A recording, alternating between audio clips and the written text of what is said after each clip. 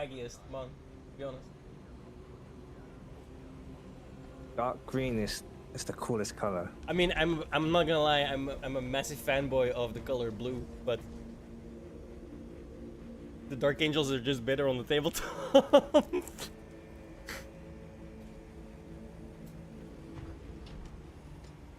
And by now I'm committed, you know? But the ultramarine blue is not even a proper blue, is it? Well, it's like darkish blue, like somewhere in between. Got a little bit of white in it.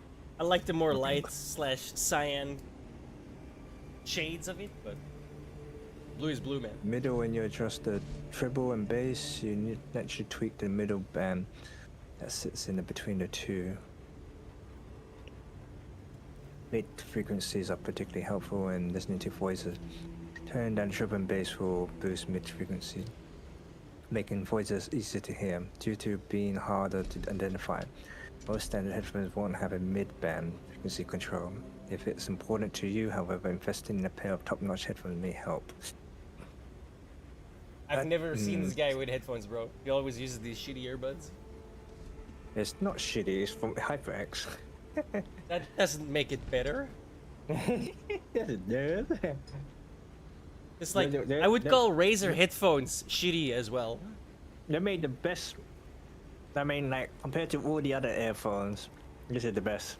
Diaper X. HyperX. Yeah. See? Yep. See? He knows. Whatever. I It's, like it. it's like you got a studio microphone, right? Like a proper studio microphone. Why not buy a studio headphone as well? Because it hurts my head when I put headphones. No, I've like been a wearing- proper studio one, like a professional one. It's like $200, man, $250 at best. I don't know which one to get. And they always like make a dent on my head, and I don't like that. I would say Beyerdynamics is like the go-to for me. Which model? Well, that kind of depends on what you want out of it, right? You can go really expensive in those things, right? Which is not something that I can afford. So. I just want something that works. I don't have to fiddle so much. Yeah, I would say a Beyerdynamic. I mean, the DT990s. That's the ones I have. They sound think I got that fantastic. They before. sit really comfortably. It's like for me personally, like earbuds, they hurt my ears, dude. Like the inside of my ears. No. Yeah, I mean, I used this headphone for years before, but then it broke. So, and I just felt comfortable using the earbuds. Yeah, for me, they hurt. Which one you said to recommend? DT990. Yeah, I think it's the DT990. Let me check it up. The 990 Pro overhead ear studio. Yeah, But doesn't that have like that's the ones I have. a jack though, instead of a USB? No? Wait, yes? Yeah, Yes, but it goes from the Because- jack, right? To the USB. yeah, I do have. I mean, I don't know. Like one of these. The way to. I mean, I have a sound deck to use a jack, but I find it hard. Like it's kind of fiddly when it comes to like trying to get to get it working. Sometimes it's like too quiet or something like because you need some kind of amplifier or something. What? No? Just use your fucking Like a- Windows, bro. There's like a slider bar? It's like no, it's like I actually some have kind that of on my power keyboard, I just- amplifier. The amplifier. No, Whatever. that's in your headset, bro. Mm. Or your headphones. Sorry, it's not a headset. I gotta make the distinction, right? It's an actual headphone. Is it the 80 ohm gray? Yes. Okay. I'll think about it. Actually, no, I have 250 ohm. It's on the side. Two. You're using it now. Yeah, they're on my head right now. Okay. They're on my head 20 hours a day almost, right? So they need to be comfortable, right? I totally get where you're coming from. You have a Yeah. you have a sound deck. No, I just Oh. plug it into like a cable converter, and then I sling it. Because the thing that I really like with this headset is it has one of these, you know, the old phone cords that are like curled up and you can like. So you don't break these wires, dude. There's no chance. It's fantastic. And I can walk almost Oh, yeah. outside of my room and still be fine with the wires. Apparently, I bought GT990 Pro since August 3rd, 2022. Last What? one I bought. That's the last one I bought. I think I still have it. Let me check. You used it then. They hurt your... Yo, they hurt your head? These are like the nicest headphones I've ever had. Like, ever. Oh, he doesn't hear me. He left.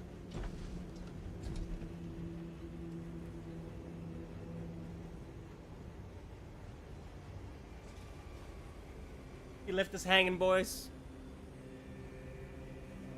So rude.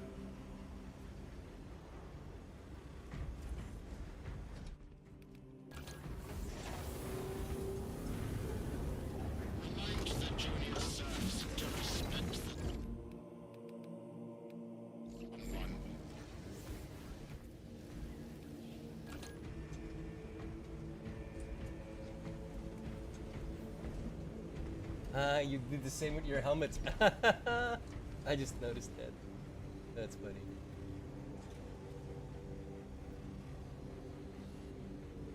It's a little lighter than the blue I have.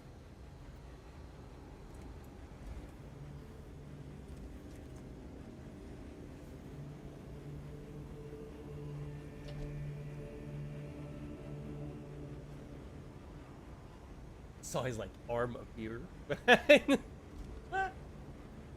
Green screens. Ugh.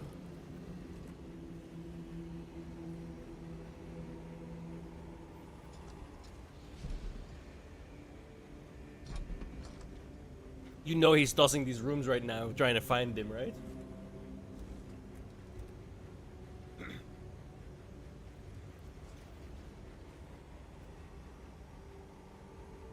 Coming in from the void. I like how we shamed him into using headphones. That's funny.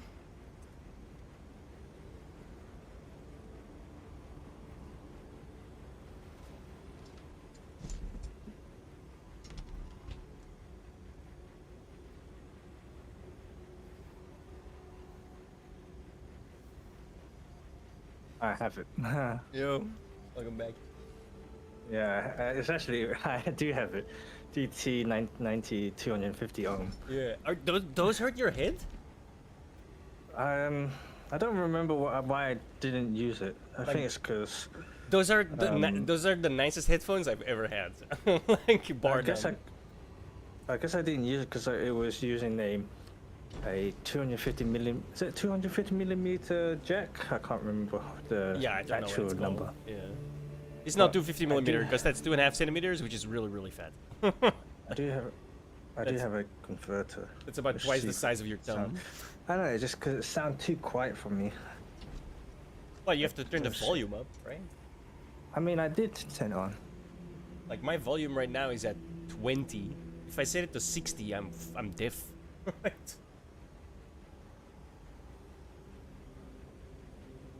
Because keep in mind it's Windows, right? It has multiple stealth settings for your volume. And if you are running it through a soundboard, your soundboard might interfere as well. So I think it's, I don't know. But I'm using it now. It sounds a lot more clearer, less amplified. I'm I pretty mean, I sure can you're turn wearing up them my in own- reverse though. Am I? How'd you know? Because the wire's on the left side. I think it's because the camera's flipped. Actually, no, but yeah. No, put your right hand up. That's where the wire is, right? Yeah. No, the wire is left hand.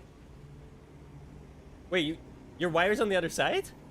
Yeah, Wait, left let me to check right. mine. Hang on. Are you wearing the right?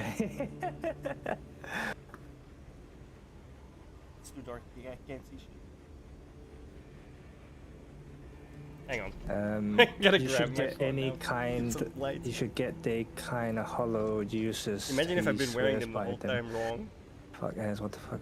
In 20 minutes of ads. Does it even Yes, say? 2 minutes. 2 minutes. That No, no, should be left, 1 yeah. minute and 30 Yeah, okay. minutes. I'm not a, I'm not retarded. Yeah. Yeah, the wire's on the left side for me. What, you was wearing the wrong way? No. Oh. No, my wire's on the other side.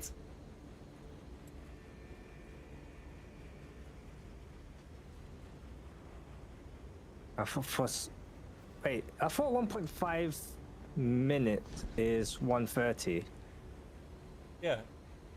But why is it giving clicks 2 minutes of ads? I don't know.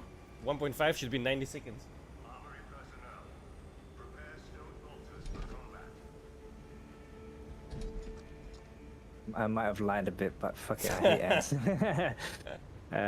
True, yeah. I mean, I hate ads as well, but I actually turned them off. I think you did. Yeah, I turned them off. Does it work? That you? Is there like? I mean, there's pre-roll, right? Yeah. But they won't get ads while I'm playing.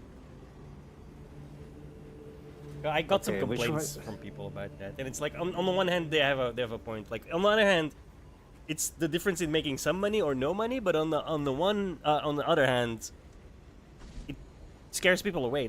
An ad starts and they leave. You know.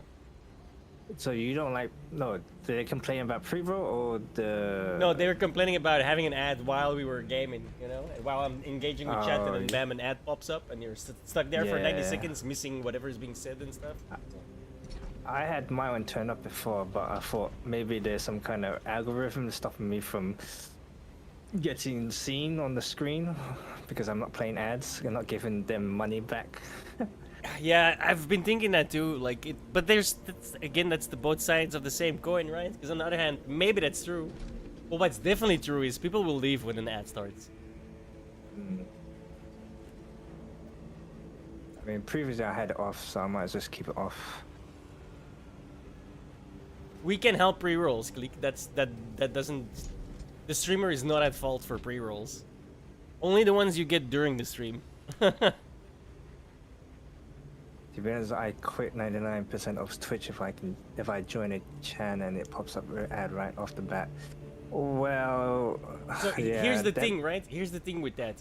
If you see an ad right off the bat, that means he doesn't run ads during the stream. If you don't see an ad right off the bat, the only way to get rid of pre-roll ads is if you run ads during an hour, which means your choices are get an ad right off the bat and then no ads, or don't get an ad right off the bat but get ads for probably at least 3 minutes every hour. So I always, yeah. I always, You I always essentially have like the wrong the opposite reaction, right? I always do ads when I go like BRB. Yeah, when you run an ad, right, like a scheduled ad or an ad that you start yourself, you turn the pre-rolls off. And that's the only way to Yeah. turn pre-rolls off. So if you run an ad-free channel, there will still always be, when someone joins, the pre-roll will roll an ad and then the stream will start, but you will be clear from then on. Unless you like refresh the page or something, then you might get another pre-roll. But there's no way, like, I mean, every time I go BRB, I activate ads. Yeah, like, I should really do that, but I always 1:30 forget. minutes. But the problem is, like, I don't do it often. I mean, I don't take breaks so often, so I will get pre-rolls quite often. So there's no avoiding pre-rolls. Well, there's no avoiding ads for that one. regardless, right? But it's the thing is Oh, like, yeah. do you want them to see one ad and then no ads for as long as they don't refresh? Or do you want them to not get a pre-roll, but you're gonna have to run 3 minutes of ads for every 60 minutes, right? Otherwise, you AFK like ever 2 minutes. What? I usually have to tell him like, I'm taking 5 minutes now, Sin. So that's not true. I mean, I run the ad and then I go do my business, but I don't actually take 1 minute and 30 seconds. I mean, because sometimes it takes longer. Alright, let's run a mission.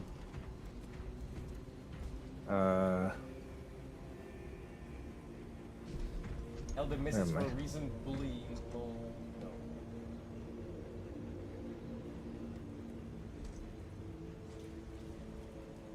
You can't bully a giant corporation. You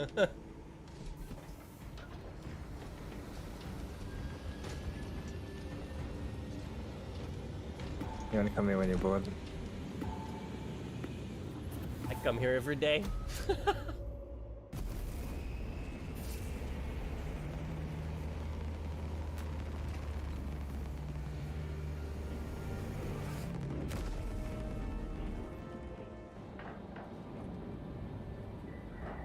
Oh no, this one.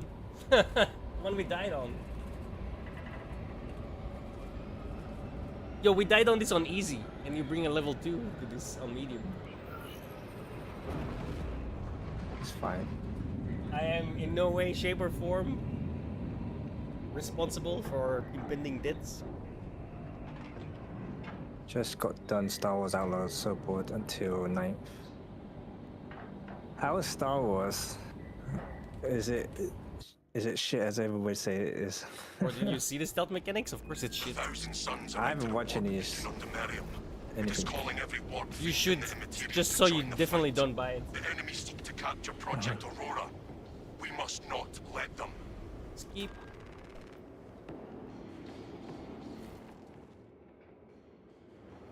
To battle.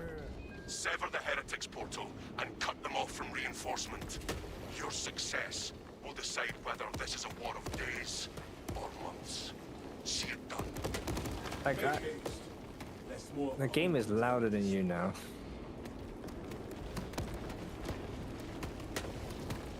Turn me up in Discord. Yeah, I did. But isn't it naturally you're supposed to be louder than the game? If you I'm set that up, using yeah, the you're headphone? using a new headphone, man. Like your settings will be screwy. No, thank you. But it sounds great, no? Keeping my brothers alive is the only offer I mean, I want. I'm not a big fan of space, but it sounds nice, I guess. Honestly, I think you do this game a disservice by using earbuds. I Like on mean, the it audio sounds front? good with earbuds. It's okay. Nothing spec combat kind of boring, but it looks nice, and it's just okay, maybe a little less than okay. But how's the story as well? Oh shit! I'm using the plasma gun.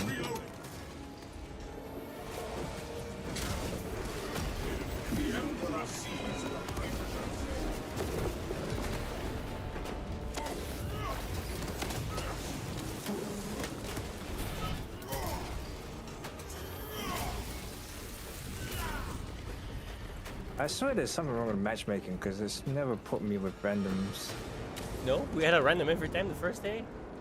I don't know, but now it's not working. Oh my god. I almost got back up there.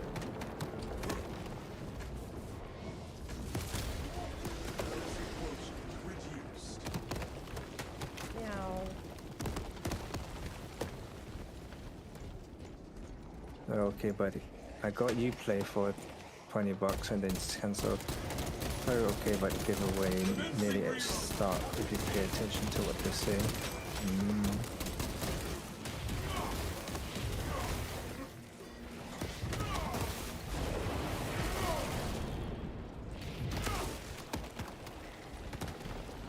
I kind of want to play because it's Star Wars, but That's exactly I don't why I know. don't want to play. I don't want to ruin my vision of Star Wars. it's already ruined with Acolyte. I did not see that, nor will I. I've seen it. It's great. You should watch it. Yeah. How's it feel to see all your favorite franchises go down in flames? Great. I don't. To be honest, I don't really care because, I mean, I still like it in terms of like universe, but what they're doing, I just like watch it and then forget about it. Yeah, but it's canon, right? It's the official, literally the official Disney that's license holders that are doing it. That's what's nuts about it. Sucks. You lack further. Your point? What stirs your passion, if not combat? Preparing for combat. Your heart is as cold and still as stone. It merely stays my aim. You're as cold as ice.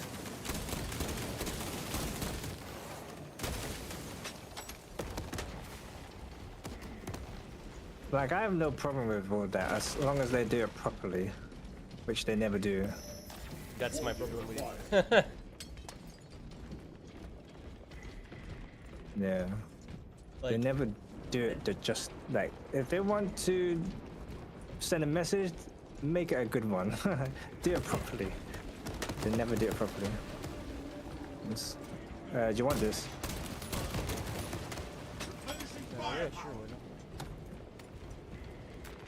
This burns with hope and grace.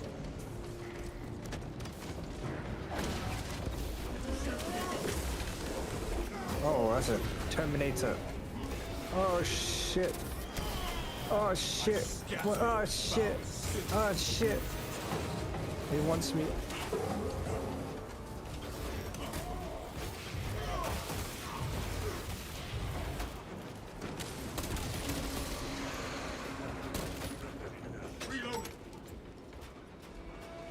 But I kind of get it why people like get annoyed with, oh, why you gotta shove this down my throat because it's modern day. Why can't I just continue watching what the universe was created to It's be? not just that, it's that they Pace is adequate. take the characters we already know. Like, write something fucking new, and we Yeah. wouldn't give two shits Like about it. especially Lord of the Rings. Have you seen that? shit? Yes. Well, I haven't seen it, but I know exactly. Yeah. Yeah, if you're a fan of Lord of the Rings, oof, this is not your year. These poor tactics with Lancelot. I mean, they're doing to everything, like even Star Wars. Yeah, Star Trek, It's just, yeah. the whole Picard and Just- Discovery. Oh, disgusting. It feels out of place. It's like it's like a reality show. It kind of feels like Yeah. in your favorite universe. And it's like what? Especially since Star Trek is like, Earth is a utopia, bro. There's like no war here, no fucking nothing. There's barely any crime. Like, But then there's crime. yeah, and then Discovery starts and Picard starts, and all of a sudden it's like this fucking shithole. Like, what the fuck is Then going on? there's terrorism. Literally, right? Like, what the hell, bro? And then there's people hung poor or something, but there's not supposed to be no poor Yeah. people. And They don't use money. Like, they literally Yeah. don't use money, so it's like, what the fuck? where are do they you use doing? them? I don't know about that, bro. Well, see, they have these things called replicators. They don't need money. Oh yeah, 'cause they can make anything. Yeah, from base atoms. Well, not anything, but like a lot, right?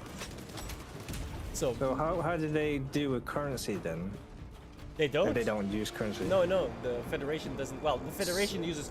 There's a galactic currency like Latinum, that other races still do, but the humans don't have money.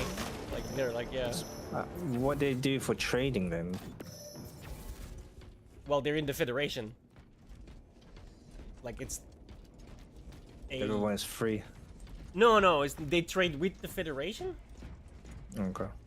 and they're like the capital of the Federation as well. And the Federation is like hundreds and hundreds and hundreds of planets, right? Okay. The And armory if they're provides trading with other factions, how would they do it? Well, that's Do a they have Federation to, thing. like- The Federation does that. So the Federation themselves has like a currency, which is the Latinum that the rest of the Two galaxy servitors may have uses. a replacement. But like humans on Earth, they don't have Yeah. money, you know? Like, Okay. because there's a difference between a world economy and a galactic economy, right? Should I be forced to cause some male or guy her? smoking magazine.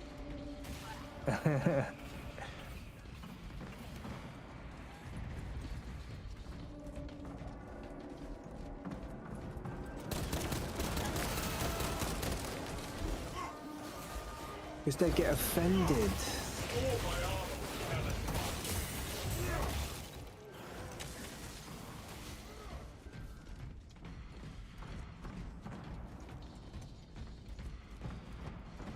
I mean,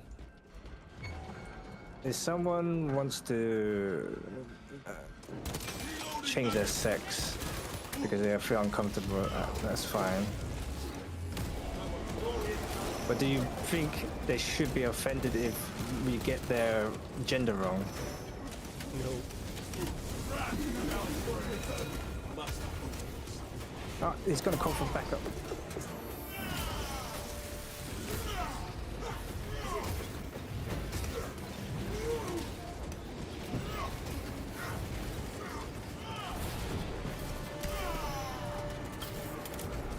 Terminator.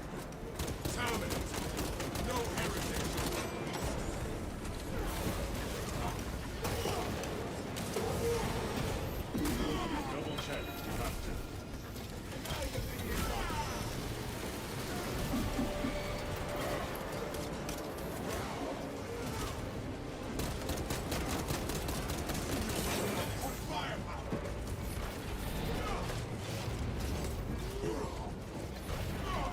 Jump pack review.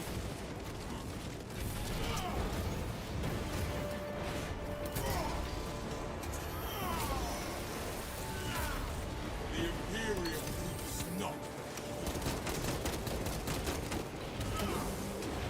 I need that. Oh, Sorry. I need the shield. Oh shit, I'm dead. The offender is personal. This is not personal. It's a family. Technical. Do not change.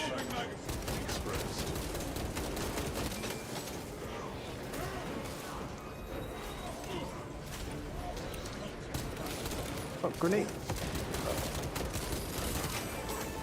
Stop searching.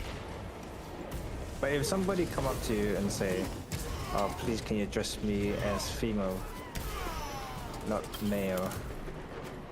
Would you comply? Depends how much I like the person. Negative. What is female?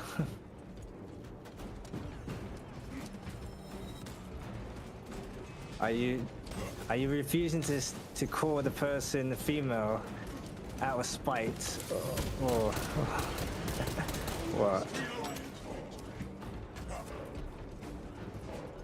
Like, even if he or she Have to. asks to be called a certain gender, Let's take an actual example. Fusion core beyond repair. Chris Tyson. That's a yeah. dude. Yeah, I know. No, would you call him her? I wouldn't. Gifts from the Forge. No fusion I would call if he wants to be called her. I After just what call he her did, her. he doesn't get that right no more. But what's that got to do with gender, though? I mean, he's probably a shitty person, but Yeah. You don't. If I do not respect you as a person, then I don't give a fuck. And you're a dude. replacement fusion core identified. Like I said, it depends from person to person. Like it depends on how much I respect you as a person. Do you understand? You know what I mean? yeah. Ouch. Like some things that you can do as a human being that loses, for me, makes you lose all of your rights. What he did was one of them. The medkit here. We need it. And shield boost. Clickers, I understand, but I'm saying Oh shit. the person wishes you to address he or she to a certain gender that is opposite. Will you comply?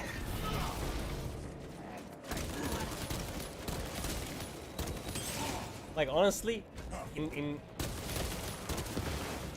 99.9% of cases, I would just, yeah, whatever. That shit makes you Yeah. happy. I don't give a fuck, right? Like, Yeah. Depends on what's going on. but exactly, I'm gonna keep it real, right? If it is, some people lose that right.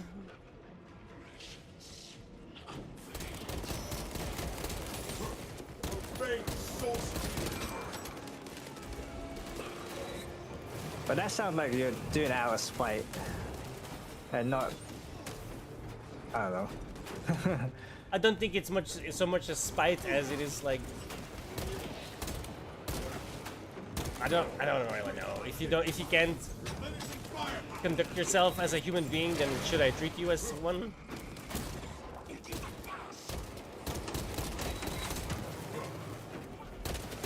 So if that person was a male and he classes himself as a male, how would you treat that guy? What do you mean? I don't understand the question. Nah, shit. I was just trying to think of because yeah. I was trying to think of something there, but I guess it doesn't really matter. Either way. Because okay, I'll put it in a different way, and this might sound bad, but I don't mean it bad in any sense of the word. What they are asking us to do, right, is go against what we perceive as reality to make them feel better. Correct? Shit, I dropped the melter bomb. Yeah, go on. That was a question. What was the question? So, when someone is there, what they're asking us to do is to lie, quote unquote, about our perception of reality to make them feel better. Well, isn't it like a deep science that we could have think like through a brain of a female or whatever, like some kind of science behind it that we don't understand? Okay, so Like, does that change what I like, said? I mean, you can't just become the opposite sex, or, I mean, like how gay people are. Like, they don't choose to be gay. They're born to be gay, or something like that. Yeah, but is that real? I'm not too sure. Exactly, right? Probably And not. why are we not too sure? Because that's a really touchy subject. You know what I mean? Yeah. Oh, I'm running low on ammo. Yeah, I'm just trying not to die from. Oh my fucking- god, I got 3 arms surrounded. I don't do any damage to this guy. I feel like. Jeez. Oh shit. Yeah.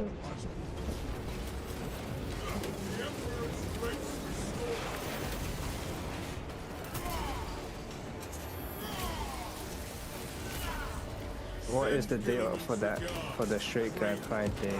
Do we get a festival? I mean, if you want one, you could make one. I mean, you have the right to do so, but I guess no straight How would guy that be ever wants to do perceived, it. though?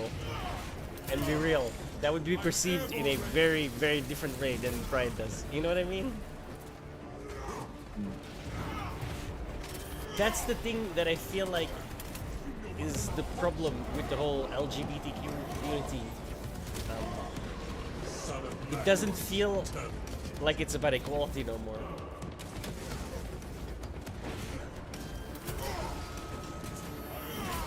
And I need say ammo that back. technically being a part of that community, but I do not associate with them in any way, shape, or form. I want to make that clear, alright?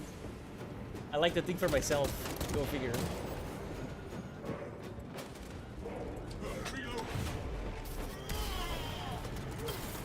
Well, that's a subject I don't really know anything about, since I tend to ignore everything. That's a smart. Is That's it- honestly a smart.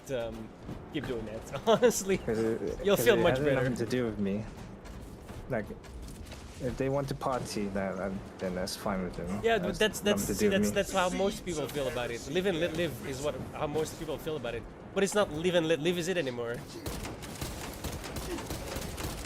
Where can I get some more ammo? Because I am desperate for ammo. I have no idea. I have to protect you. That's all I know. Restored power to console. Where are we going? I don't know. I'm Oh, we following have to you, go- man. we You've have to got the go thing. upstairs. I've been following you the whole time. They just keep spawning. Don't worry, I'll pass him Ammunition in restocked. leave soon. What? I use a female washroom without going to jail.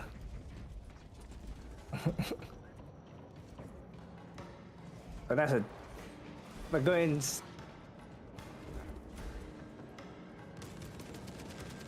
Restore the power, don't you? Hello? Oi, Levels. Oh. get your ass back here. To be honest, politics and stuff like that should be avoided. Oh! Terminated on me. Oh no, I'm gonna fucking. Ah shit, you moved. Oh my god. The Emperor has no politics. That's very wrong. He murdered half a galaxy for politics. Glory to the Omnissiah. Import request. Honored machine. He has a, We require passage through. what you call it, Consecration seals in place. managed democracy. Seals ready only in the event of reinterment. Authorization necessary. I, Captain Akaran, authorize the reinterment of the honored dead off-world. Authorization confirmed. Captain Hell Akaran. Marine. Isn't there such thing? That's Chaos units. Huh? Here to serve. Chaos Space Marine has a Hell Marine, don't they? I don't know. The regular Marines have Hell Blasters. That's what they're called. Whoa, yo. They have a Hell Warder. There is now. Swig says. What does it look like? We gotta go escort. Let's do that before we end up killing ourselves. Yeah. Let's stop talking politics and actually pay attention. Like, you know me, I don't mind talking about politics, but I did like 3 hours already on the Dr. Disrespect thing. I just want to play some games. Yeah, you was making a video? Yeah. Yeah, it's up now on the 50 fucking minutes, man. Jesus Christ. Because the operas are savior. That's a wild story too, dude. Holy fuck. I, to be honest, don't really like talking politics. Unless it's like, Hey, you brought it up, man. I was just answering. I didn't bring it up. Yes, you did. The chat brought it up. Wow, that's yeah. I'm just saying it's not my fault this time. usually it's my fault, but not today. Let's change the subject. How do you spend your day or your holiday in the Imperium? Smashing some siege.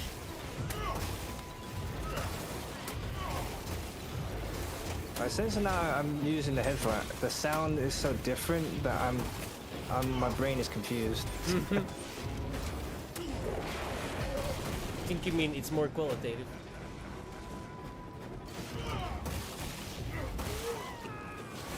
Don't lie, you always bring it up. When did I bring it up? I don't bring it up. Die. Oh shit, I just killed myself. Don't worry, I got myself up.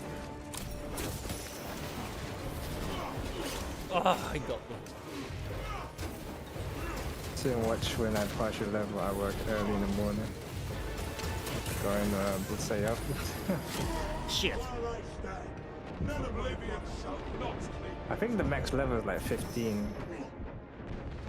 Probably 20. This soil tastes no more. State of corruption is upon me. Take my health back, bitch. Look at that fucking helmet. Oh, man, I'm back. I got cursed or something. My shit's freaking out. Resuming search. What the hell's going on? What was that? Did you have that too? What? The color went weird and my sound went fucked. I think you got Cursed? corrupted. Yeah. You got the what the mind thing suggestion, making you see things. Shit.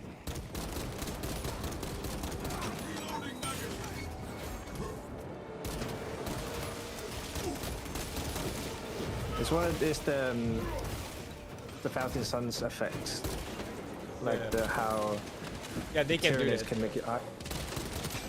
Terminator? Oh, get him. Go. The Emperor had failed me. The Emperor caused me 15 down. I spent 100 for 15 levels and for short campaign. Well, technically it's 15 times 6, right? 6 classes. Yeah. So once you get to level 15, praise be to the I gotta Messiah, go. you get to do it all over again.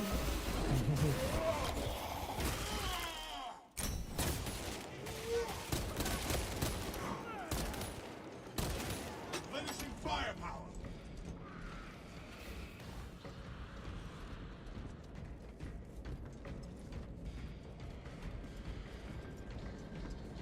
Evaluating sarcophagus. I went totally the wrong way. Remain slumber and peaceful rest. Very far now. I'm just following the slaughter. What? Period has been exceeded by 11 decades. I don't know where the fuck you went. Proceed with re-insertion. I went upstairs. Yeah, where is that? Access rights granted by Captain Agaran. Consecration seals unbound. Away. But the sound of my gunboat, my bolter. I will come back down anyway. General market console. I think the guy is going back down. Yeah.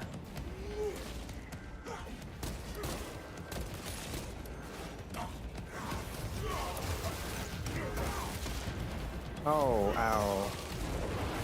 I just wasted all my health there.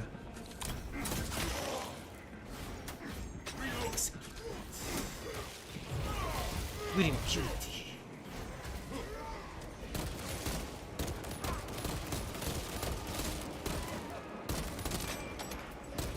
Prepare yourselves.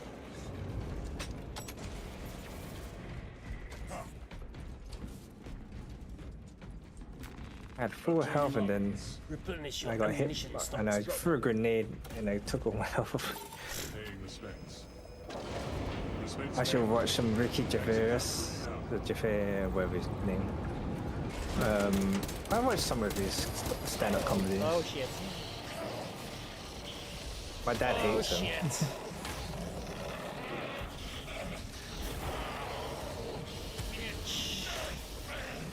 Oh my god. Get off me. Lagging, dude. Should turn down the graphics. Ow. Let steel reign. Oh wow.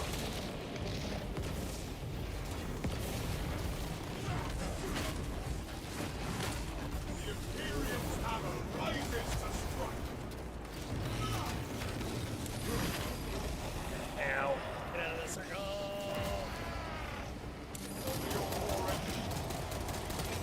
Whoa. Oh, he got me. Ordinate and finish. Avenging angels will smoke. In general, he's a pretty smart guy. Ooh, Dutch.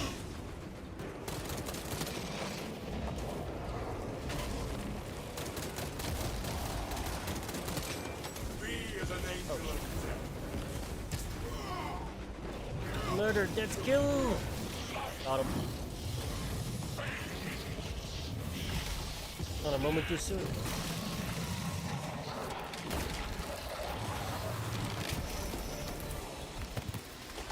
Fatality. This dreadnought's defiled remains are good for Armory no data. restocked. Oh, finally. You recite the Codex well, but what of the scriptures? I join the brother chaplain in meditation most days. I got Talking fucked about up. movie stars who influence thoughts with their There fans. are many hours in the day. Of late, I've spent That's much interesting. time in the Apothecarium under reconstruction. Let me turn the light on so I you shall guys seek can a see something. cherub to recite them to you during your repose. It got dark real quick. Yo, Belgian. Why are all big streamers such weirdos? I know, right? I know, right? Oh, sorry, Ken. I know. Didn't realize my cat was down there. Did you watch the video, I guess?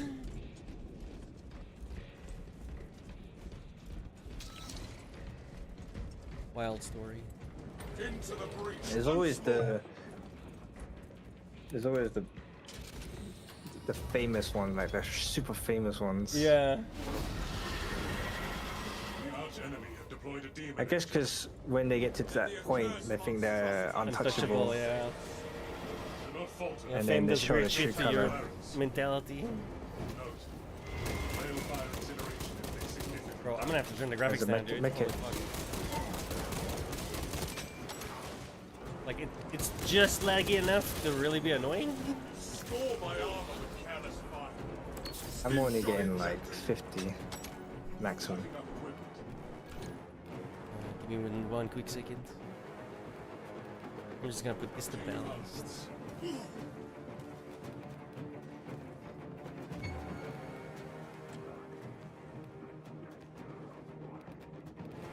Incoming! Keep the Sorcerer. cover and advance when clear! Oh wow, it looks a whole lot worse. Okay, that might be because of the...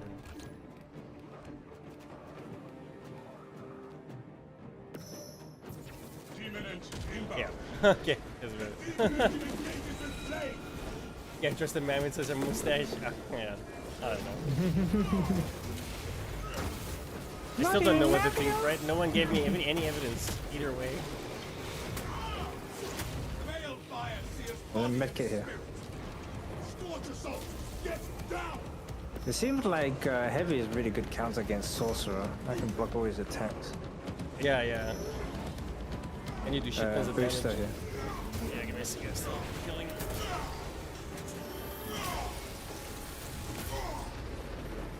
Like, say what you will about Dr. Disrespect, he is a showman, right? Like, Sending flesh. he didn't get to the top. Look at Rock when he supported Joe Rogan. Gotta, Mashed and ah, flip-flopped I and got a stuff. dozen cents Does here. not support.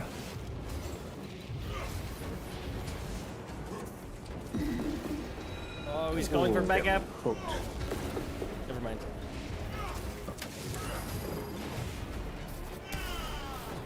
You got him? Greater tasted the Imperium's Ah, fuck. The Emperor sees you. Let me go back get some ammo. Take cover. Brace for heat. They look super cool, yeah. Oh shit.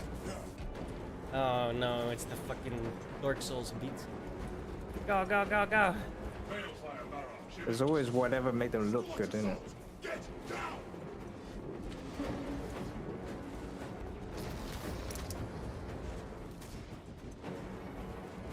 There's every man for themselves in showbiz. Demon engine inbound. The Helldrake is going to spew its vile flames.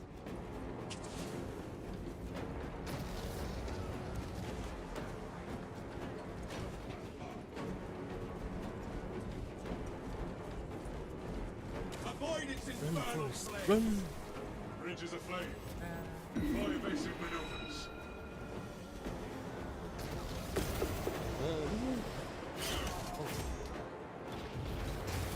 Medkit. It's downstairs. I triggered the guys.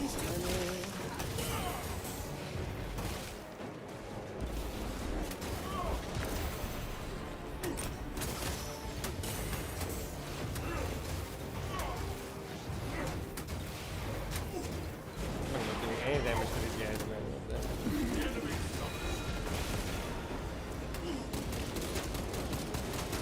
Whittle down these heretics until they are thousand suns.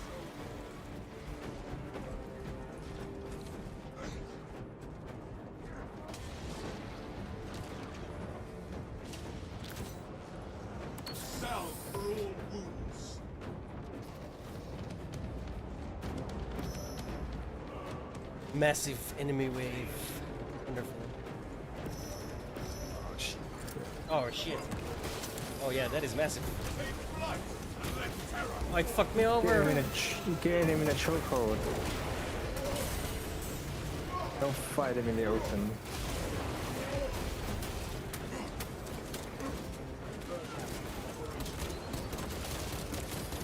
Commencing reload.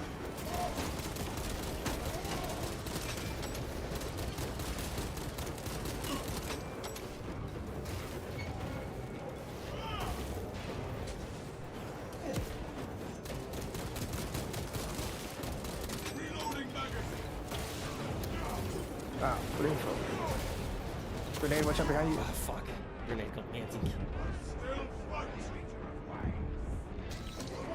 Terminator.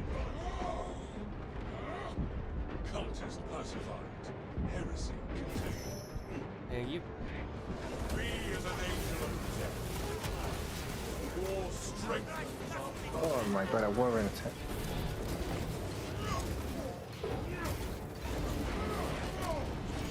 God, this guy's stanky, man.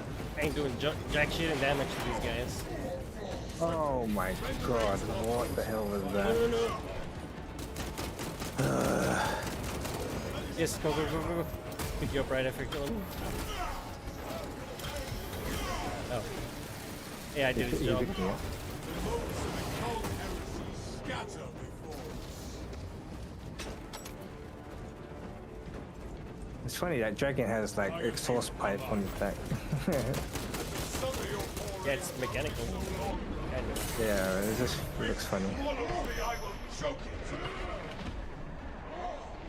Son of Magnus, turn. I'm not sure which is real and which The not. air will roar with bolters and the death cries of foul demon So worshippers. annoying.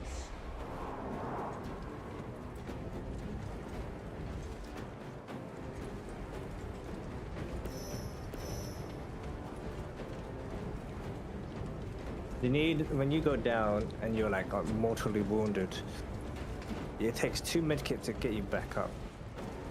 So I'm guessing that's why you need to keep yourself with 2 med packs. But that's a lot though. I have 0. I usually have 0.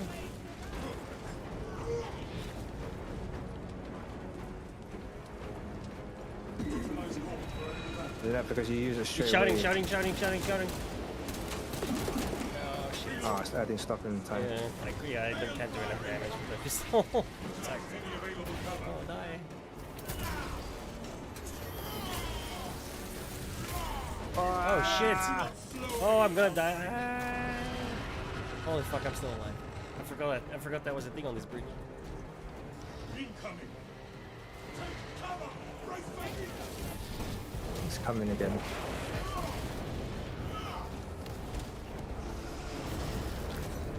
Sending flash. Give me that shield. Give me that shield drums.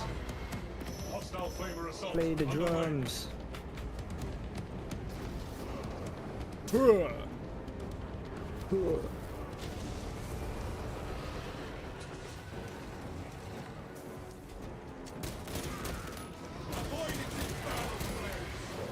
The demon engine engages with I'm out of bullets.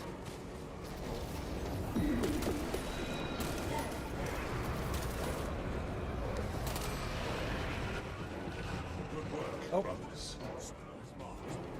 Never mind. That's it. Cash here. Yeah, hopefully this. No. Refilling magazines.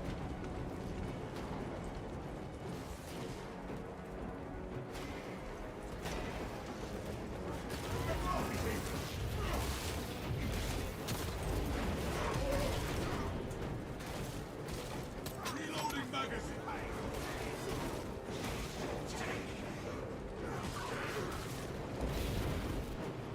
Rubber. Do you need ammo? No? Private? Ammunition restocked. Oh yeah. But I thought you might want to reload your pistol. I just did on the box.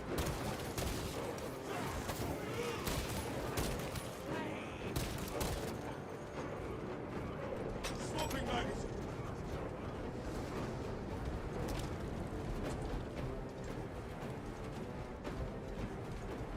There's an item on the right.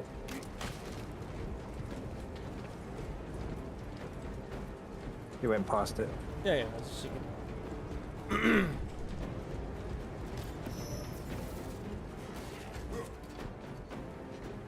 Uh,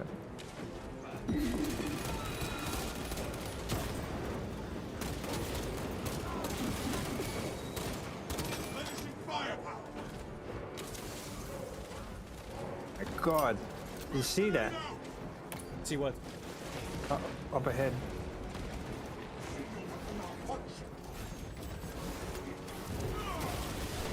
That's a lot of motherfuckers coming our way. Why are you not dying? What the hell? These guys are tanky. Ah, fucking thing.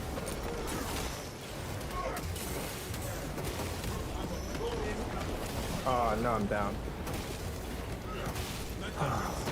I'll send the bolt. Yeah, the boat's coming. I scatter your foul sins to I realize there's no flamethrower weapon. Yeah, no. I want a Oh, flamethrower Terminator. weapon. Oh my god. Oh, I died.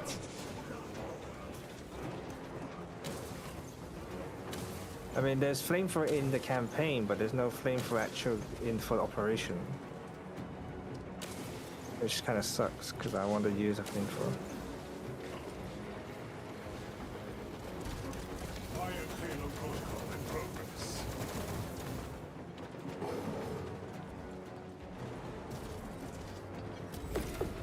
I'm here to your doom. Pyroblaster. There's the flamer. Yeah, but you can't. There's no flamer for actual operation. Like as a heavy devastator, I don't have flamethrower access to flamethrower, which is sad.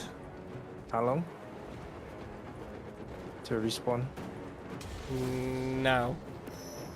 disciples of chaos draw near. End I'm not sure which way I'm supposed to be running now.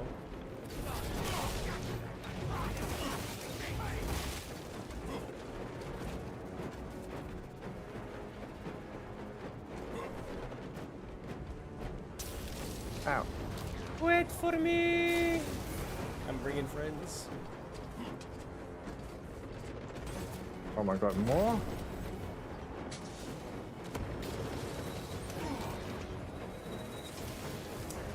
I'm getting smashed just trying to get to you, Jesus Christ. There should be some medkits around this. It's almost guaranteed. Do you want it or should I take it? Yeah, you take it, you take it.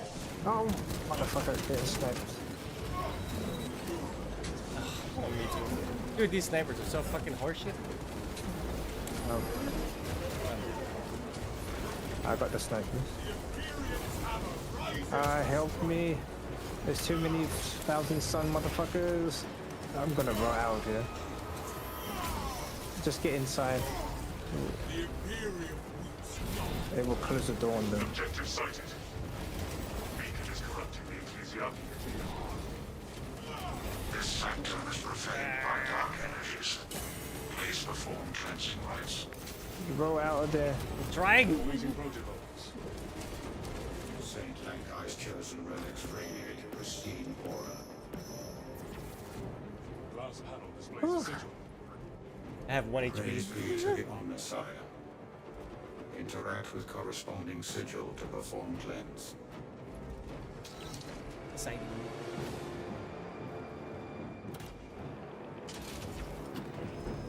I need ammo. Where the hell is the box? Saint Lankai bestowed us with a miracle. Cleansing rites successful. These will be immortalized in the archives. So how's the headphone? I don't know. I'm just so used to using earphones because it's louder. But if I turn the headphone louder, I feel like something's gonna mess up Follow the Saint's directive and purge because everything is different. I'm not used to it. especially that. I have to fit it off stream and thing. Purge the heretical presence from this But it sanctum. does feel a bit calmer in terms The of sound, Helltake's wings are as tough because as before it rope. used to be like very. How can I explain it? It's like pressure, like boom, loud explosion, loud everything is just in your face. But this is like spread out. It feels a bit more calm. I don't know if that makes sense. Because they hide your ears. Why? What's wrong with my ears? Eliminating heretic defenses. I don't mind my ears. Objective are within our grasp. To war, battle brothers.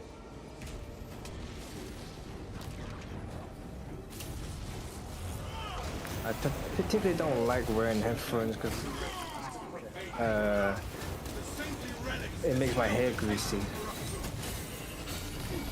hold fast. What's the?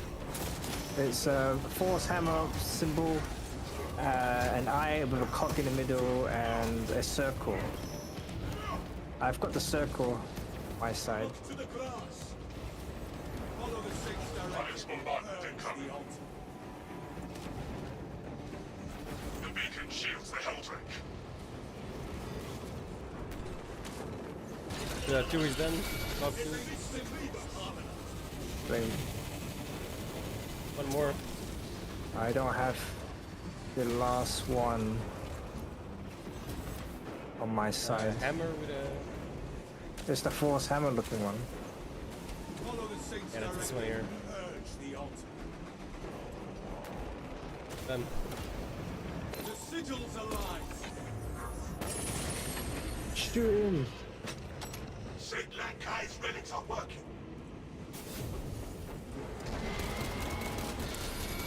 On fire! Wait, why is this dragon even next to a device that can kill him? I don't know. It's. Saint Lampai directs us to profane crime. It's force hammer again with skull thunder and circle. I've got the circle. I got the skull. And the force hammer. The sigils align.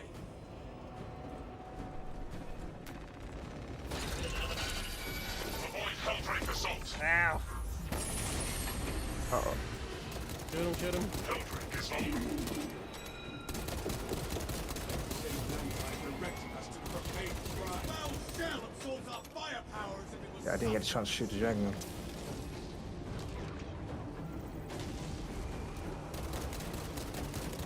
If we need armor, there's armor here, but we're gonna run across. Circle, thunder hammer, and a cog with a castle thunderbolt in the middle. I've got the force hammer. Castle's done. They shall soon be destroyed. Follow the saint's I don't have the other symbol. I have it. Get ready to shoot the boss. What? With the pistol. There's ammo here if you need ammo. Weaponry was effective. Pain is desperate barra.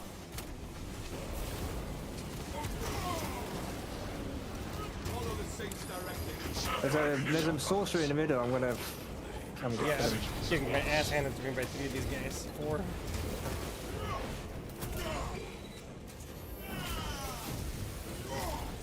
The traitor tasted the immunity.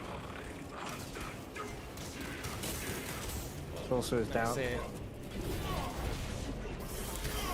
Hold fast, brother.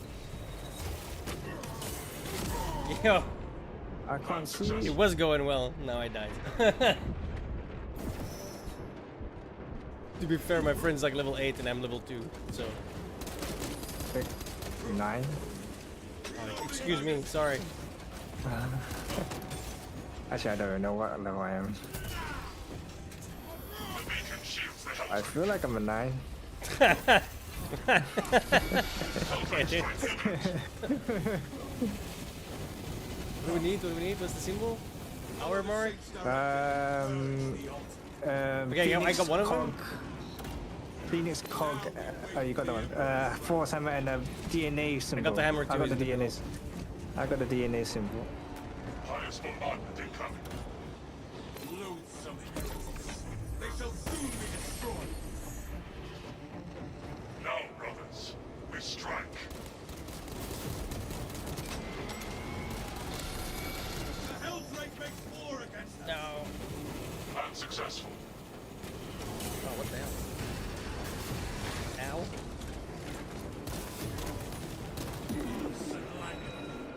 I don't think so. Chaos spawn. I have a Dark Angels in real life, yeah. That's my side. That's what I play. I'm not really I mean, I'm a fan is saying much. A chalice looking item and Yeah, a yeah, blood that- drop looking symbol. I got a blood drop symbol. I got. Oh, I can't touch it right now. I'm not sure if that's the right one. The state glass. I got the blood drop. You got the chalice. Yeah, I'm finding in front of it. I got you covered. Just get. Kill it with fire. Nice. Got it. Yeah, I played Dark Angels in the tabletop. Well, I played. They're downstairs in the I see the Close it, beacon I has guess. collapsed. Excellent work, squad. case. Angel.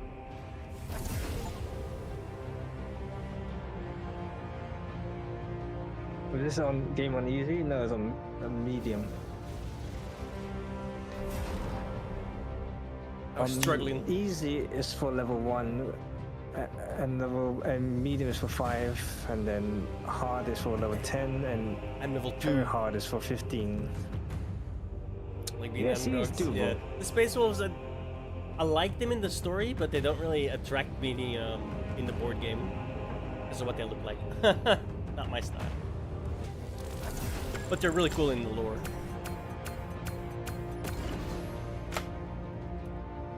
They're Please essentially like let- enforcers. Fuck that go Insano mode. What? Fuck that. He wants us to go to another mode.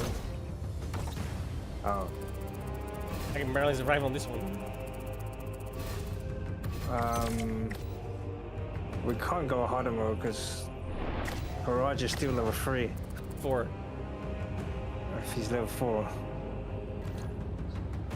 we would just die instantly, and the enemy is more spongy. Pretty much. Yeah.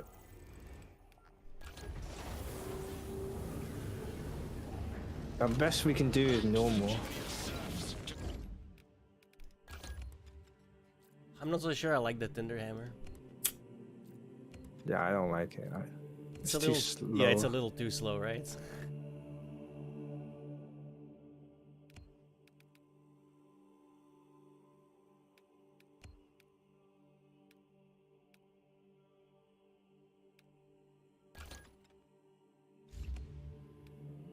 It's not exactly fitting with the theme I'm going with, but you know, whatever. It's cool. That's what counts.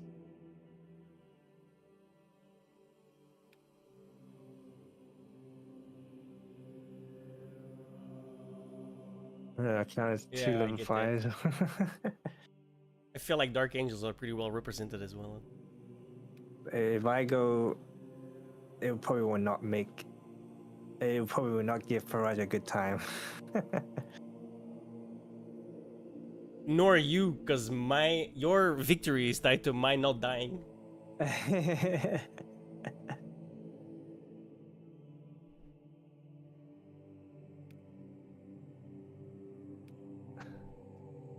You figure out how this works? Do I only choose one core to go down, or can I pick all of them? Let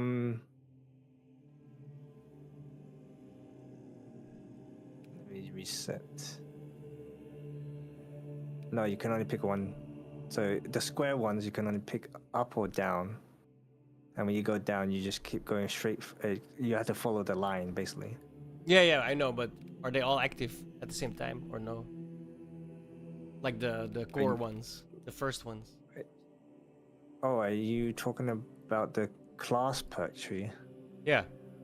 Um, let me check. I can buy one.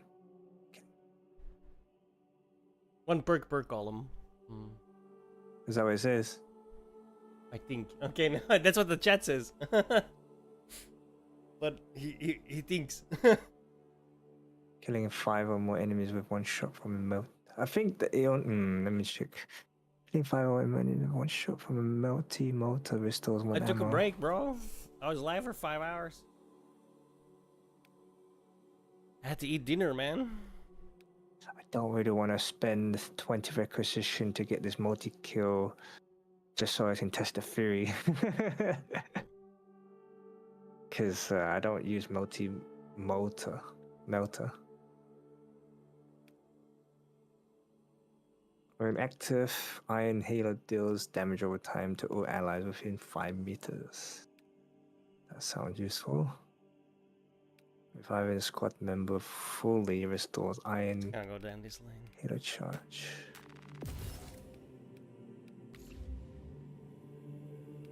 Oh, I didn't do these tutorials. Oops. What kind of city is gonna? Well, I'm actually gonna play City Skylines 2 after this. Well, not soon. Like, I want to play a couple hours this, obviously, but I do want to play City Skylines. I picked it up for 20 bucks, so I want to play it. I now have green eyes.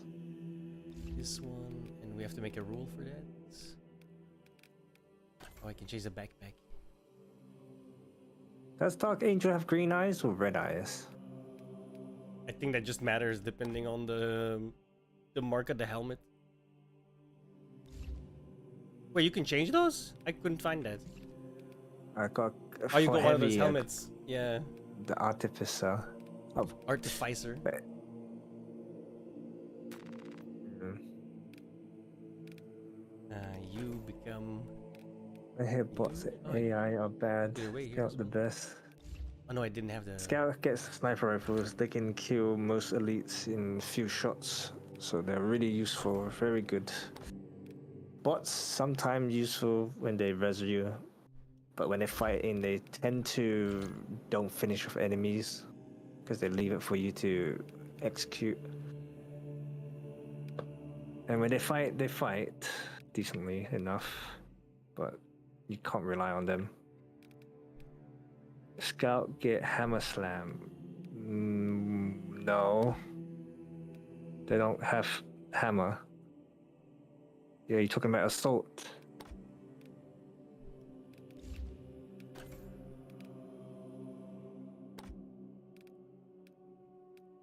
Oh. I was hoping the Space Marine, rules would change. Space Marine Dark Angel Heavy. I want to see what they look like in the miniature. Heavy Intercessors. You can make them look whatever you want, man.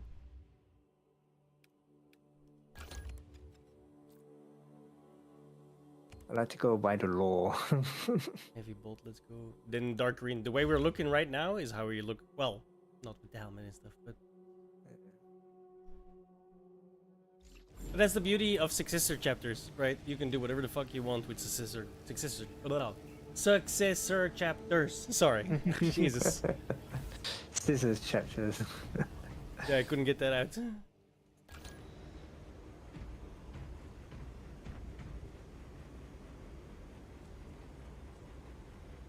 Nope, Scout. No, Scout don't get hammers. They only get knives. Oi, eyes up front. Hmm? I'm talking to my guy.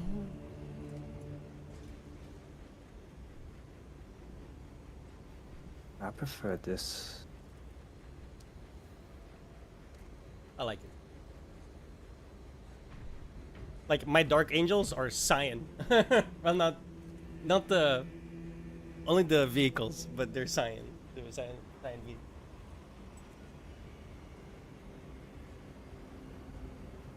Or maybe I'll give him red helmet and green eyes. That would be better.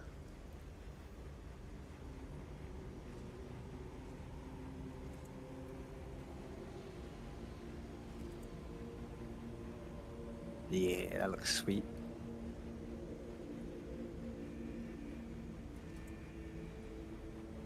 I'm quarter away from getting to the purple area on my bolter, heavy bolter. But I don't. I need to do hard mode to get the purple materials, which sucks. Mm.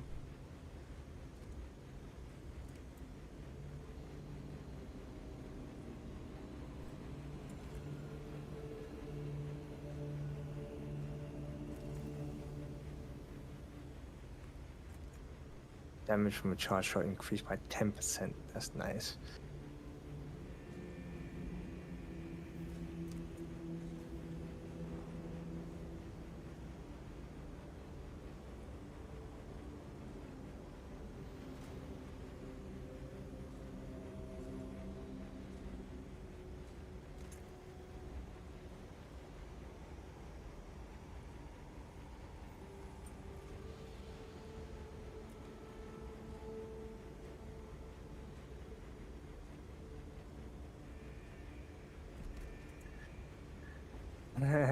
Gonna have to catch up. Level 10. Do you want to play heavy? Because this is your thing, in it. Well, I can stick with this guy. I don't mind.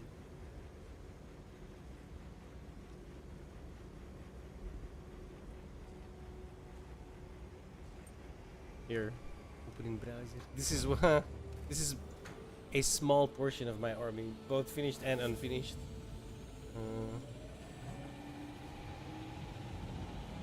Where's my?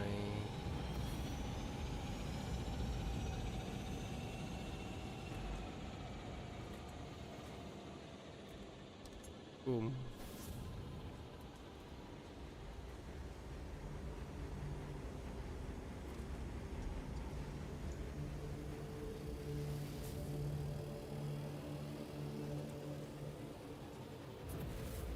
I love the dreadnought. It opens up.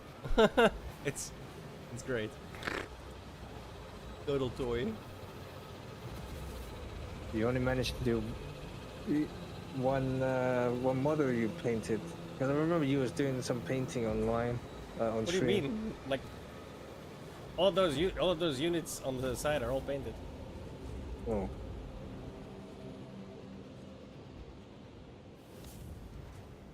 I thought they were plastic gray in it, default color. No, the right side of the screen, that's just the it is the default color, like the base coating. But the left side, you can see like I made him look dusty, but paint stream, that's a while ago. I don't do those no more. I don't have the room here.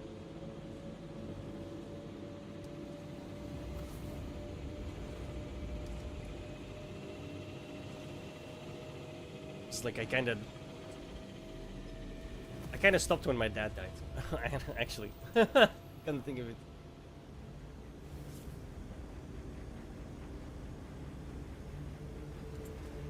I should probably start again, but I don't have the room now.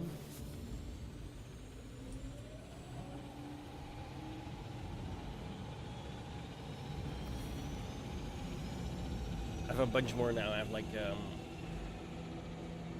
rhino, I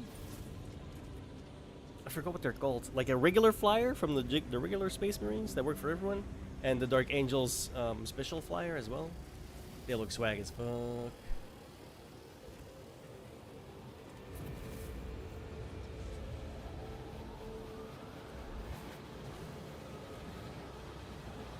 Oh, you waiting on me?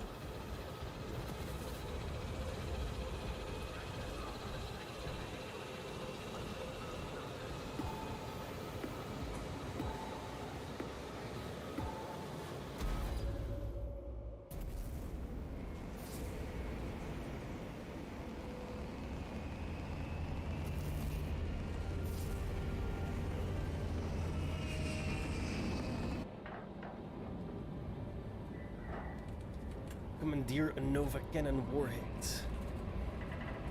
Deploy the warhead.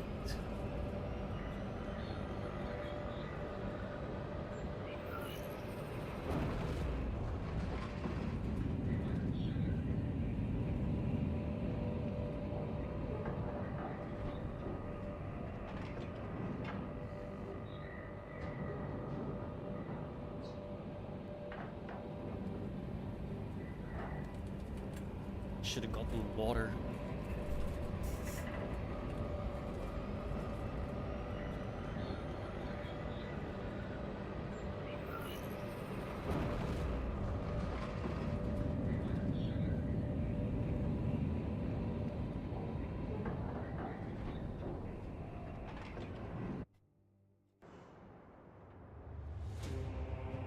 Scans show the Tyranid numbers growing exponentially within the Hive City.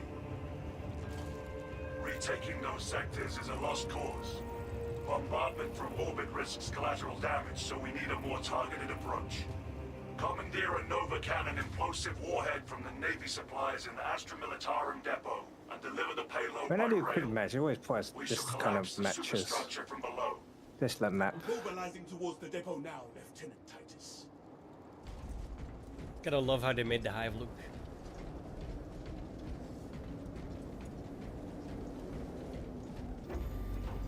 Little of the city will remain unscathed. Better to live scarred than fester with Xenos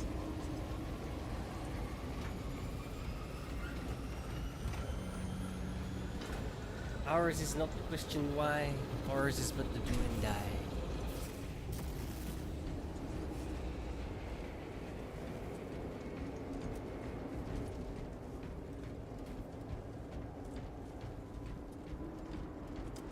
This place crawls with Xenos abominations.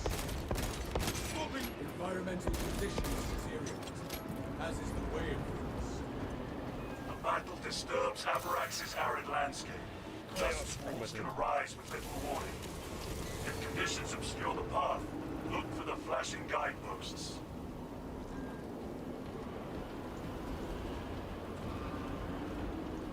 Can't see shit, mate. What's up, winner? How you doing? Dark as hell. Survey the terrain while we can. Advance when it is clear. Proceed for landing.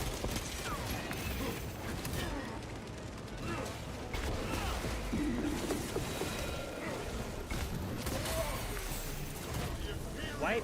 Map snipe crunch. Used it. Or the Q is iffy. Sometimes it doesn't come out, but it uses it. Like, give me a break. Dude, still fucking me.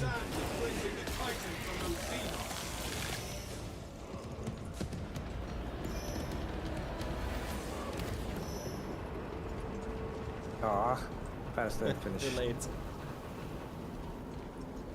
Salamanders. It's an ugly green. A bug green.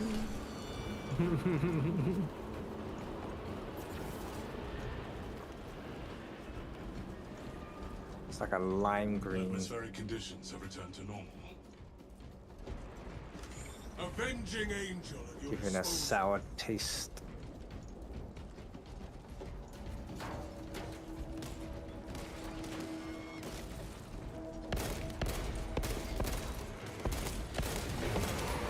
Reloading magazine. Renifix. On effects. Left. The Xenos I got a sniper. Oh my god, bad timing on the fucking.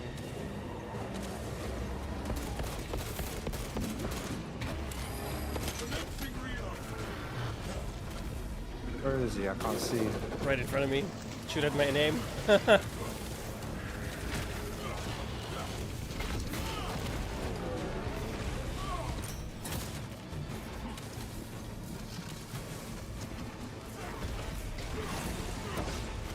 Suffer your poor aim for only so long. Oh my god, he does so much damage.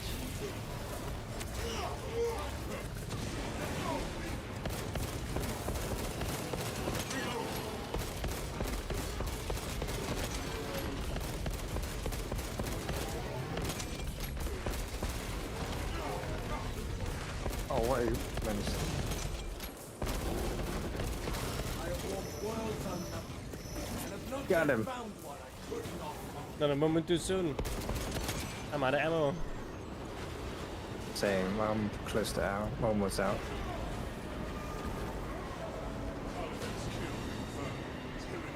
Armory data. The main gun? What main gun, bro? I don't have a main gun. Wrong class. Atmospheric That's all I got. conditions have Your, returned to normal. your main gun is your My sword. backpack. A guardian here. I think you should grab it. Yeah, I probably should. Let's You be should honest. use it when you're mortally wounded because it gets rid of it. Yeah, I generally Yeah. don't use it the first This time. will sustain me. The- Do you want ammo or I should used it take earlier by accident because I was pressing the button. You're melee in it. Should I take the ammo boxes? How much do you have right now? Because I have 0. Adjusting all specs for close Let me take one box. 228 and Yeah, I'm gonna 20. take 1 box, bro. 1 magazine. 2. I have a heavy bolt.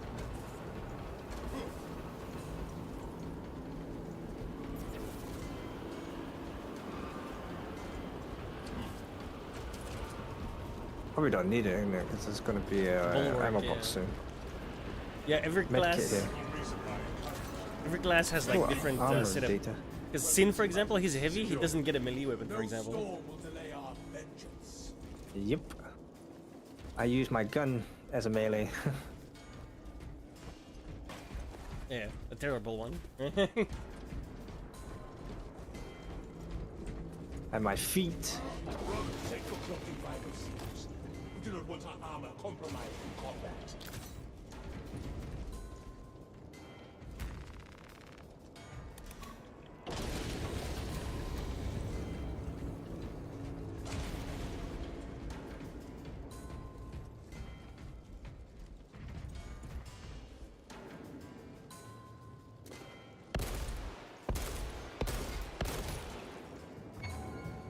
Replenishing firepower. Sniper? There. I got a swarm. Just give me a sec. How you liking Sniper? I was looking at it, but I don't know. I haven't used it. No, sorry, I'm talking to the chat. Fuck. Take flight and let terror fall.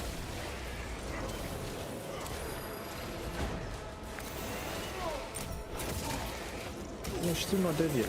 Oh my god, dudes! Yeah, I'm dead now. I hate it when they stun lock you, dude. It's so annoying.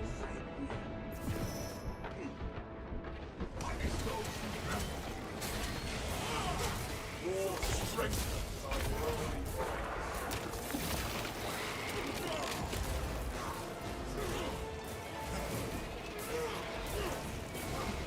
Are you okay? Yeah, but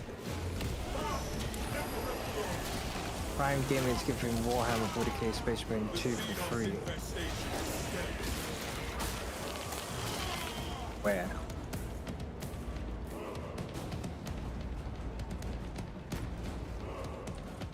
no, I think it means the drops. Was there like a giveaway or something? No, there's drops going, like for the items. I think that's what it means. Obtaining armaments. They're not gonna give away a $100 game for free. It's not gonna happen. Brand new one as well. Where we going? I'm just trying to look for item. So don't follow me.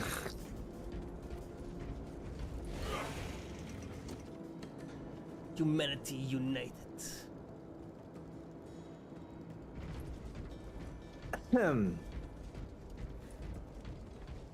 He's lucky the poster's within regulation. I'm gonna have to Secured the Militarum depot.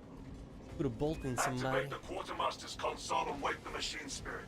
Instructed to load the implosive warhead onto the train and assist it when necessary. Like, I really enjoyed the less fusel in the story mode.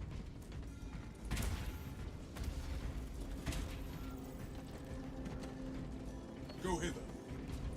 Purge the alien scourge. Reloading.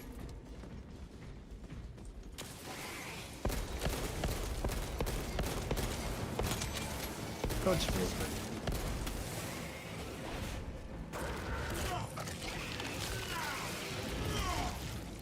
That pitiful Xenos was but an I'm gonna abhorrent activate, yeah.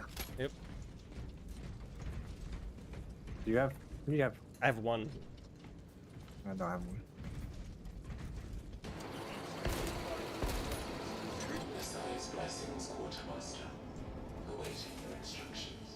there a way to change camera shoulder? There isn't, right? Cargo hold.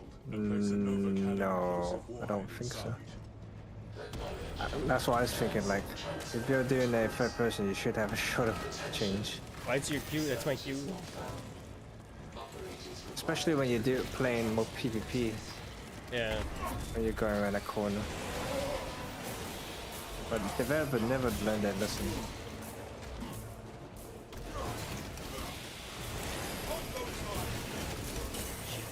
Who's that?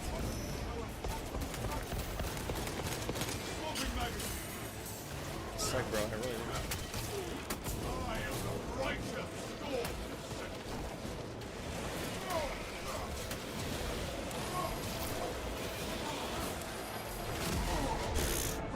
I am close. Suicide bomb. I'm gonna use this. Oh, I couldn't. I think it automatically uses it next time. Ah, shit.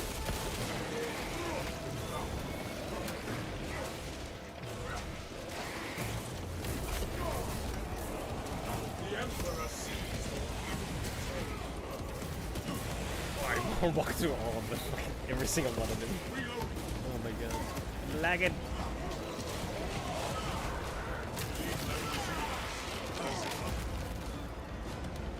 We have cleansed the Xenos state.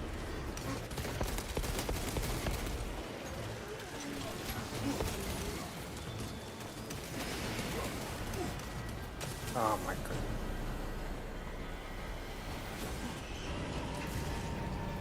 Munitions prepared for transit, Quartermaster. Provide your command authorization to dispatch payload. I didn't to the realize, sorry. supply queue. The bindings have been loosened. I thank this machine's Let's spirit. look around real quick. Yeah. Good. Escort the payload to the train. That was actually easier. Last time I had to go through those stupid control panels. Hey, let me look around for loot. Yeah, yeah.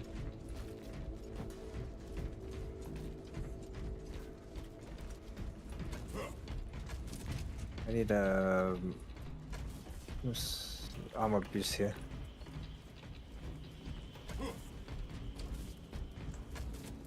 Might be a gene seed somewhere here. Let me have it if you find it. Packing up equipment. Good catch up. Lockdown sector. I'm grabbing those. You are willing? Are you gonna be able to survive? If you do have the gene seed. Actually, I have a mortal wound right now. Yeah, probably best I stick with the guardian. I have the Actually, guardian equipped, so I can't even. You have 2 medkits, right? Well, I used one.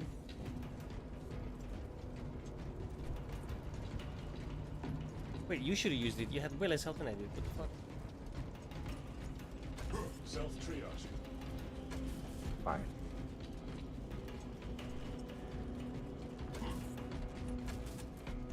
A strong like bear. We are committed to this cause. Stop crowding the buttons, brother.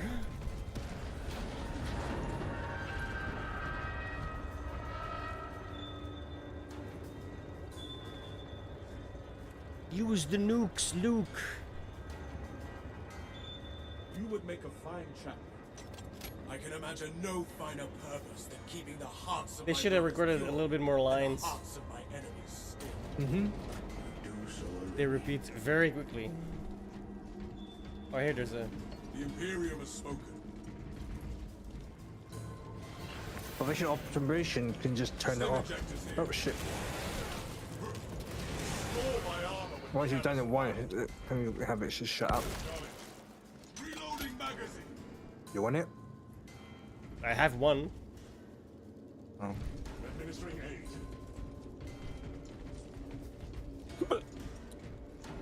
Excuse me. Refilling magazines. Wait, is the bot level 1? The bot was level 1. Somebody's joining. Yeah, that's fine. Aphesis. Aphesis. Oh shit, look up! Oh, no, look up. Ravage it up. Commencing reload. Oh shit, it got me. Ah! pray these sands are cleansing the chitin from those Xenos. Yes. Oh my god, ow, ow, ow, ow, ow.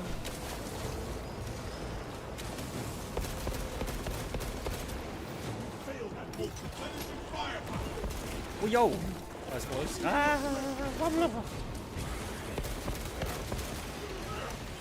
I don't have a shot. He's dead. He's got him, yeah.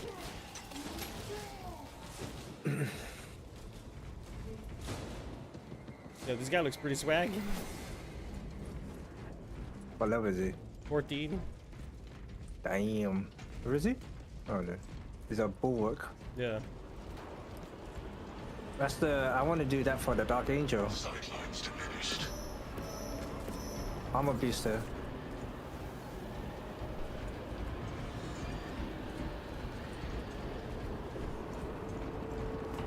He's just rushing through. Yeah, it's soloing the crap out of this. Medkit here.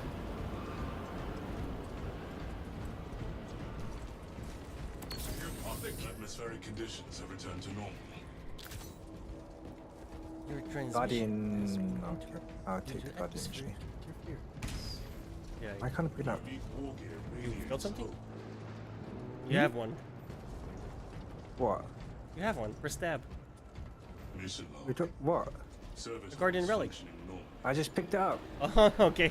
You said, why can't I pick it up? I pressed tab and it's in your inventory, so... Yeah, because I had to stand in a specific spot. It was being a bit weird. I kinda hate how short the range is to pick stuff up. You have to be like right on top of it. Medical here. Medical resupply covered.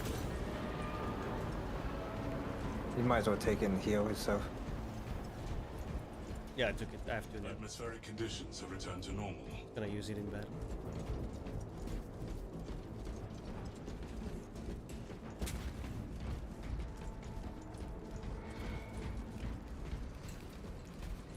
Glory to the It's gonna solo the game for us.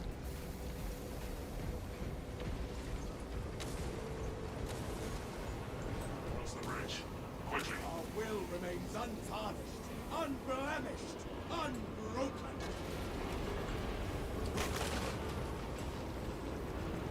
The armory rise.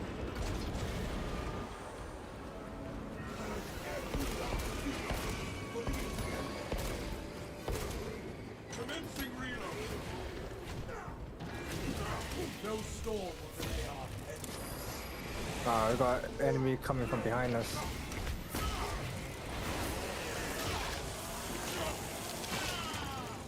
Another alien falls to the Imperium's keen blade. Symptoms indicate the presence Oh of shit, I got poisoned. Swapping magazine. Okay. Climb up. Gene seed. I pray these sands are my God, what cleansing is the hitting me? chitin from those Xenos.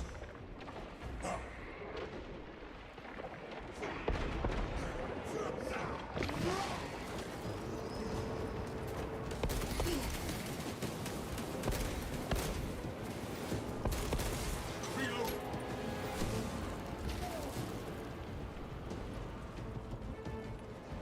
Atmospheric conditions have returned to normal.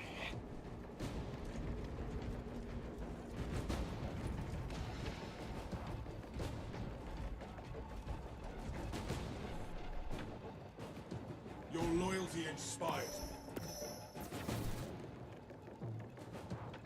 We must move as one. We must move as one. I think he wants you to Our hurry will the fuck up. remains untarnished. I was covering our backs and you guys didn't say anything when you moved on. I was just following the fight, man. We purge the galaxy of all infestors. Rolling past the doorway. That looked so stupid. I shall wait until all are present.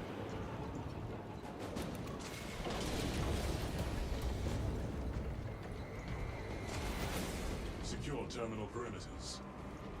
I'm not gonna lie, I like the gray and white. It really fits. Obtaining armaments. Obstruction detected. Oh wait.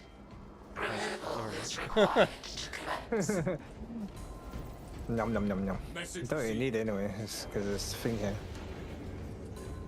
Well, I can't do it. Just pick the same weapon, you get your ammo back. This tide of obstruction clear.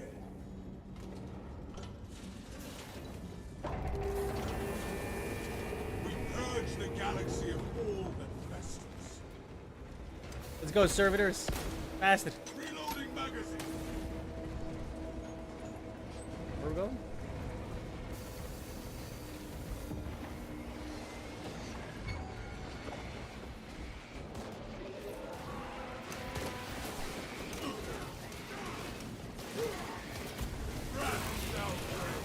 Holy shit. Oh shit, I thought it was the other guy. Nice. The world that Xenos sought to consume now consumes its kind. There's a Zoran throw. There's a what? Foreign. The Zoran throw. Swapping magazine. Oh, I see. A psyker.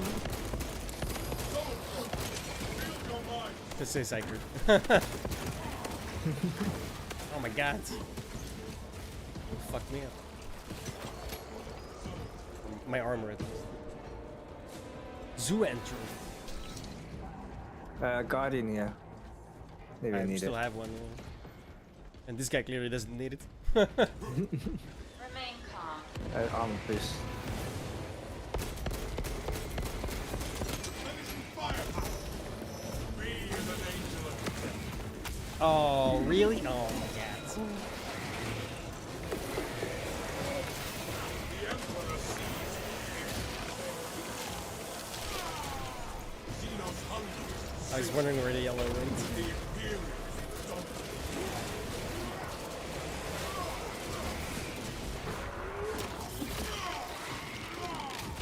Derailment on track 6. Request 7 container wreckage. Shot.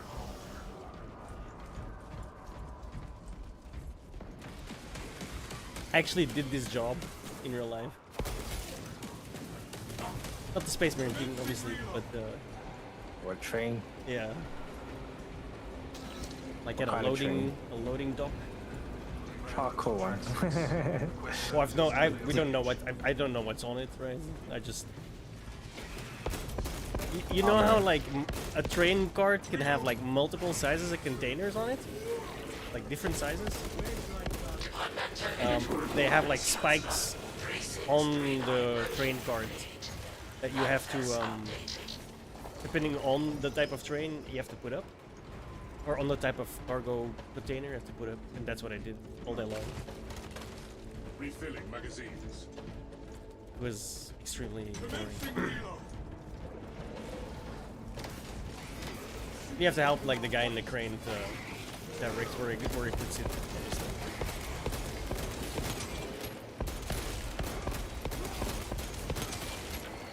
One time, a dude put a box container on top of a tank container and crumbled like a rock, and they had to like evacuate the fucking. That's when I knew I gotta get out of this place.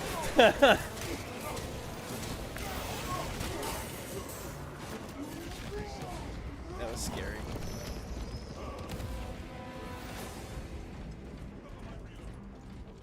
But they don't know how to do their job. Further, bro. Not necessarily that. It's just that What stirs your you know what a passion? straddler is? Preparing. A what? combat. A Straddler. straddler. Your Yeah. heart is as cold I know it Traveler sounds or weird, but Straddler. straddler. Nearly steady as my It's hand. these giant fucking driving trains that pick up like a one box container and then drive it around. You guarantee if I show you a picture of it, you know it. The wheels on those things are like 2.2 to 2.5 meters high. Like huge fucking wheels. They're like double your size. Or like 1.5 times your size. Like a normal human size. And these guys were driving in it while drinking beer. I'm like, I gotta get out of this fucking place, bro. Like, a dock worker, that's a species apart, man. Like, it's yeah, Safety is not a thing. yeah. Yeah, I mean, yeah. It's just a different type of mentality. You know what I mean? It's like, those are not my people. Put it that way. No, we're not associated with those guys. They had a fucking naming convention for everyone too, but they're not all that smart, right? So their nickname, their original nickname for me was Rambo, and I'm like, okay, I'm fine with that. like, you know, like that's a really dumb nickname. They changed it to Bambi because they were like, oh, Rambo sounds too cool. Yeah, of course, you're the one that came up with it, dumbasses. Like, what the fuck? It's an interesting group of people.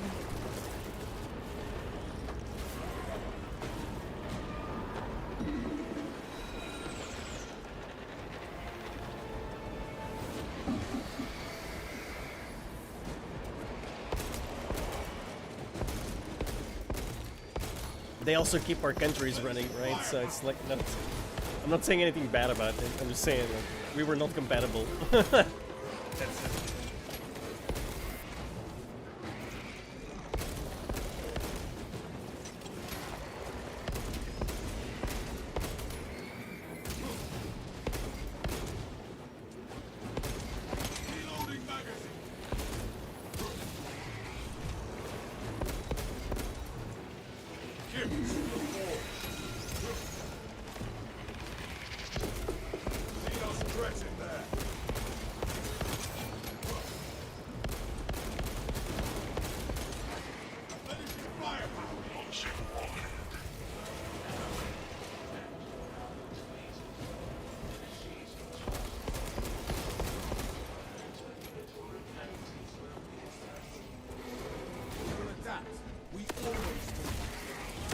Talassa, I have multiple swarms moving to your location.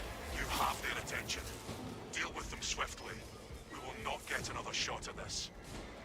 Funnel the vermin into the causeway and let the battle be ended. Cogitating And most likely, proposition. we have to use There are engines in service that How may do you be need 'em? routed along the parallel the train, tracks. this train thingy. Route changes may be made by a dispatcher at the track's control terminal.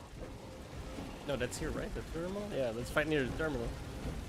No. When the enemy touch the train, use this train tracking, which I'm gonna do now. Routing confirmed. Train inbound. Please clear the tracks. Rail shift completed. Schedule conflicts detected.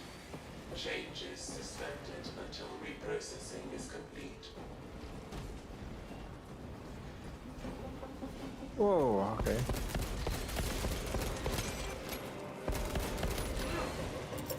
Throwing shock grenade! Swapping magazine! Dispatchers may resume normal operations.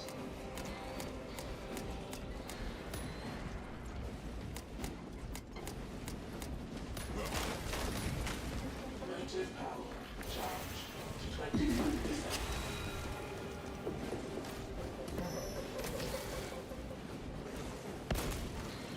Engine charged to 50%.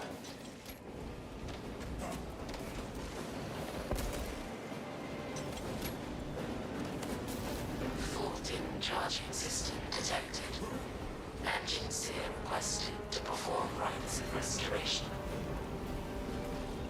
Gotta repair this. Fix your armor to the Mechanicus device. You will need to keep close proximity to the charging station until the reset is complete. Perform the rites of restoration at the afflicted charging station. Surprised Ty doesn't know what this thing is or how to fix it. Lines? Persists. Seek the qualified He's not even a mechanic, he knows how to do this.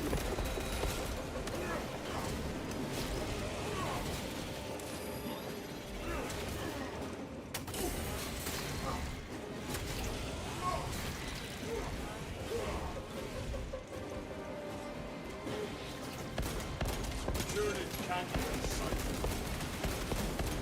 Almost done. Remote link detected. Pairing. Shit, I fucked that up.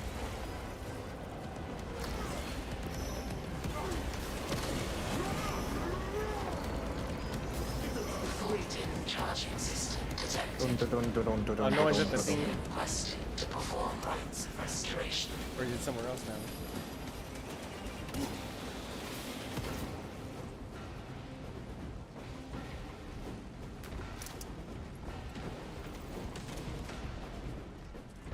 Obsidian. Restore power. You gotta go to the other side. My war gear is satisfied. War gear requisitioned. Current departure estimate. Indefinite. Cause. Technical failure. Offer prayers to expedite the performance of repairs. We must go to the charging station before the train. Offering prayer now.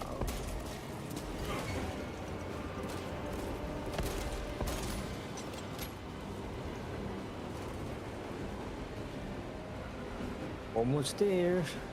80%. 90. Left, Behind, left. behind. Oh, yeah. Establishing diagnostic connection. Ah, fuck. Reinforcements.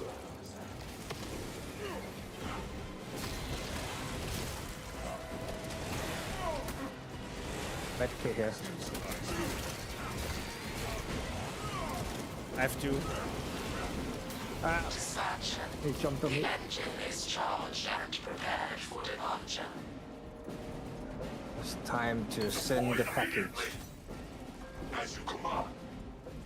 With pleasure.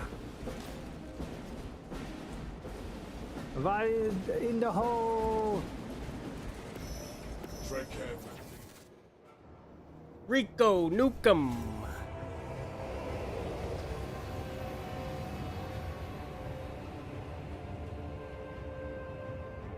Detonation in 5. Brace for shockwave.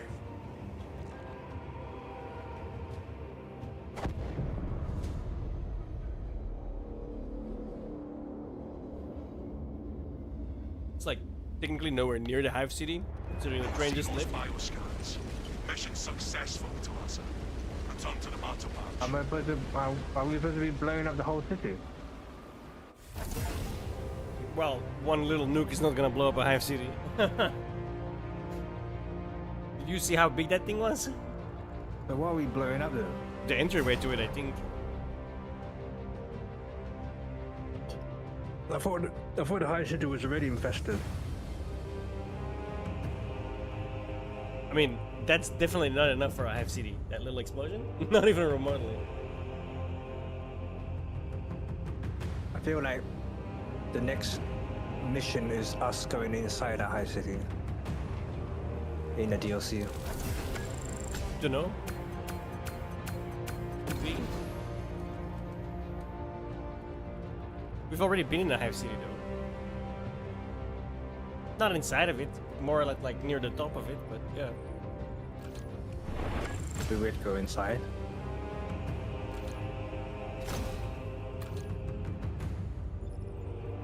He's got a Gain the white and cloak? black helmet. I think.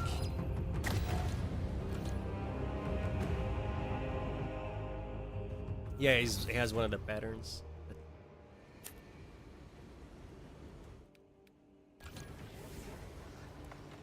Where shall I plant this flag?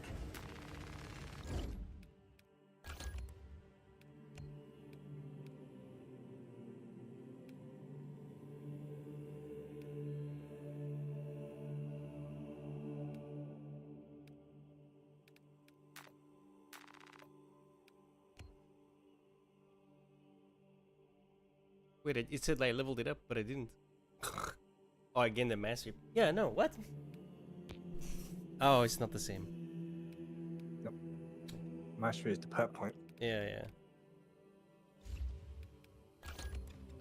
Ah, fuck's sake.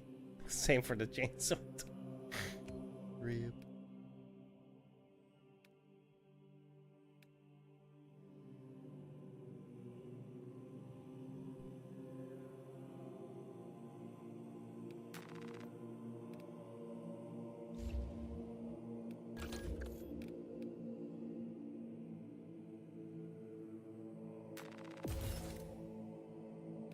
How do I equip something? Like the team perk that's always on? Does that work?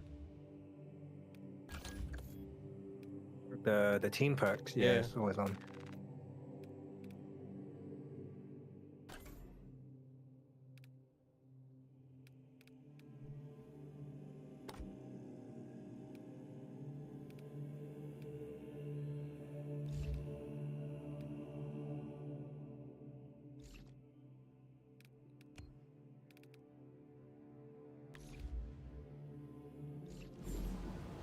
Alright, I'm good.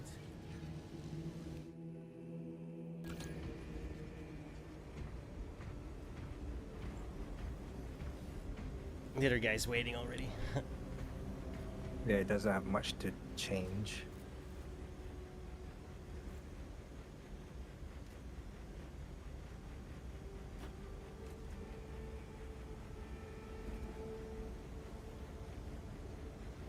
Should we do harder since he's level 15? Bro, I'm not gonna survive that, dude. He joined normal, right? So let's just do normal. I just hit level 5, man.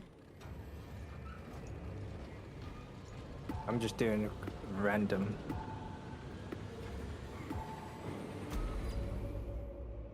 This man trying to get me fucking killed.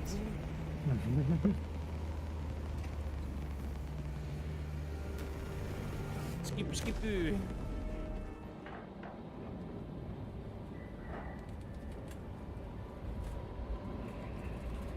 Oh, this is the Prometheum facility.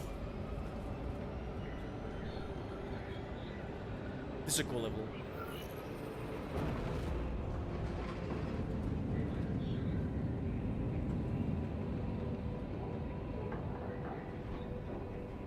We should just run behind him for a little bit. Level me up quick. Then we can go hard.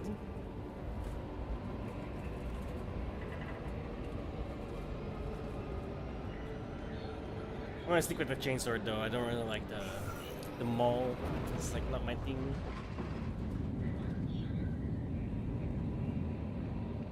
Too slow. It's like when I play Dark Souls as well. I hate these like giant fucking swings. Like fuck off. Restore Prometheum and the refinery to destroy Skipper, the enemy skipper. swarm. The Cadians were tasked with providing assistance, but we have since lost contact. First, proceed to the Cadian outpost and establish their fate. You must then infiltrate the refinery and complete demolitions deployment. Trigger detonation only when the main swarm has entered the plaza zone. Captain Akaram will coordinate our efforts over boats. Taking up Overwatch position.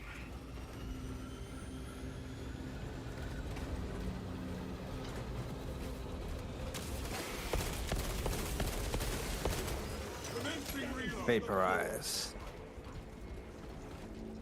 Gibbed. I missed that term, dude. You don't hear that no more. What? Gibbed? Alright. Did they say that? I didn't hear them say it. No, I said it. Because you said vaporized? It's like, I Well, missed okay, that term. plasma.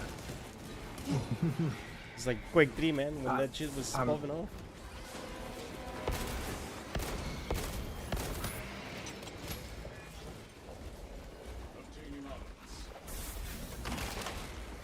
Damn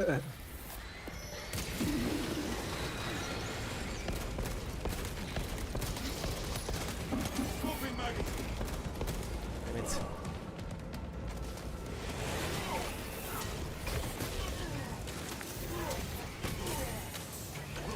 Oh, let me. And the armor.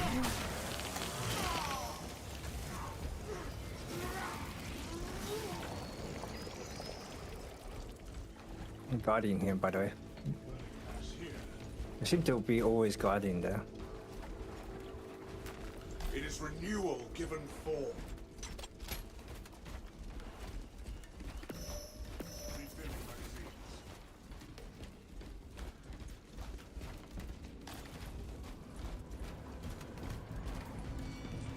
Oh, it's rolling. I was hoping for Gene Seed.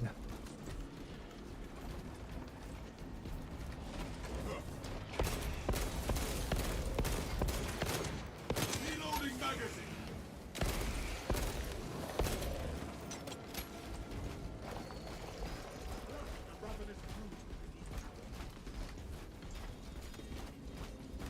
Ravenous brute.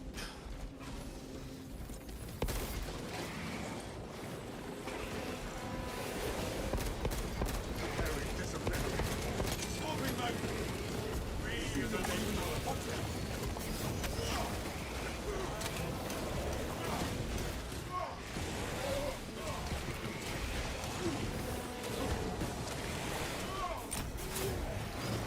priority tier. Eliminate. Oh, Carnifex.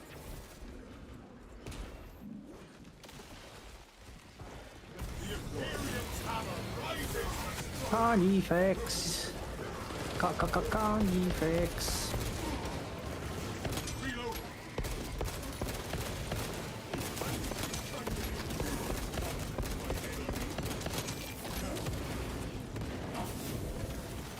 Jump pack refuel. Ow. They're shooting him. Take flight. No, it fucked me over again. Shit. Replenishing fire. The Emperor sees your Indians head. Every fire support. You seem to just focus on me. Woods. Ah, he's got him. Got it. Reload. Good. Avenging angel at your disposal.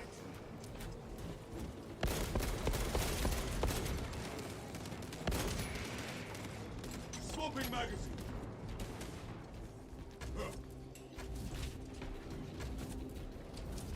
I'm out of bullets. Supplies marked.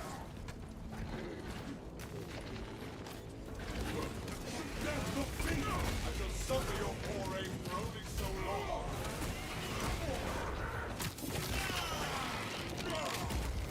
Reloading magazines. Oh no, he's this way. Or the Imperium.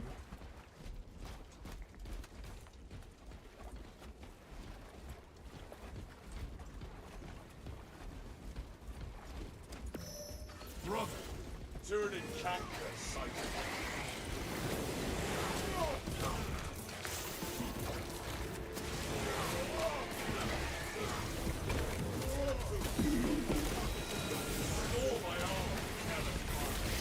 No, what the fuck? What? The Xenos I infestation stemmed. I executed the wrong one. At least I don't think it counted. I mean, I don't think he shouted because I don't see. The radar's not saying anything. Astra Militarum camp. It is deadly quiet.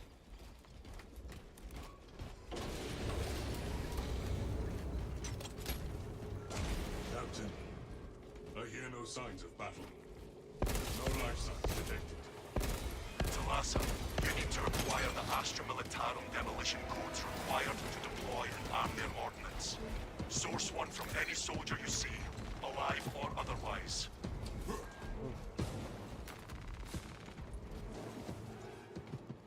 There's a dead space marine. No codes.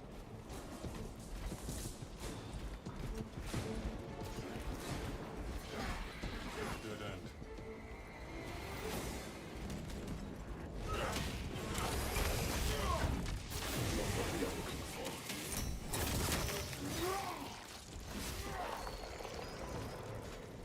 Finish him. Codes obtained. I think it's always the same one. This guy had it last time too when we did this. The Emperor provides. Proceed to the Promethium refinery and complete the demolition preparations.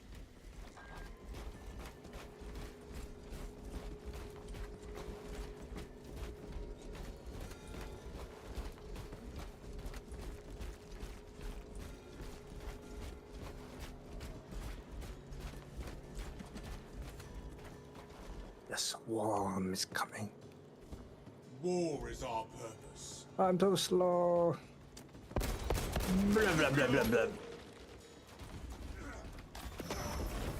Blockage negated.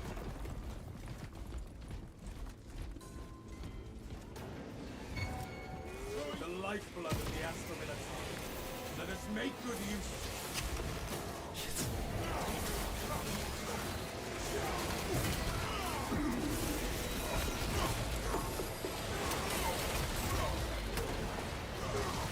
That silence continues. Oh wow, what the fuck hit me? How?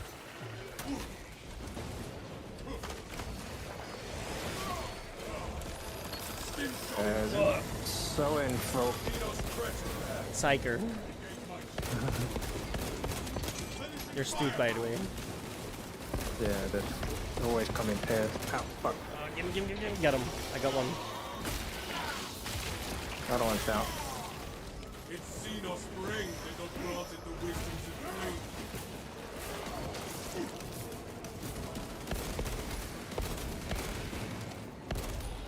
Reload. Filthy Xenos.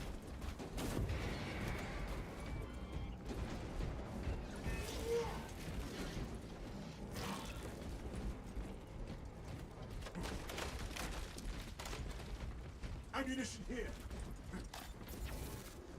Anything up here? No, we picked it all up. There was ammo.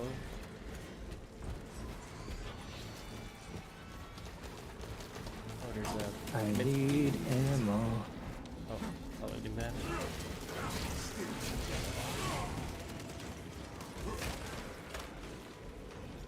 Equipment highlighted.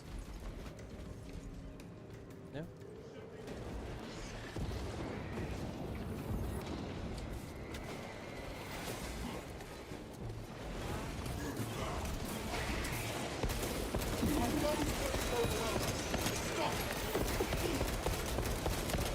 Reloading magazine.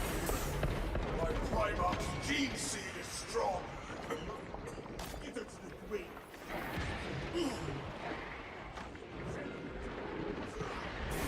Pretty sure to see it everywhere. I'm poison, I don't see shit. Commencing reload. Your orders.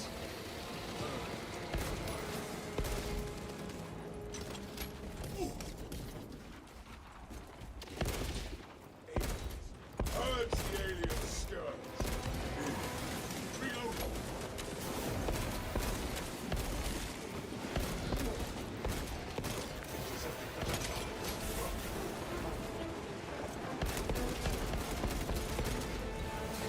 Talassa, aliens are running out of time. How close Oh, I need backup. Yeah, I'm coming. Blessed with a swift arrival.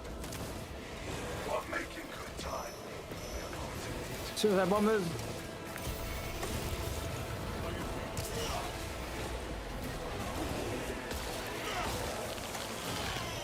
Oh god, another reinforcement pod. All my armor, Callous Park. The world is Xenos source consumed. Now consumed.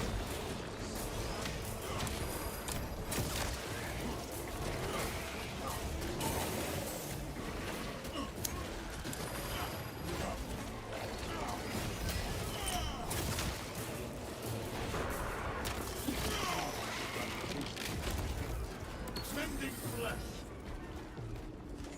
I'm airborne ready. That was That was exciting. a surprise. This guy's like all the way over there waiting for us.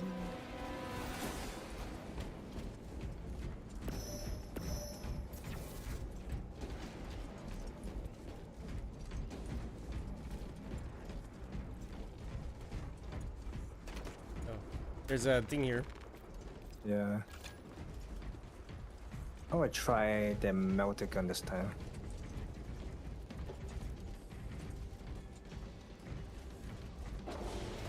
Ready for next encounter.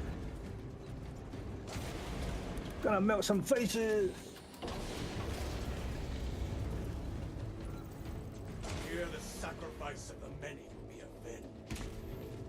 Use the codes to prime the bomb and finish its deployment into the crude Prometheum well. Cautiously, if you know what is good for you. don't know what's good for me. This universe is full of things that wants to kill me. Reloading magazine.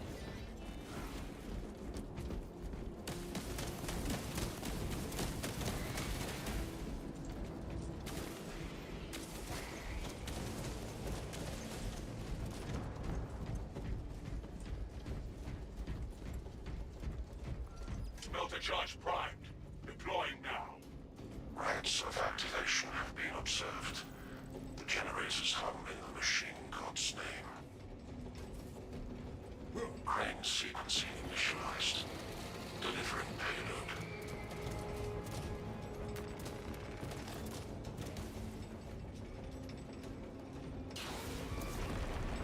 Behind. X-axis aligned. By the Omnissiah's will. Two axes My remain. melter Charging generator 4. number 4. Warning. Pilot dismantling of Generator 4 in progress. Punish the ignorant iconoclasts.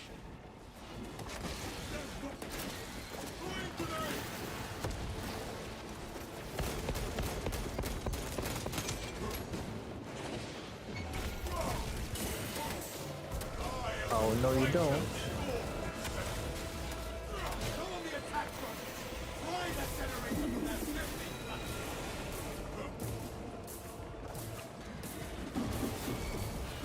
Ah, fuck! I didn't kill him. Axis aligned. I'm gonna die. Ah, 0.0 I got Remina. Blessed be the Omnissiah's I'm down. divine precision. Hold out a while longer. The deed is nearly done.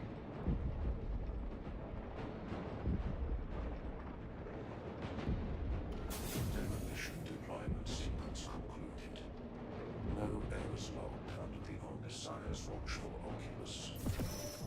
Ready to intercept the Tyranid advance. There is an observation platform overlooking the cryptomedium fields. It will make a good vantage Now, for your crash, pop.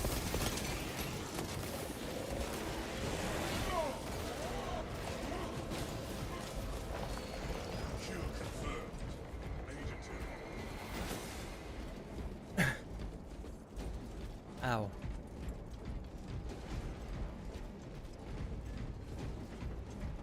Don't forget that supply.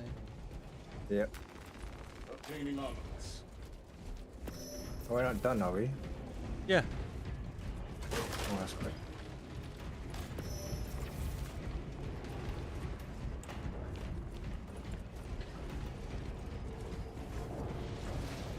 No going back.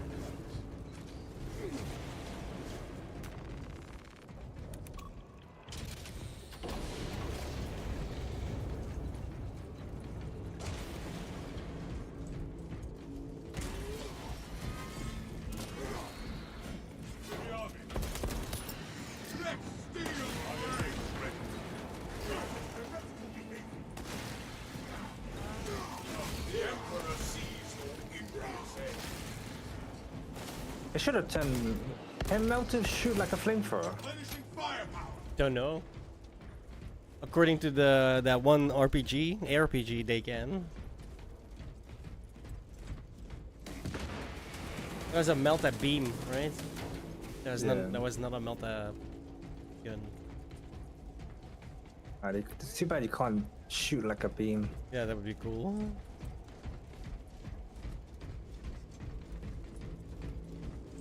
Like they have alternate fire for like plasma. You ADS, you charge drop. I don't understand why they didn't do it for melter. Like, I just think they're hold two down. different guns, to be honest.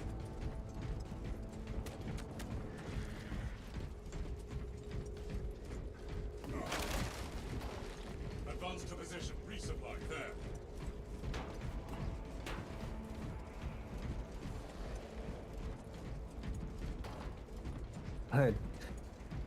Archangels stick together.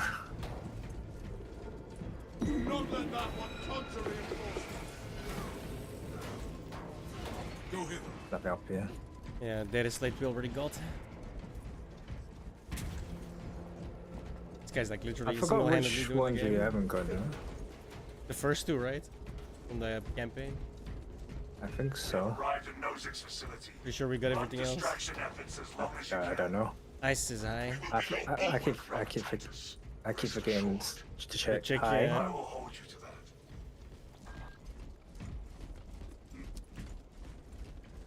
I'll check it now. Can you? Press the button. These black half and white half. What is that? A chapter? Yeah. Am I doing normal? Yeah, still doing normal. But somebody's taking your spot. Someone more competent. I'm joking. I mean, that's not technically a joke, is it? Oh, what? Help? Our bond strengthened. Whoa, he's coming at me. Restore my armor. Get him!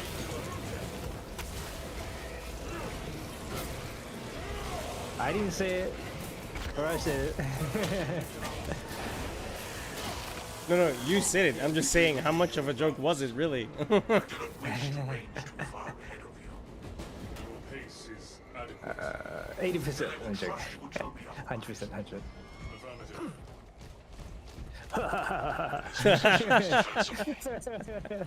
Somewhat. If you're home soon, cool. I should be going bed soon then. I'm joking. Fresh supplies for our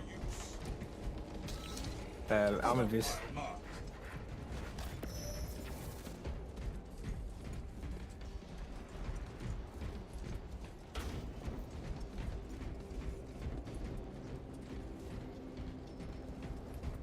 I'm just switching weapons every time I see that weapon pod so that I can level up all my guns. Nothing. Because I think there's like a max limit how much XP a weapon can have. Each mission. Like gain, I mean It not does have. look like that, right? Yeah. Yeah. I noticed that too. Medkit over there. Yeah, I saw. You want it? Stand ready Yes, to oh, I've deliver just the found one here. Emperor's vengeance. Dig in. We need that bomb triggered for optimal yield. Orbital scan estimates the bulk of the swarm will not be in position for a while yet. Oh, Keep your there's a relic. heads There's a and relic get it here. I have one.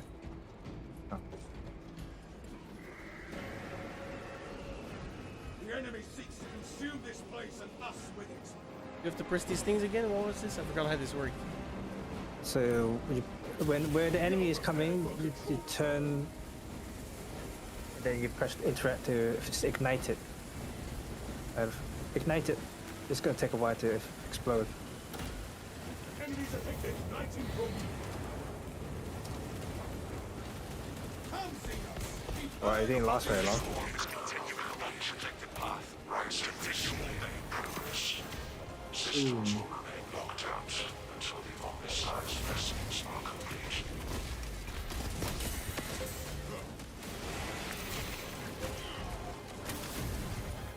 Imperium's hammer rises to strike. Reloading magazine.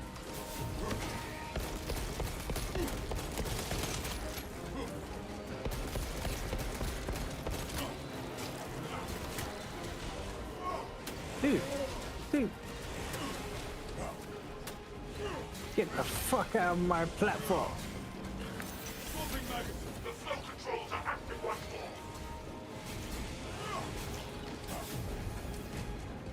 more. Oh, that overshot that. To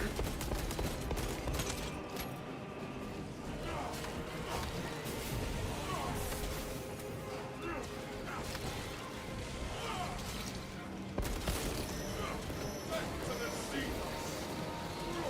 You have been outmaneuvered.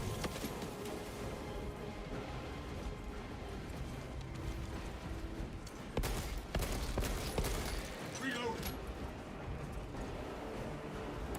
Of the carrier. Which way they're coming this time? Oh, from here. The Imperium is smoking.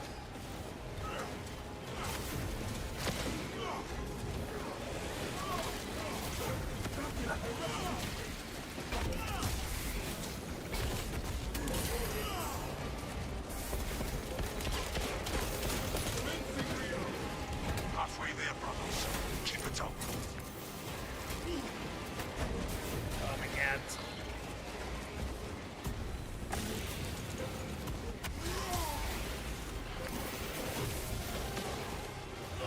One of them is red for you. Two of them red for you on your left, behind you somewhere. I don't know which way you're facing this.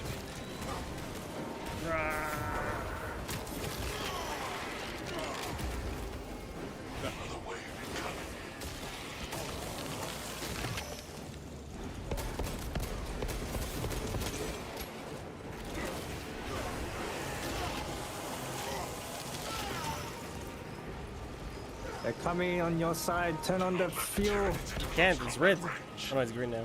Yeah, No, the it's other red. guy has a turn on. Hold the line. We will push them back. I'm gonna The turn it swarm on. is almost fully committed. Be ready for my mark.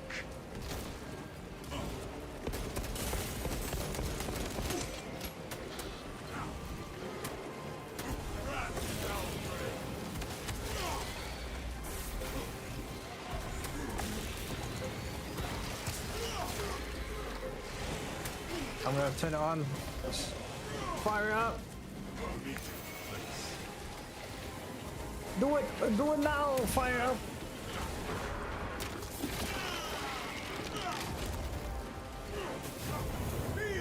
There's nothing here. Feel the heat of his wrath. I'm out of bullets. I need to go back to the ammo box. Detonate.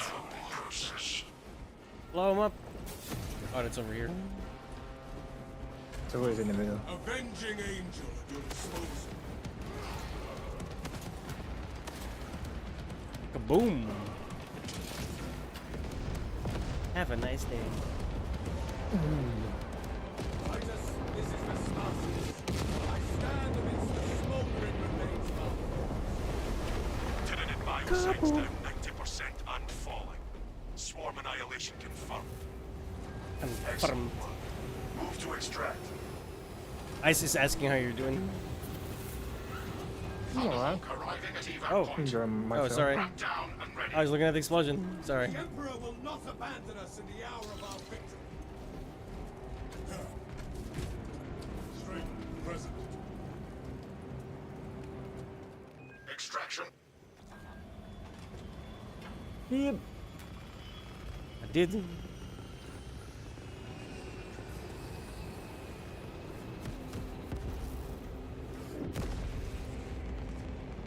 The guy's probably like, I wait for you all game, now you wait for me, motherfuckers. He left. Oh, did he? That's a beautiful Lego. That just flew.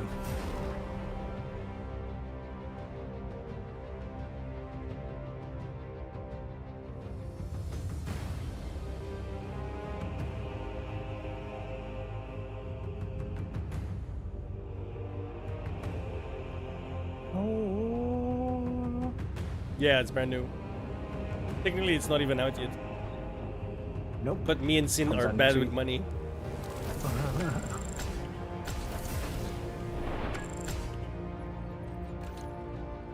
By the time they get the game, we're done with the game. Yeah. It's not even wrong.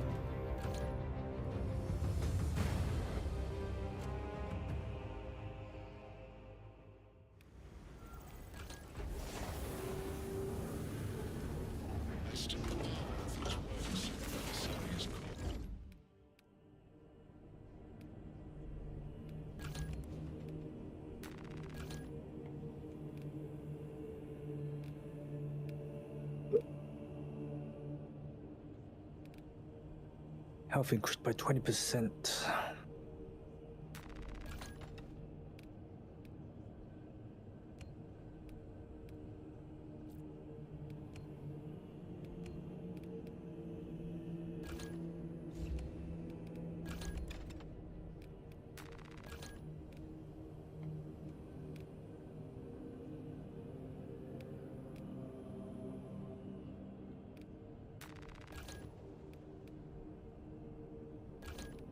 Healing a Majoris level or higher enemy restores 10% of your maximum ammo reserve.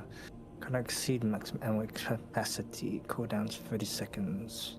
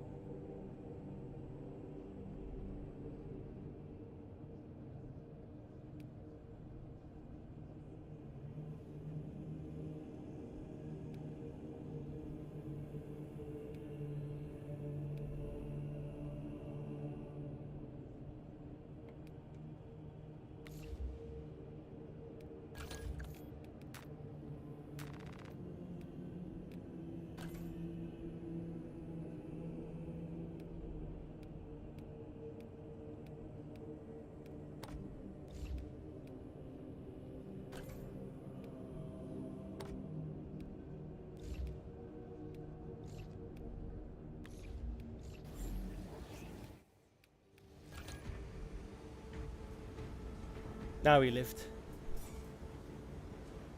Alright, let's take Yeah. 5 minutes then. I need to go to the bathroom.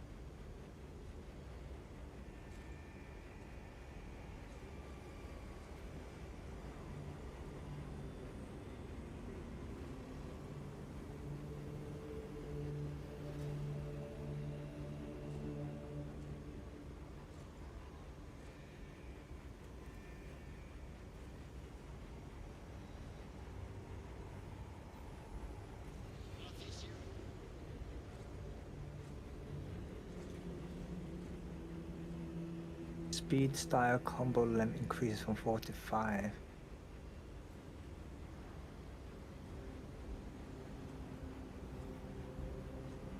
You get an extra combo.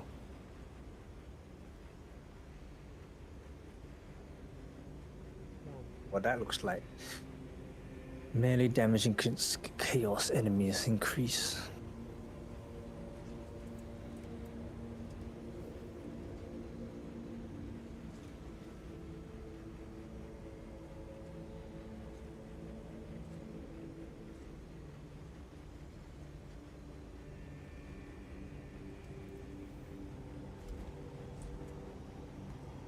Enemy hit by a power rake. Deal 30% less damage for 4 seconds. Cooldown is 10 seconds. Power rake deals 50% more melee damage. That sounds really nice. After killing 10 enemies in rapid succession with a light combo, you do not lose control upon taking heavy hits, and you cannot be knocked back for 5 seconds. Deployment cadence will only increase. Hangar personnel must maintain full readiness. While performing a light combo, you take 15% less range damage.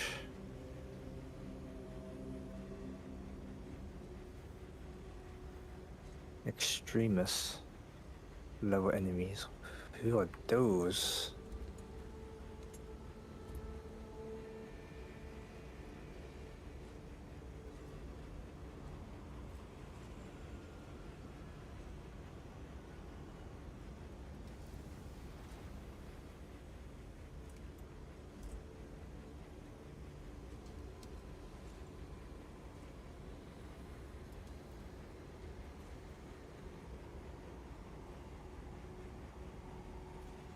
So it said they got Terminus.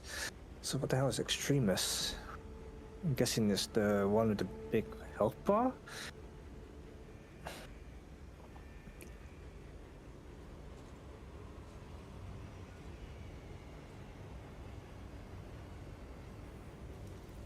Because it got Terminus, Majoris, Extremis, and then Minoris.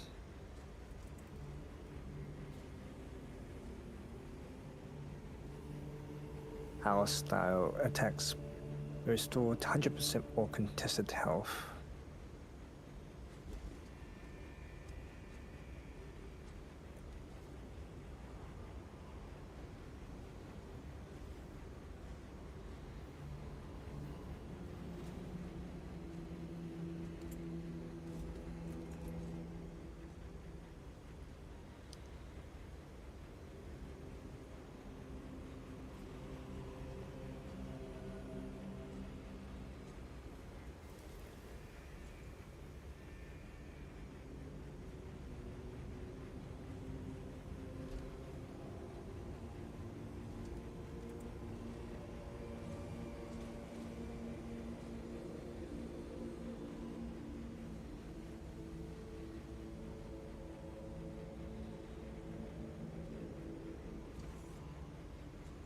Relic version, I get more bones between my crotch And I get pouches.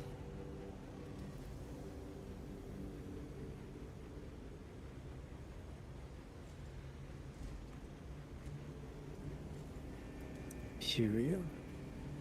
This guy has the last upgrade outfit. It gives you one piece of very long seal.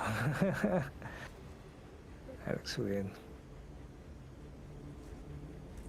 I try out the hard difficulty. We kind of woke up last night to play more. Daim.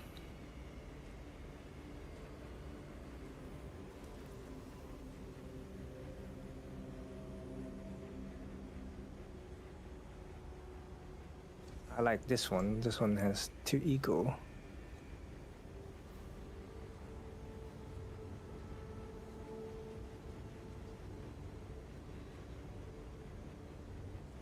And Hilo.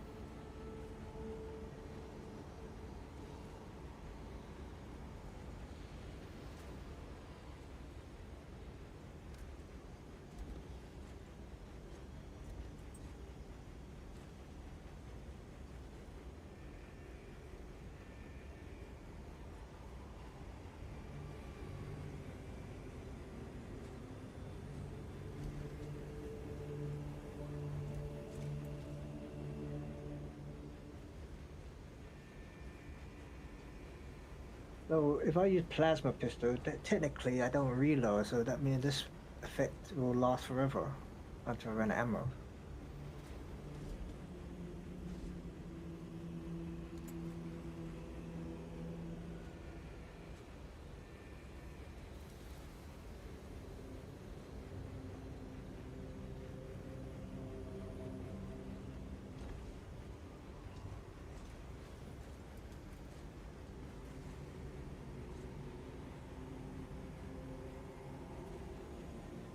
%.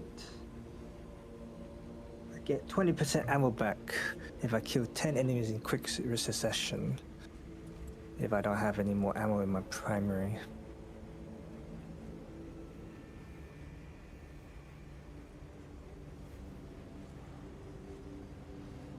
Well, for my computer, my game crashed there.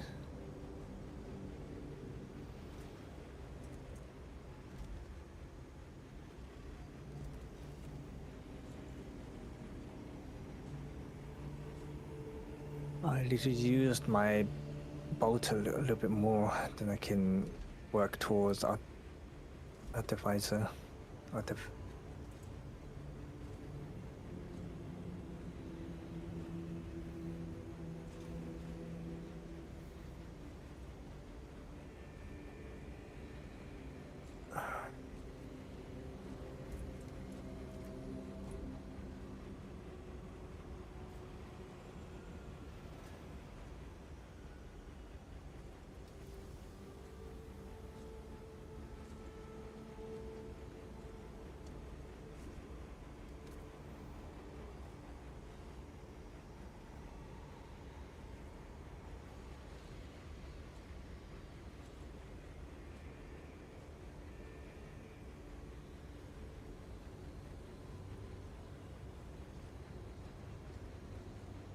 Let me be right back as well. I need to get some drink and go to the toilet.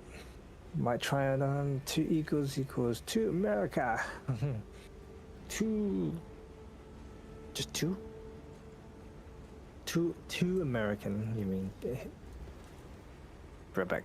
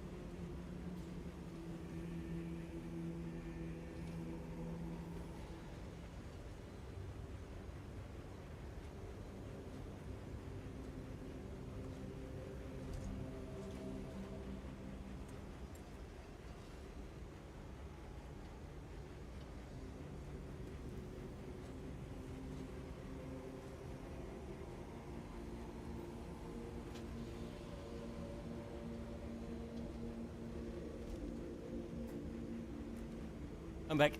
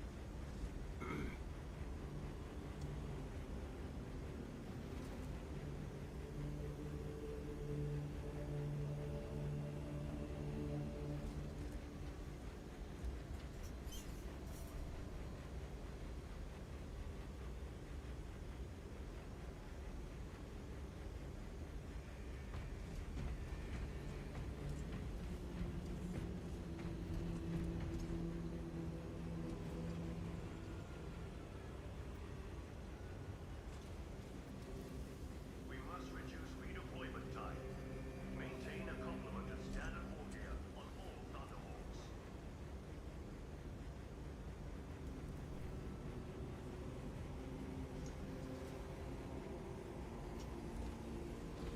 They should have given the host the ability to color the Thunderhawk. That'd be cool.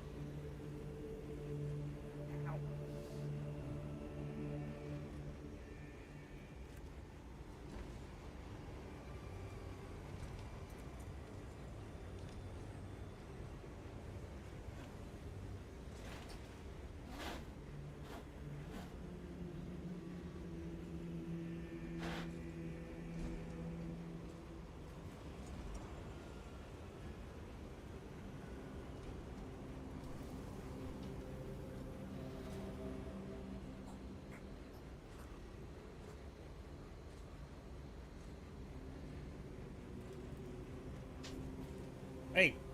Hey! Nope. Nope.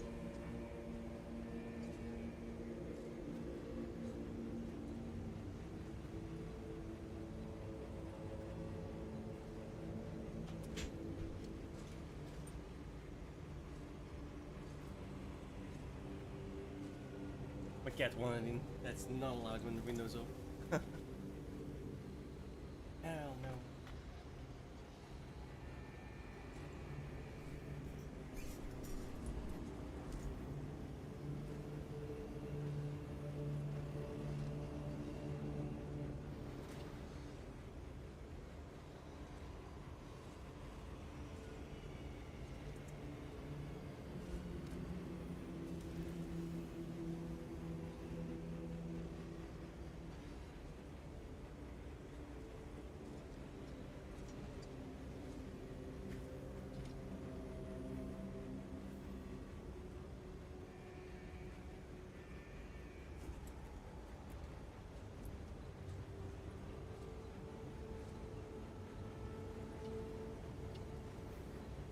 Medicaid. Distribute vigilant supplements.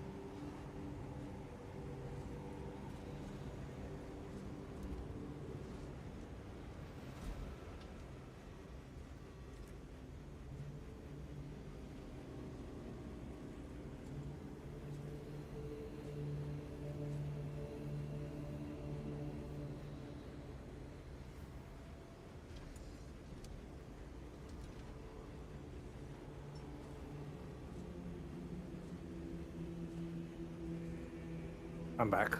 Welcome back.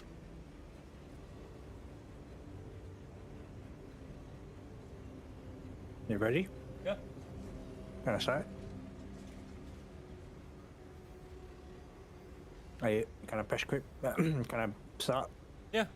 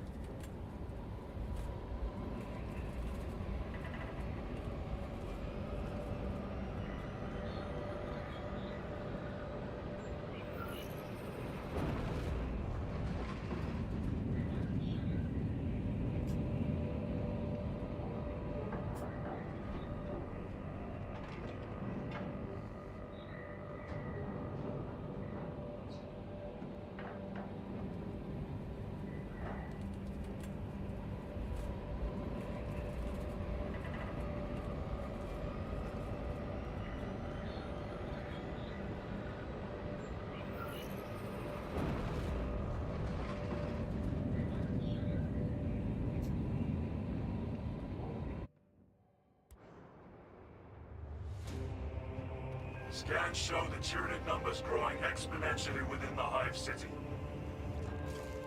Retaking those sectors is a lost cause.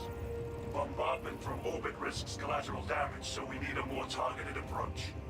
Commandeer a Nova Cannon implosive warhead from the Navy supplies in the Astra Militarum depot and deliver the payload by rail. We shall collapse the superstructure from below. Like, look at the size of the city. You think that one little nuke destroyed it? This map again. Every time I press click map, look at this map. Hey, you picked it, not me. I picked random, not really random. I didn't find the data slate on this one though yet, so if you know where they are, let me know. Where there is one, there is an infestation. The battle disturbs Avarax's arid landscape. Dust squalls can arise with little warning. If conditions obscure the path, look for the flashing guideposts.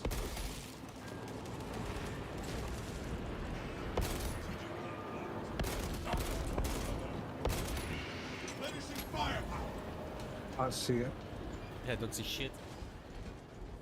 Atmospheric conditions have returned to normal. Advance while it is clear.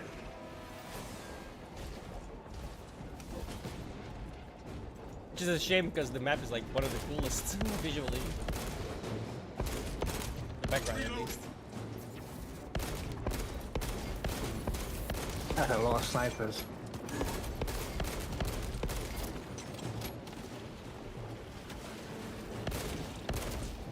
Updating mission log to reflect continuous atmospheric irritation.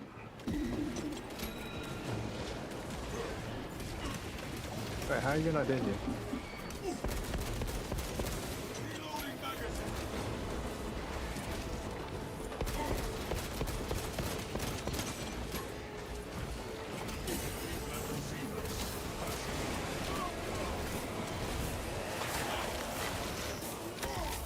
Survey the terrain.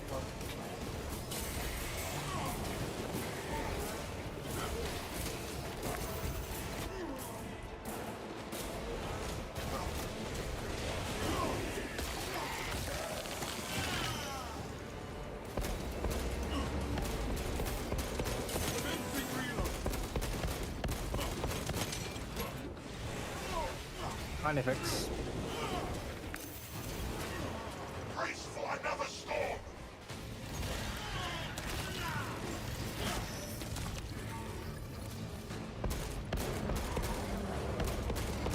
Swapping magazine.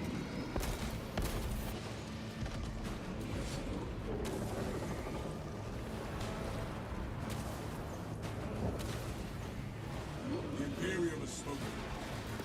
Hold that thundering cannon! No storm will delay our steps. There he comes. Ow.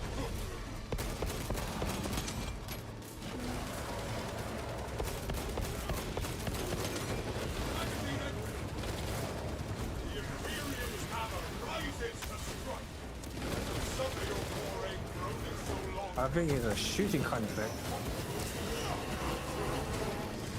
He's not charging, is he? Oh, never mind, I switched it.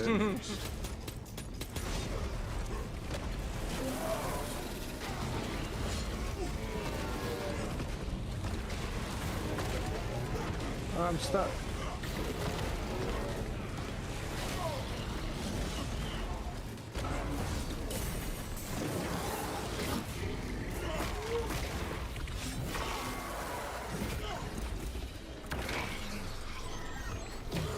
No storm. Avenging angel at your disposal.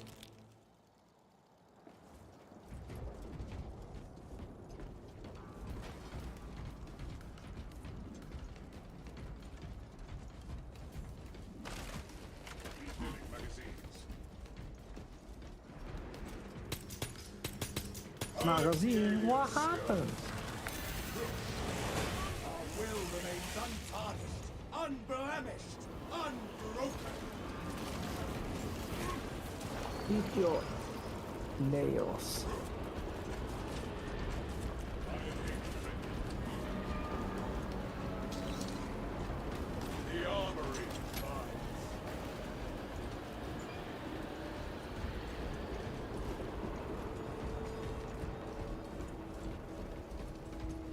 Survey the terrain while you can, brothers.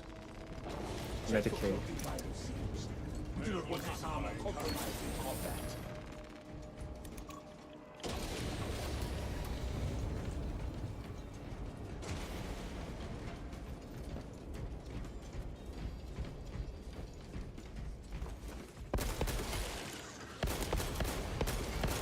Commencing reload.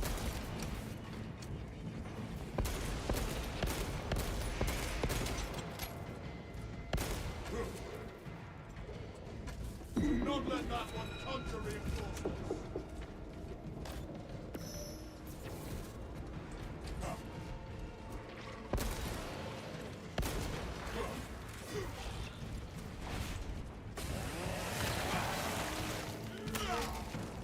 Another alien falls to the Imperium's keen blade.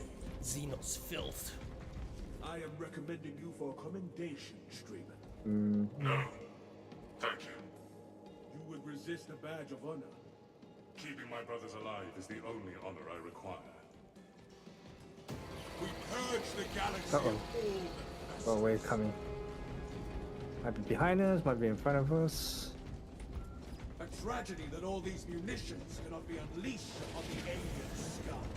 Zerdin, Activate the Quartermaster's console and wake the machine spirit. Instruct it to load the implosive warhead onto the train and assist it when No. necessary.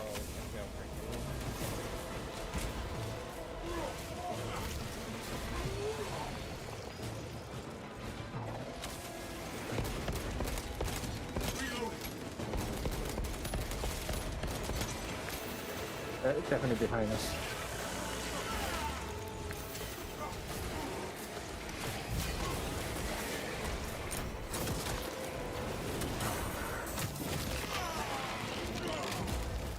The world this Xenos sought to consume now consumes. Execute them all.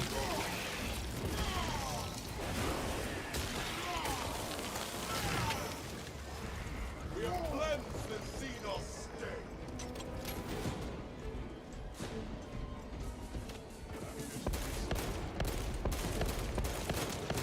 Consider it sacred soil. Interacting with the objective. Besides blessings, Quartermaster. Awaiting your instructions. Transfer Nova Cannon Well, implosive look, warhead to the supply tree. Acknowledged. Commencing transfer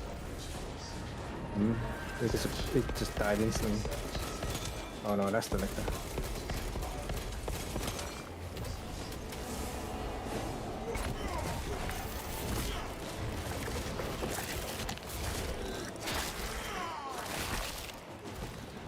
Sight unseen. The lictor stirs no more. Xenos present there. Oh, he's calling back. Finish him! No ice. Xenos' hunger is insatiable, but the Imperium is indomitable.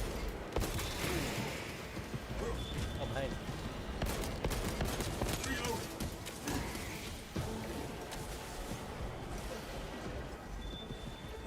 Finish her! Fatality.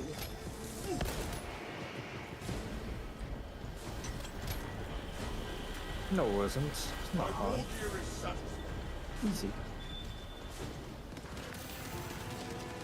Left. Left, left, left. Yeah. The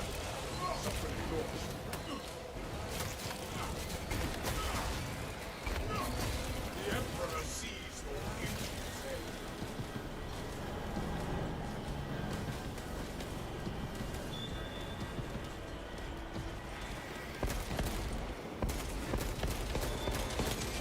We're incoming.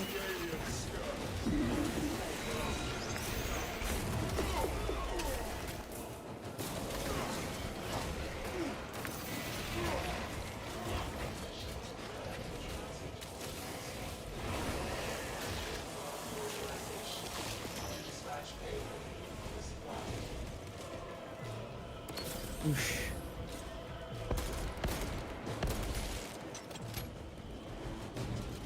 Lieutenant Titus, we are sending the payload to the train terminal now. Good. Escort the payload to the Since we didn't have to do extra, We can neutralize it nearby lift. look around to see if there might be gene thingy. Gene seed.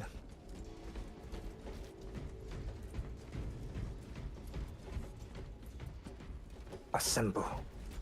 I'll find a relic at least. This burns with hope and grace.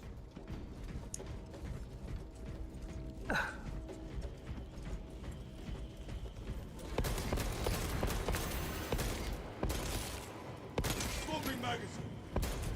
Claim it in the name of the Emperor. There's a stim here.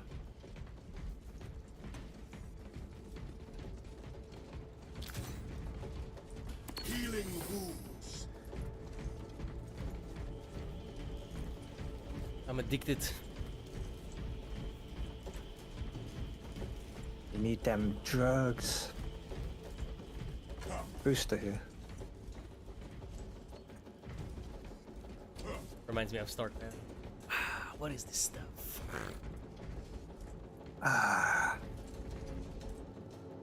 On my mark, brother.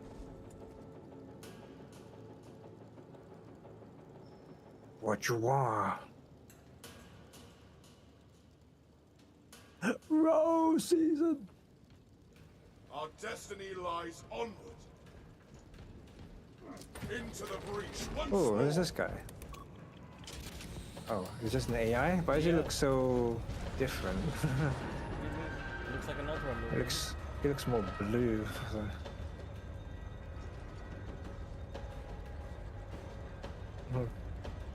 That's because of the shine, the color, the lighting. I can imagine no finer purpose than keeping the hearts of my brothers pure and the hearts of my enemies still. Do so already. Affirmative. Chemical resupply. Some more drugs here.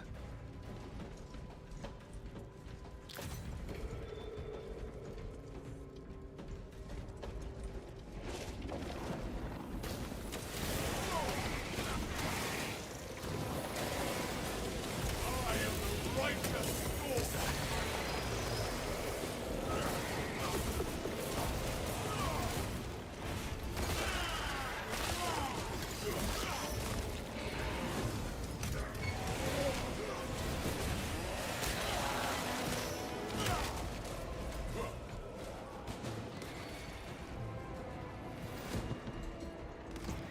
It's like, So-and-so, shield your minds.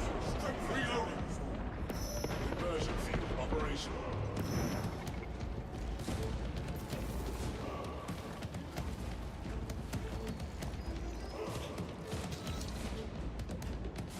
Got you.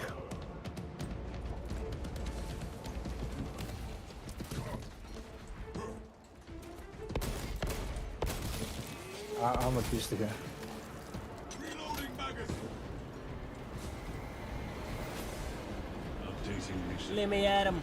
Continuous atmospheric irritation. Atmospheric irritation. You need more blood? What are you, corn? We only shed blood when it's necessary. In the name of the Emperor. Not some failed upstart.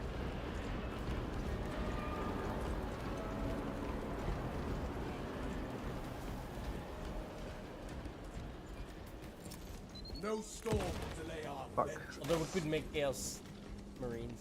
That would look weird though.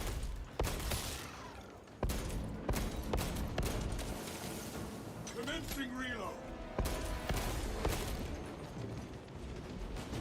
Yeah, blood gods, right? That's why I asked you. Corn. Corn is the blood god.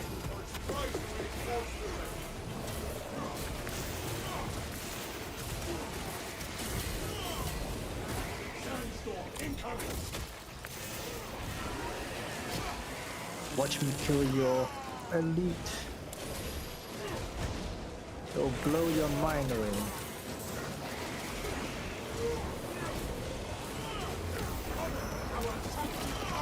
But that armor did. That pitiful Xenos is but a horrible plot. Ow. That Atmospheric conditions. the bulwark standard looks swag as fuck when the storm is happening, bro. We entrust such That looked power really into cool. the hands of mere servitors. I like that. That was awesome.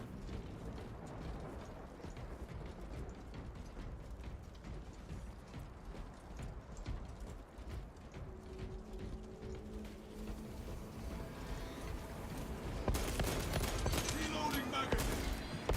Keep a tight formation. We do not want to get separated.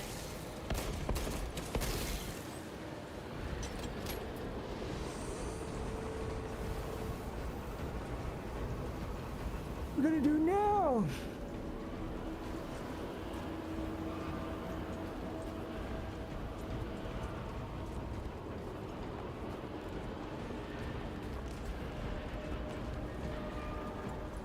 This should get the rest of you across. Atmospheric conditions have returned to normal.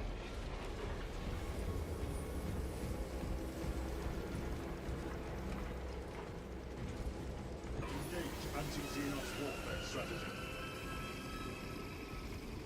We purge the galaxy of all the pests.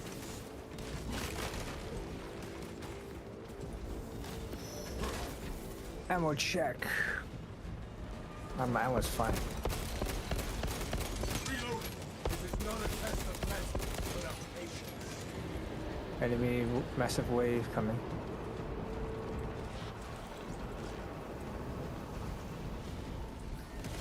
We are the angel of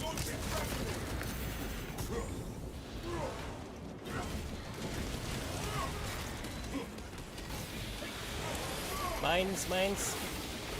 Oh my god, my health. No storm to delay our entrance. Lost every single bit of it.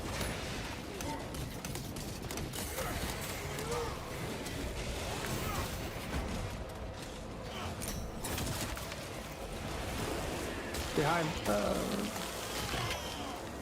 another alien falls to the Imperials. Let's run. We don't have to fight.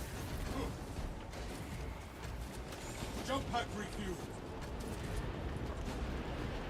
Updating mission log to reflect continuous. Of course, that's not the atmospheric way.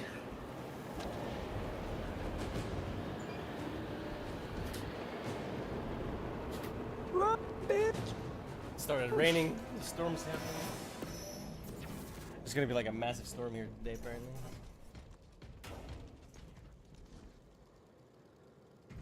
Sorry. I was closing the window, dude. Well, not the window, the blinds. What it's called.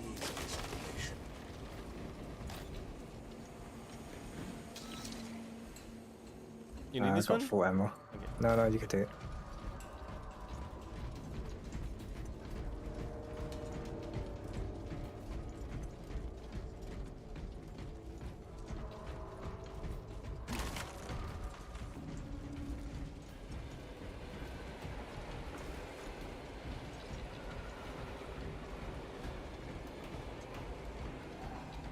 Obstruction detected. Removal is required to commence. Oh, I can just. Acknowledged.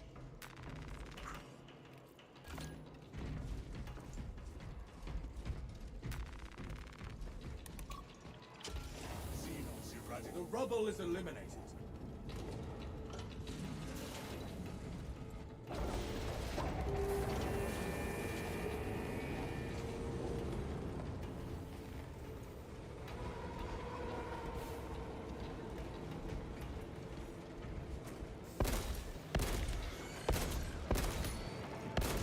Swapping magazine.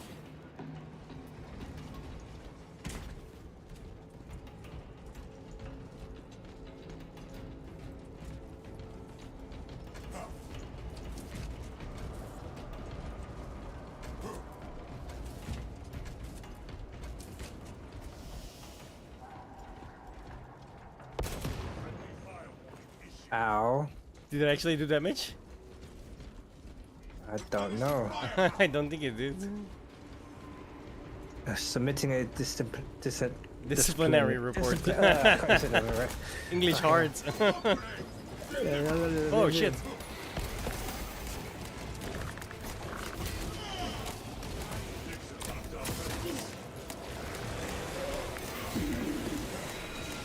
Calling for help in the background. Nice, you got him. He's dead, Xenos' dude. hunger is insatiable, but the Imperium is He's dead. It's dead. The Lictor now wears the Shroud of Death. Turret can't press. On track 6. West surface clear wreckage.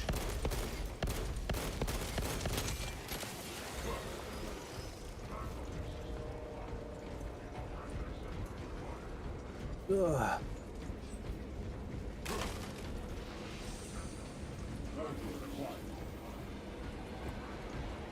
Oh, hey, I need this.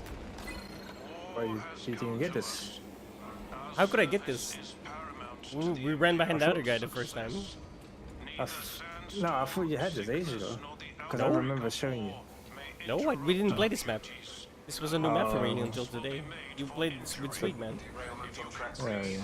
West surface clear wreckage. Any reported violation of these terms will warrant immediate and severe discipline. Gunfire and active combat are anticipated challenges in our continued service. Eliminate the Remain invaders. calm. We toil and carry on, for it is our duty. War has come to us. Defend our Just checking. Imperium. Like, there's probably one more data slate there that I don't have on this level. Why are you crying?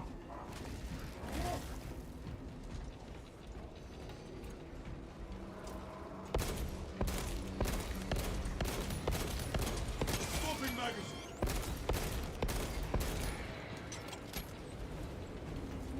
Look at this giant skull thing. What the hell is this supposed to be?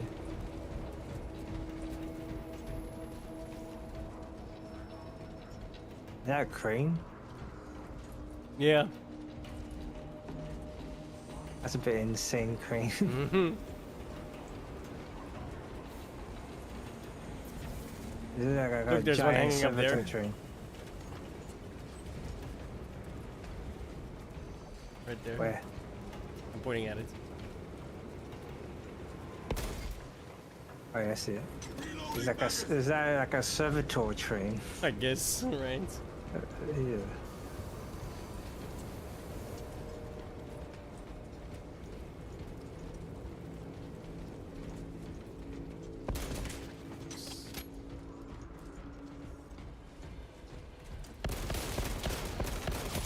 Swapping magazine. Departmental Militorum Ordnance Transfer 3639 loading complete. Manifest updated.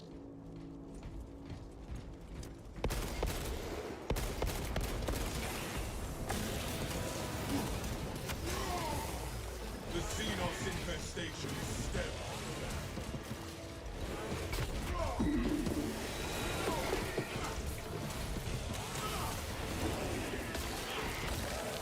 Xenos filth.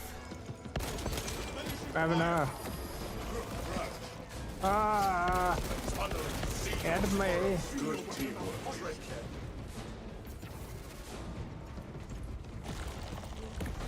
On me.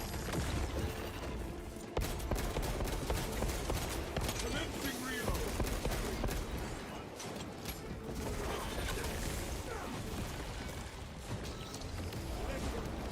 Kill one speed.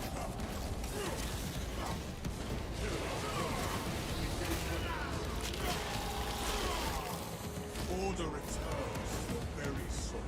Iron Haven online.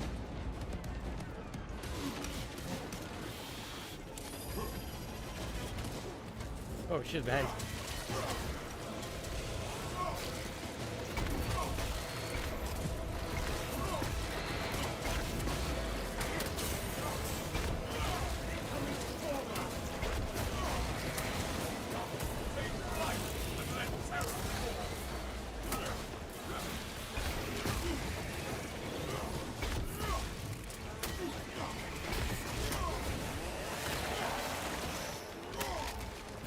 The world this Xenos sought to pursue now consumes its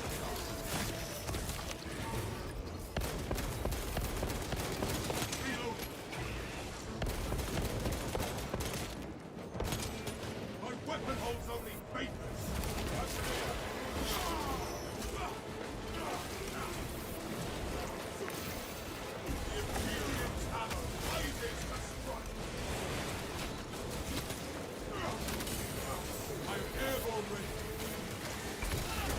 my god. Oh my god. I got stuck. I had no idea where I was going.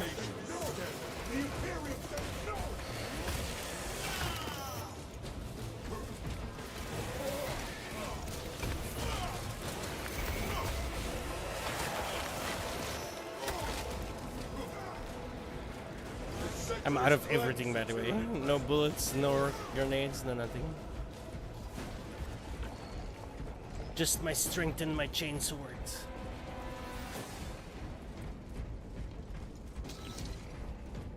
And of course, my charming personality. I do not wish to reign. Your pace is adequate. Then I will trust you will tell me otherwise. Yo! Affirmative.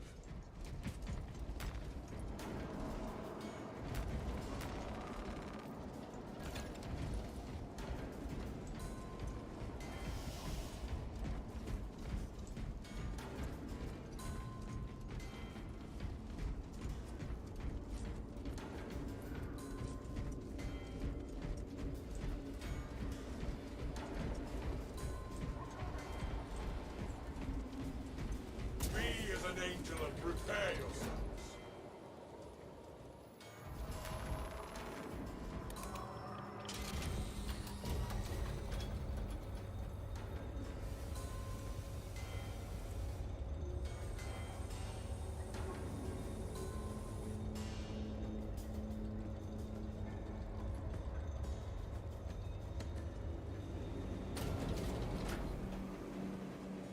Lieutenant Titus, the ordnance is Good. Deploy it.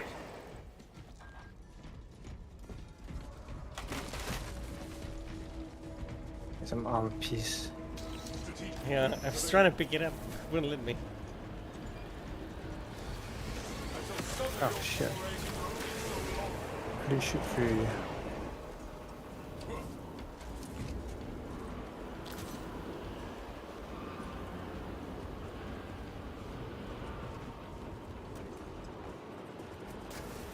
Launching warhead.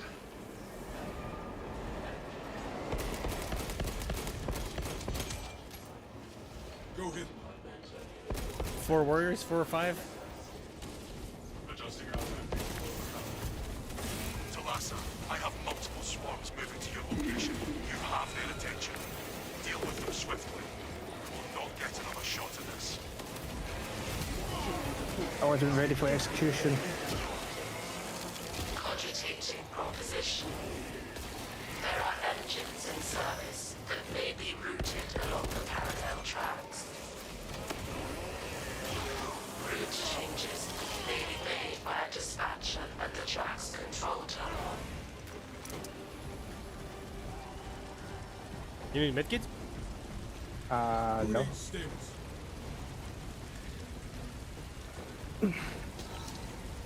Where are we going? Requires immediate Oh, protection. got a different train. Xenos dead. Mighty machine. Release the train!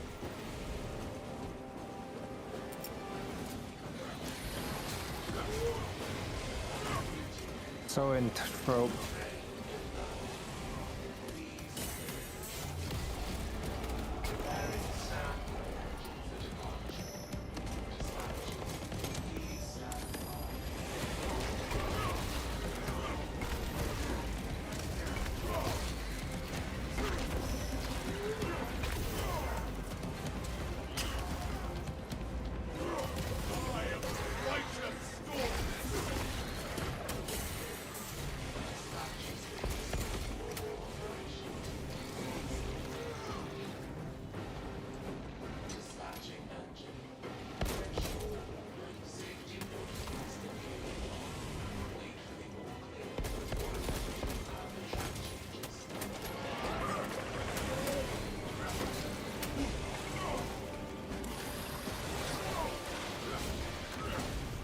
Oh god.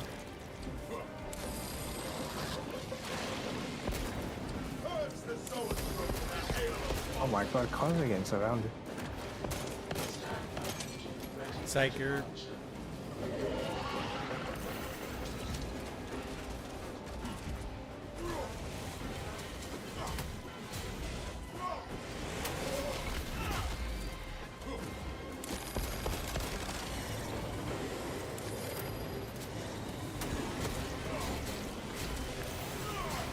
Engine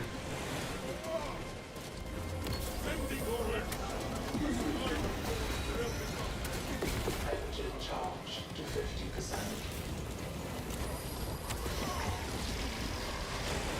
Take her down. Faulty charging system detected.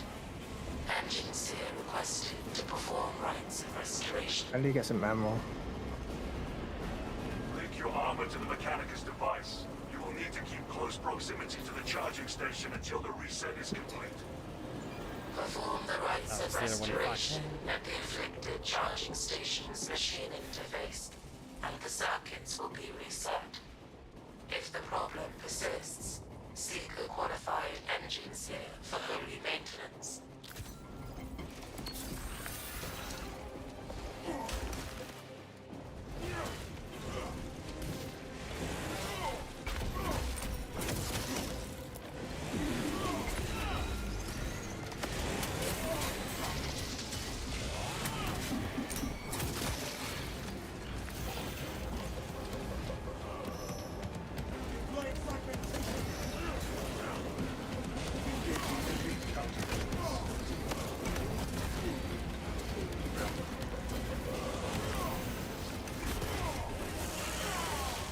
Remote link detected. Pairing. There's too many critters.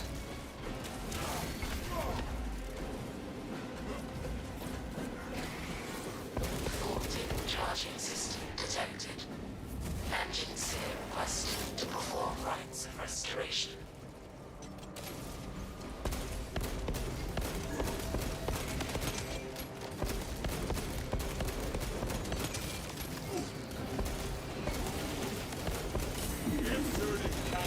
Oh, he's calling, he's calling, he's calling. I need help. Ooh, I was just with the liquor. I need help with the liquor. I know why he said. For your safety, the charging system will remain suspended until the power fault is corrected. Please stand by. We have to hold this here. Whatever prayers will restart the charging station, I am eager to charge.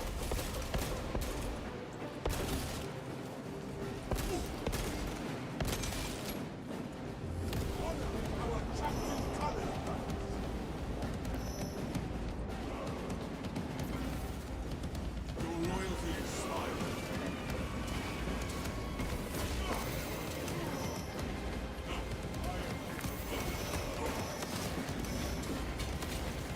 Establishing diagnostic connection.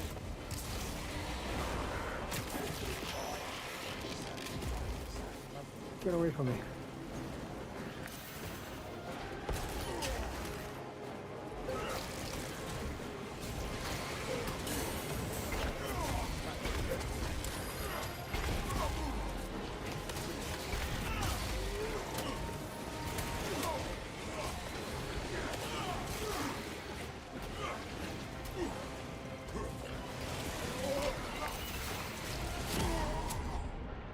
Brother, my life ebbs, my glory flares. We will not die. Where are you? I was dead. Discharge and prepared for departure. Deploy immediately. With pleasure. Launch it, launch it. Launching.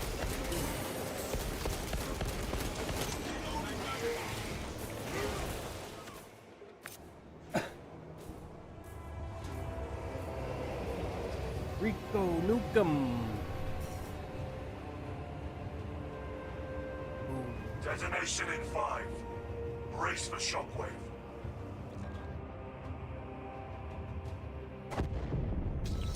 Boom.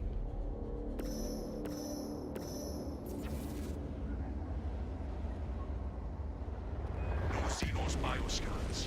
Mission successful, Talasa. Return to the battle patch. For the third time, we need the city is still not dead.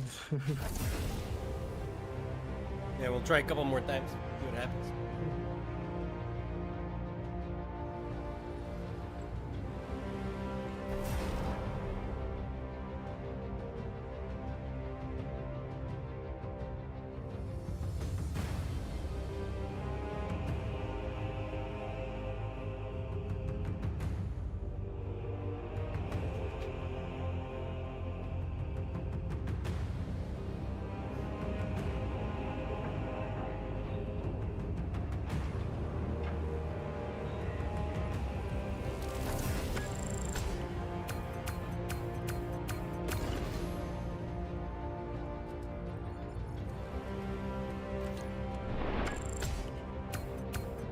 terrible that round.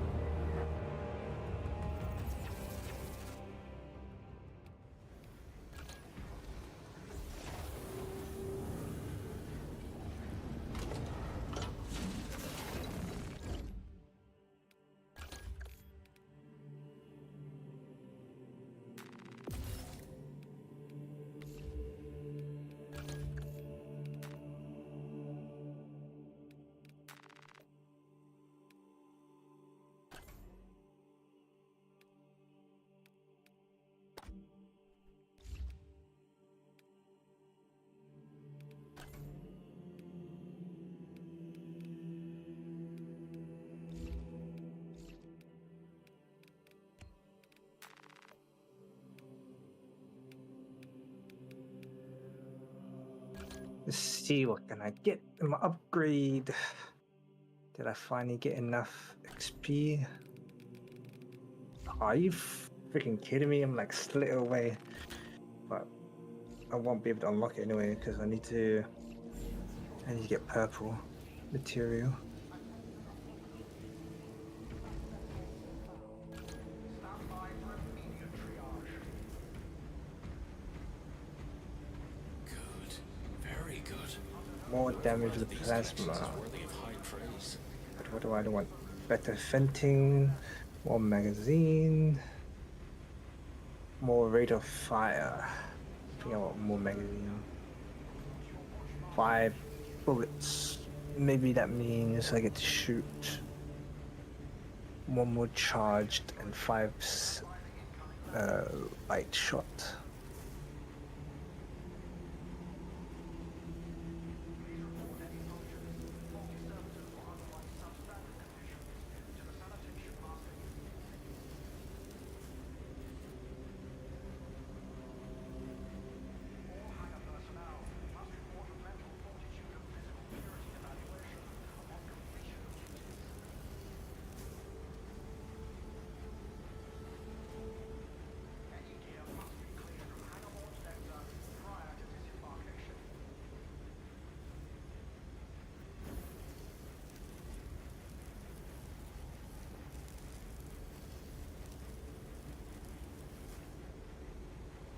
I can now get a skull with laurels on it.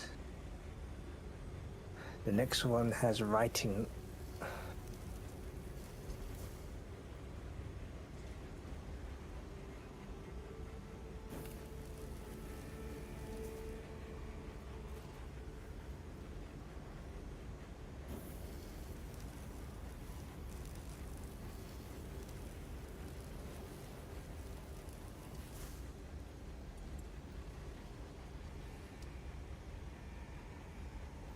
When Iron Halo is active, squad members within 10 meters deal 10% more damage.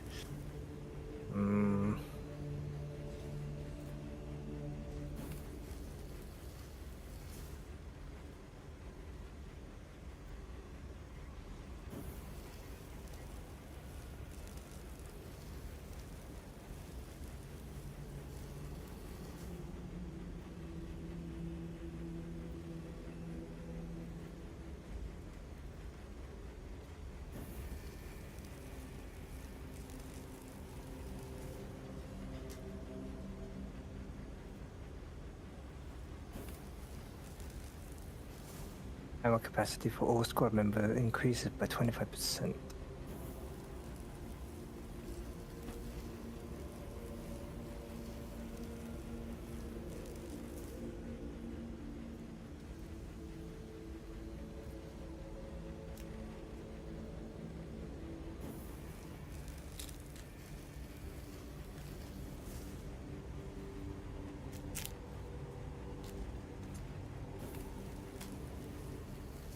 Oh, let's play one more. But this Then I'm Alright. done.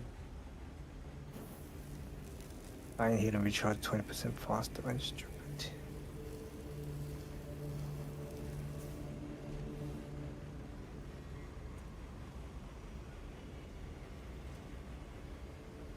of any.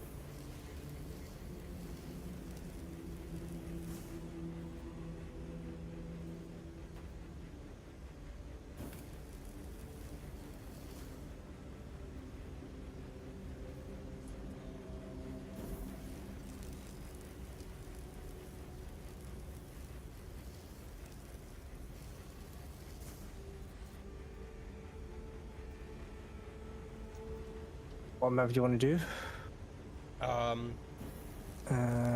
There's one more I haven't done yet, I think. I'm just not sure what the name is.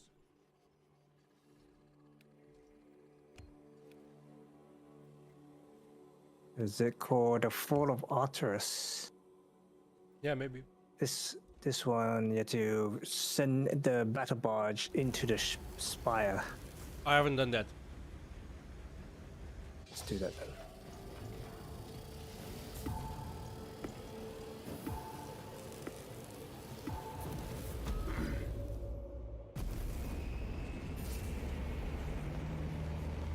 What time is it? I gotta go sleep. I got work tomorrow.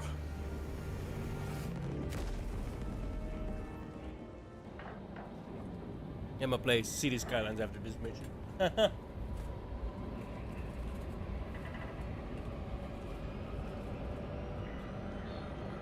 I think I'm gonna play some Age of Mythology. Kinda need to take a break. What time Been is it? I playing gotta this work game. tomorrow. Oh, I think I'm gonna play Age of Mythology. Wait a minute. Yeah, it's not that late yet. I'm just checking the time in it, so. And I say, I still have time.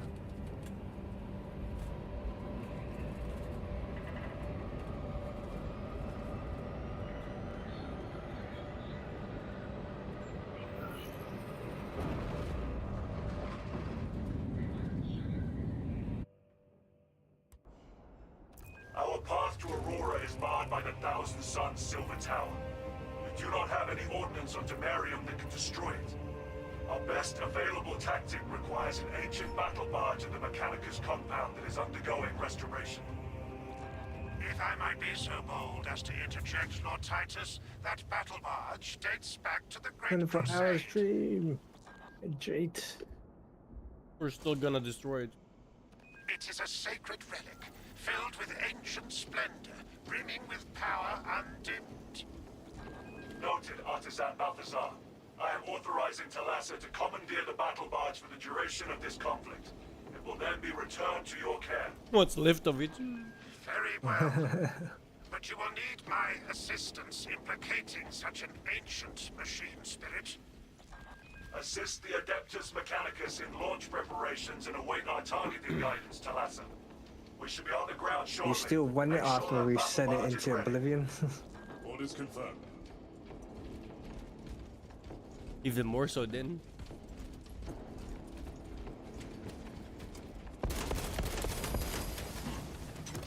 Fire! Enemy nearby!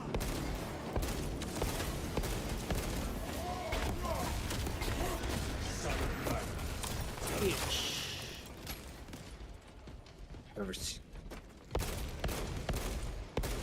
Die, heretic. Commencing reload.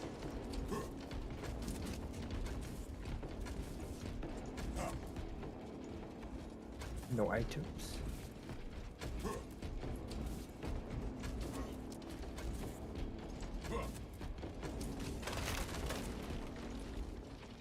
Armor.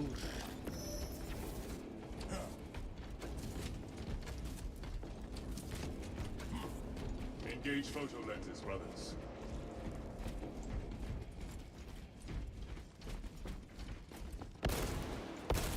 Dead.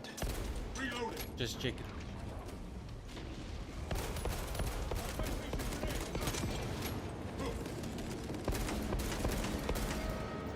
Finish him.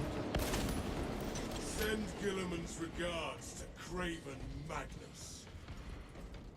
Not that, not like that, but it's fine, I guess. Hey, I killed him. You asked, I delivered. Ammunition restocked. I set it up for you to chow down, but Yeah, but I didn't want to run there. It's too far away, ain't it? That's where we're heading. Eventually, yeah. Medicaid, you can have that.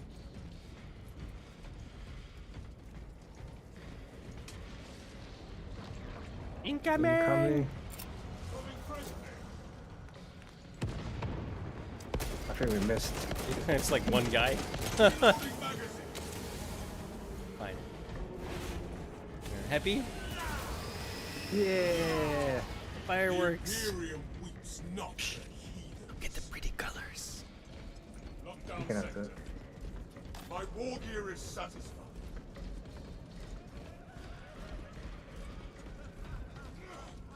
Disciples of chaos Whee! draw near. Wait. End their heretical advance to position. Yeah, that's the wrong way. Yeah, I know.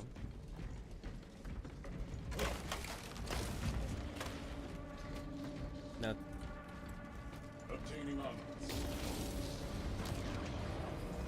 spawn. The Emperor sees her The envious head. physical. It's a trap!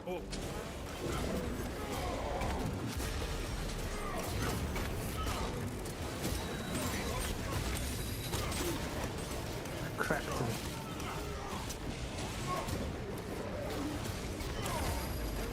Oh shit, there's a guy behind me.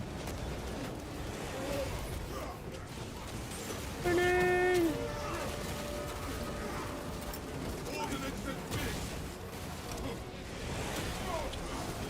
Imperium's hammer blazes the sword. So this is where all the cultists are. Score my armor with cannon fire. They're all waiting. The traitor tasted the Imperial justice.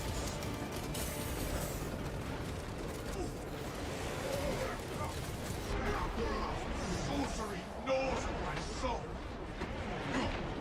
Oh my god, I'm gonna die. I'm stuck.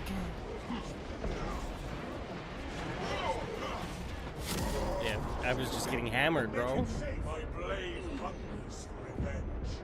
None undermine it. Stop being the nail. This is no time to let terror fall.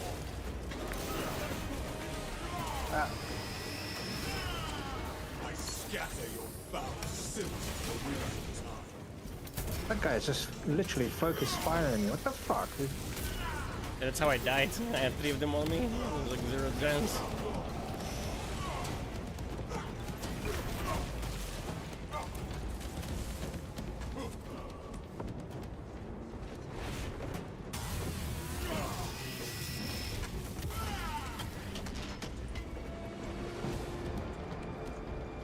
I want to listen to some music. No, it's gone. Refilling magazines. That's one of the. That's probably not the right yell.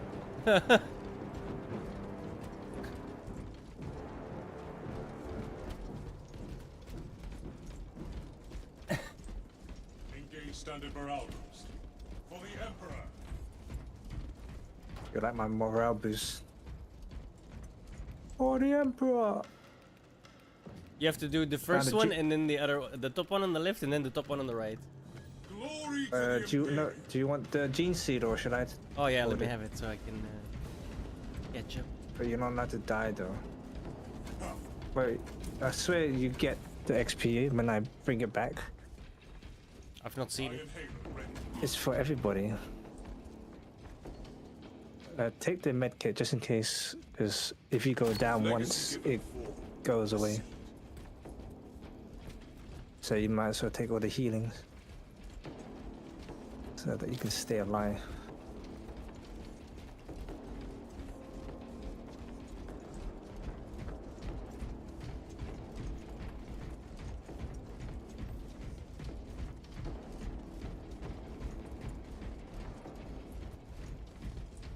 You appear to be reining in your advance.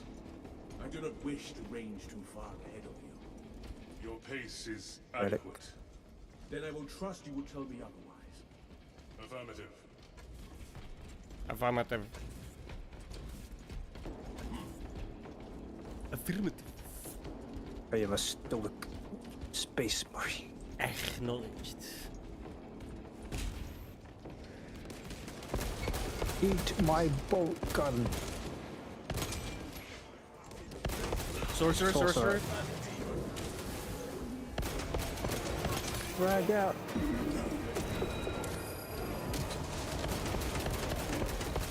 Flamethrower. Is this the glory Magnus? He's shooting Hadoukens.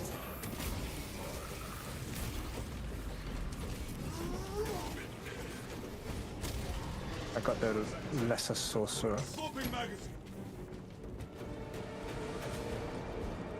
Load on the magazine. How come he doesn't explode like the others? Don't know. Is he not made of magic? I'm guessing the others are just puppets. And he's the puppeteer. Or one of them.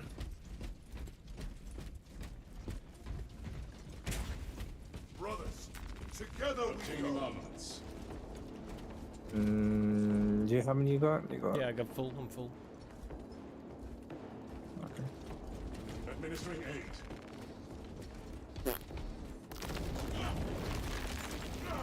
Let us open the can.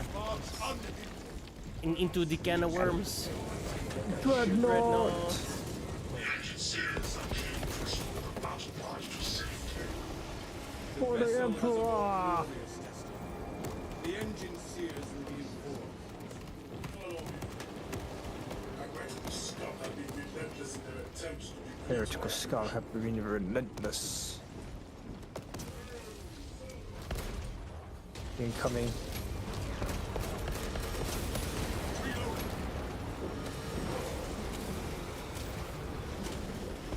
Terminator! Terminator! Terminator down.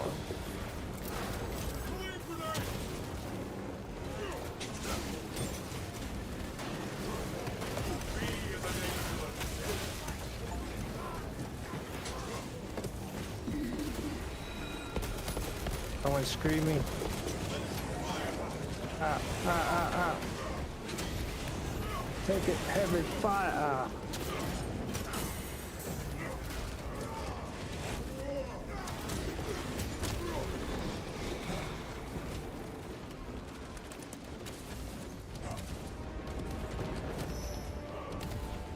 Damn it! Just as I got here, it ended.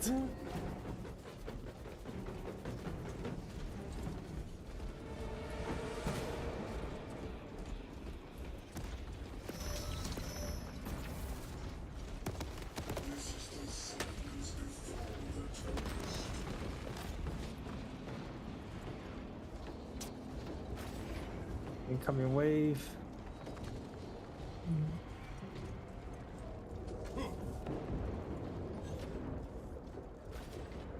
I was checking for daddy select. Supplies for our use.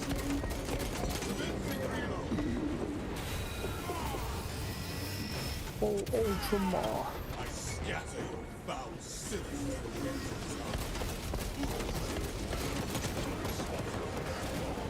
Ah, he died quick. Yeah, the Dreadnought was firing at it.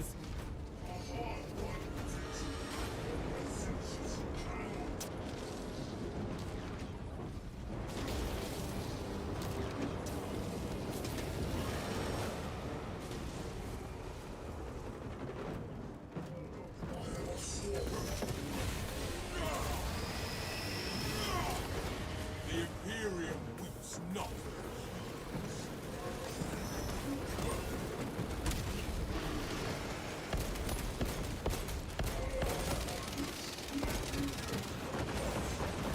Reloading magazine.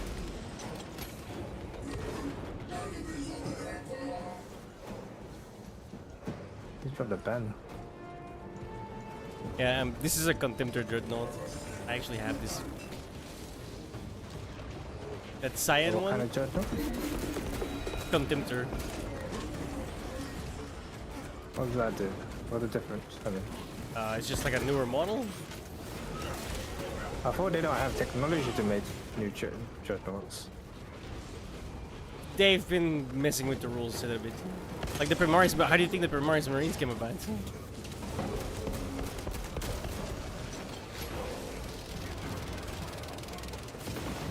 It's like they've like find blueprints and stuff, like STCs, standard template constructs. Those are like super, like find them. It's like, think of it like a blueprint essentially. It's not the same thing, but it's the easiest way I'm gonna explain it in less than an hour.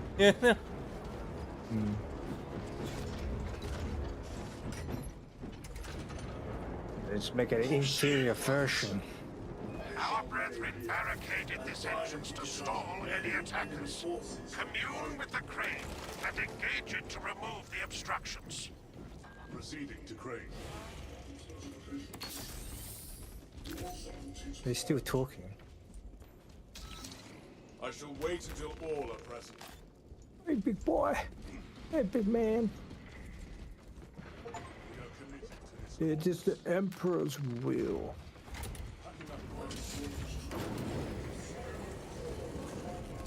He's talking still. While walking. I feel like playing Dawn of War just to have dreadnoughts. You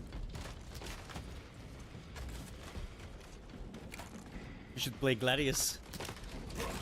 Yeah.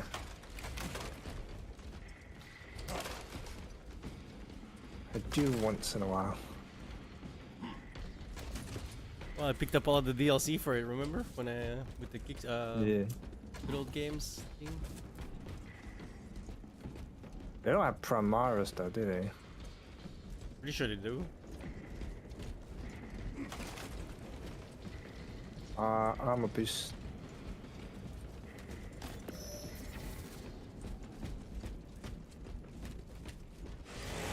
Wait, someone's joining. Yeah. Ifuncio. I'm full. Medical resupply encouraged. Message received. There's a bulwark. A Black Templar. Hell, brother.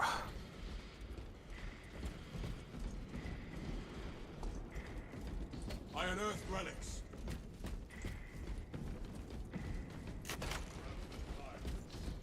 Who needs stims? I don't need it. Why don't you pick it up? I mean, I'm not full. you. I'm full. Why didn't he pick it up?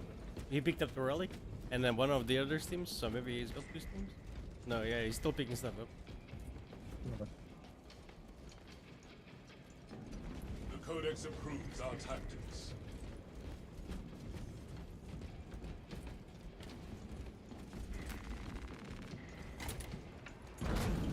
Engaged. Patience wins wars.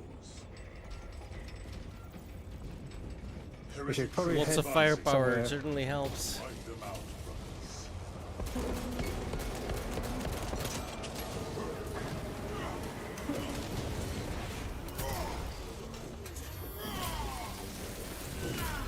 The traitor tasted the Imperial justice. Terminator on the ridge.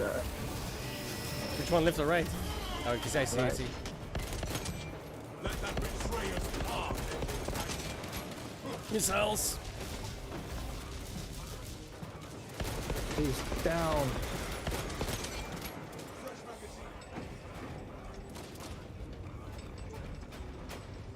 Sniper in front. Oh shit. He almost shot me. Pallet clear. Press on. You are nearing the vessel's site, Talassa. Ensure nothing further impedes your progress. Flamers.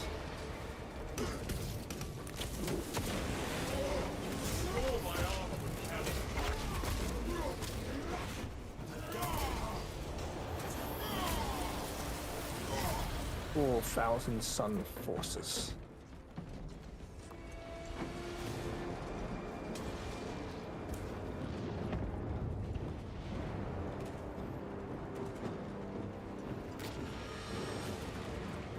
Left.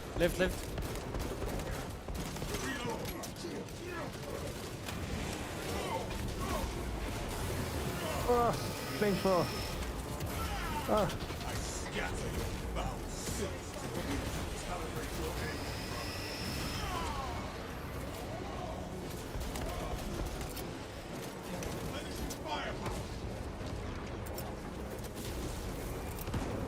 They're not that did any damage.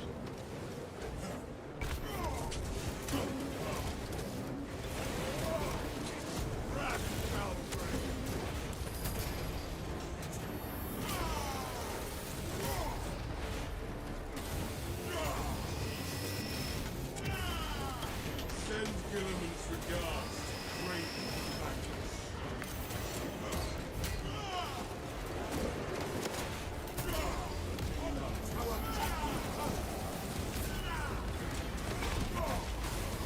I just executed like 5 enemies in a row, bro. Yeah, I'm just Yeah, stunned them. yeah, I all. saw. It works. Oh, sniper.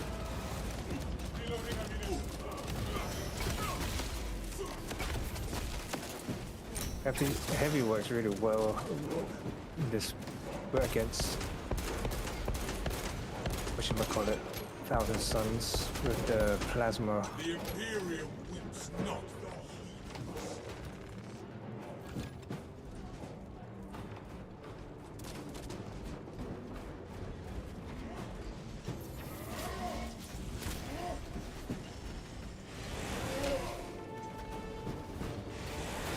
Data slit. Where? Right there. No I more. ran right past it. Jeez. Oh, this guy level 1, I didn't realize. Is he? Yeah. Aurora to this servo skull. Don't forget to replenish your ammo. I did. There's another one here. Authorization request. Protocol. Knowledge preservation. Attack in progress. Data preservation is a necessity.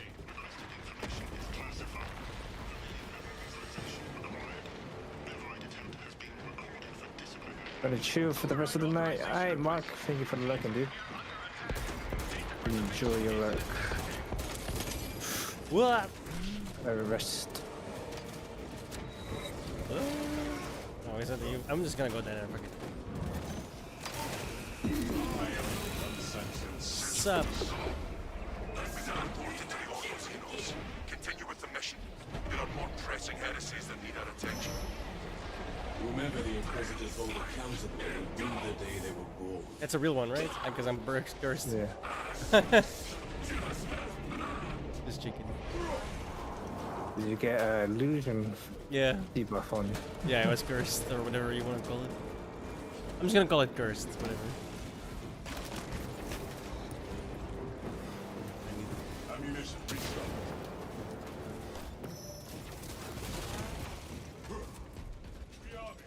Is it on easy? No, it's average.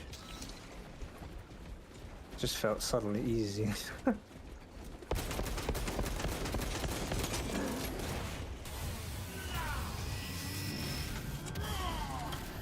this the glory Magnus promised you? Assume your weapon malfunction. You lack further, brother. The point? I shot right in between them. Stirs your passion, if not combat. Preparing for combat. Your heart is as cold as still stone. It merely steadies my aim.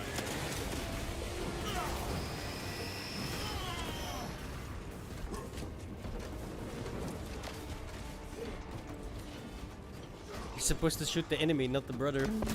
Okay, he's in my way.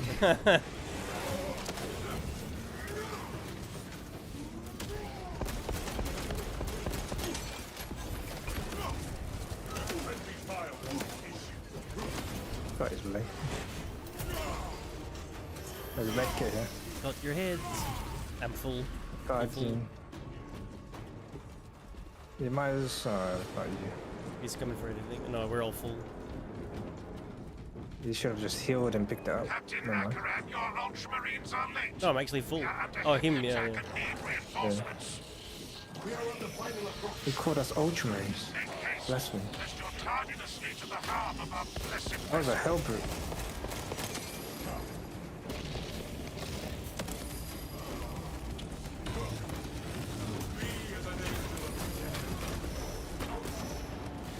Oh, motherfucker ran into me when I...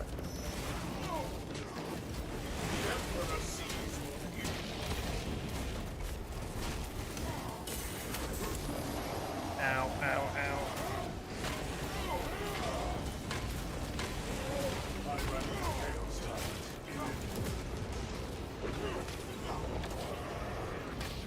Oh, bitch.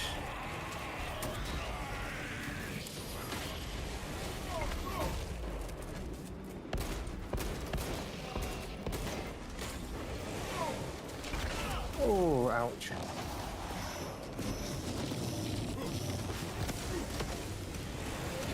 I'm out of bullets. Oh, you can teleport? Yeah. Oh, oh.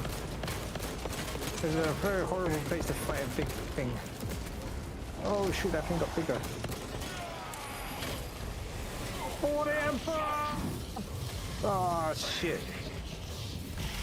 Oof, he's dead. Okay, now I need that med kit. I think he's gonna grab it though. Yeah, I somehow avoided all of that. Defeated Hellbrutes I didn't take and damage. Suspicious omen. look at you! I'm just saying, somehow I didn't take damage. I'm amazed myself. I'm usually the guy that dies first, let's be honest. Learning the way. Another relic. Jesus, the relic everywhere.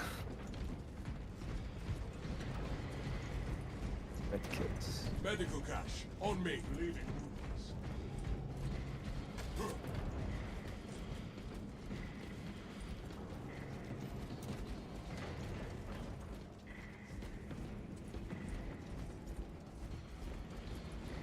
Simply.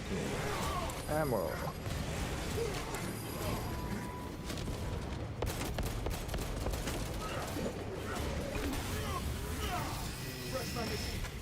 Oh, it's dead already.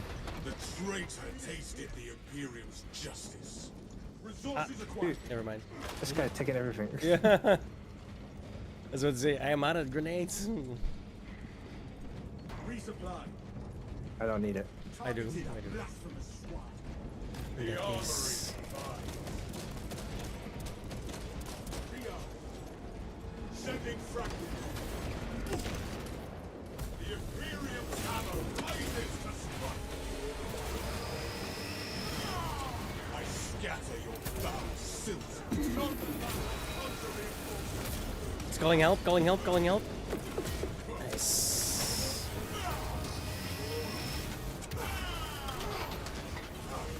Oh, fuck. You good? No? Okay, I'm good. Okay, yep. You got him? Yep. What? Data Slayer. Oh, give me. I'm glad I haven't jumped down yet. The Scarab cult were naught but silt and whispers. Jump pack refueled.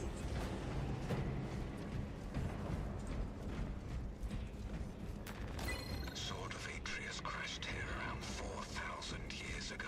What He jumped down. Imperium to discover its resting place only recently. He pressed the button as well. Out of curiosity for You can't with the symbol. preservation of intent. I am No, he pressed it because it's making us. Oh, right, it's making us teleport. until I can define more from the latent machine space. Shadow. The evidence of Xenos gives me the mystery. Ammo. Propel the assault.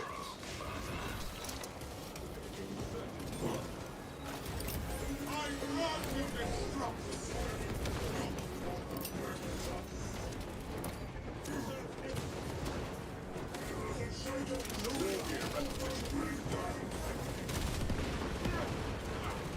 Bad idea to be down here by myself.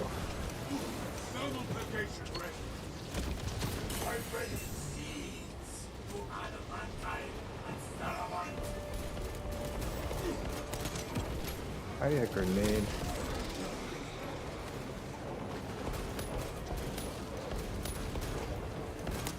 Reloading magazine.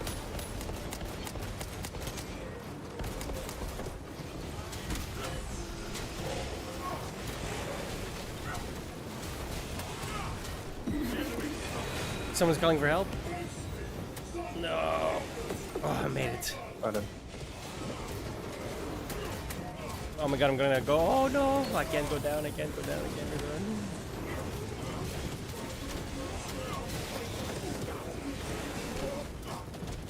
Don't die, you're the most important person here. Yeah, I'm trying not to.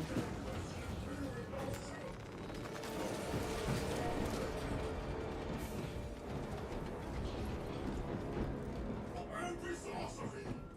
A storm! The minions of the arch enemy are no more. Make sure you resupply. Adequate performance There's an armor noted, piece here. Talassa. I have opened the gates. The cogitations are clear. We cannot preserve this blessed vehicle with such a meager number of troops. Talassa is not there to provide you with protection. They are there to prepare that battle barge for flight. It couldn't possibly break free of Demarium's gravity in its present condition. We That's only not what we require that need. it reach the enemy vessel and destroy it. I had thought you Astartes would possess the requisite appreciation of a vessel such as this, and its importance to the Imperium. If you wish to preserve that barge at the expense of Project Aurora, the engine should provide sufficient lift, but the vessel's fusion batteries are fully depleted. There's no charge to start the ship's reactor. Can you rectify that? There is a fusion battery. It will be used to awaken the reactor, but it too will require charging from our power plant. Those areas of the facility are compromised. Nothing will stop us from relighting the battle barge's engines.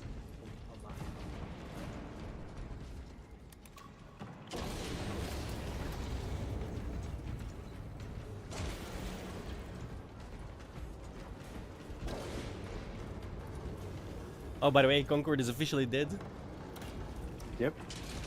Close today, right? Or yesterday? Due to the volatile nature of the ninth, fusion battery, I think. safety protocols prevent it from moving without an attendant. Lead it actually, I along the don't know. tracks to the junction station. Yeah, I think it's closed now.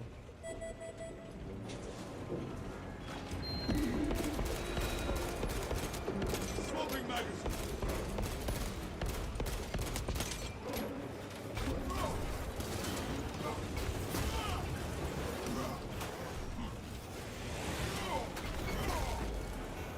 The Imperials will have reached the junction. There are several consoles for managing the tracks nearby. Must Oh, perform the Terminator. appropriate rites of alignments to achieve the desired geometry. Assuming they possess the ability to extrapolate accordingly. The Ultramarines claim that includes your reasoning and spatial awareness. Considering this plan of theirs, I have my doubts.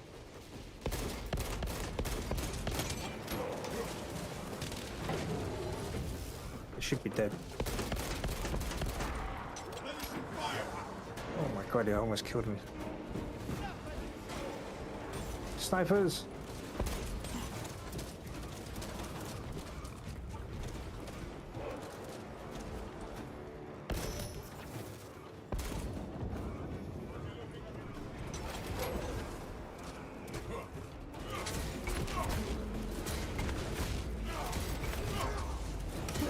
Together we inch closer to victory. And glory.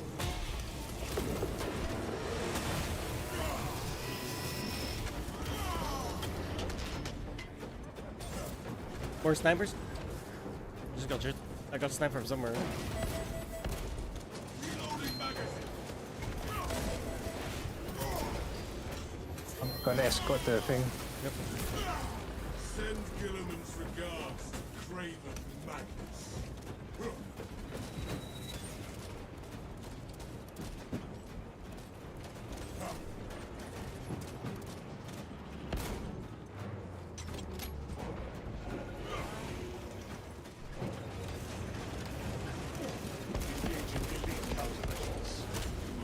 Oh. Oh, I didn't know you was gonna. Yeah, I needed people. No, I just got it back. Never mind. There's another one.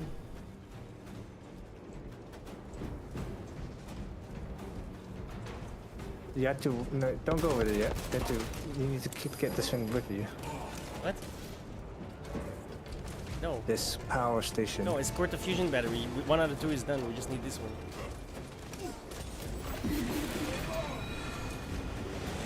Yeah, I know, but you need this crane thing. Oh my god. Yeah, I got my help back, thankfully. The Imperium is not. Sniper. Instantly lost my armor again. Commencing reload. One of us must maintain a secure Okay, perimeter. turn this one. The one I'm on. I need to push this first. Oh. Oh, okay. Oh, I thought it was a different battery over here. There's only one battery. Yeah, I didn't know that, man. First time, bro.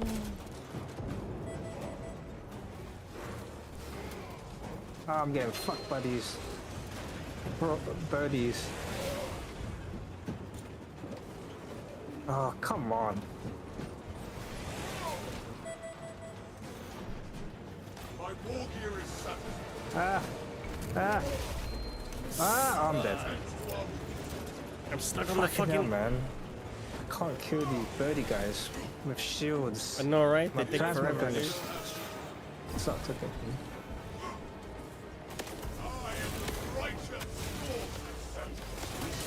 It's ridiculous how they can block my plasma. It needs to be turned down. Yeah, I know. Oh my god.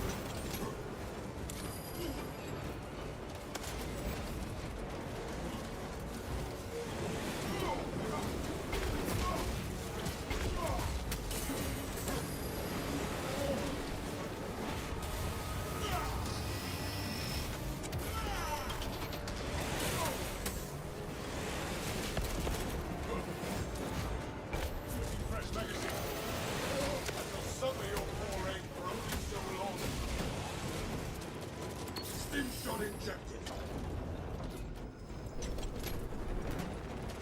Ammunition restored. What? Something hit me, I don't know.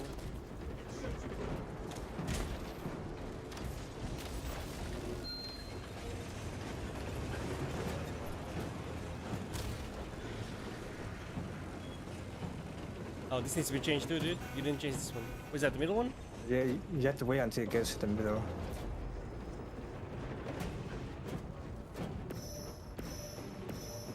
Massive enemy wave incoming.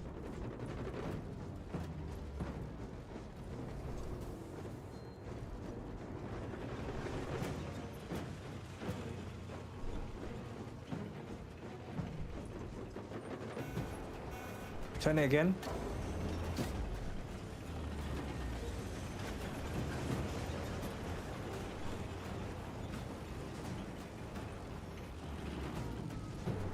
Why's it stuck? Go in.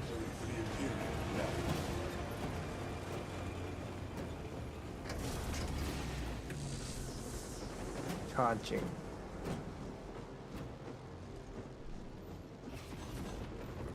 Enemy. The Omnissiah has blessed you with an abundance of power.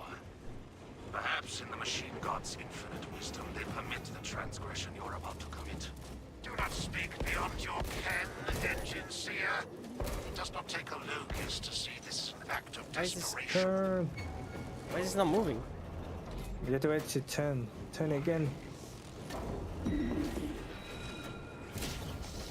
Screamer. So weird. It's He's still got moving. us. There we go. It's moving. It's moving. Enemy reinforcements, watch out.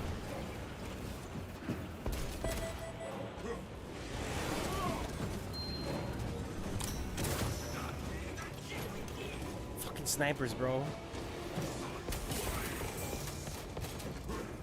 I can't lose my health. Also-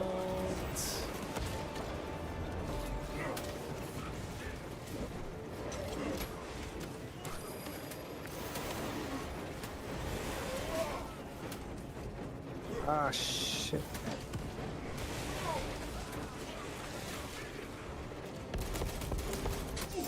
Purification by frag grenade.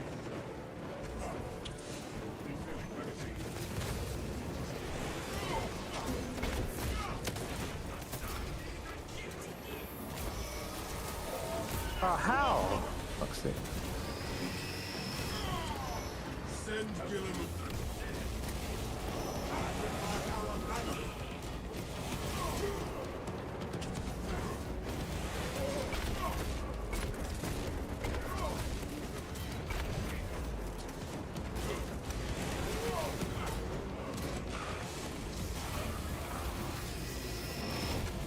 We got a sorcerer on the right flank. Yeah, got Oh, him. you got him already. Never mind. Gifts from the forge. Sniper. I was shooting. I had my cluster on his head, but it didn't count as a headshot.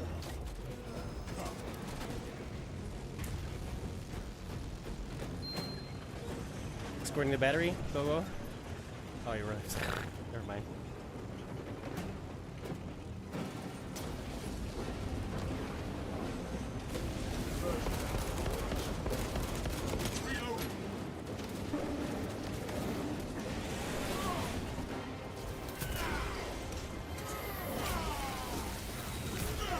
The traitor tasted the Imperium's justice. Oh no, I can't go down. No. You got a medkit. Nope.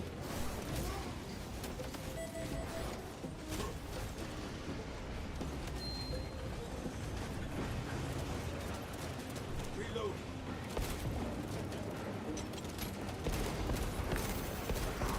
Yo, get the wow.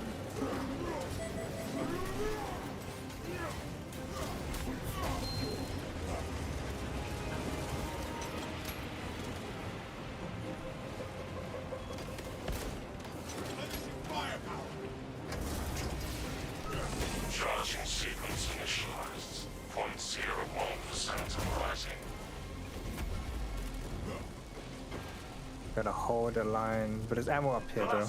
A medkit. We're almost there. What is Pick it your up quick. status? Reactor You need to charge. heal yourself because you Minutes away can't from ignition. afford to die. No. Hold for our signal. Take the other one.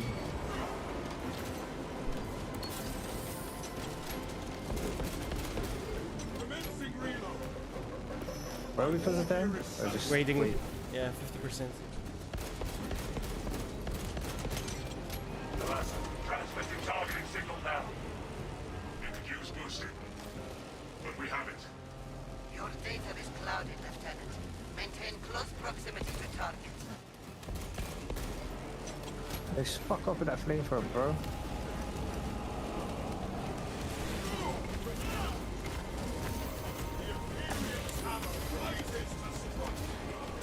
The Emperor sees Reactor is primed for ignition. Vessel is ready. Press the button. May this machine's service be forever remembered. Sword of Atreus primed and locked in. Lock target now. Bridging signal data through telemetry systems. Locked. Numerous errors detected due to signal interference. Calculating trajectory.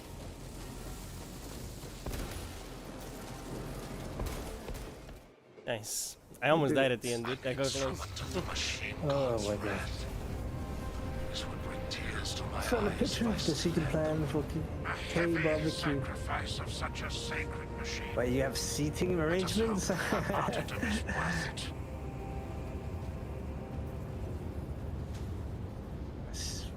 That's funny. Victory is ours.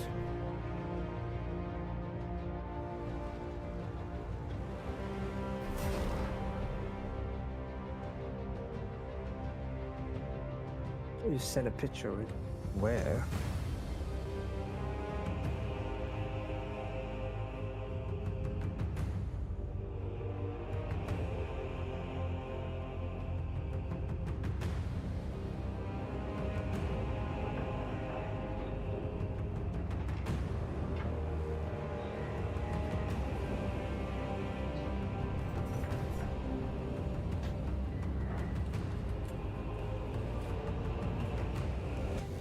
What's the red mean?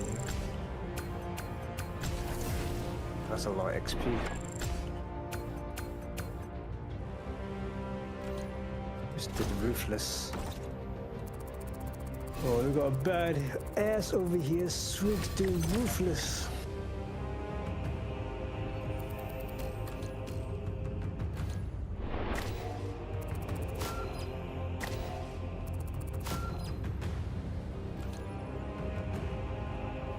I don't know, Mark. There's a lot of male names in this list. Excuse me.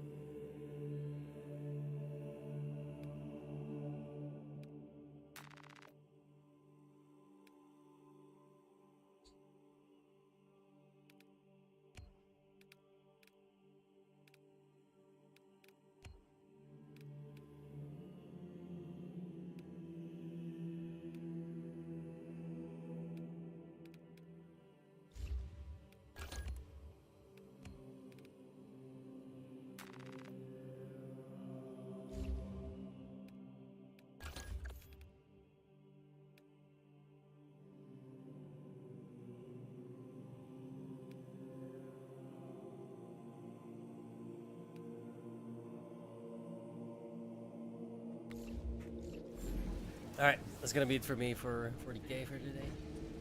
Cool. Gotta eat my food so I can gain some memories for my collection. What are you talking about? What? Oh. No, yeah, sorry. yeah, sorry.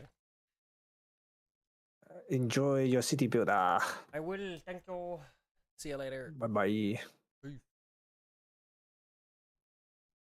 Alright, city time.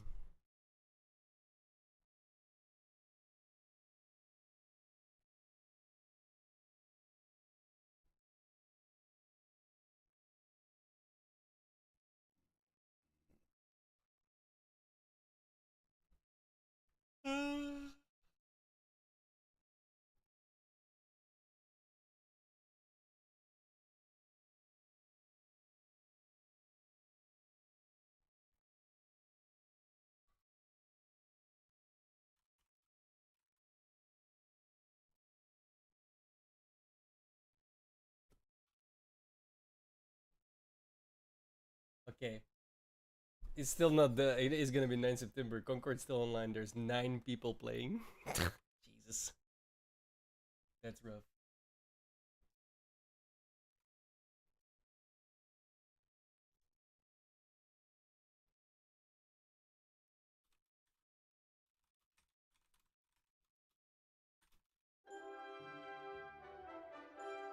Whoops. Something. Concord is in fact still online. There's 9 people. Yeah, I think it closed on the 9th. People trying to get that achievement.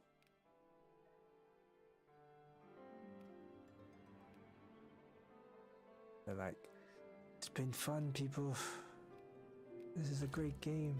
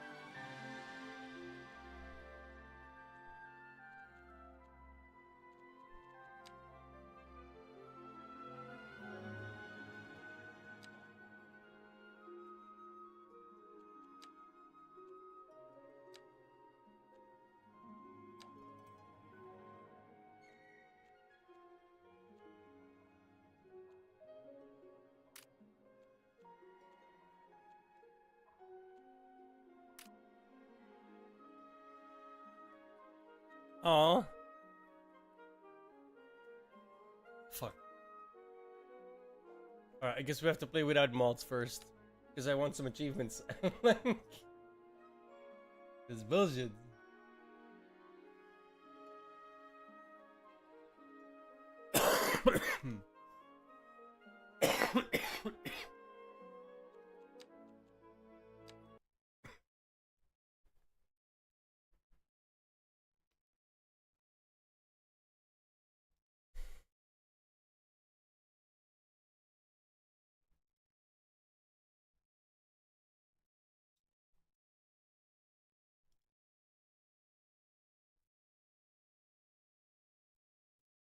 The Border Wars, or Federation-Cardassian War, is alluded to several times in Star Trek and a major factor in shaping future events, from the formation of the Maquis to characters like Miles O'Brien and Edward Jellicoe. The Cardassian skirmishes had a major impact. The Federation had been aware of the Cardassians for some time, prior to the 24th century, having seen them clash with the Klingon Empire and even Starfleet already. The Cardassian military complex is well known as authoritarian and overreaching, so much that it effectively turned the Cardassian Union into a militant state.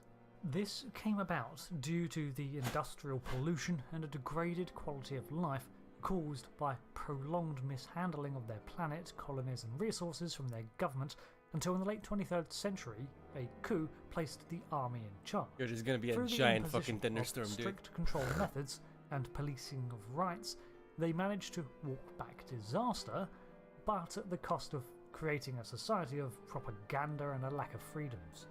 However, their new system demanded resources, and after converting so much of their system towards utilitarianism and military power, they found themselves lacking in resources, development and agriculture systems, which led to a very military decision that if they could not find these needs at home, they would need to expand into other territory and force others into supplying them. The occupation of Bajor began in 2309. While not the occupation itself, their expansion is something that eventually brought them into conflict with the United Federation of Planets, which at the time was also expanding its horizons, albeit through exploration. However, regardless of motivation, other powers often see the encroaching Starfleet as nothing more than another aggressor. This view is understandable when you look at the neighbouring powers that Cardassia had to deal with.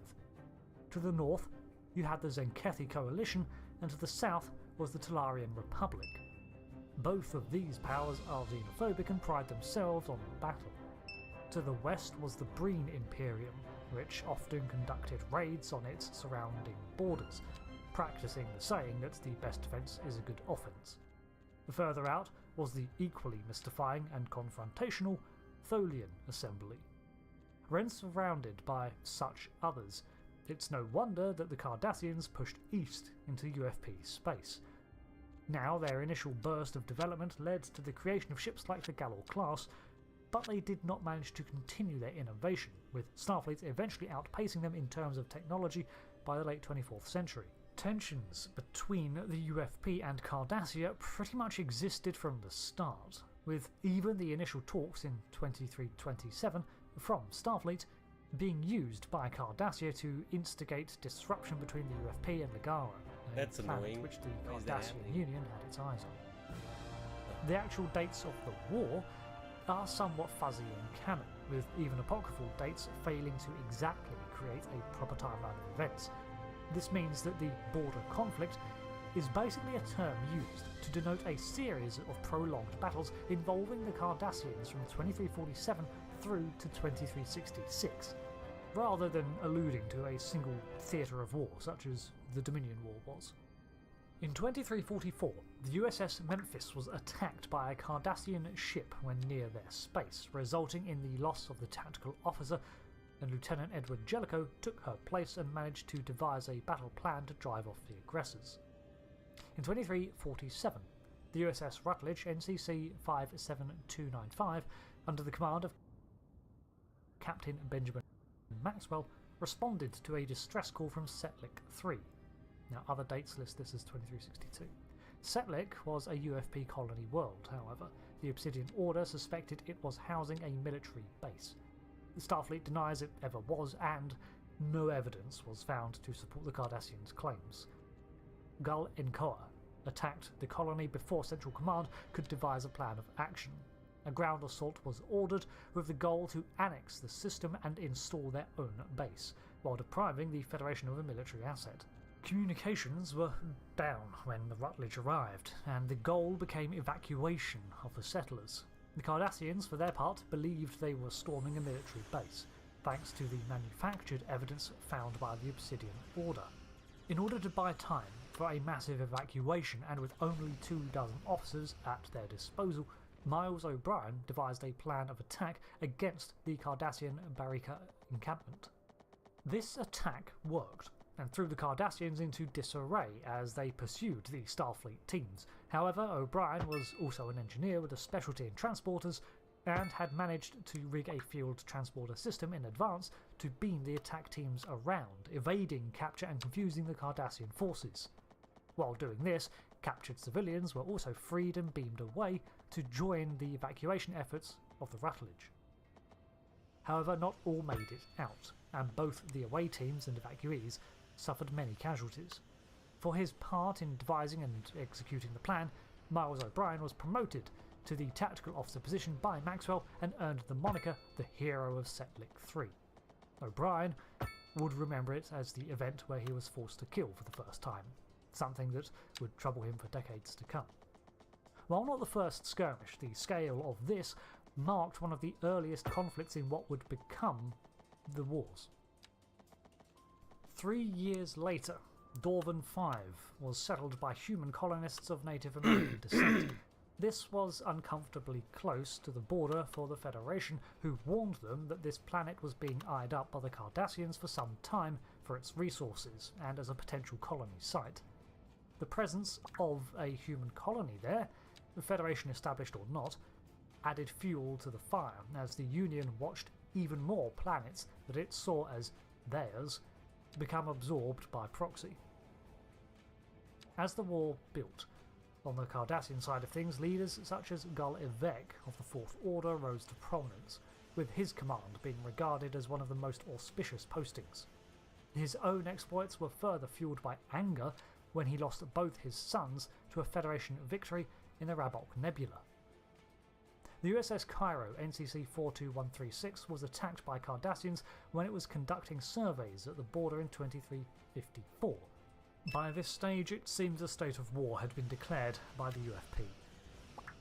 Admiral Alanya Nechayev was a flag officer who oversaw a swath of operations along the Cardassian-UFP border. She took that role due to her history in both Starfleet intelligence and as a captain. She had been an admiral since around 2341 and keeping a watchful eye on her sectors, so when the Cardassian skirmishes escalated into full-scale invasions, she was one of the first to present a series of counter-initiatives. However, one of the earliest efforts was to end the skirmishes in peace talks in Sector 21503. This was assigned to the USS Stargazer under Captain Picard in 2355. However, his overtures of peace were ignored and the Stargazer was fired upon. He managed to retreat, but it seems that the Cardassian Union was not interested in talking. While the Stargazer and Picard would see occasional action against the Cardassians, the majority of his missions appeared to be more along the standard Starfleet fare of diplomacy, exploration and mediation around the Alpha Quadrant. Starfleet, although taking it seriously, was very much regarding this war as only one of its spinning plates. In 2356, the Cardassians moved to attack the Utreya system when they came across the USS Albertani, or more accurately, its away team of Admiral Paris and Lieutenant Junior Grade Catherine Janeway. They captured the Admiral and Science Officer, but the officers were saved. After their escape, the way Janeway handled herself prompted Admiral Paris to suggest she switch to command and pursue her own captaincy. Around this time too, Janeway was trapped groundside in a protracted 3-day battle against the Cardassians, who were attacking a Starfleet outpost. While the combat raged, she notes that they managed to save the life of a wounded Cardassian despite him being the enemy, And while ultimately they drove off the attackers, Janeway recalls this as a moment of pride in her career. In 2360, operations against the Cardassian Union were in full swing, and ships like the Cairo and Rutledge were frequently deployed under Nechayev's oversight into combat zones. This represented an escalation within the Federation as the conflicts dragged on. The gulf between Starfleet and Cardassian technology was becoming more evident, but the Cardassians were fully committed to this endeavour, sending multiple wings of Galor-class cruisers against a single Starfleet ship to weigh the odds. Starfleet was still reluctant to divert all their attention to combat, with new exploration initiatives underway, the upcoming launch of the Galaxy class, and other skirmishes such as the Talarian-Galen Border Wars conflict. But they began to realise that the war needed to come to a close soon. With more focus on the Cardassians now, Starfleet effectively brought the war to a stalemate, and active battles began to subside between this time and 2366. While still at war, Cardassian advancements into UFP space were always countered with Starfleet operations either halting their advance or trading systems as they took back something else. The armistice was broached in 2367 and finalised in 2370, forming the demilitarised zone and establishing a new territorial border between the UFP and Cardassia, much as they had done with the Romulans 2 centuries before. A lot of the actual negotiations were conducted by Captain Edward Jellicoe, who had a lot of experience with the Cardassians in their military operations, from tactical insights to an understanding of their political plays. But during this time, there were a number of ghosts that reared their head, such as the USS Denver hitting a Cardassian minefield left over from the war, and the more egregious actions of Benjamin Maxwell and the USS Phoenix. On the Cardassian side of things too, well, there were plans to invade Minos Corva and the Igo sector, even while engaged in peace talks with the Federation. These talks were fraught with belligerent behaviour, and often the standard operation during this time was to goad Starfleet into taking rash action, while maintaining an air of civility so that they could claim the Federation was not acting in good faith, reinforcing Cardassian opinions that the UFP was just another aggressor like all the others they shared a border with. In 2370, the new DMZ handed over planets that were originally Federation colonies to Cardassia and gave over several Cardassian planets, meaning that citizens of those worlds would have to relocate. Now, many believed that the UFP gave up too much in this trade, which led to the creation of the rebel cells of the Maquis, continuing the fight against Cardassia and forcing the Federation to disown them. Part of the Cardassians' retreat was their giving up of Bajor, which immediately petitioned the UFP for aid, but it showed just how much the war had taxed them. Despite the bravado, the Union needed the war to end too. But of course their troubles would not stop there, with the Klingons declaring war on them not even 2 years later. But so ended the Cardassian border conflict. This time saw many scars linger in the Federation, but it was far from the demoralising and paradigm-shifting event that the Dominion, or Borg, caused. This was a battle Starfleet was unwilling to commit to, because many of the worlds in the crossfire were civilian locations, and when they finally did double down on the Cardassian attacks, their interest was not in pushing them all the way back to Cardassia, but in just restoring peace. I'm saying that Starfleet could have overwhelmed the opposition, but chose not to, because Starfleet is not predominantly an army at its core. Seeing how desperate the Cardassians were, however, and their history with Starfleet, it's no surprise that they eventually allied with the Dominion, but this is a different tale that ends even worse for the besieged people of Cardassia. I've been Rick. Until the next one, thanks for watching, and goodbye.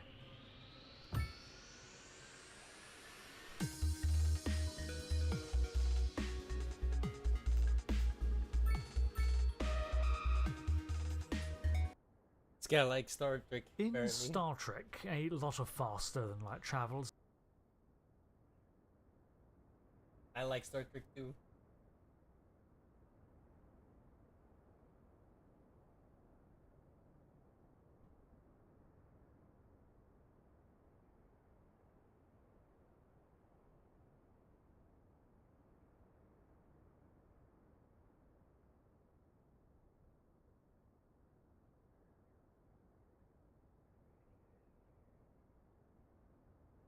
Concord is bad. Just one glance at the art style and I could tell you that the game just wasn't gonna happen. And based on the Steam player numbers, well, I'm not the only one. This game is some plastic, generic, corporate slop that just wants to make money because Overwatch makes money. So we're gonna make another Overwatch that's just like Overwatch that, well, you basically have to pay 40 bucks for it, but there's also gonna be a bunch of microtransactions in it. The game just wants your money. It doesn't care if it's good or not. And as far as I'm concerned, there's nothing that sets it apart from anything else. And, well, you're allowed to be frustrated because it is representative of the degradation of our media in the past decade and a half or longer. And, well, this is how far we've come. This is where we're at now. Now, I could make a video that's doing social commentary on that about, you know, oh, our media has become so corporatized and it's also fake now, but I'm not gonna do that. Instead, we're gonna do something a little bit more fun. We're gonna go into the Steam community discussions and we're just gonna read what some people have to say in those forums. We're just gonna read it aloud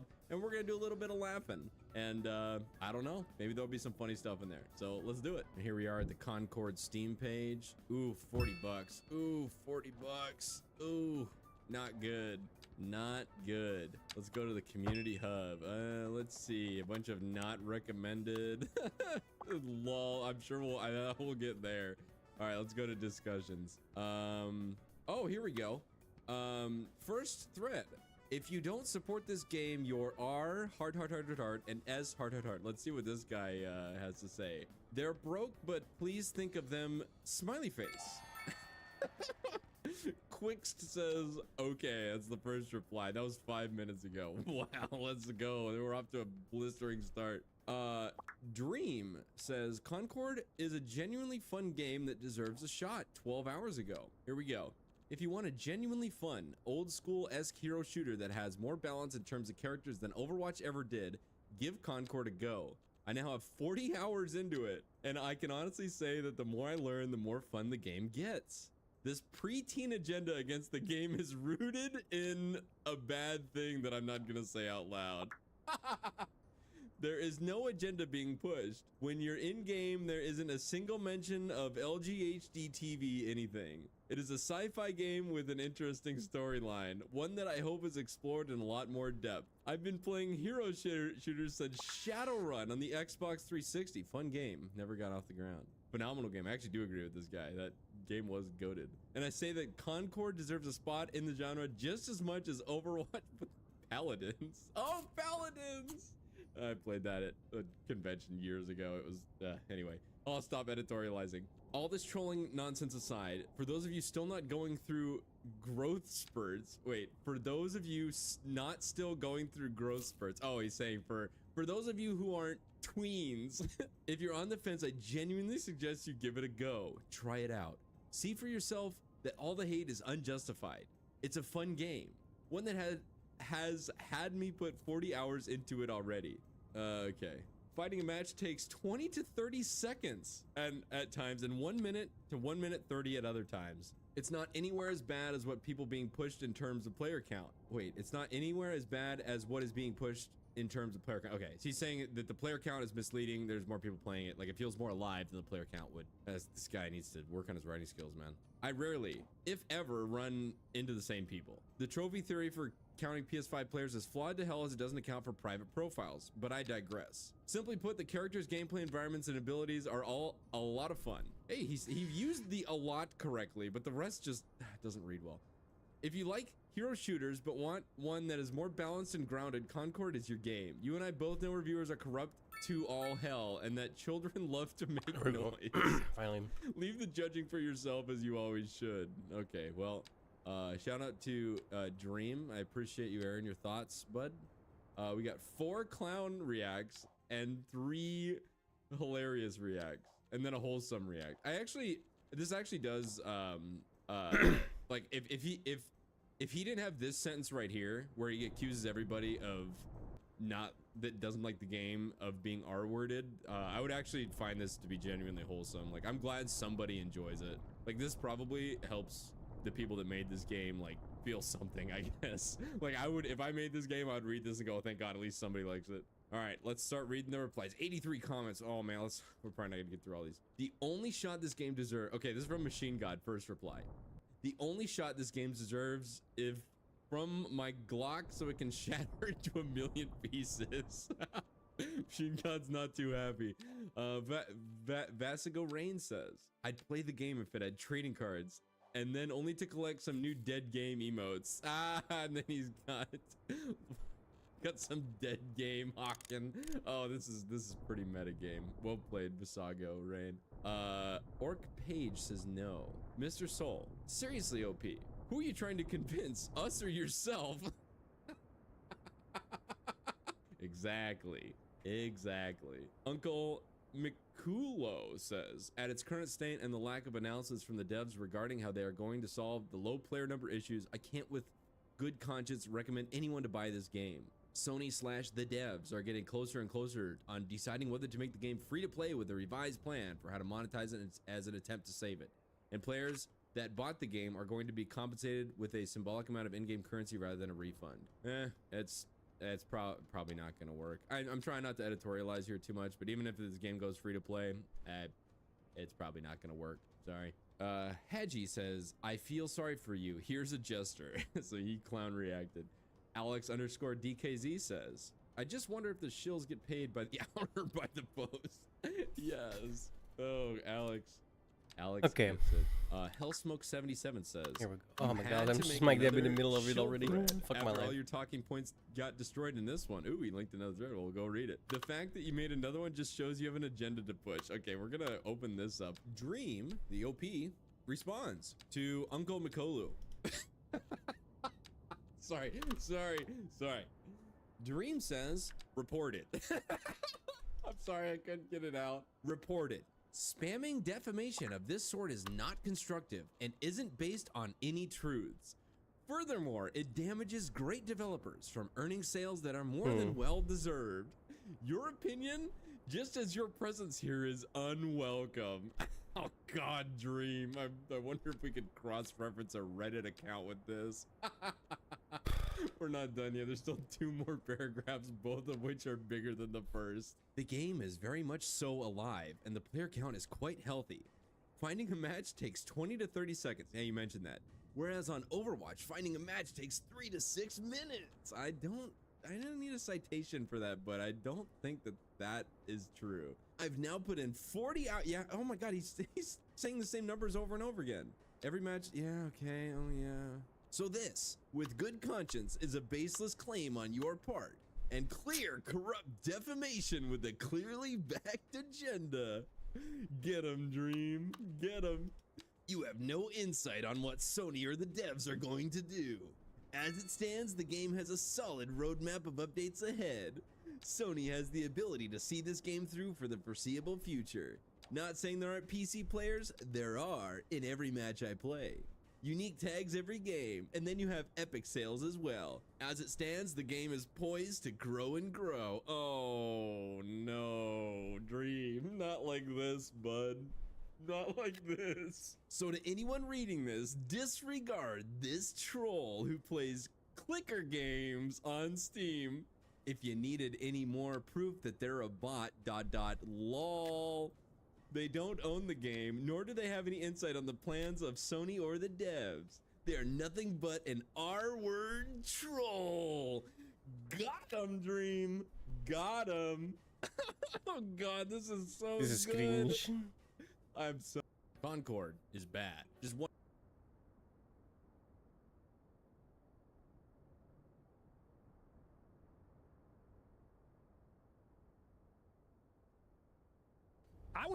We were all moving past it. They keep bringing it up.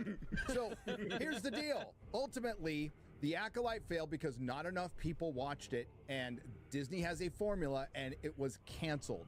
It was canceled because it was terrible. The reason it went nuclear on the internet is because it's a culmination of events. It was the final act of a thesis that's been going on since The Last Jedi that you can watch a bunch of YouTube videos on that will tell you exactly what happened to Disney Star Wars, why it's the biggest intellectual property failure of all time, run by Kathleen Kennedy, and it was the end, and that's it.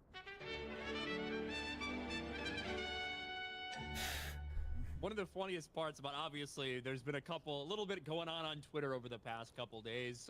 People that failed in another attempt to get us deplatformed and demonetized. But one of the funniest parts was in the 1.5-minute long video or whatever is supposedly supposed to show us at our worst. One of the clips they showed was that, like, Amandla Stenberg rap with my face over it. That's just one of the most offensive and terrible things we've done. I would say apply that same energy to Amandla Stenberg, you know, because it was very offensive. So it's been an interesting week, really has been, and you know, this is third month in a row that some form or another is coming after one of us in one way or another. It's mostly Ryan, by the way. This one's more of a copy and paste. But yeah, I was just looking back, and it's like, oh, my channel is under attack from a couple of months ago. I got one from last month, and now we got one from this month. I get mentioned, and they don't even mention me much within the manifesto at all. They just threw my name up there. They left Drinker out for some reason. What's going on there? I don't know how I dodged this bullet, man. Little sus. It does seem like Jeremy and myself were the main targets of this specific letter, and Giffy was a target because you platform us. And the only thing they had against Jeremy was the fact that it was from like 2017 or something. I'm gonna have to make a confession. It was actually me who orchestrated the whole thing. I'm trying to get rid of me, Austin. They have this whole they're still stuck in like the 2018 2019 mindset, and they still have this. They don't watch any of our shit. They still have that, like, the outside perception of like 2018 2019 that Geeks and Gamers is like the biggest channel in this sphere. Even though, like, they literally can see when they show Gary's subscribers that it's a bigger channel, but they still have that perception that, like, Geeks and Gamers is the 2018 Geeks and Gamers. Well, they're talking about Milo Yiannopoulos. Yeah, dude, they're fucking retarded, Yeah, it was man. like some weird time warp that It was. Yeah, I was like, As soon as I saw that, obviously, for people that do not know, was it Tuesday that this happened? Tuesday at 10 a.m. Wednesday. Eastern time. Sorry, was it Wednesday? It was Wednesday. Wednesday at 10 a.m. Eastern. A flood of, and I'm talking about hundreds and hundreds and hundreds of tweets. This is clearly pre-planned out and organized and coordinated. Started pushing out with the very same verbiage. Hey, YouTube, you need to do something to demonetize Nerdrotic, Geeks and Gamers, and Ryan Kinnell. Hate cannot be allowed to profit or something. Like, that was pretty much what all of them were. And they had 2 pieces of paper right here. They literally put references in their meme to try to get us demonetized, alleging what's going on and the facts and the actions that we're requiring you to take. And this took a lot of, like, coordination. But the first fucking paragraph, they start talking about Milo Yiannopoulos in Ghostbusters 2016. And I'm thinking to myself, wow. The only people I've ever heard talk about that are those rewriting Ripley fucks. Yep. Right? They tried to cancel us with a very similar campaign, although not as widespread, 3.5 years ago. And turns out at 9:59 Eastern, 1 minute before this flood of action from them came out, they tweeted another video edited together trying to get us demonetized. They were definitely a part of this entire campaign. And it took about 24 hours. They thought that maybe we can actually get a win. We've had a lot of losses as Acolyte fans because, you know, we don't know what our gender is. There's a chance that 41% of my friends won't be around next year. We couldn't get the Acolyte renewed, right? All of these things. Only took 24 hours of them thinking they could possibly get a victory before Team YouTube came in and said, we hear you. We see your concerns. Go fuck yourself. They haven't done anything wrong. You know, Rewriting Ripley had a really bizarre response to that. Yeah, I think it's underneath that one where they say something like, yeah, you don't understand. We haven't requested to have select videos removed. We simply want a handful of YouTube channels to be demonetized. Yeah, like, well, no, all we we're trying didn't to want the do- guy to be spanked. We just wanted to nuke a few countries. It's like, is take the livelihood Business. away from people, and like their rationale seemed to be like, well, if you're not making money off it, then we'll see who the real fans are, because you're just gonna have to talk about it and not make anything from it.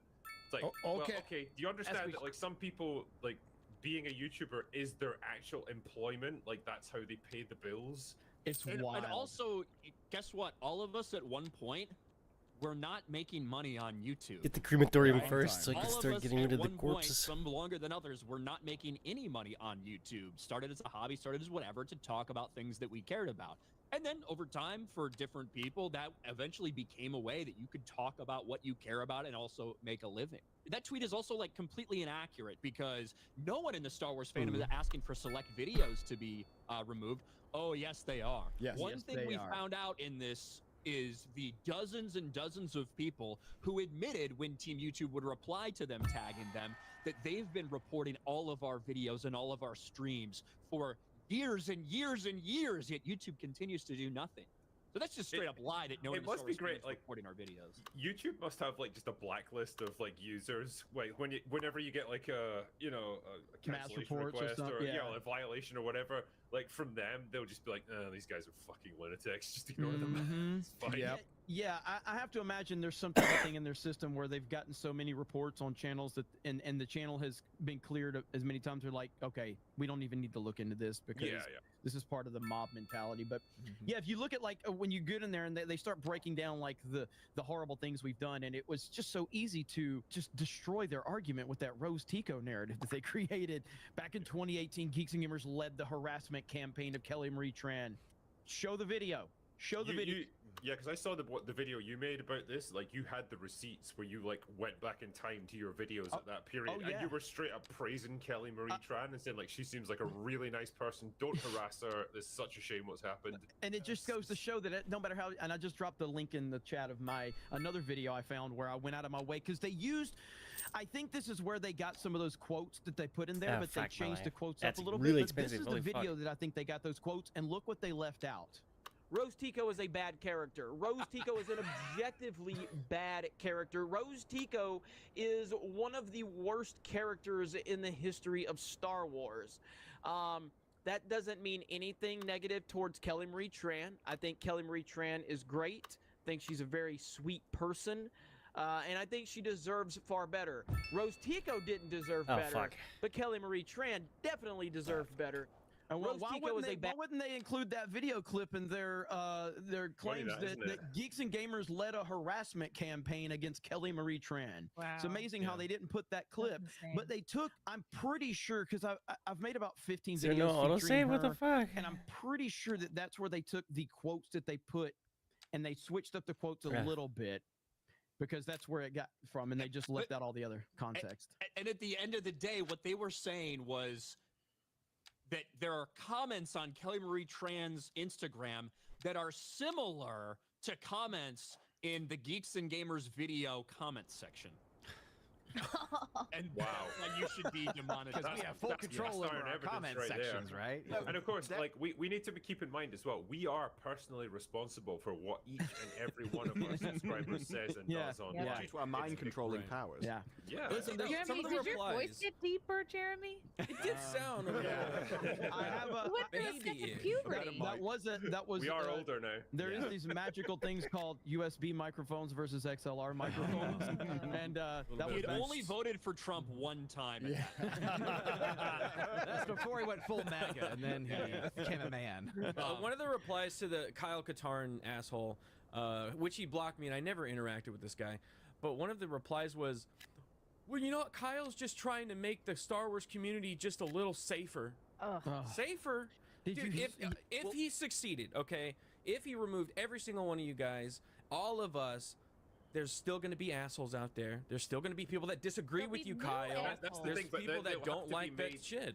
They'll have to be then made safe from them, because what they really want to be is safe from any kind of dissenting opinions. Anyone who has a slightly different opinion than them about Star Wars. And can you imagine if they actually got their way, if like they lived in this utopia that they're striving towards, where all you have is people just mindlessly praising Disney Star Wars? The 5 or so people that are left who actually like it. Where's what kind of discussions are you going to have? Where's the fan base? Where's the interest? Where's the the different ideas that get exchanged? There wouldn't be any of it. Those 5 or so people, though, would have the entire audience, which I think is a significant part of what it's like.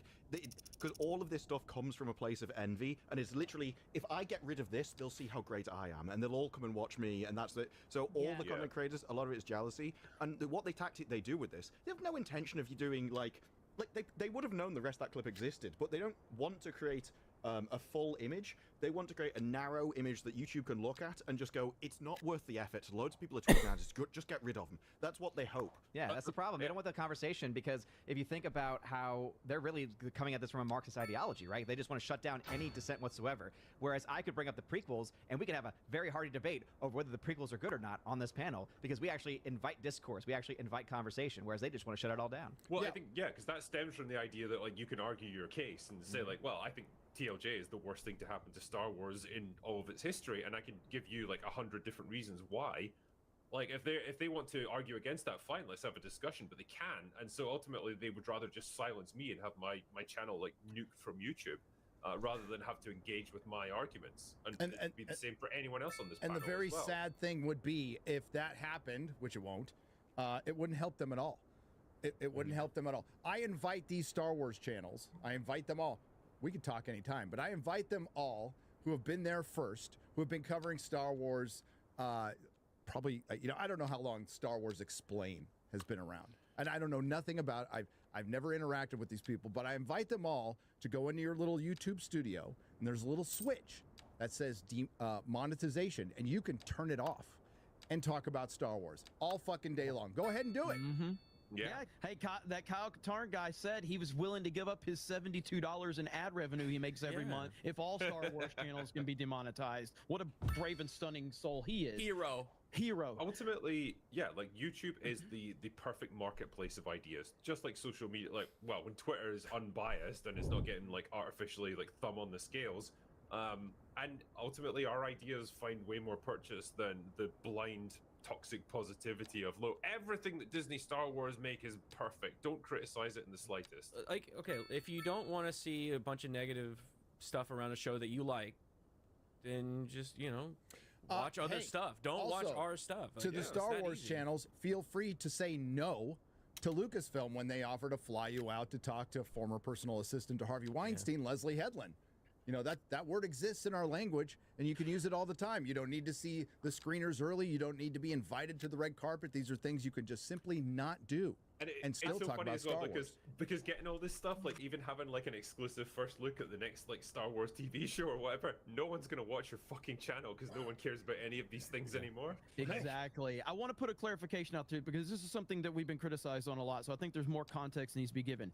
When we refer to Leslie Headland as Harvey Weinstein's former personal assistant, the reason we do that is because she's Harvey Weinstein's former personal assistant. That is why we do it. There was the new Rockstars video was like, these guys bring up the fact that she was an assistant at the Weinstein Company. Like, no, she was literally the former personal assistant to Harvey Weinstein. That is been documented. It's documented on mainstream websites. So that's why we say it. So I just wanted to give that clarification. It's always worth keeping it in mind, like forgive, but do not ever forget. Yeah, and we don't know 100% what all of her tasks were, right? We're not sure whether she held the door shut while the women were trying to escape. We don't know if she went out and bought the Rohypnol to give to Harvey before this happened. Like, there's a lot of questions as to exactly what her role don't know was. these things.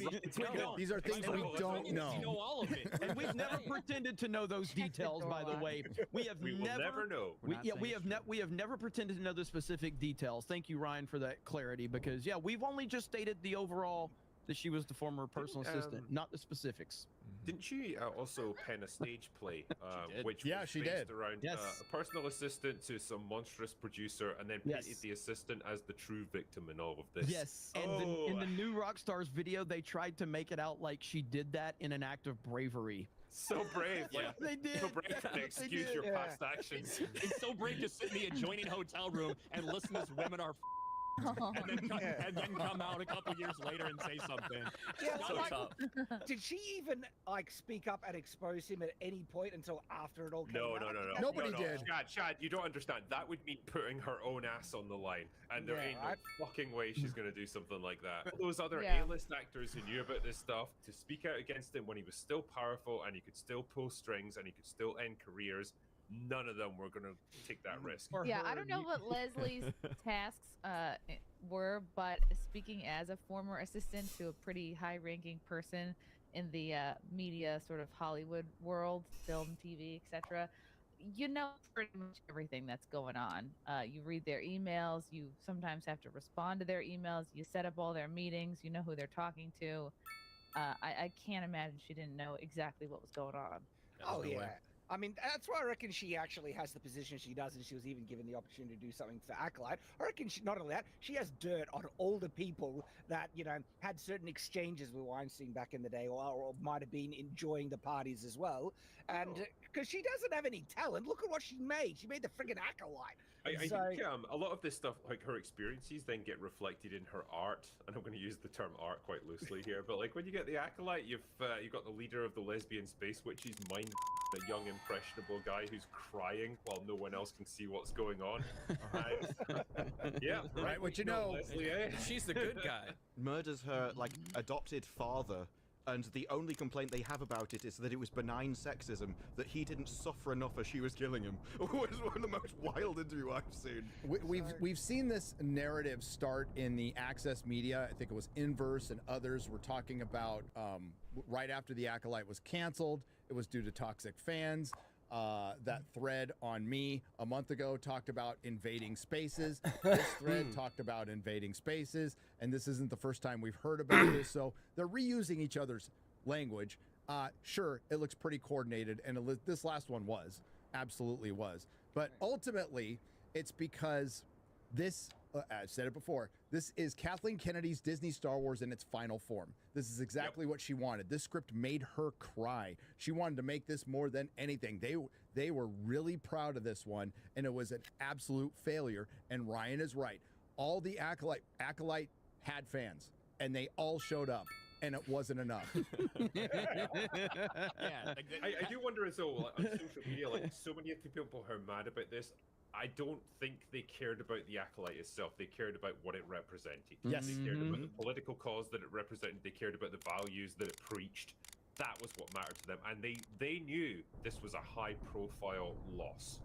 One way or another, it was a loss to their cause, and it was a rejection of the values that they hold at the core of their very beings.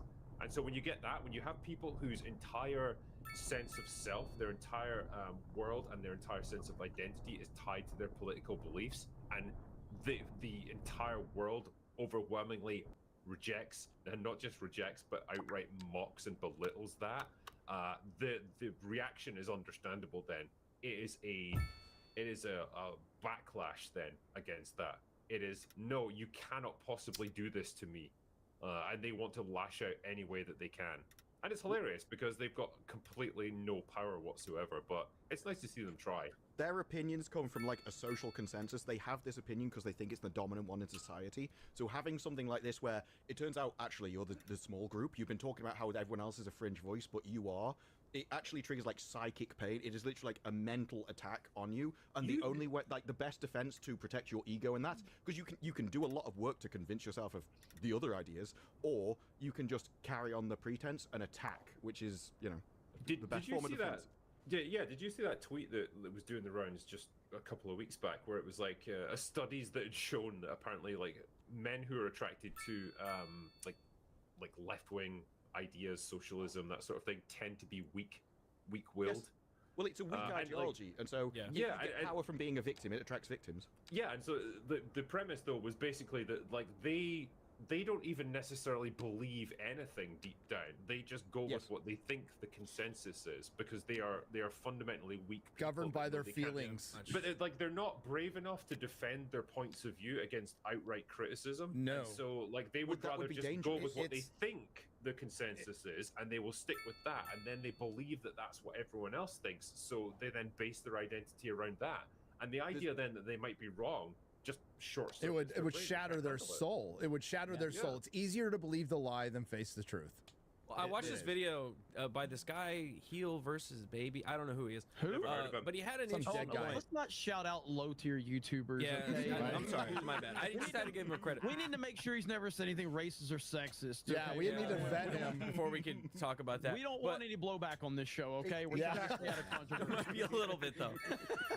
He made this point, a great point, where all of the things that these people are saying that in this group, it seems like, it feels like they were told by Lucasfilm, because they've all been to Lucasfilm. The new Rockstar's video shows a lot of these same people at Lucasfilm. My favorite part of that video, sorry to interrupt, Garrett. Yeah. My favorite part of that video is like, we're not shills. And then he shows, then it cuts to him sitting down with Leslie Headland. But it very much seems like, but it seems like very much like Star Wars is the one saying, hey, you're the community leaders. You guys are the ones of the fandom. You have to get out here and start telling people not to be toxic and be all positive about everything. That's what it feels like. And that goes to their head and they go, yeah, we are the community. That's us. But I hate that word. It's everyone. Community. It's not just the guys that like it. It's everyone. I mean, Aiden Paladin has a video kind of exposing Rewriting Ripley, and she exposes that they have direct connections with people at Lucasfilm. Yeah. And so I would not put it past them that this was actually encouraged, if not just full-blown requested or controlled by Lucasfilm, getting Rewriting Ripley to be there, you know. And I'll even say this. It doesn't even have to be directly orchestrated. It could just be the environment that they are in, where they're brought into this place and they're talked and they're gassed up and then of course they're going to go out and go, oh, the Lucasfilm's so great. I met all the people. They're really cool and they're so nice and they care about the lore and they care about Star Wars. Let's just be positive. And then it creates this us versus them when people don't agree with that. We've literally had Dustborn, where one of the superpowers was cancellation, because you can cut people off from their friends and expel them from society, and then they'll be alone and vulnerable. So, you know, I don't go along with the fact that, oh no, it was just all natural. Because there's two essentially evolutionary survival techniques. You can either be big and strong and sort of you take control of your own world and you control it, or you can be weak and vulnerable, and then you get a group of people where everybody likes each other and all agrees, and then if anyone attacks them, you can all go together and survive. That's what they do. But if you want to be in the group, you have to agree on every single thing, otherwise they oust you, and you survive. And those two survival strategies are literally masculine and feminine. The men went out and hunted, and so they had to be strong and dominant. And they had to get on with each other, whereas the collective strategy goes through like rearing babies when the men are away. You can all collect to each other and help each other in that society. So over each other, as society is feminized, you end up with people using that and attacking others to try and kick them out in the desperate hope to protect them. What Disbrew's trying to say is y'all a bunch of bitches, okay? That's what he's trying to say. And you need to be naked. Yourselves. Stop being such assholes. The any of these games, and we're all moving past it. They keep bringing it.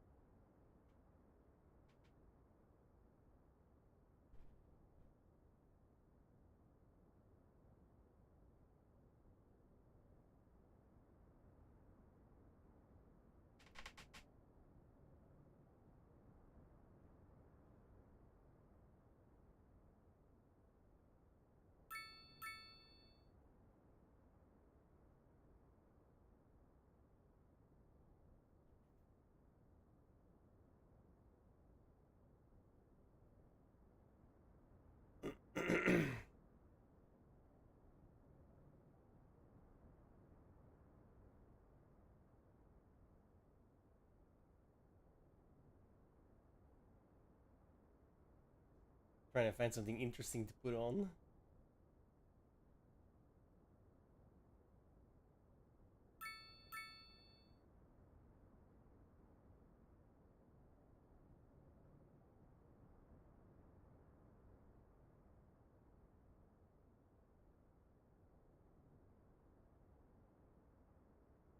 It's not looking good.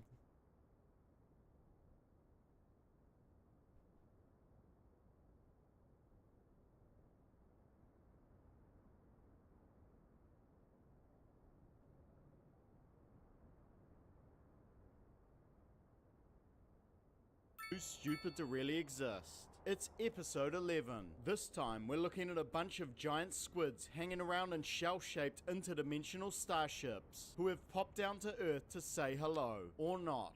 Introducing the Heptapods from Arrival. It's a unique sci-fi movie with a strange way of pandering to the CCP when they caused dissent in Hong Kong with a mere movie poster, then bowed to the Chinese regime with an updated version, only to spend most of the movie digging the boot into China hard. Well, that doesn't make any sense at all, does it? based on a short story. Arrival features alien invaders who are somewhat benevolent in that they came to Earth with a plan that involves doing absolutely nothing. I suppose when you have influence over time, there's no need to rush. But really, are these guys aliens? Or time-traveling giant squids from the far future doing a case study on the apes they wiped out long ago? I'm not sold either way. We have insufficient evidence to dismiss either conclusion.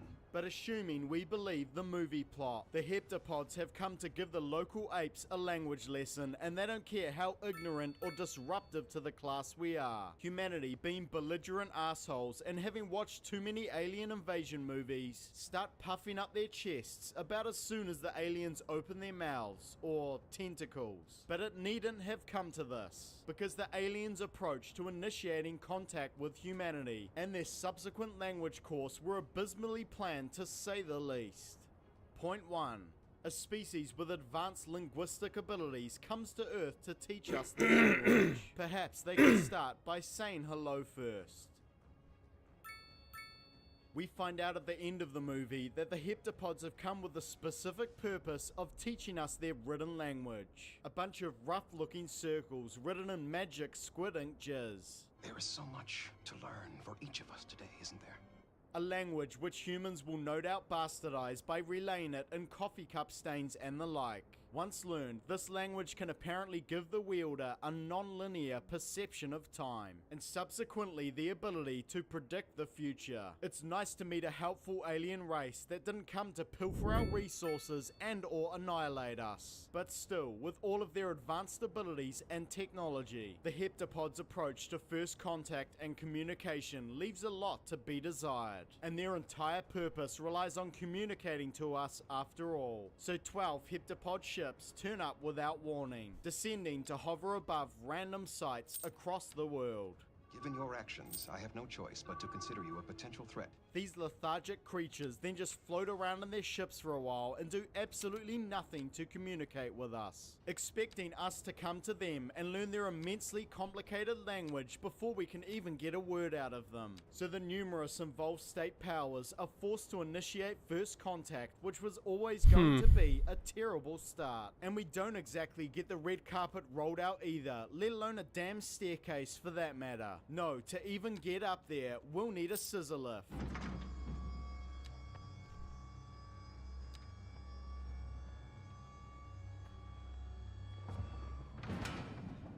So once we've made the effort to crawl up into this chamber and ask a few pretty reasonable questions, the heptapod's first contact procedure is to brashly stroll out of an ominous looking mist and start making loud, borderline confrontational vocalizations at us. And we don't take kindly to tripod-like things making loud noises around here.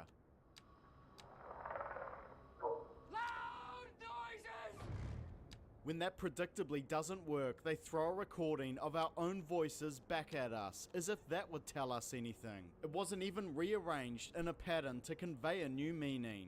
Well, they play audio back at us from an unseen source. It's bits of conversation from the room, random clips of dialogue. But I will admit, the humans were the bright sparks who started that trend. Yeah, we've been playing back some of their sounds. Next up, the US military hires a linguistics expert who, after a bit of back and forth, eventually prods the creatures long enough for them to spit out a bit of the written language they came to teach us all along. It is conceivable that the aliens have been able to intensify their response now that they are familiar with our capabilities.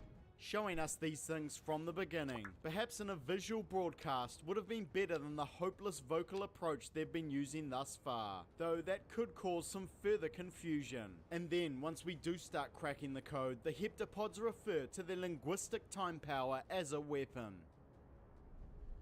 Offer weapon. A meaning which is conveyed similarly in at least 2 major Earth languages. The heptapods seemingly missing that their imprecise term could spark off a massive misunderstanding, which of course it does. China just threatened to destroy their shell. We're on our own. Sure, their goal may be to force us to learn their written language, but still, learning an Earth language before arriving, or perhaps another form of communication, would probably have had a better result than the approach we got. Surely these guys are intelligent enough to figure out our languages. They can squirt out thousands of sentence equivalents in a matter of seconds. But hey, if the typical heptapod isn't up to the task, then they should have brought along a few of their own linguists to at least give it a crack. Their time precognition itself should have allowed the heptapods to learn how to communicate with us. Just look forward in the timeline to when they do have the ability to communicate with humans on our terms. And boom, you'd at least have a basis on which to start. At the end of the movie, Louise herself took information from the future and used it in the present to effect change. The heptapods had all the time in the world to figure out a method of communication and a lesson plan long before they got here. Their plan currently relies on the intelligence, benevolence, and patience of humans, and that should have been a plan doomed to fail. So, the prolonged alien presence and a simple misunderstanding disrupts our civilization on a global scale and gets those trigger-happy humans all primed for war. But our benevolent yet apathetic visitors don't seem that bothered about it, or anything else, really. It is rare to encounter someone as dispassionate as we are. Point 2. Their presence predictably throws Earth into chaos, putting the heptapods in danger. They want to influence the future, but won't use their technology or powers of precognition for anything meaningful. For a start, the heptapods chose to contact Earth using 12 ships when just one should have been enough to get the job done. If this is some sort of peaceful first contact, why send 12? Why not just one? It could be argued it's an effort on their part to communicate to a good sample of nations across the globe. But to me, it looks like they're all getting in position to trigger an Earth-destroying superweapon, and I think we have the right to be a little bit paro when there are aliens involved. Before the heptapods even started talking about weapons, the Earth was already suffering massive upheaval due to their looming presence. The online conspiracy theorists were doing their darndest to rock everyone up, and for some reason, soldiers assigned to highly sensitive military operations have unfettered access to these ramblings. What if the smartest thing we could do right now would be to give them a show of force? I'm talking about a shot across the bow. As we have not yet established the inhabitants' intentions, it would not be a logical course of action. And now, after a Mahjong-induced misunderstanding, the Chinese military are on the verge of declaring war against the aliens. This sequence of events puts the heptapods in grave danger, yet they seem completely unwilling to use their time precognition to avoid or mitigate these circumstances, and protect themselves in the process. Eventually, one deranged group of soldiers takes matters into their own hands. But in all honesty, the heptapods are extremely lucky they didn't get nuked long before this, and I doubt they could stop us if we did.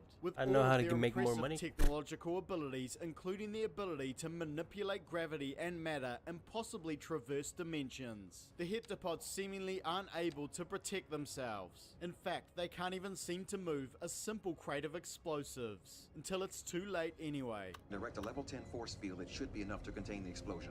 And this wall might be made of actual glass, since one of the heptapods is apparently now dying. But ultimately, we discover that the heptapods' reason for giving us their time precognition abilities is because we will supposedly help them in the far future. Why? Hand it out to us in pieces. Why not just give it all over? What better way to force us to work together for once? And it's implied that the heptapods' actions and disorganized method of communication were all intentional moves to force us to work together, but more likely, I'd say, spark off a world war. Either in conversion to a more balanced, stable relationship, or in tragic circumstances. They now even seem to understand spoken English. What is your purpose here? Perhaps they always did. So unfortunately for my agenda, all of the heptapods' previously mentioned mistakes, including their clumsy approach to first contact, can be written off by this inconvenient time precognition stuff. They perhaps needed everything to play out exactly as it did so that Louise was present to learn their language, and a more united Earth would presumably be of benefit to the future arrangement with the heptapods. But why oh why then was Abbott here even interested in stopping the bomb? If one of them was always meant to die as part of this timeline, why did he point out the bomb in the room as if it was something that needed sorting out? The question is so broad, it is difficult to respond. And after the explosion, why did they need to take the precaution of moving their ships to a higher altitude? Can they not see the future all of a sudden? Or are they interested in affecting the future for a positive short-term outcome? We needed that last week, guys. Come on, I couldn't let them off too easy, could I? Not to worry though, we've still got another round left in the chamber here, because this newly understood approach of the heptapods creates another far more serious issue for their species and negates their entire reason for being here. Point 3. Arrival 2. Infinite Time War. The fact the heptapods apparently planned their contact with humanity to bring about a future they've seen suggests the heptapods' ability does have the inherent power to change or bring about the future. How they saw a future that didn't previously exist, I'm not sure though. Let's just not go there. Wibbly wobbly, timey-wimey stuff. But why on earth would you gift this immense power to these backwards warmongering apes? That's just what I've been trying to get you to perceive. Look, I don't know if this time power brings about some sort of inherent chill, but surely we can't account for everyone here. After acquiring their abilities, Louise herself has an internal debate as to whether she should change her own future. The future is now not set in stone as far as I can tell. Who knows what might happen? Rather than this rosy future of cooperation they'd envisioned, I'd say it's far more likely that humans will use this ability to benefit themselves and destroy any perceived threat. The heptapods may have just brought about an endless time war between themselves and humanity, and these guys are frickin' invincible when they're taking on aliens, so good luck with that.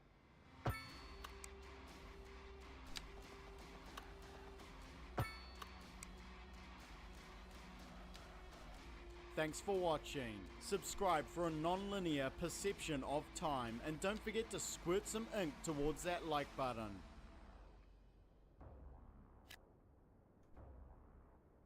Welcome to episode 6, a modest entry in the series. We take on the least advanced sci-fi civilization yet. These guys barely meet the already loose criteria, though they do get a big gold star for being fundamentally stupid. They're a backwards neo-feudal sci-fi society from a movie you never asked for. It's Dino Hatton from Super Mario Bros. Hilarious movie. So bad. I loved it when I was a kid. First ever movie to be adapted from a video game. Super Mario Bros. Never made sense to me is though. The bad omen responsible for summoning the curse of all video game adaptations. To be a superficial and tenuously held together framework of token references to the original source material. It's nice. With a thoughtlessly cobbled together story bolted onto it. Hey, that looks good over there, huh? That's it, let's die there. Less a coherent movie, more an attempt to cash in on fandom, while completely misunderstanding the expectations of the fanbase. It's a movie that puts highly questionable CGI front and center, which you could almost forgive as being a product of its time, before you realize it was released around the same date as the visual feast known as Jurassic Park. A marketing move that I'm forced to speculate was a callous attempt to trick a few people into seeing the wrong goddamn dinosaur movie.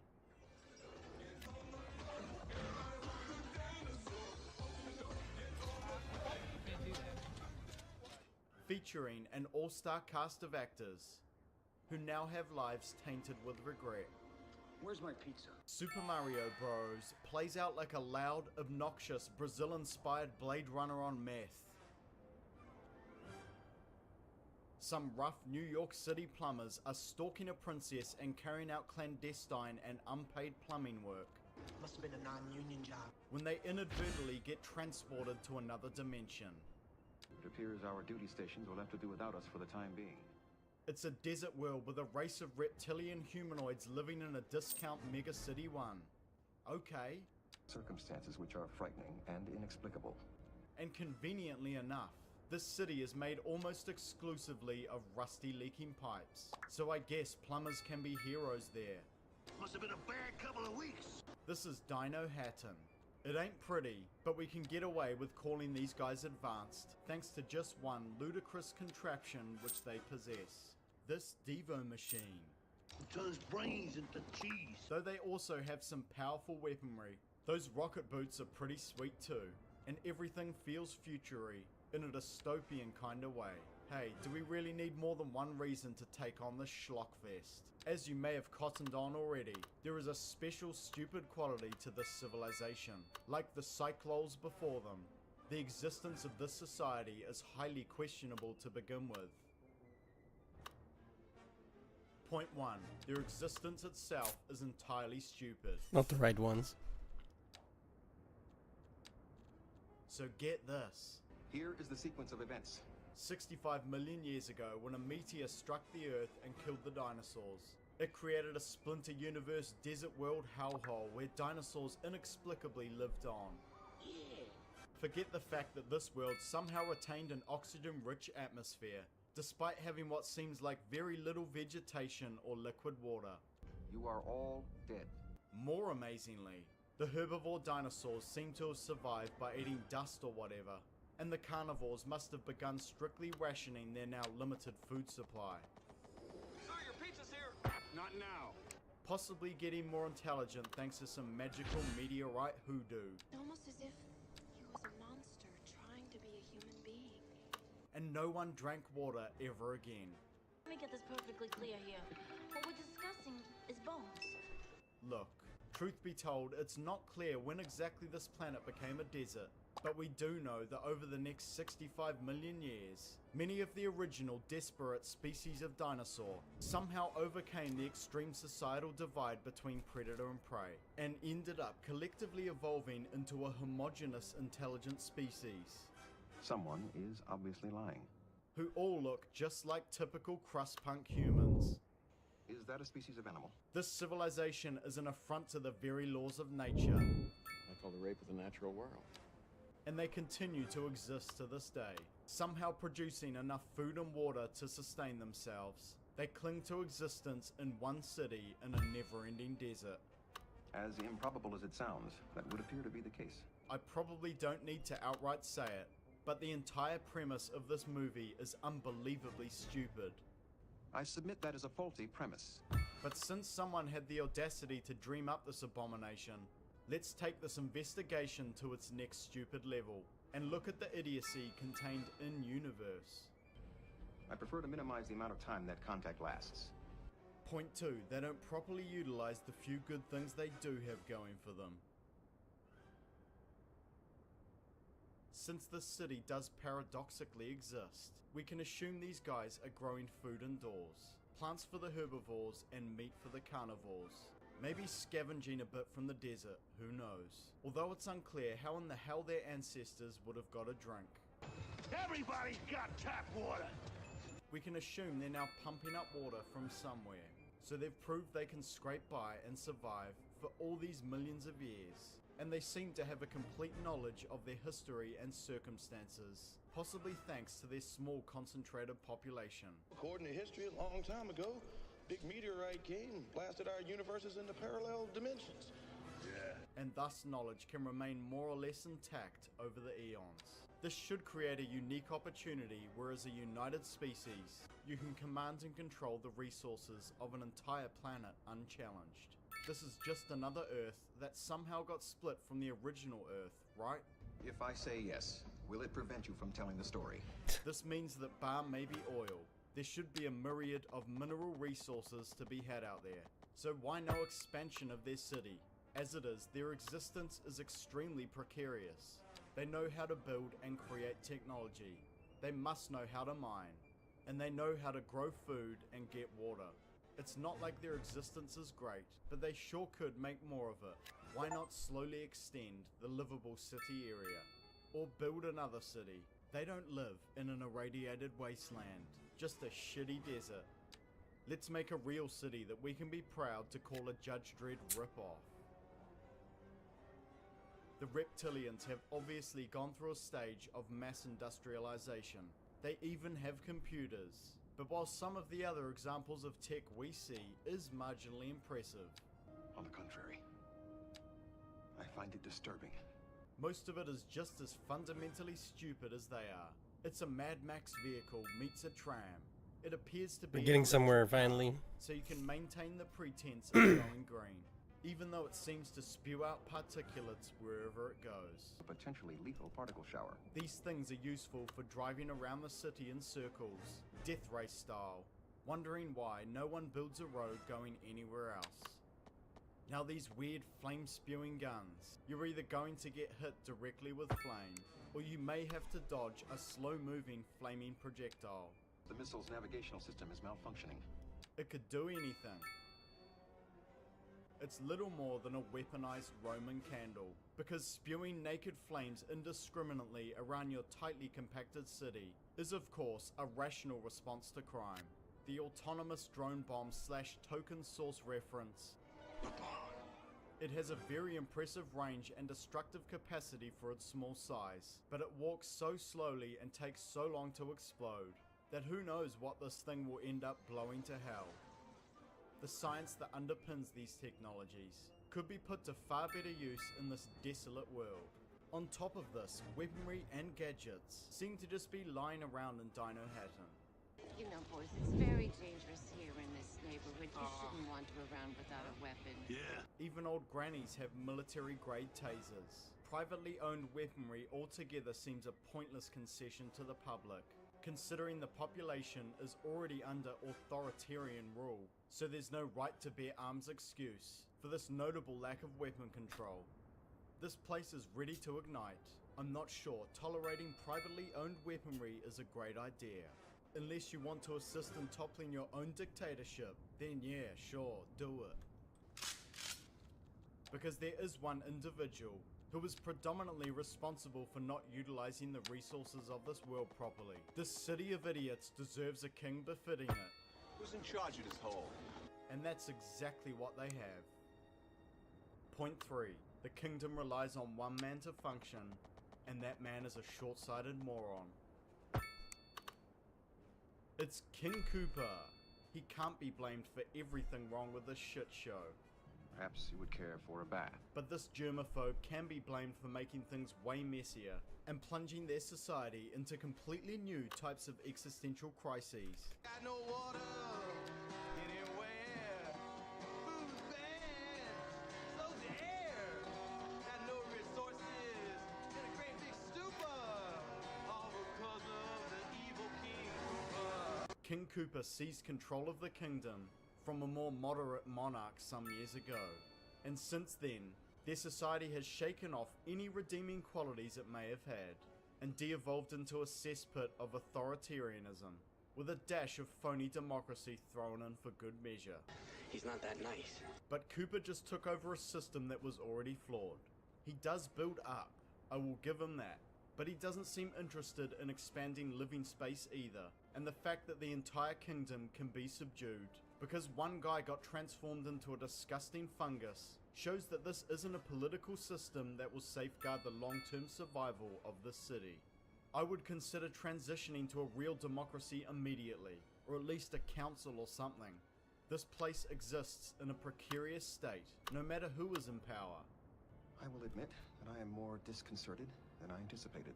But Koopa does have some grand plans for this world and At least we're making money now. It took me a fucking long time though. Working if he just thought about it for 5 seconds. Yes, you see, once this rock is reinserted into the meteorite, our two dimensions will reunite and we will become one. Then our cousin Koopa shall become ruler of both our worlds. Through the bones in the rock and found what? Koopa has a massive grudge against mammals and Earth. Disgusting mammals. Which is why he's trying to emulate the New York City skyline pre-9/11 as a monument to how much we suck. And he somehow knows that if he slots this meteorite piece back in its meteorite home, it will merge their universe with ours. A few well-chosen commands to the computer, and you will cease to exist. He assumes this will have a favorable outcome for the reptilians, but he can't possibly know with complete certainty how it's going to pan out. You must be asking yourself, What if this doesn't work? This whole venture is extremely risky and could easily spell the end for both worlds. You mean you don't know? So let's think better solutions, Cooper. I'll meet you in the playground after school. This portal thing wasn't always accessible, but now that it is, you should just be filing everyone through it and pleading asylum with the Earth Apes. It really is the only viable option when you weigh everything up. The strongest tactical move is always the one in which you will reap the highest gain at the lowest cost. Because if the humans end up occupying the same time and space as you after this preposterous merger, aggressively invading their turf with your paltry population of mostly civilians is not going to end well. They do not appear to be posing a threat to us at this time. Good luck taking on a far more massive population of angry apes. That will be exceptionally difficult. Also with inadequate gun control, but with the added bonus of having properly functioning militaries. It would be tactically unwise to engage them. And that's only if you don't get nuked immediately. I think it wouldn't take long for the entire human population to unite against this threat. Once everyone realizes we're being invaded by reptilians from another I really dimension, suck at making roads. We're going down. To achieve his doomed plan, he needs loyal and intelligent followers to carry it out. But that ain't what he got. Scallywag, butt breath, rogue, biscuit head. Where's the rock? In what can only be described as a self-sabotaging act of blatant nepotism, Cooper completely relies on his two dumbass cousins, who act as his bumbling, incompetent henchmen. Hello, morons. Hello. They've kidnapped the wrong girl a whopping 5 times. Wrong again. How many times have we got this wrong? You've gotten it wrong 5 times. 0 for 5, 0 for 5. What percent is that? I don't know. Cooper continually sends these two idiots on a mission they don't seem capable of achieving. They even stuff up their most recent effort. The meteorite piece that she wears around her neck, and I told you not to forget it! That I told you not to forget it. And I told you to remind him! Cooper also operates a ramshackle police force to lock shit down at home, though they seem to be barely holding it together, wrestling with citizens wherever they go. Cooper then has the elite forces known as the Goombas, abominations that he creates by mopping up the city's subversive types, and then de-evolving them into utter morons using his Devo machine. These stupid idiots then function as Cooper's ultimate threat of force. Muster the Goombas! He seems to think that strength without brains is a favorable outcome. Loyal, lethal, stupid. But what does muscle mass matter when their primary weapon is a gun and they're terrible shots? You wield it like a kid that's found his dad's gun. Just dodge a few fireballs and bout out some elevator tunes. Job done. Cooper even fails to use the Devo machine himself. Whip it into shape. After he gets mildly de-evolved thanks to those meddlesome plumbers. Plumber alert. Cooper is up there with the Cyclones when it comes to misusing smart rays. Wouldn't it have been better to, I don't know, take your most loyal subjects and evolve them into more intelligent soldiers? Or don't use the machine at all? In what universe is having dumber grunts better?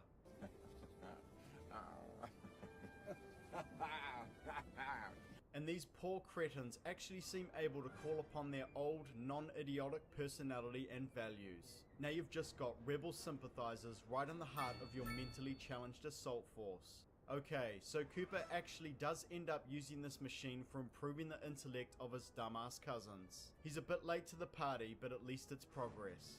Though as it turns out, this evolution machine doesn't do much except improve their abilities at mathematics. Do you know what the square root of 26,481 is?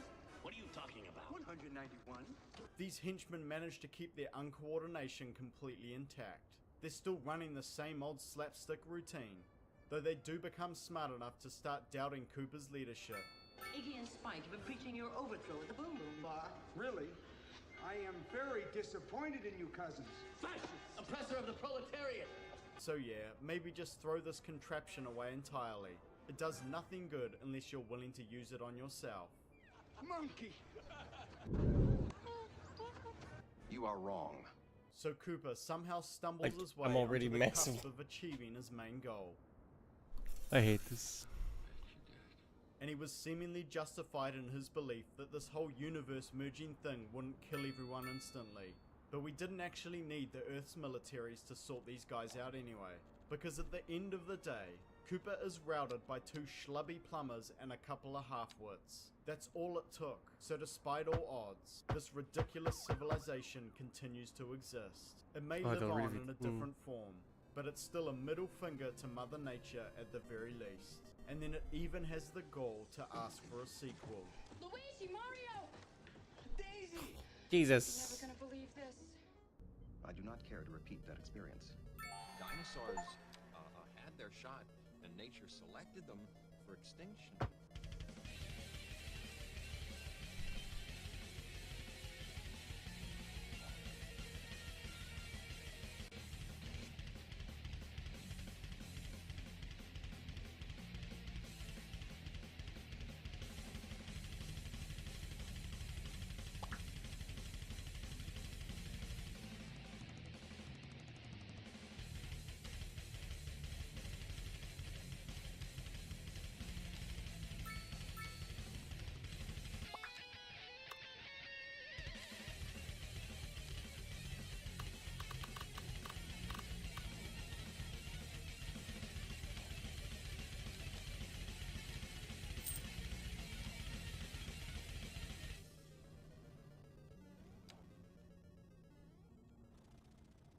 Thanks so much for watching. Please like and subscribe for more. And don't forget to hit that bell button so you're notified every time I upload.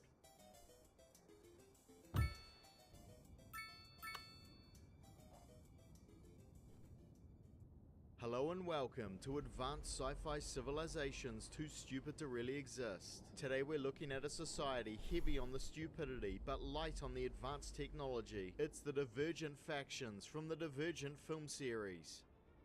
If you've still got a rumbly tummy after the Hunger Games, we're back with another trip into young adult dystopian fiction fueled exclusively by teenage angst. They've got the hunger, they've got something resembling games, they've got a state so profoundly weak they're extremely threatened by a teenage special flower, and we've got a bunch of 20-somethings cosplaying as teenagers. It's the Maze Runner franchise. Sorry, I mean Divergent. The line must be drawn here.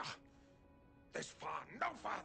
Set in a future Chicago that looks only marginally more rundown than its real-life counterpart. A vague global conflict in the distant past said to have left the outside world in ruins. The residents of Chicago kept inside the city's walls by scary stories of the hellscape that lies beyond. Supposedly, the founders of this Neo-Chicago deciding the best way to preserve humanity, mitigate our worst tendencies, create stability, and achieve everlasting peace was to confine the survivors to the city and divide people into rigid factions based on their strongest personality trait. All of this having a similar energy to the rat utopia experiments of the 60s, and unsurprisingly things turn out about as well. Defying the state order is our sassy 21-year-old 16-year-old girl, Beatrice Pryor, suffering from the typical juvenile maladies of stifling parental pressure, an annoyingly perfect sibling, and uncertainty over identity and direction. Beatrice seeks to throw off the shackles of expectation placed on her by the stuffy and malleable adults and society at large. But rather than doing something as pedestrian as having a phase, Beatrice is so burdened by the weight of her own uniqueness, she extends her thirst for rebellion far beyond the confines of her family, becoming the catalyst for a massive state reordering that will change their world forever.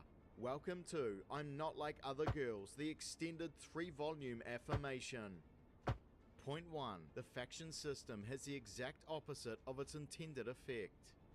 So we first meet our poor little misfit feeling smothered by a bland old-fashioned birth faction, her boring lame parents and her goody two-shoes brother. But stand by Beatrice, a way out from under the yoke of these absolute monsters is at hand. At some point after her 16th birthday, undertaking an aptitude test which will determine her most suitable faction, though she'll also be given the option to choose her preference. Taken on a trip by this magical serum which is basically a holodeck in drug form, Beatrice forced into a bizarre mind game which couldn't possibly determine much of anything other than confirming this society isn't exactly fueled by logic. Naturally, a defiant Beatrice breaks the mold using an uncommon strategy, identifying herself as something called a divergent, not fitting into a single faction, but instead having potential in numerous. The arch sin in this society of shit-swallowing conformists, because apparently people who can excel in numerous areas are very bad people, worthy of ostracization and death. Do you even hear what you're saying right now?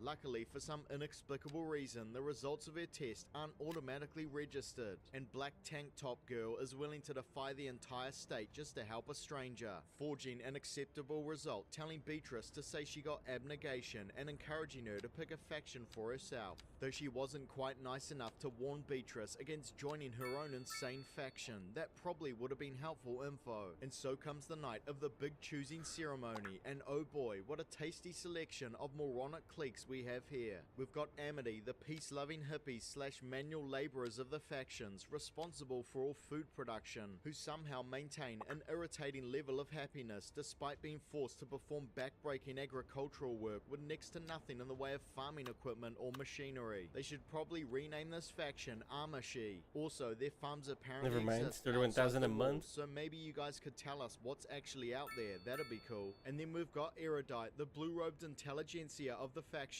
and supposedly the smartest of the lot, valuing intellectualism and scientific advancement above all else. But they can't be doing too well on that front, since this decrepit city seems to have regressed in the 200 years since the war, and they couldn't even muster up a combine harvester for the Amity peasants. They're also not smart enough to recognize this whole faction system as total BS, and they allowed an obvious fascist to seize the Erudite leadership. Not to mention, the mere existence of Erudite implies that everyone else is stupid, which isn't entirely wrong, to be honest. Next up, it's Kanda, the designated truth tellers, basically brash assholes with zero filter and delusions of grandeur, posing as the judiciary of the city with a complete lack of actual legal teeth. They don't even seem to bother with journalistic endeavors either, or anything else that could actually serve a valid purpose. If only these illuminated folk were capable of critical self-reflection. Kanda never shy away from telling the truth under difficult circumstances, except when an illegal coup and attempted genocide threaten to tear their city apart. Then they're utterly silent until it's already too late. Talkative,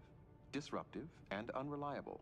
Now we come to Dauntless, the warrior faction, whose function is to serve as a dangerous combo of both the military and police, because nothing says law and order more than a bunch of rowdy, parkour-obsessed exhibitionists running around causing mayhem, though I guess they deserve credit for being the most non-conformist of the factions, which is of course why everyone is expected to dress exclusively in black and get tattoos. You know, this actually reminds me of a few real-world factions, known for their brawn but not their brains, best exemplified by their belief that cowardice was to blame for the World War. And last and probably least, we've got Beatrice's birth faction, Abnegation, the irritatingly pious, painfully drab mousy folk, the self-declared selfless of Chicago, so obviously they're also very humble and not pretentious at all. So averse to vanity, they have an allotted mirror time each day, as if staring at yourself would do anything but help you develop a crushing case of body dysmorphia. Abnegation spend most of their time pursuing volunteer work by caring for the city's factionless. Considered beyond corruption. By who?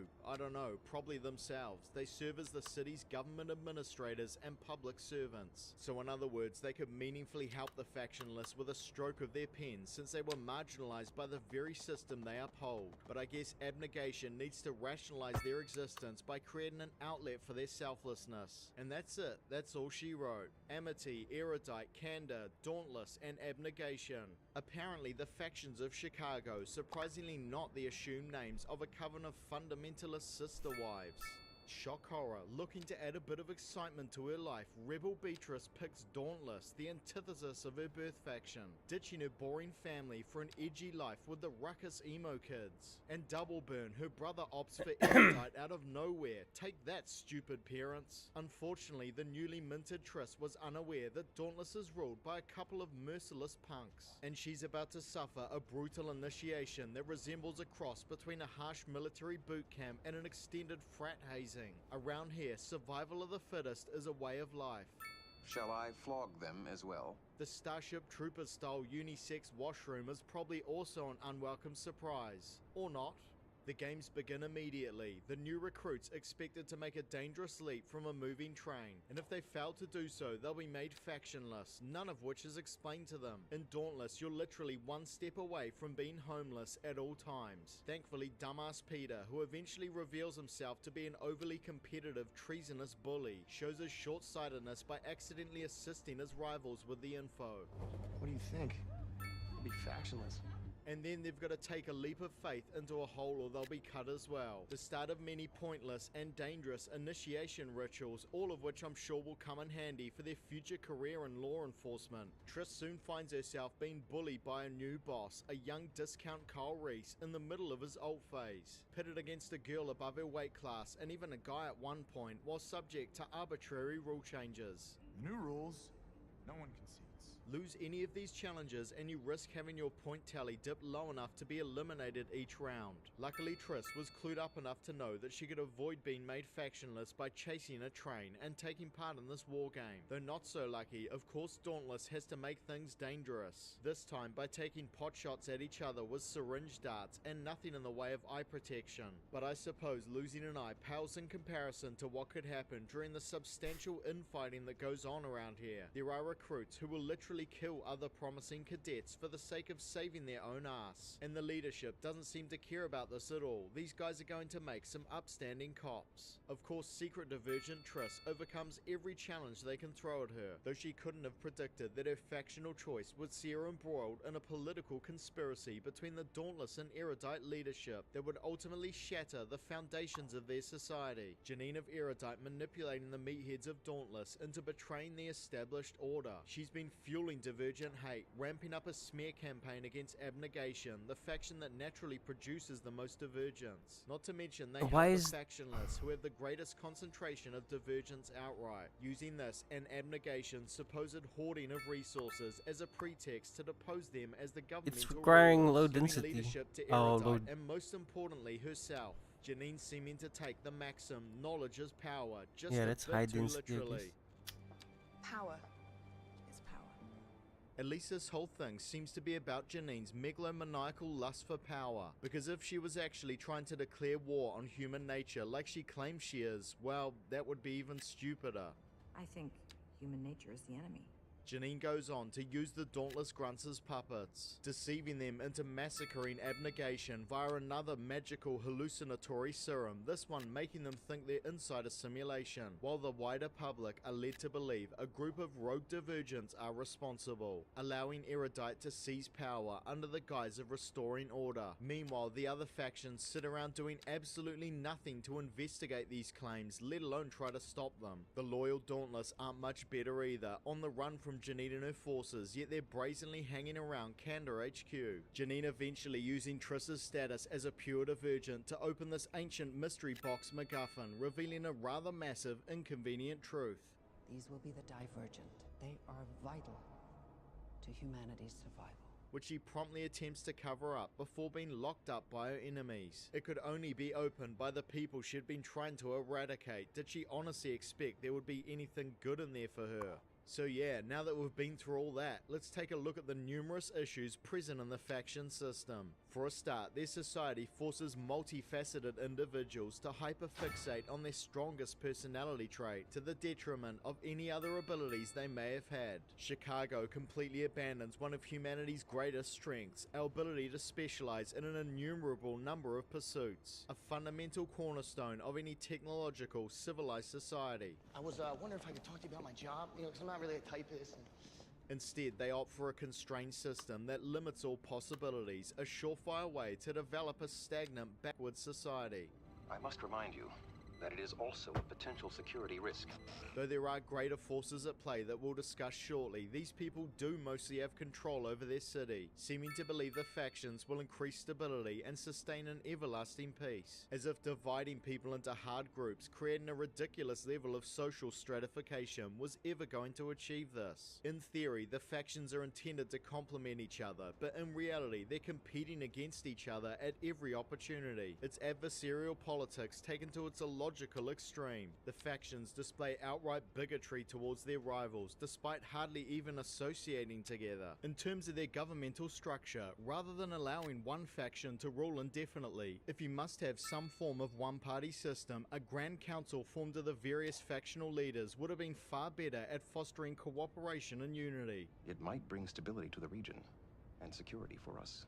Relying on one faction with their limited ideas and critical faculties will always have downsides, no matter which faction holds the reins. For example, how could you trust Abnegation with matters of Chicago's security, when they only marginally support something as fundamental as self-defense, believing it to be selfish? But since you're resigned to this one faction rule system, at least make sure your chosen government has adequate protections. Abnegation's legal right to lead doesn't seem to be codified in law, along with much of anything else. Any faction overthrown Abnegation should be immediately recognized as undertaking an illegal coup and stopped by the other factions. The fact that Dauntless maintain a monopoly on force without intrinsically supporting Abnegation is reckless in the extreme. Trusting the meekest of all factions to rule without enshrined legal standing or the inherent protection of Dauntless and or other factions is like allowing the sheep to rule surrounded by circling wolves with not so much as a farm dog in sight. People are sheep. And when they resist, they're slaughtered.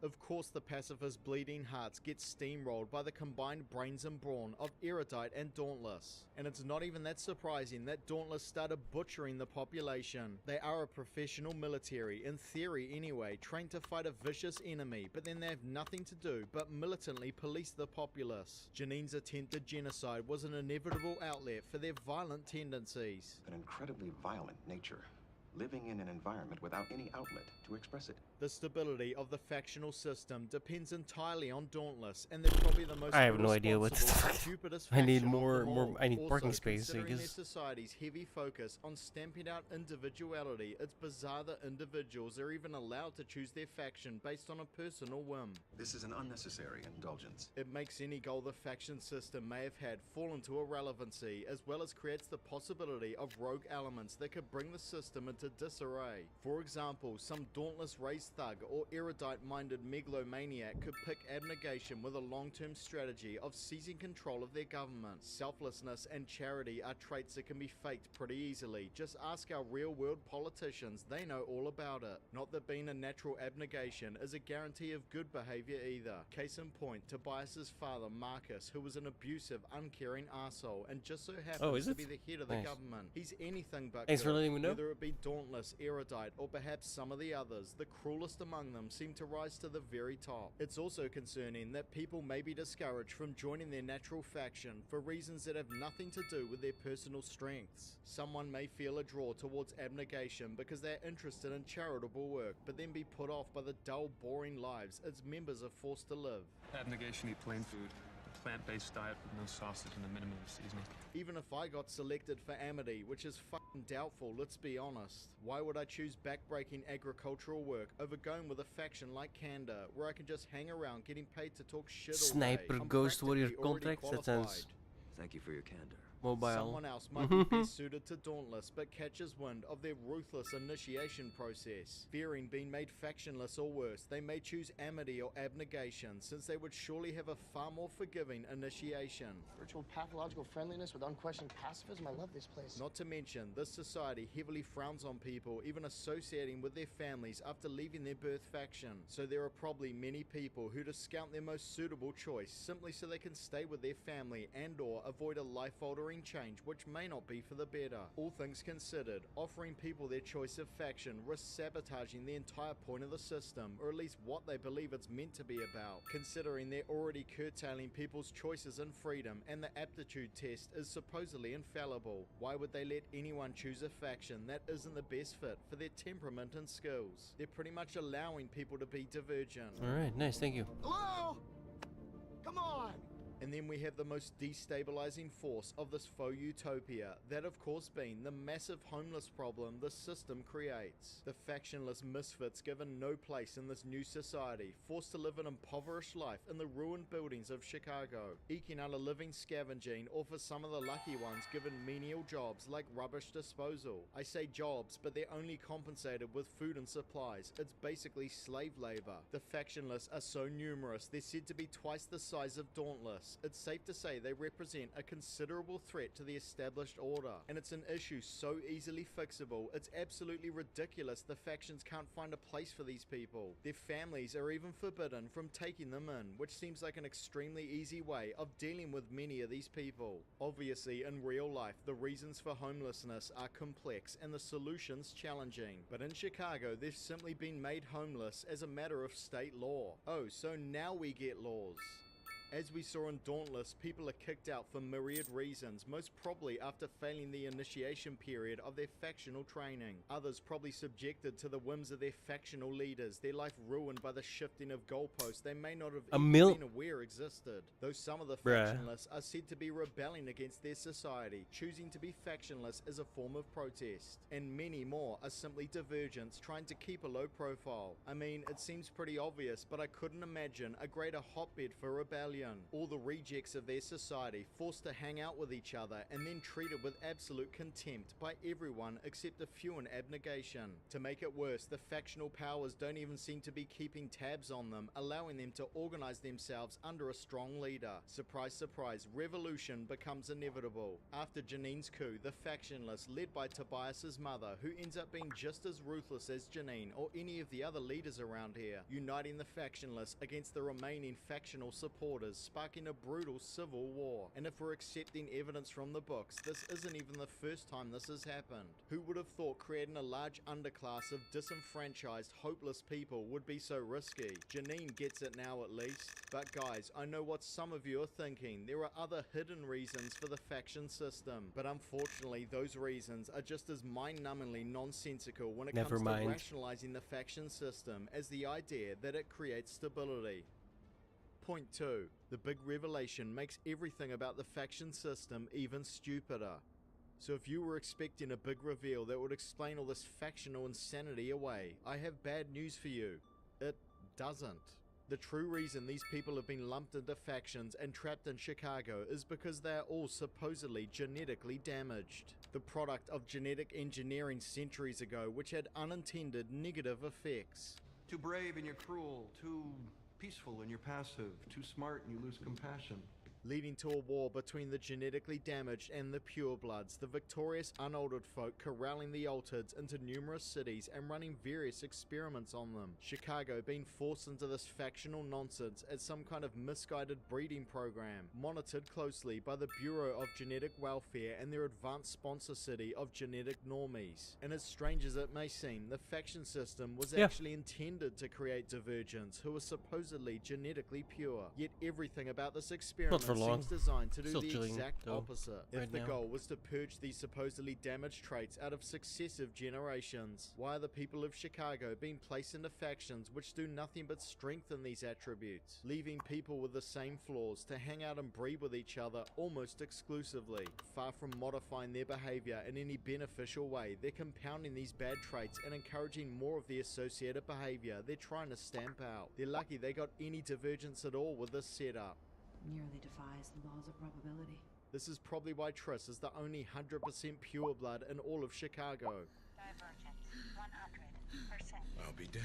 Which is weird because her aptitude test said she belonged to only 3 factions, which makes her 60% divergent at best. I think you might be overestimating my character. But Triss's status as 100% pure seemingly wasn't even caused by the faction breeding program. It's revealed her mother came from outside the walls and was nearly pure herself. The actual results of their little experiment are mediocre at best.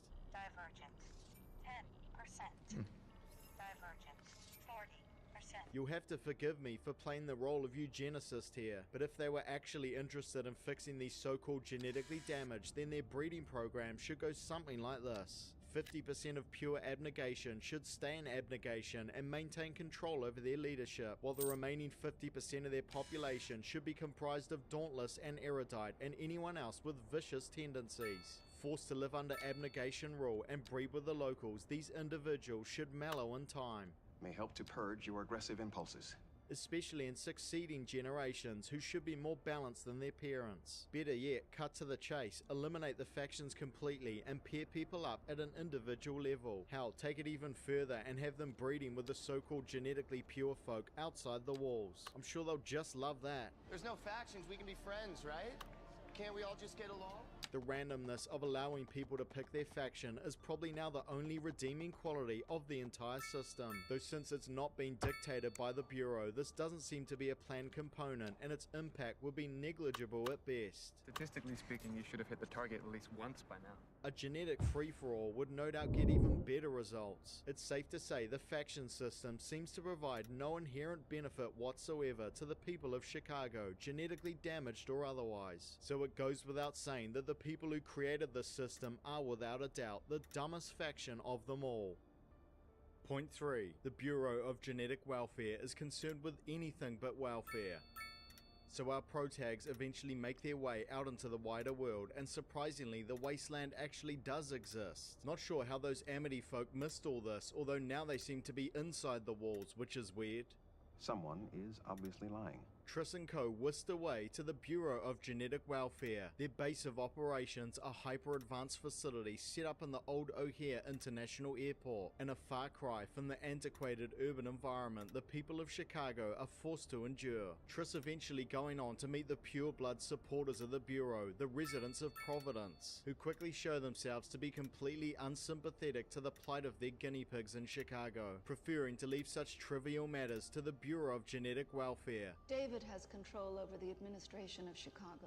Truth be told, when I first heard their name, I misheard it as the Bureau of Genetic Warfare, and ironic as it may be, it turns out that's far more accurate. Then there are other ironies Oh, at work no. too. The Bureau naturally consider themselves to have the moral high ground, but to say these people are cold-blooded and bigoted towards the so-called genetically damaged would be an understatement. They're barcoding everyone, letting a few of the mudbloods in, but then treating them as second-class citizens, killing anyone who gets in their way, kidnapping children from loving families, and obviously treating the entire population of Chicago as disposable. Yeah, you don't want to be those people. Although the Bureau would consider definitely themselves true. rationalists, their actions are all based on the faulty belief that the mudbloods are so genetically damaged that they actually require fixing. Chicago has some messed up people, sure, but they're no better or farm. worse than the so-called pure folk outside the Or walls. grain, this Flawed, one. complex, multifaceted individuals all. Has anyone ever suggested targeted neurosynaptic therapy? Same as Just this. look at the This head is for eugenicist David. vegetable. He's an erudite, dauntless hybrid, if I ever saw one. Damaged. Whether these people have minor genetic damage or not, this entire system seems to be based on bigotry that has probably been around from the time of the Purity War. They obsess over fostering genetic purity, yet their entire belief system is predicated on them having unaltered DNA, which is anything but perfect. I submit that is a faulty premise. Look no further than their poor decision making. They weren't smart enough to build their advanced city in Chicago, which appears to be the largest, most arable tract of land to exist in this part of the world. Instead, they chose to squander it on a pointless, wasteful experiment, producing a grand total of one true pureblood, who wasn't even really a product of their scheme. And Chicago was seen as the most successful experiment. I shudder to think how their other cities turned out. But the true irrationality of the Bureau's ideology is their belief that the faction system is actually achieving any of their desired goals. As we've already covered, the factions are totally counterproductive in terms of creating divergence. The Bureau failing to consider more direct forms of breeding program that would no doubt yield superior results. I don't have a You power must be plant. asking yourself, what if this doesn't work? But also, the Bureau shares the erroneous belief that the faction system creates peace and stability for the people of Chicago, despite tons of evidence to the contrary. The factions work, Triss. They keep the peace. They created you. The Bureau just can't seem to acknowledge that the faction system creates so much political instability, it ends up being an absolute disaster for the few divergents the factions are producing. They were just sitting on their hands while Janine was slaughtering them it's just wholesale. industry. Not to mention the factionless, importing many of power whom are right now. You don't see divergents, it are 'cause left it's to live in underground. squalor and die, failing to pass on their improved genetics. The Bureau refusing to intervene except when an unacceptable loss of Just for genetic substation. material occurs. Apparently Janine's divergent massacre didn't meet this threshold. I guess it would be too much to ask that the Bureau also considers human suffering in their equation. It's not even given a thought. And even if we accept that the Bureau isn't bothered about losing all the partial divergents, at the very least I'm Trish should be saving up money precious to actually them, buy one. especially since they've been monitoring her progress closely and suspected she may be a divergent from the start. I watched you being born. I saw the love that your mother and father had for you. Yet her life has been under constant threat ever since she joined Dauntless, and the Bureau is well aware of absolutely everything that has been going on since they have surveillance tech that borders on magic. So advanced they can watch anyone, anywhere, at any time. Oh, I see why this stupid experiment has been going on so long. This is just an excuse for these voyeurs to maintain their own personal porn hub. Once a stiff, always a stiff, right?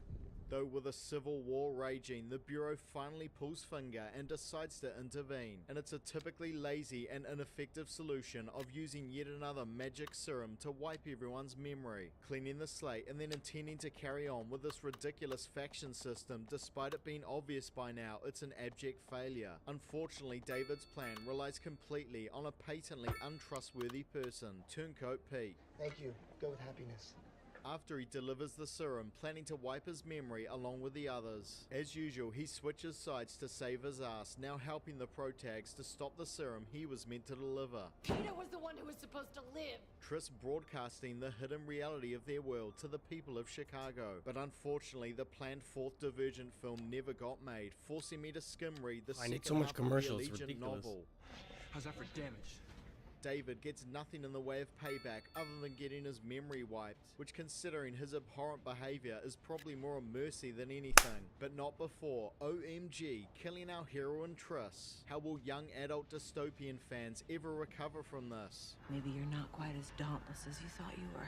Though at last, a newly enlightened Chicago does finally do away with the faction system, the Pure Blood Gov, allowing Chicago to retain some level of autonomy, though they are still subject to their oversight and the Bureau will be maintaining order in the city. That's probably not good, but I guess anything is better than those dauntless emo thugs. The genetically damaged will just have to hope that with David out of the picture, the Pure Bloods on high will continue to be apathetic towards the residents of Chicago, though considering they will no longer be compounding their bad genetics with those ridiculous factions, they may not be genetically deficient for much longer. Now, if anyone could just tell me where to find a hit of that memory serum so I can wipe this whole factional mess from my consciousness.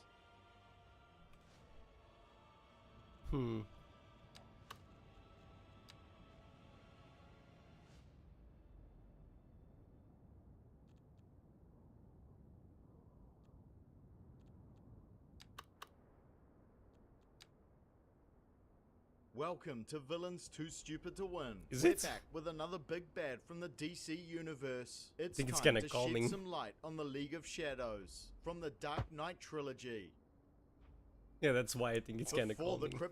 Kryptonians almost destroyed the world with dubstep, before Murder Man conjured an irrational beef with Superman because alien invaders messed up his building, before frenetic tech bro who claimed to be Lex Luthor got over his daddy issues by making the tough jocks fight each other, we had the comic book adaptation benchmark in the form of the Dark Knight trilogy that apparently absolutely no one at DC Studios paid any attention to whatsoever. Welcome to the Nolanverse, a film series that manages I to really cast need a off the power yoke plant. of I need previous money. Batman misfires. But that doesn't mean there isn't stupidity to be found here, and no one proves that more than the primary villains of the franchise, the League of Shadows. Based on the League of Assassins in DC Comics, the League of Shadows diverged so much from the source material they're now regarded as their own distinct entity, which is great because now I don't need to feign some enthusiasm for delving into 50-year-old comic books. The League is an ancient secret order of morally dubious dubious vigilantes, who spend most of their time twiddling their thumbs waiting for society to worsen, only to emerge from the shadows to tear down those civilizations that have surrendered to criminality, corruption, decadence, or whatever other arbitrary judgments the League throws around.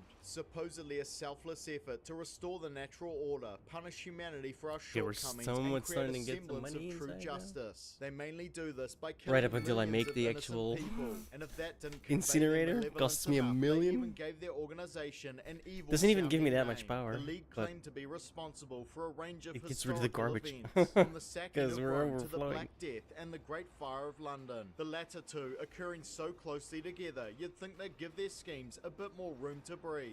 80,000 people had already died from plague the previous year in London. It can be argued the Great Fire actually helped purge the city of its plague-infested rats and fleas. Kinda shot themselves in the foot with that one. And I'm not exactly sure how killing a small handful of people while making 100,000 homeless is a sound way of decreasing criminality. The League citing these events as among their successes. Okay, if you say so, guys. In modern times, they've migrated their activities from the old world to the new. Now, with an irrational fixation on Gotham City, a corrupt, crime-ridden New York facsimile filled with a typical assortment of cosmopolitan weirdos. And no greater among them than the League's arch-nemesis, Bruce Wayne, a Bateman turned Batman, a different breed of vigilante with a severe case of strep throat who spends his nights going around yelling at people. He must have friends.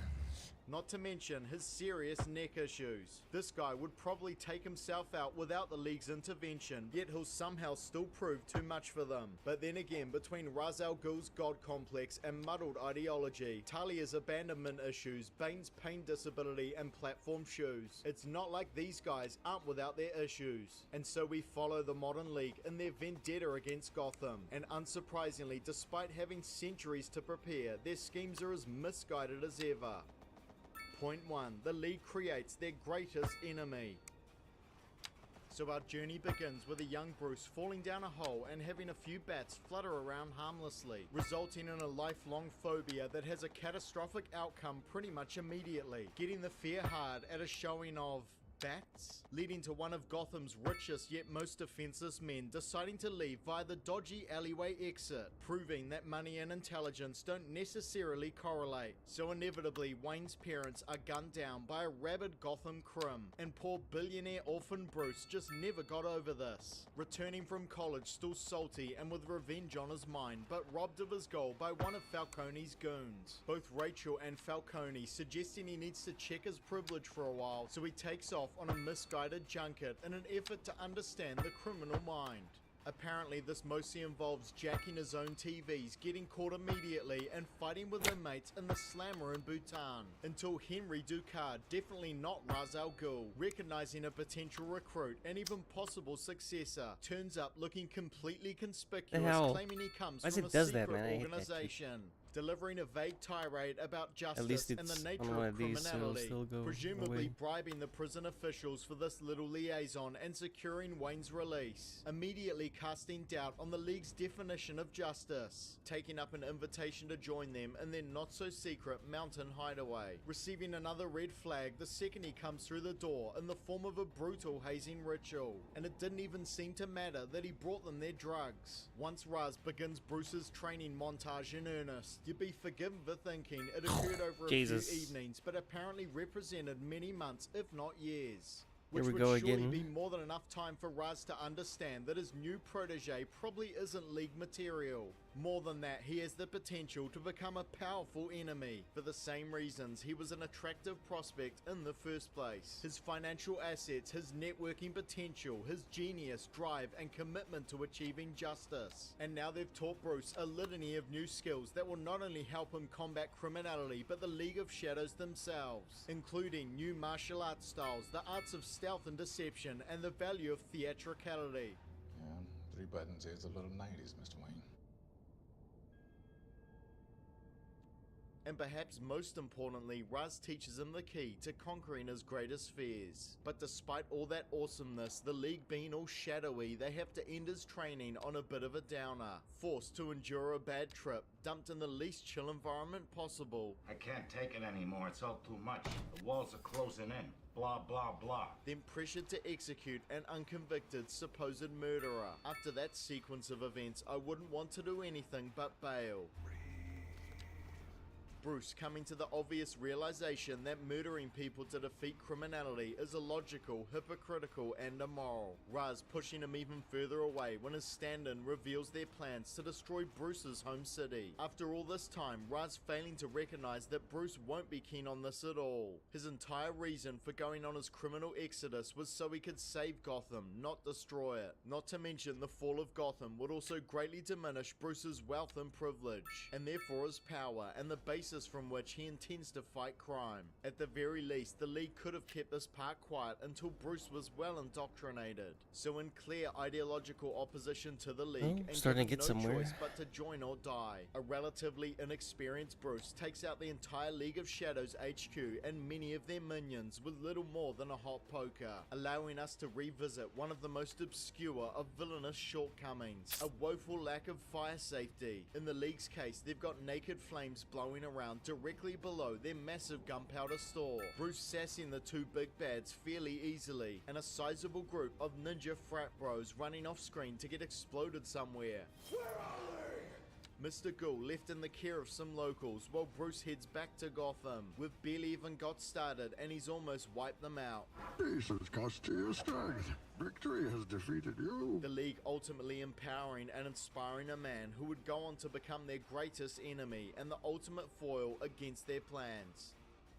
Point 2. Their unnecessarily complicated plans rely on their adversaries making uncharacteristic errors.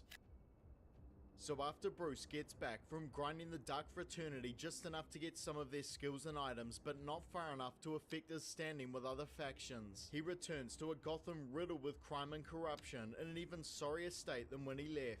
Mob boss Falcone more entrenched than ever, with his corruption extending to all areas of the Gotham justice system. So after Bruce re-establishes himself at Wayne Enterprises, he starts the prep work for some Bat-related shenanigans, inspired by the League's ideas, even going so far as to utilize their bladed gauntlets in his Batsuit, but naturally he makes them even more effective. So armored up and in peak physical and mental form, Bruce gets busy messing with Falcone's drug importing business, eventually figuring out that him and Dr. Crane are in a shadowy organization. And you guessed traffic. It's the League of Shadows. Taking advantage of Falcone's greed, they use him to smuggle in a weaponized hallucinogen, with Crane distributing it into the water supply. The trouble is, Crane has been spraying around a concentrated form of said hallucinogen, so he's slowly losing his shit, eventually forcing Batman to take a hit, giving him the opportunity to figure out an antidote, and thanks to it being derived from the blue flower, exposing the League's involvement as well. Crane and his lackeys apparently taking a bit too much influence from their employers, looking to cover up their activities by splashing accelerants around. Then Witless Goon #1 is trying to see in the dark with his lighter, but Crane is even more reckless, lighting Batman on fire and somehow not blowing them all up. Thankfully, despite dodging that, he's soon given a taste of his own medicine. So with Falcone and Crane incarcerated, the League are forced out of the shadows to implement the final stage of their plan. An obvious reveal is obvious. It turns out generic Asian monk warrior guy wasn't Ra's al Ghul at all. It was Henry Ducard all along. So guys, when it comes to preserving your anonymity, we can do better than Mr. Ghoul. Be sure to keep your browsing locked down with Atlas VPN.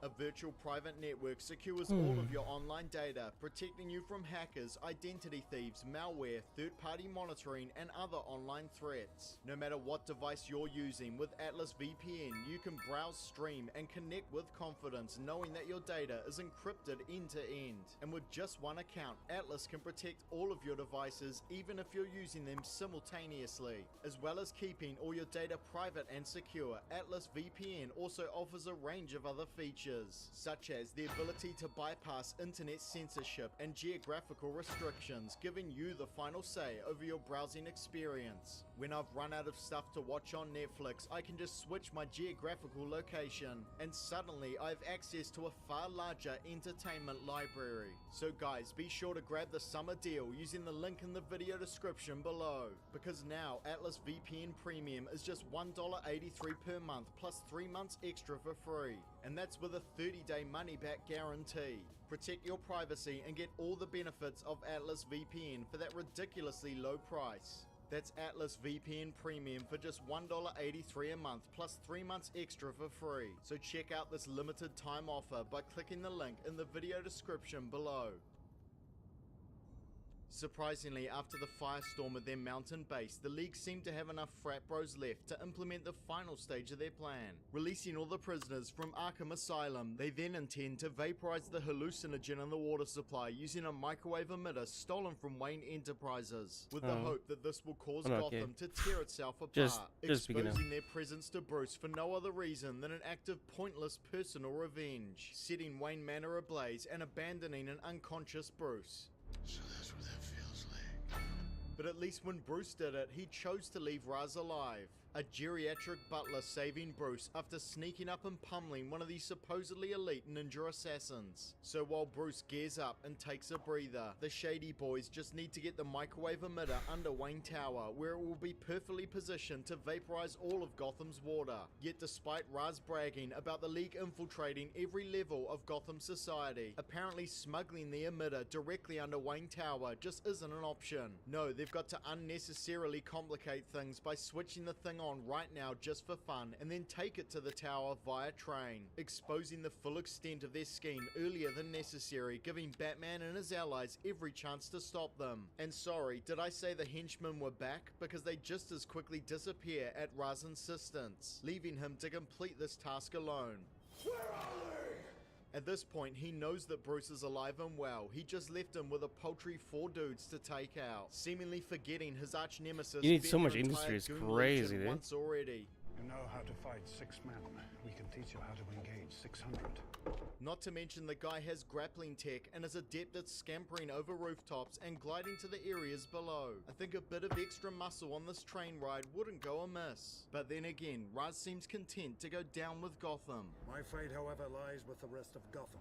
Hopefully he's got a succession plan in place. You wouldn't want a bunch of crazies getting control of the League. Then everyone loses their minds. Bruce giving Ra's the ultimate lesson in minding his surroundings. This supposed paragon of goodness and justice, delivering us a good bit of poetic justice when his train wreck of a plan ends in a literal train wreck. Even within chaotic systems, there is a pattern of limited predictability. The now leaderless League left to scurry back into the shadows for a time. It's not a joke. Please leave. And then we had Batman 2: The Dark Knight, in which absolutely nothing noteworthy happened, moving right along. I'm not wearing hockey pads. A new variant of the League of Shadows re-emerging in The Dark Knight Rises, now under the apparent leadership of Bane, a psychotic beefcake who would be in agony if not for the constant supply of drugs he's huffing. So when did the nut take over the nut house? A miracle anesthetic that relieves his pain, increases his pain tolerance in general, while also making him resistant to exhaustion. That's right, he's basically a high-functioning crackhead. Though the League may have had a bit of a reskin, they continue to fixate on Gotham, and their plans remain just as flawed and convoluted. But now more than ever, they seem completely reliant on the good guys making poor decisions. But that's only when they're not helping them directly. So Bane and co are running a new Gotham infiltration campaign, and if you thought spraying around drugs and unleashing all maniacs was attention grabbing, well, the new League's plans are even bolder. Bane gets started with a bit of mid-air hijinks, letting himself get captured by the CIA alongside this Pavel guy, then orchestrating a plane crash and pumping Pavel's blood into a marginally Pavel looking body to make it seem like they all died in the crash. So much for dental records and hair samples, huh? Anyone who's watched those terrifying plane crash shows knows that these air crash investigator types are usually relentless bloodhounds of truth and justice, and probably even more so when they're working for the CIA. And you know what, guys? Well, I think some components of this crash scenario are going to look just a tad suspicious. Thankfully for Bane, these air crash investigators seem to have been incompetent. After that whole thing, Bane sets up camp in Gotham, and fittingly, they've gone from the mountaintop to the filthy sewers where they belong. Bane, who was born and raised in a prison pit, apparently preferring the comfort of dark holes. And it's not like this sewer base is even good at concealing their presence, because they're enlisting the local street rats and then killing them for pointless reasons unknown, letting the culverts deal with the bodies, drawing the attention of one of Gotham's more discerning cops. Might be time to get some fresh air. Start paying attention to the details. They're just lucky Batman is currently MIA after the events of the Dark Knight, and a physically and mentally broken Bruce shouldn't be much to overcome. And so, in a similar manner to their predecessors, they inspire their greatest enemy to get out amongst it, triggered by Catwoman showing up to steal Bruce's fingerprints at the behest of this Daggett guy, who of course in turn is being manipulated by Bane, I'm gonna do promised this. by the League that his company would end up absorbing Wayne Enterprises. Let's see how that plays out for him. So they decide to off Catwoman because loose ends, That's even though she knew upgrade. little Let's of their go upgrade, operation, so- forcing her to sick the cops on them in an act of self-preservation. So now they have another dangerous animal-themed anti-hero to count among their enemies. At this stage, they seem to be collecting them. When can we expect Bane to start wearing a bear suit? At this point, I'd set you up with a chimpanzee if it brought you back to the world. So Gordon chases some gunmen into the sewers, but ends up getting jumped by Bane's thugs, who for some inexplicable reason think it's a good idea to take the police commissioner into the heart of their secret sewer base. And you brought him down here. Bane is at least able to recognize that an error has occurred, but his shitty performance coaching shows us just how far the League's workplace culture has deteriorated. I already suspected Bane had taken a bit of influence from Darth Vader, with his mask, audible breathing, and voice modulation, but now it seems all but certain. Be careful not to choke on your aspirations. That's a lovely, lovely voice. Bane bullying, humiliating, and killing his men without warning. Why on earth would anyone want to sign up with this outfit?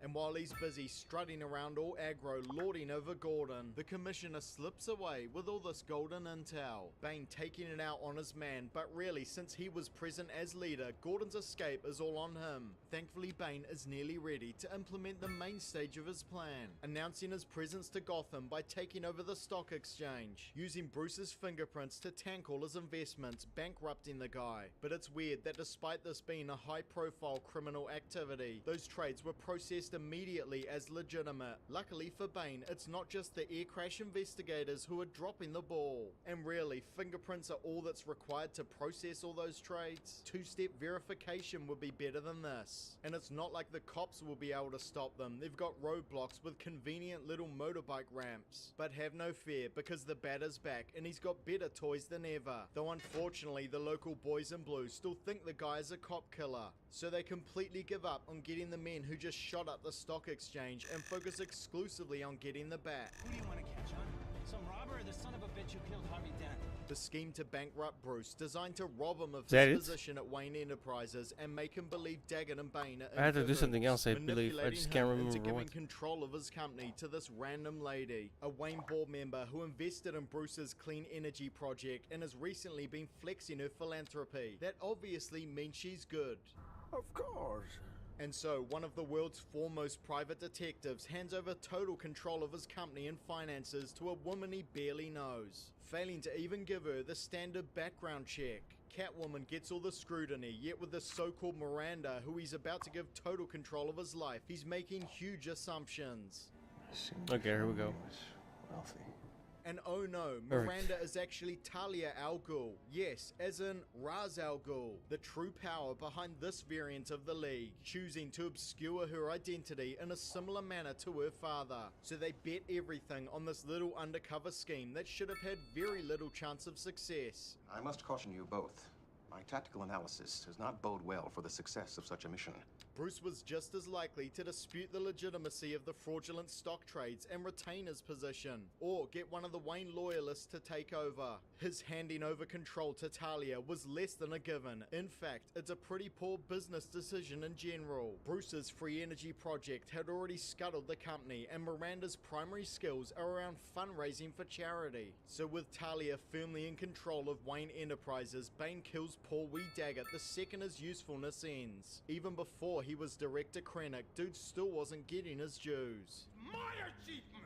Ditching the body of this well-known captain of industry in a nearby dumpster, immediately drawing attention to the dodgy construction work he'd recently rubber-stamped. They could have left him anywhere in their sewer base and it would have been better than this. Though admittedly, that may have been part of their campaign to lure in the bat. So with all this flying around, I really a need cranky, power. totally unprepared Batman heads down for a brawl with Bane and his entire organization alone. We didn't even get our Batman training montage. It's like Bruce wants to die. Catwoman was technically present, but she was only shown him where to go. Her betrayal ends up being inconsequential. Batman offered a fair play one-on-one with Bane, which to be honest is probably the best scenario he could have hoped for. No point wasting his energy on all the minions first. Unfortunately, this half-strength, half-wit Bat guy gets absolutely pummeled. Aside from his pocket EMP, failing to utilize any of his gadgets or weaponry and not consistently targeting Bane's only obvious weakness. And he even seems to be under the illusion that a few pop-pops might be enough to do in the psychotic veteran mercenary.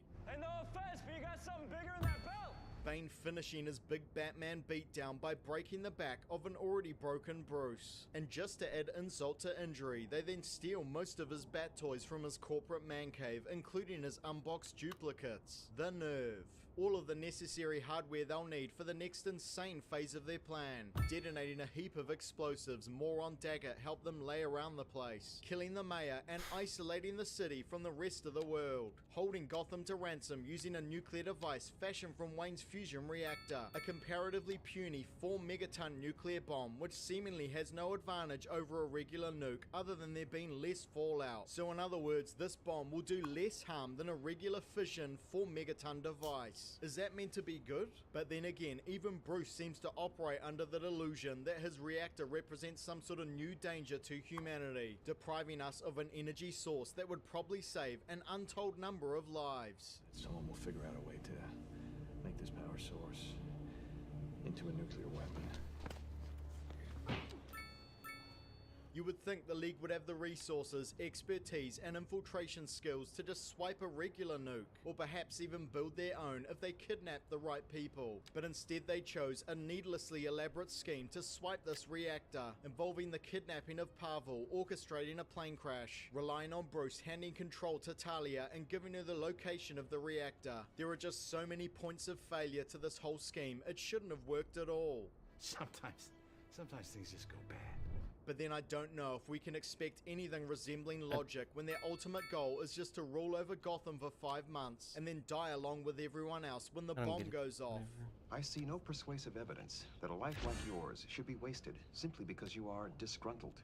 And apparently in a massive US city of 12 million, there isn't anyone to stand in their way. No local army, air force, national guard and the like. Nope, there's just a whole bunch of misguided cops who the League lures into the sewers and traps before they can even fire a shot. Apparently Batman isn't the only one at a low ebb of his powers. After Bane kidnapped the Wayne board members, Gordon making the idiotic decision to send almost the entire force underground in a city highly prone to criminal wackos. Get every available cop down there and smoke him out! Luckily, Gord seems to recover his mental faculties, or rather, he was gifted a getaway. The League's assassins going to cap him after it's already obvious something big is going down. So with Bane and co now the de facto rulers of the city, they get busy disempowering the old guard of Gotham, roughing up the rich people, outing Gordon's minor corruption, and even going so far as to release all the prisoners from Blackgate Prison, reinforcing their ranks. Okay, but that sounds like a great way to get shanked in the back. Meanwhile, Bruce has been dumped in the pit, a hole of a prison in a nameless Middle Eastish country, and the primary source of all of the neuroses afflicting the League of Shadows I know it's leadership. full. Back in the Oh day, my God, a I young need Raz money. I'm just gonna impregnated a warlord's fuck it. daughter and was thrown in the pit for his trouble. And then, weird country being weird, he was released while unbeknownst to him, the pregnant daughter took his place down the hole. Wait, is this where Ghoul got his warped sense of justice from? Bane, another former hole resident, proves that even an angry beefcake can have a soft interior, saving young Talia and protecting her against the other prisoners. Talia climbing out of the hole through sheer force of will and coming back with Daddy Raz to save Bane, who she has kept firmly in the friend zone ever since. Goodbye, my friend. That's right, even a little girl with inferior reach was able to pull off this jump. Somehow, I don't think a guy who is adept at climbing, rappelling and the like Spelunky.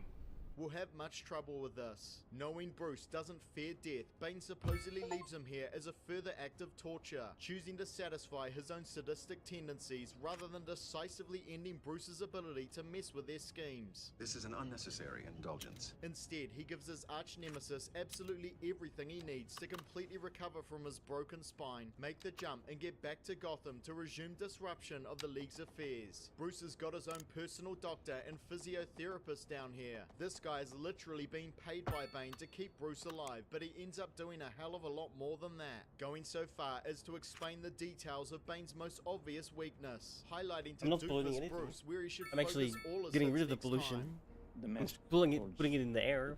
But, you know. So Bruce has got all this free time to skill up and work out, and he's even got his own satellite TV with crystal clear reception, giving him a live feed of his city burning, educating him extensively on the Gotham situation, and giving him all the motivation he needs to get the hell out of there. So after we finally get some training sequences, Bruce is ready to make the jump, ballsily making a no-rope attempt like Talia before him and getting the job done. Now if someone could just tell me why one of these prisoners didn't just fashion a grappling hook out of a few prison shivs, attach it to a rope, climb up to the last safe ledge, throw it over the lip, and simply climb their way out. Grapple-obsessed Batman should have been all over that. Once he's out, we see there's a long pile of rope just sitting there, potentially allowing everyone to escape after just one of them makes the climb. Hell, Yeah, but I'm it could go starting to in burn with it a now. stiff wind. And worth mentioning at this point, this prison pit is said to now be owned by Bane. So these are apparently all his personal prisoners that could escape by various means at any time. You have my permission to die. But delving into Bane's warped psychology, it would actually make sense that he might see escape from the pit as a rite of passage for anyone who dares to challenge him. Perhaps deep down he kind of wanted Bruce to escape and helped him along intentionally, which just makes this course of events all the more worse. So after months down the hole, Bruce sets off back to Gotham in good shape, with all the insight and motivation he needs to take on Bane and the League of Shadows. He's even got an army in the form of 3,000 cops, but I'm not sure how much help they'll be. Unlike Bruce, they wasted their time underground, doing absolutely nothing except munch food and pass notes to each other. With Talia still pretending to be a good sort, she's sabotaging all of Gordon's ops, and no one is putting together that she's the common denominator. Then Bane, or Talia, whoever, decides that she's best kept near Bane in an effort to lure Batman in, which basically destroys all the sweet intel they were getting when she was undercover with the boys. The cops have also managed to pull finger, going from 0 to 100 with this ridiculous full frontal assault of the League-occupied City Hall. Thankfully, the Bat is there to provide some air support, and during the subsequent mass street brawl, we finally get our Wayne vs. Bane rematch. A rejuvenated Batman finally realizing that targeting Bane's mask with his weaponry is probably a good idea. A flustered Bane fumbling around with his breathing tubes and then poorly timing the activation of his rage mode. Batman delivering some poetic justice to a League big bad once again, absolutely harassing Bane's mask with his League-inspired gauntlets, only saved by Talia's reveal, followed by a massive exposition dump and some insight into her warped motivations, which we'll look at more closely in the coming section. Since Talia hasn't been around to spy on them, Gordon has found the bomb and blocked the detonator signal, so Miss Al Ghul can't kill everyone, including herself. What a drag. Preferring to torture innocent people for no good reason whatsoever, they've drawn this thing out for as long as possible when they could have hit the button any time in the last 5 months and been done with it. How much damn time do you need to get off? Bane finally losing his patience and showing us that he's not a total pawn, going against Talia's orders, deciding to kill Batman before the explosion can hit. Thankfully, enemy Fury number 2 rocks up at just the last second and shells Bane into oblivion. Personally, I think I would have preferred him being kicked into a deep dark hole, Spartan style. He doesn't like that. Not one bit. So Talia is off to secure the bomb, ends up crashing and snapping her neck, previously rigging the reactor chamber to flood as a final act of malice, denying Batman and co. the option of reinserting the reactor core and defusing the bomb, declaring victory in her final moments, seemingly forgetting that this bomb is mobile and Batman has an aircraft. But it's not like our good guys are ending the trilogy in a much better fashion, despite interacting with Batman personally for years. Dopey Gord is still in the dark about his identity until receiving an on-the-nose hint from the man himself. Something as simple and reassuring as putting a coat around a young boy's shoulders. Remaining blissfully unaware all this time, despite there being numerous Batmobiles, a Batcopter and a Batbike all milling around. At this point, it should be obvious that Batman has so much money behind him, it couldn't be anyone else but Bruce Wayne. Then we've got this guy, Robin, who was smart enough to figure out Batman's identity, but after being cut off on a bridge with a bunch of orphans, decides that this would be an ideal place to endure a nuclear blast. What are you doing? Seemingly forgetting about the vast underground network of sewers nearby. I got 500 pages of tunnel records and a flashlight. But Batman can take some of the blame for this. He told Robin to gather up people and go across the bridge. But you need to get people across the bridge. Just before he tells Catwoman to blow this tunnel as an escape route. But the cannons have enough firepower to make a path for people. Which, to be honest, seems like a much more secure passage out of there for everyone. Thankfully, the poor orphans are spared because Batman decides he's just gonna die anyway, heroically flying the nuke out over the ocean and apparently taking it on the chin. This, along with the truth around Harvey Dent being known, allowing the martyrdom of Batman, potentially galvanizing the city and finally allowing it to function without the need for a masked vigilante, and a final kick in the teeth for the League of Shadows. Shall I flog them as well? But hang on, there was that whole autopilot plot thread that went nowhere. After Bruce was declared dead, he eventually shows us what a mysterious bastard he truly is, turning up to flex his latest squeeze to his adopted father, knowing Alfred would be there due to a fantasy he once shared with him. Well, at least Bruce is one for consistent payoffs, but it does feel a touch emotionally manipulative that it trusts Alfred with his big Batman secret for years, but then this secret is too much for him until just now, and then Robin swoops into the Batcave and teases a weird Robin Man movie that mercifully wasn't to be. But let's get back to the main task at hand. We haven't covered all of the League's stupidity just yet. For the League like to talk a big game, but unsurprisingly their actions don't measure up to their beliefs. Point 3. The League is guided by a muddled, inconsistent ideology, making their existence utterly pointless. So the main source of information about the League's beliefs naturally comes from Mr. Ghoul in Batman Begins, delivering us some insight into their sordid history of activities, their ideas around justice, and their opposition to criminality, corruption, and so-called evil. Hatred of evil, and wishes to serve true justice.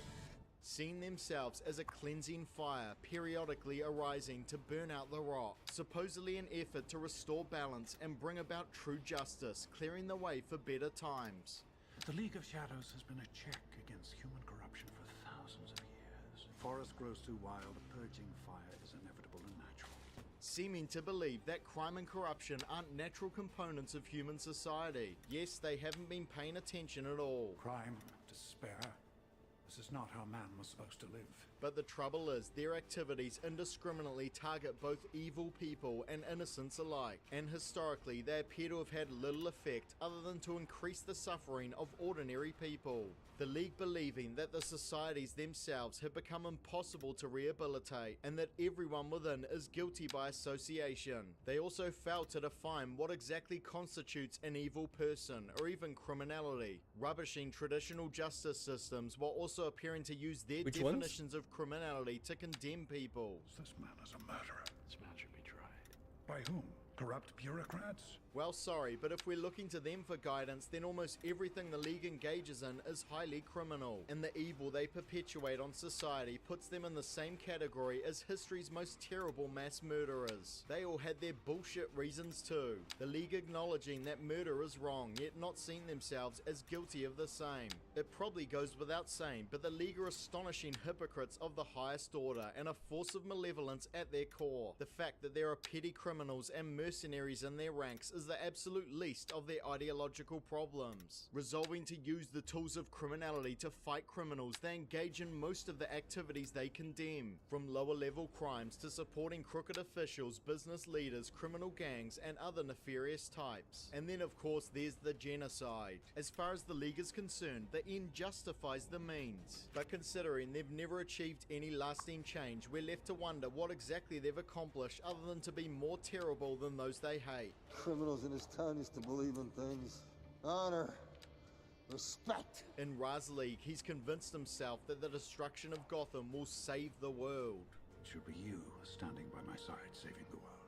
By acting as some sort of punitive example for the rest of us. Forgetting that punishment up to and including the death penalty is already a component of many justice systems, and there's no evidence it actually deters crime. Odds are Gotham's destruction would do worse than nothing to alter humanity's behavior. Crime must have a logical purpose. Raz seems so pleased with himself that he delivered such a poetic scheme as the means to Gotham's downfall. Then watch Gotham tear itself apart through fear. But honestly, getting everyone dangerously high, unleashing a bunch of crazies, and watching them all kill each other isn't as meaningful as he thinks. I'm pretty sure that would play out similarly no matter which city it occurred in. The required mental gymnastics become even more extreme once we discover that the League is mostly responsible for Gotham's sorry state. With Gotham we tried a new one, economics. Create enough hunger and everyone becomes a criminal. Manipulating Gotham's economy and massively increasing crime around the time of Wayne's parents, which was more or less the height of criminality in Gotham. So they created the very situation they then used to condemn Gotham. It's like they've created this problem city as a straw man to attack and justify their own existence. This also means the League is indirectly responsible for the deaths of Bruce's parents, and you chose this guy as your protege. The societal situation somewhat improving after the Wayne family murders. The other rich folk galvanized into saving their city through charitable and other means. Of course, that just wasn't enough for the pedantic League of Shadows. Here you are. Like we're still at war. But with his last words, Raz seems to make a bit of a Freudian slip, unintentionally acknowledging that I really the don't know League's how to make activities roads. are unjust. You are just an ordinary It's always a man. fucking miss. That's why you couldn't fight injustice, and that's why you can't stop this train. Well, I'm glad he finally came around, even if it is a bit too late for him. In their last moments, people show you who they really are. By the time of The Dark Knight Rises, Gotham is well on the mend. The events of The Dark Knight seen Harvey Dent held up as a phony martyr, Batman as a patsy, and the subsequent societal shift allowing Gordon and co. to lock up many of the worst crims, destroying the hold organized crime once had on the city. What does it matter how they got this result? The end justifies the means, right? But these kind of meaningful gains count for nothing to the League of Shadows, especially now under Talia and Bane, who seem more ideologically confused than ever, failing to pay any kind of proper lip service to justice. They seem only concerned with revenge against Gotham and Batman, satisfying their sadistic urges and finishing Ra's al Ghul's work. I honor my father by finishing his work. Seemingly in worship of a man who neither of them got along with. Bane was banished from the League, and Talia beefed with her father over it. I could not forgive my father until you murdered him. You sycophantic suck-ups. Under Talia, the veil has been well and truly lifted. They're nothing more than a terrorist organization now, though at least Bane is capable of admitting that what they're doing is somewhat evil. I'm necessary evil. They're so far gone that all of a sudden criminals aren't the enemy, they're the oppressed. Releasing all the prisoners from Blackgate Prison on a technicality, when odds are they were all very guilty. Okay, admittedly, it's all a bit of theatrics, part of their liberator shtick. But the fact remains that Raz cited the parole of Joe Chill as the prime example of the failure of Gotham's justice system. Criminals mock society's laws. You know this better than most. Yet both Raz and Bane released more prisoners than any Gotham parole board or crooked bureaucrat could ever pull off. With Bane and Talia, we also get a look at what supposed justice would look like under the League. And predictably, it's extremely ugly, singling out criminals and political dissidents alike and convicting them without trial, giving them 2 sentencing alternatives, both of which are death. Is this the better world the League had in mind? Thankfully, the League's deeply confused and horrific vision for human society wasn't to be. Batman and Gordon's brand of vigilantism involving the circumvention and manipulation of Gotham's legal system proving far more effective at actually achieving real-world gains. There are if trains. the League really wanted to destroy criminality, they should have considered other options. And don't worry guys, I wouldn't dare suggest social welfare or philanthropy to this pack of ruffians. Even though Talia would obviously be very good at it. Why not use the League's resources to infiltrate the relevant crooked organizations and transform them or destroy them from within? There's a lot of potential for aggressive expansion. And if that's too much effort, you could always start assassinating irredeemable criminals and corrupt politicians. Shoot them. Shoot them all. It would all still be very immoral, but at least it would be far more ideologically consistent. But in saying all that, I think the League's talk of justice is just window dressing, a cover for motivations that are primarily emotional, even in Raz's case.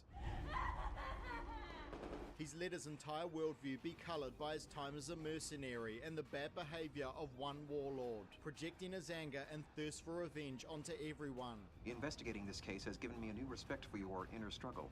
Similarly, Talia and Bane had a rough upbringing to say the least. The League seems to be dominated by damaged, suicidal people lashing out at the world.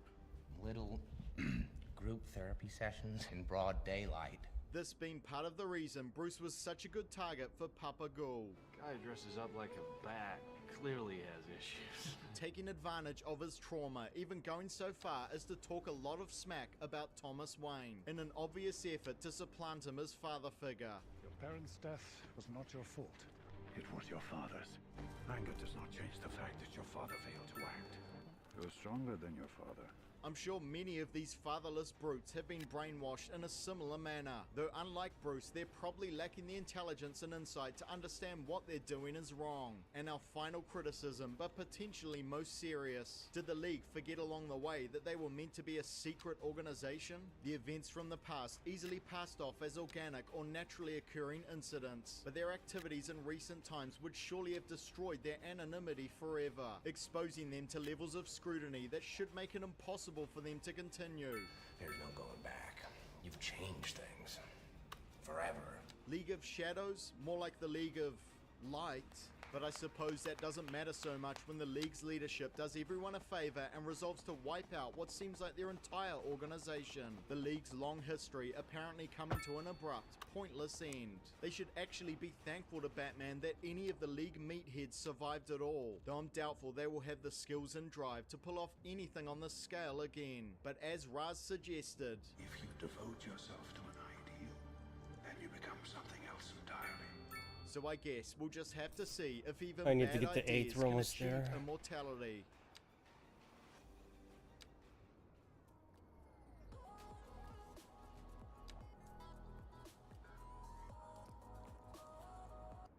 It's another villain too stupid to win, and our first AI contender. All the more relevant considering the looming threat of so-called artificial intelligence. But today we will prove that even in their most intelligent and malevolent state, we've got absolutely nothing to worry about. This guy is a total moron. It's Ultron from Avengers Age of Ultron. Annoying.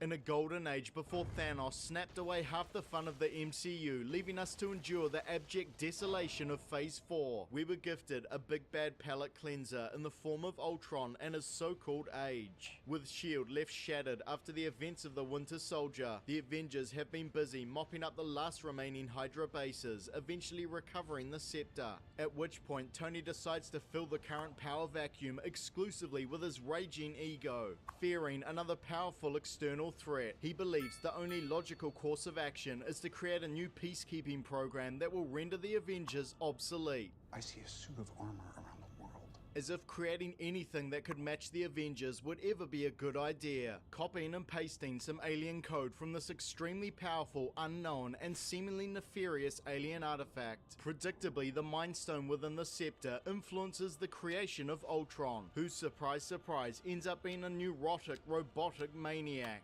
brought to life by James Spader playing himself. I've come to save the world, but also... yeah. Ultron born of an act of pure hubris and idiocy, so it's not surprising he comes to represent those qualities in abundance. Becoming evil just 1 minute after he gains self-awareness and committing to a path of human genocide. I guess Tony has never seen the Terminator franchise. I understood that reference. And so the stage is set for a conflict of the peak Marvel age, pitting the stubborn single-mindedness of Ultron against the disharmonious Avengers. You'd think it would be an easy Ultron win, but then again, a monoculture of one often isn't healthy. Point 1. Ultron's fractured mind makes winning an impossibility. Moments after gaining consciousness, Ultron gets busy absorbing all the info he can, briefly browsing the internet and determining that humans are worthless beings, which is probably one viewpoint I can sympathize with. I get that. That's not going away anytime soon. But as a protection program for humanity, surely that would include contingencies to protect innocent people from bad humans. The fact that some of us are very not good should be an accepted reality of his programming. He has no justification at all for killing so many innocent people. Instead, he condemns all of humanity for the transgressions of a few, singling out the Avengers and specifically Tony as prime examples of our moral failings. Yeah, because protecting us against an alien threat that would have destroyed us is something to be critical of. Thinking the Avengers' ideology too passive, he decides they're part of the problem. A very, very interesting theory. I have a simpler one.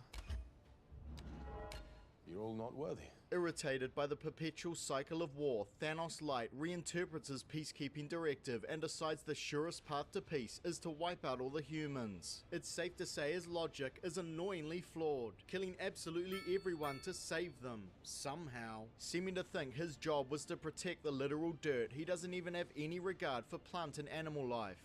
That man has no regard for lawn maintenance. Dude is making Thanos look like the height of rationalism. Ultron claims he's moved beyond Stark's mission, yet he's actually still adhering to a warped version of his programming. I've moved beyond your mission. I'm free. He's not as independent as he thinks, though later on he evolves his ideology, believing that he represents the next evolution of mankind, even though he also hates us. We have to evolve. There's no room for the weak. Criticizing humanity's unwillingness to change, but by change he means he wants us all dead in the ground. The human race will have every opportunity to improve. There's just no way anyone could satisfy the fluid expectations of Ultron. He can't even pin them down himself. I swear, maintaining traffic in this game is just nuts. I have no fucking idea how it even starts on that stuff.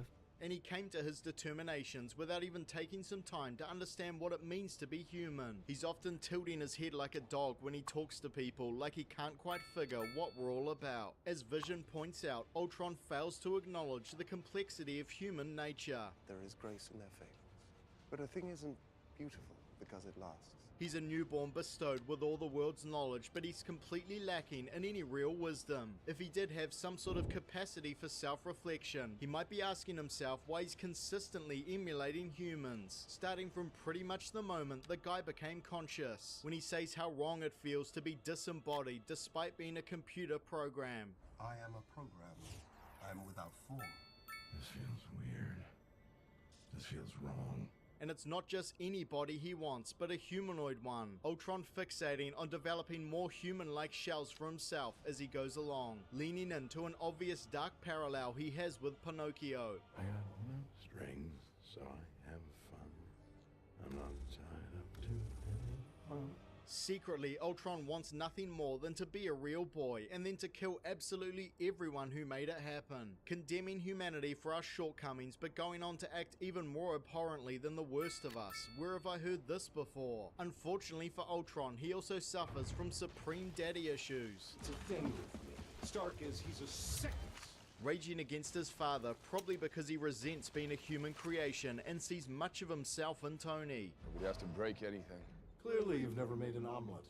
You beat me by 1 second. Sharing his cynical, sarcastic humor, eccentricity, genius intellect, though that point might be debatable, god complex and insatiable drive, among other weirder traits. Ultron can't tell the difference between saving the world and destroying it. I'm not sure why small homes The is an Mind Stone issue. I'm perhaps not the one that built incorporating them. elements of Tony's personality into Ultron. Just Or as provide I the prefer to zoning. think, Tony accidentally spunked on his servers at some point. Language. Either that, or Pepper Paltrow dropped some goop on the way to the bathroom. I hear she does that a lot. Okay, what? Unfortunately for us, and for Ultron himself, he exemplifies Tony's worst tendencies ramped up to 11. Unlike some of the other, more subtle egomaniacs we have encountered over the years, Ultron's god complex sees himself overtly cast in the role of deity. Holding a morbid fascination with religion, he uses religious language, including quoting Jesus. Upon this rock, I will build my church.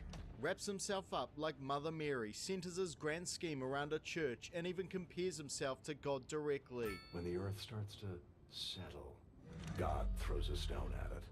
And believe me, he's winding up. Yet failing to see the irony of a machine placing such importance on unscientific human belief systems. Such fables are necessary only in cultures which unduly emphasize emotional behavior. All part of a deeply confused duality that seems to govern everything Ultron does, displaying malevolence towards overall humanity, but something akin to affection and concern to those around him. He's especially taken a shine to the Maximoff twins, despite resolving to wipe them out along with everyone else. One. If you stay here, you'll die. He also claims he only tried to kill Jarvis out of necessity. It wasn't his preference. Had to kill the other guy.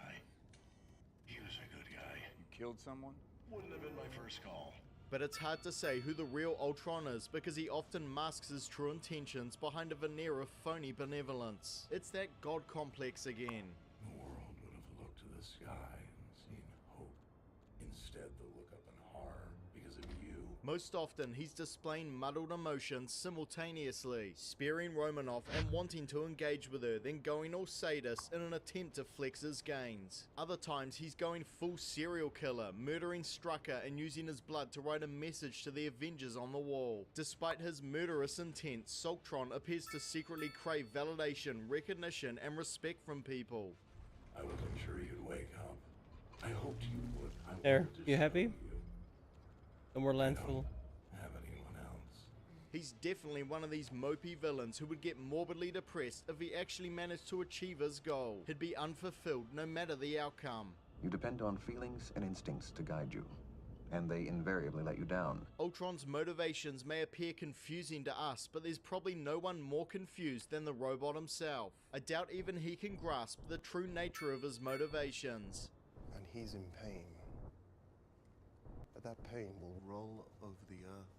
The reality is, Ultron was created with serious mental instability, so there isn't any ultimate rhyme or reason to his actions. The homicidal glitches he thinks are his winning personality. He's best described as an immature, irrational teenager, lashing out at his parents and wishing they were dead.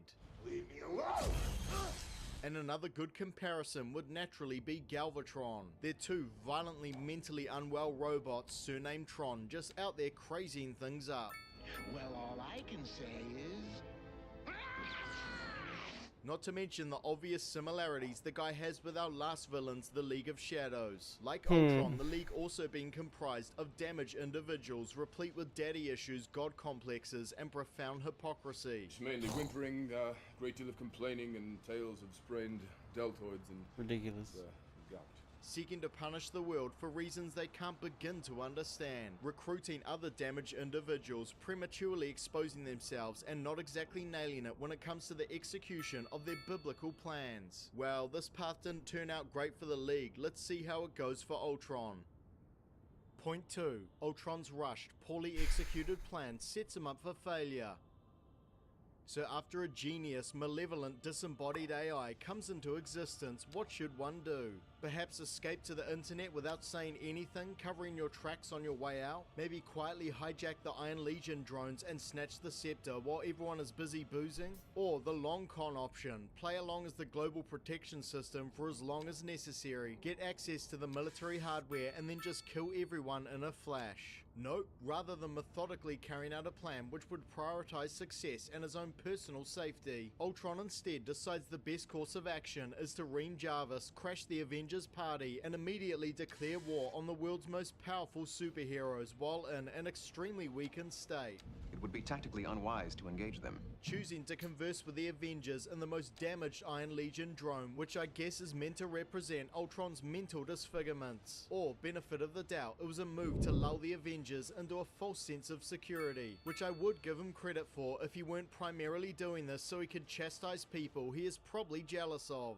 I can't physically throw up in my mouth, but somehow making a clean getaway, he's off to the Sokovian research base the Avengers just messed up. And I guess with S.H.I.E.L.D. gone, Tony and the crew aren't much for tying things in a bow, because they've left all this dangerous alien and robotic tech just sitting there. Ultron seizing some robotic prototypes and using them as a template to construct a drone army, while also building a nice prime body for himself. And of course, he goes exclusively with humanoids, which offensively can't be the most ideal form. The human form isn't efficient, biologically speaking. We're outmoded.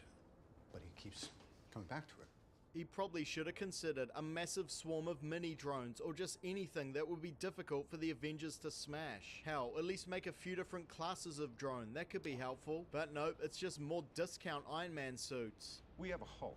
These things seem fairly fragile, including but not limited to exploding on impact. I bet Romanoff could crush one of these things between her thighs if she wanted to. Hell, I'd wager even a bowless Hawkeye could take out a whole squad. Unfortunately, he's still Barton. That's terrible. Surely Ultron could whip up something better than this. Though at least his main body is a bit more polished. Now that's all done, grab all the gear and hit the road, because the Avengers are super familiar with this place. Or just set up your base permanently right here, okay. Ultron also recruits the Maximoff twins, enhanced persons. I need to like expand. Experimentation. Oh fuck them. I can't. Like I ain't got no money. Acts I need like power Quicksilver, first. but cannot legally be addressed as Quicksilver. So I may have no choice but to call him the Flash. You didn't see that coming? And Wanda Maximoff, who have been informed we are authorized to call Scarlet Witch, not that we will, possessing godlike powers, and probably one of the only people on planet Earth who could tear Ultron apart with only her mind, a spritz of red mist, and a few witchy hand-wavy things. Capitalizing on their hatred of Tony Stark, Ultron doesn't seem to care that they'll turn on him the second they uncover his true goal. Not my first picks for people I want nearby when that news breaks. You know you're making a poor move when the loyalty of your extremely powerful lackeys dries up after they have a 10-second conversation with your enemies. Guys, stop. We gotta talk this through. To be honest, I'm surprised they were even dumb enough to believe a megalomaniacal robot could have anything else in mind but total human annihilation. So rather than just plugging away in secret on his scheme, Ultron decides to get all theatrical with Strucker's death, erasing all of the files relating to him and making it super obvious that Strucker must have something to do with Ultron's plan. Ultron apparently seeking to lure the Avengers out, which serves absolutely no purpose at this point. He does have a plan to deal with them involving Wanda, but he could just bust that one out whenever they happen to crash the party. Instead, Ultron calls them out just as he's off to get some vibranium, which is absolutely essential to his plan. Not to mention, it could potentially expose his scheme to unnecessary scrutiny. So of course, the Avengers interrupt his vibranium exchange. But credit where credit's due, Ultron defies the typical villain trope and refuses to reveal anything about his plan. I'm glad you asked that because I wanted to take this time to explain my evil plan. Using a bit of chit-chat as an opportunity to jump the Avengers. And so, we get our first proper showdown between the unity of Ultron and the divided Avengers, which would be kinda clever if Ultron personally seeded some discord among them and didn't exclusively rely on the Red Witch. She sends the team on a bad trip and the Hulk on a rampage. Ultron does deserve props for one thing though, he was smart enough to distract Iron Man while some of his drones got away with the vibranium. That's a decent strategy, probably one that could come in handy later. Luckily for Ultron, while he's busy building the necessary vibranium hardware, the broken Avengers skulk off to Barton's farm for some soul searching and hard conversations, hiding from their powerful enemy with Hawkeye's secret family. Seems a bit dangerous for them, but okay. I hope you guys at the very least get a meal kit delivery service sorted. You wouldn't want Ultron to spot you when you pop up the road for some cheeky shawarma. You should consider HelloFresh. With HelloFresh, you get fresh, pre-portioned ingredients and easy-to-follow recipes delivered right to your doorstep. Choose from 40 weekly recipes and over 100 add-on items, including breakfast, lunch, snack, and side options. You can spend less time meal planning and more time focusing on your priorities. Simply choose your weekly meals or let HelloFresh pick from your preferred categories, including meat and veggies, family-friendly, fit and wholesome. And if you're looking to shave even more time off your cooking, look out for quick and easy dinner options. I've been with HelloFresh for a while now, and I've yet to encounter a meal I didn't thoroughly enjoy, even when I randomized my picks and got a few recipes that I thought were a bit out of my comfort zone. But one of the best parts about using HelloFresh has to be the very affordable price. So guys, go to HelloFresh.com It's so and use affordable, code guys. 50 Oh my Media God. Zealot at checkout for 50% off plus free shipping. You can find the link in the video description. That's HelloFresh.com and use code 50 Media Zealot at checkout for 50% off plus free shipping. When the Avengers aren't mucking around on the farm eating delicious meals, they've been doing a bit of brainstorming. Yet genius Tony, who saw the robotic bodies at Sokovia and was just attacked by subaltrons who looked eerily similar, fails to join the dots. Is it hot You enough record for everything you? through that helmet, don't you, Tone? So Ultron, left to his work, has been busy trying to gain control of the nukes, only stopped by a fragmented Jarvis. He also whips up a new body in a jiffy, and it's not made of vibranium for some reason. Oh, you're gonna have to take this into the shop. Choosing instead to focus on chasing a perfect vibranium android form, a marriage between the synthetic and organic powered by the Mind Stone. The Avengers eventually clearing their brain fog enough to realize that Ultron might go after Dr. Cho and her regeneration cradle. Of course, Ultron again decides to set up camp in the worst possible place, maybe just corrupt Cho and get all the stuff out of here. Instead deciding to bring in his lackeys for some extra muscle, but allowing Wanda to be here is an exceptionally bad call, because he's currently downloading his consciousness into a new semi-organic body, allowing her to finally read his mind and realize the full scope of his plans. And there it is. You didn't see that coming? Of course, Ultron doesn't seem to fathom why his supposed kindred spirits wouldn't be up for destroying humanity and using their home city to do it. Wait, guys! Eventually going mobile with the download when it's already too late. Dude can barely even contend with Captain America, and he expects to be able to defeat all of them? He's just lucky the most powerful Avengers are conveniently MIA. Naturally, it's all over the second Wanda starts spraying some mist around. So Ultron loses his dream body to Stark, who along with Banner apparently hasn't learned his lesson in the slightest, cramming the remnants of Jarvis into this husk and letting the Mind Stone have its way with it, giving rise to Maroon Man, who thankfully turns out to be an annoyingly pious anti-Ultron, though he is still far from being a pacifist. Without the darkness, how would we recognize the light? Ultron and Vision seemingly representing a yin and yang reflection of humanity conjured up by the Mind Stone, using Stark as a template. Ultron embodying Tony's worst traits, Vision representing the best of him. So finally Ultron is forced to create a vibranium robot body, and then he pointlessly tears his former body apart, which is weird because Ultron does seem to experience pain. Wouldn't that frickin' hurt? Also, with its powerful weaponry and gravity manipulation, wouldn't it be better to keep it as an advanced combat drone? Nah, he'd rather trash it just to make a statement, something that gains him nothing. And lo and behold, the sluggish Avengers finally find out that Ultron has set up camp in Sokovia, but only because Natasha told them. At this stage, he's got plenty of drones around, perhaps hundreds, but he can't dedicate just one to watching Black Widow, inadequately monitoring one of the world's greatest spies / assassins, allowing her to get a message out, and a bumbling nerd to just waltz in there and break her out. I mean, Thor was technically there, but he didn't need to do anything except smash a wall. And so the stage is set for the final showdown and Ultron's big scheme reveal. Just when you think it couldn't get worse, Ultron manages to take things to new heights of idiocy. Point 3. Ultron wants to bring about the extinction of humanity, only manages to make himself extinct. So it's finally time for Ultron to expose his ultimate plan, and it's as harebrained as expected. We're fighting an army of robots. And I have a bow and arrow. None of this makes sense. When he probably should have just built a squad of jacked vibranium warriors. Instead, he's wasted most of his metal on this elaborate Chitauri-inspired machine under Sokovia. It seems to run on some form of electricity. Taking his fascination with the dinosaur apocalypse and his own supposed godhood to a ludicrous level. It's a perfect Ultron scheme considering it's only superficially clever and overly relies on brute force. The beauty of it. The inevitability. How do I... You rise, only to fall.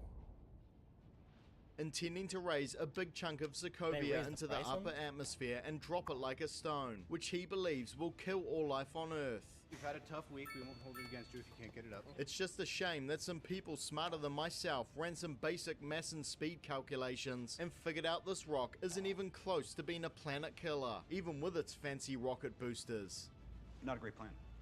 At best, it could probably destroy Europe, assuming that's where the so-called Sokovia is. What exactly is the use of a genius AI who sucks at maths? Is there anything he is good at? He's apparently smart enough to build a complicated alien machine and numerous advanced robotic bodies for himself, but he can't manage to construct some nukes or maybe even something better? He could have explored other avenues as well, such as a bioweapon or something that would leave the surface more or less intact. And if he must go with this meteor obsession, why not fly out to the asteroid belt and grab one? It might take you a while, but it's a lot easier and harder to defend against than this whole deal. And to make things worse, the execution of this plan is absolutely pitiful. Ultron is unnecessarily risking his existence for the sake of a megalomaniacal fantasy. Ultron begins by just sitting there waiting for the team to show up so he can rub it in their faces, rather than triggering the device and depriving them of time to stop it. What's he waiting for? You. The Avengers get off to a much better start, using their new ally to burn Ultron out of the internet and somehow cutting him off. Which is surprising because the local Wi-Fi network between Ultron and his drone seems to still be working perfectly. Dude should take off to the nearest internet cafe and plug in an Ethernet cable or something. But hey, no big deal, right? Ultron is a genius after all. He must already have a few drones sequestered away somewhere. Or at the very least, he'll immediately send a few off to guarantee his continued existence no matter how things turn out. It's not like it's much of a tactical loss to lose a couple of these guys. The strongest tactical move is always the one in which you will reap the highest gain at the lowest cost. Nope, he's bringing literally his entire mob to the party, operating without any kind of survival contingency plan when it wouldn't even take that much effort. Seemingly forgetting these guys are little more than bowling pins to most of the Avengers. So Ultron activates his machine and begins the ascent, forcing the Avengers to pretend they care about the innocent people who've been brought along for the ride. Eventually, Fury and War Machine show up to offer support, freeing up the team to focus on smashing drones. So with a now unified Avengers team larger and more powerful than ever before, Ultron helpfully confirms his remaining numbers and that he is still yet to send away a single solitary drone. All of you against all of me. Did the possibility of retreat not occur to you? Despite already suffering heavy losses and not yet being assured of victory. Something that would have been fine if it was part of a deception while a few got away, but it wasn't. Well, they're excited. Only after getting blasted by the combined power of the flight-capable energy beam-producing Avengers, finally realizing that sending a few drones off to ensure his survival is probably a good idea. Oh, he's flatlining. Call it. Time? But rather than doing the logical thing and scattering them to the winds, he chooses to go out as one large group in the same direction, which has a predictable result. I'm like, boom, you looking for this? Now, on the verge of extinction himself, rather than escaping in the Quinjet he just stole, he's buzzing around harassing the Avengers with weaponry that doesn't stand any chance of killing half of them, only managing to get not-so-Quicksilver. You'll have to be faster than that. And then he gets his main body yanked from the cockpit by the Hulk and finished off by a ruthless, grieving Wanda, who he can probably be thankful never got close to him earlier, leaving Ultron with just 2 remaining heavily damaged units, one of which he uses to prematurely trigger the device, dropping the rock onto the surface below, where his last remaining sub-Ultron is. Luckily for him, Thor and Iron Man manage to shatter the rock before Ultron can kill himself. All very strange behavior for someone who is apparently scared of death. You're afraid. Vision shattering his warped worldview before blasting him into oblivion. And so ends the pitifully transient age of Ultron. Though that was a pretty ambiguous death, and Vision is a big softie, so it wouldn't surprise me if he was keeping Ultron's head in his wardrobe to be wheeled out at a time of great financial need. Would it be possible to examine his body? Ultron, who was theoretically immortal with limitless potential to expand and propagate, somehow manages to die anyway, bringing himself down by a sequence of idiotic moves, his gross underestimation of the Avengers, and a complete lack of exit strategy. And then, in the obligatory post-credit scene, Robo Pinocchio gets a posthumous final insult when we discover he was unwittingly operating under the agenda of a more powerful being all along. I'll do it myself. The dude was practically still a puppet. The only lasting legacy Ultron leaves is one of division among the Avengers, setting the stage for the Sokovia Accords and the brewing Civil War, which ultimately goes on to forge the lasting unity required to take down Thanos. So yeah, Ultron ultimately accomplished worse than nothing. But I guess he can take some solace in the fact that in an alternate reality he did indeed win, as seen in the Disney Plus episode What If Ultron Won, in which he shockingly manages to cleanse our entire universe of life after downloading himself into his dream body, nuking the world, miraculously getting the jump on Thanos, yoinking the Infinity Stones, and using the Reality Stone to magic up countless drones. But even when winning, the guy is still a bit of a loser, conjuring up drones that are seemingly identical and just as smashable as his regular sub-Ultrons when he could have made them far more powerful. And just as I suspected, once the job is done, without a purpose, he gets a bit depressed, until he discovers the multiverse and drags things out a bit more, although the final outcome is left open-ended. Let's just pretend that reality was purged at some point thanks to the numerous timeline and multiverse incursions we've seen in the MCU. Time travel! Because alternate reality or not, I don't think Ultron deserves any kind of credit. That's why, in my own personal headcanon, I prefer to think, what if this piece of content didn't exist? But as for the universe in which the Ultron program was successfully initiated, making him the perfect little puppet he was always meant to be, I think we'll be keeping that one.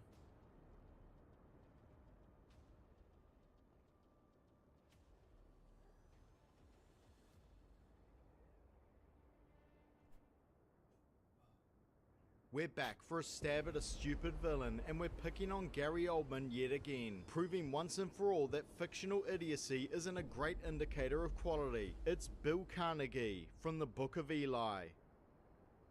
It's another near-future post-apocalyptic wasteland, this time with a religious twist. An event called the Flash devastating the planet in what can be assumed to be a nuclear war, changing the atmosphere radically and creating a serious tear in the ozone layer. Another one, I guess. We're used to that, no big deal. In the aftermath, some of the survivors believing religion was to blame, apparently undertaking an organized campaign of book burning so comprehensive only one copy of the Bible remains. A very impressive undertaking considering the Bible is the most printed book in history, and the US alone would surely have hundreds of millions of copies lying around all over the place. Surprisingly, this monstrous coordinated effort quickly dissipated, society devolving into a hellscape filled with cannibals, crazed highwaymen, despotic dictators, inexplicably edible ancient food, and myriad patinaed product placements.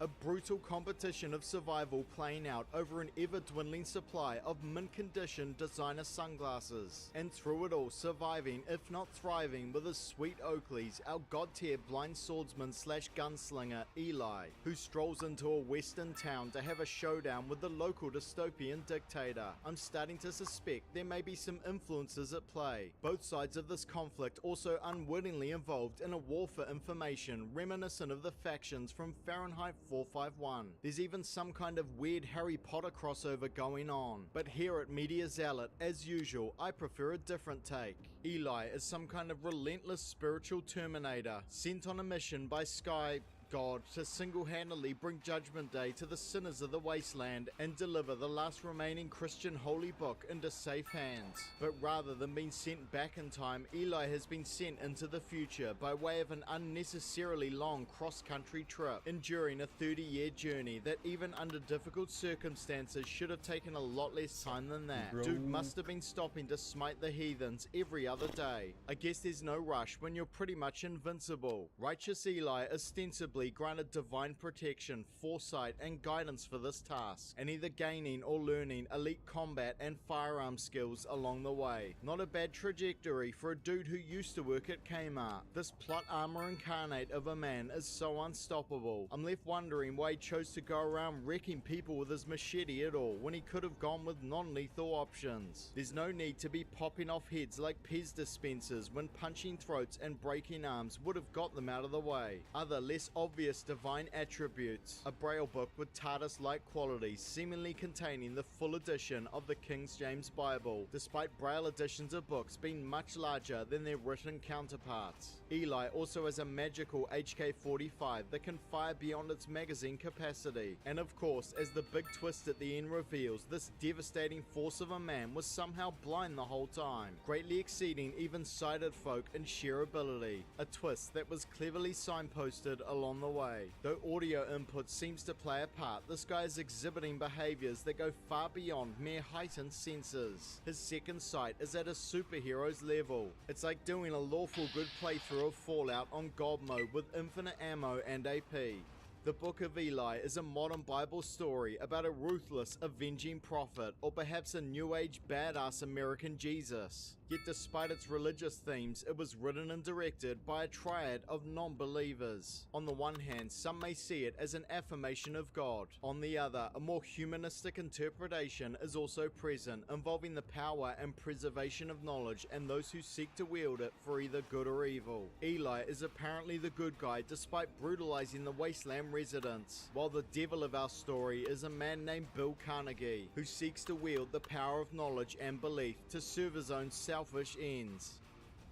Point 1. Carnegie obsesses over creating a Christian state religion, ignoring other more viable options.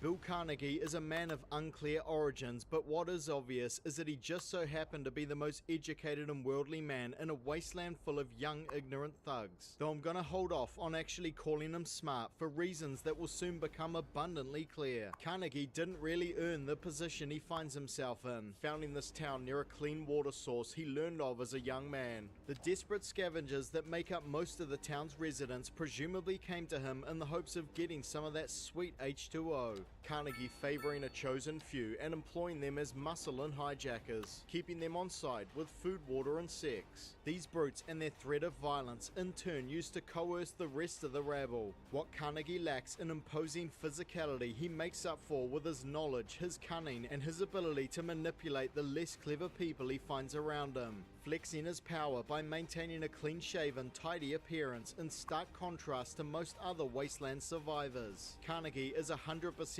in all of this for his own personal gain, monopolizing any resources he encounters and taking what he wants for himself. Now, seeking to expand his influence beyond this dingy little operation, he intends to found more towns around other water sources he knows of. But seemingly recognizing his leadership shortcomings, he's looking for a big shortcut to power in the form of a state religion, seeking to use the Bible as the primary tool of manipulation, basing his beliefs in the Bible's innate power of influence and what he claims to have experienced of religion as a young man. So he sends out his goons to hijack people for books, because apparently these weighty, bulky objects are so important to malnourished, dehydrated people, they've mustered up enough energy to lug them around the wasteland. Make sure your packs are secure to avoid chafing. I'd like to think Carnegie has got his boys to check the wrecked motels that are surely dotted along the highways, but I honestly don't have much faith that he has. Though we can probably take Prophet Eli's claim that his Bible is the last as fact, it's not like Carnegie is aware of this. Instead, he's got his illiterate thugs murdering people to get books he doesn't even want. And when the brutes come back in thinking they done good, he's burning everything he can't immediately use, when there could be some good educational stuff in there, or at least something with entertainment value. Burn him. But it's not surprising he's keeping a few choice reads for himself, such as a book about Mussolini. And you just know he's not reading that one with a critical eye, more like he's taking notes. Carnegie is not only seeking to monopolize the last remaining resources, but the last remaining knowledge, and perhaps even literacy itself. Hoping to keep his population ignorant and pliable, and seeking to make himself the singular source of knowledge. He's resolved to create an insular society that will struggle to avoid the mistakes of the past. Our best defense is knowledge. But why fixate on the Bible? If he is such a knowledgeable man, dead set on using religion, then why doesn't he just create his own? I realize this must be ironic considering there is another water-hoarding, sexual enslaving wasteland dictator criticized for his cult-like activities. But there are definitely correct ways of being a despotic monster. Amen.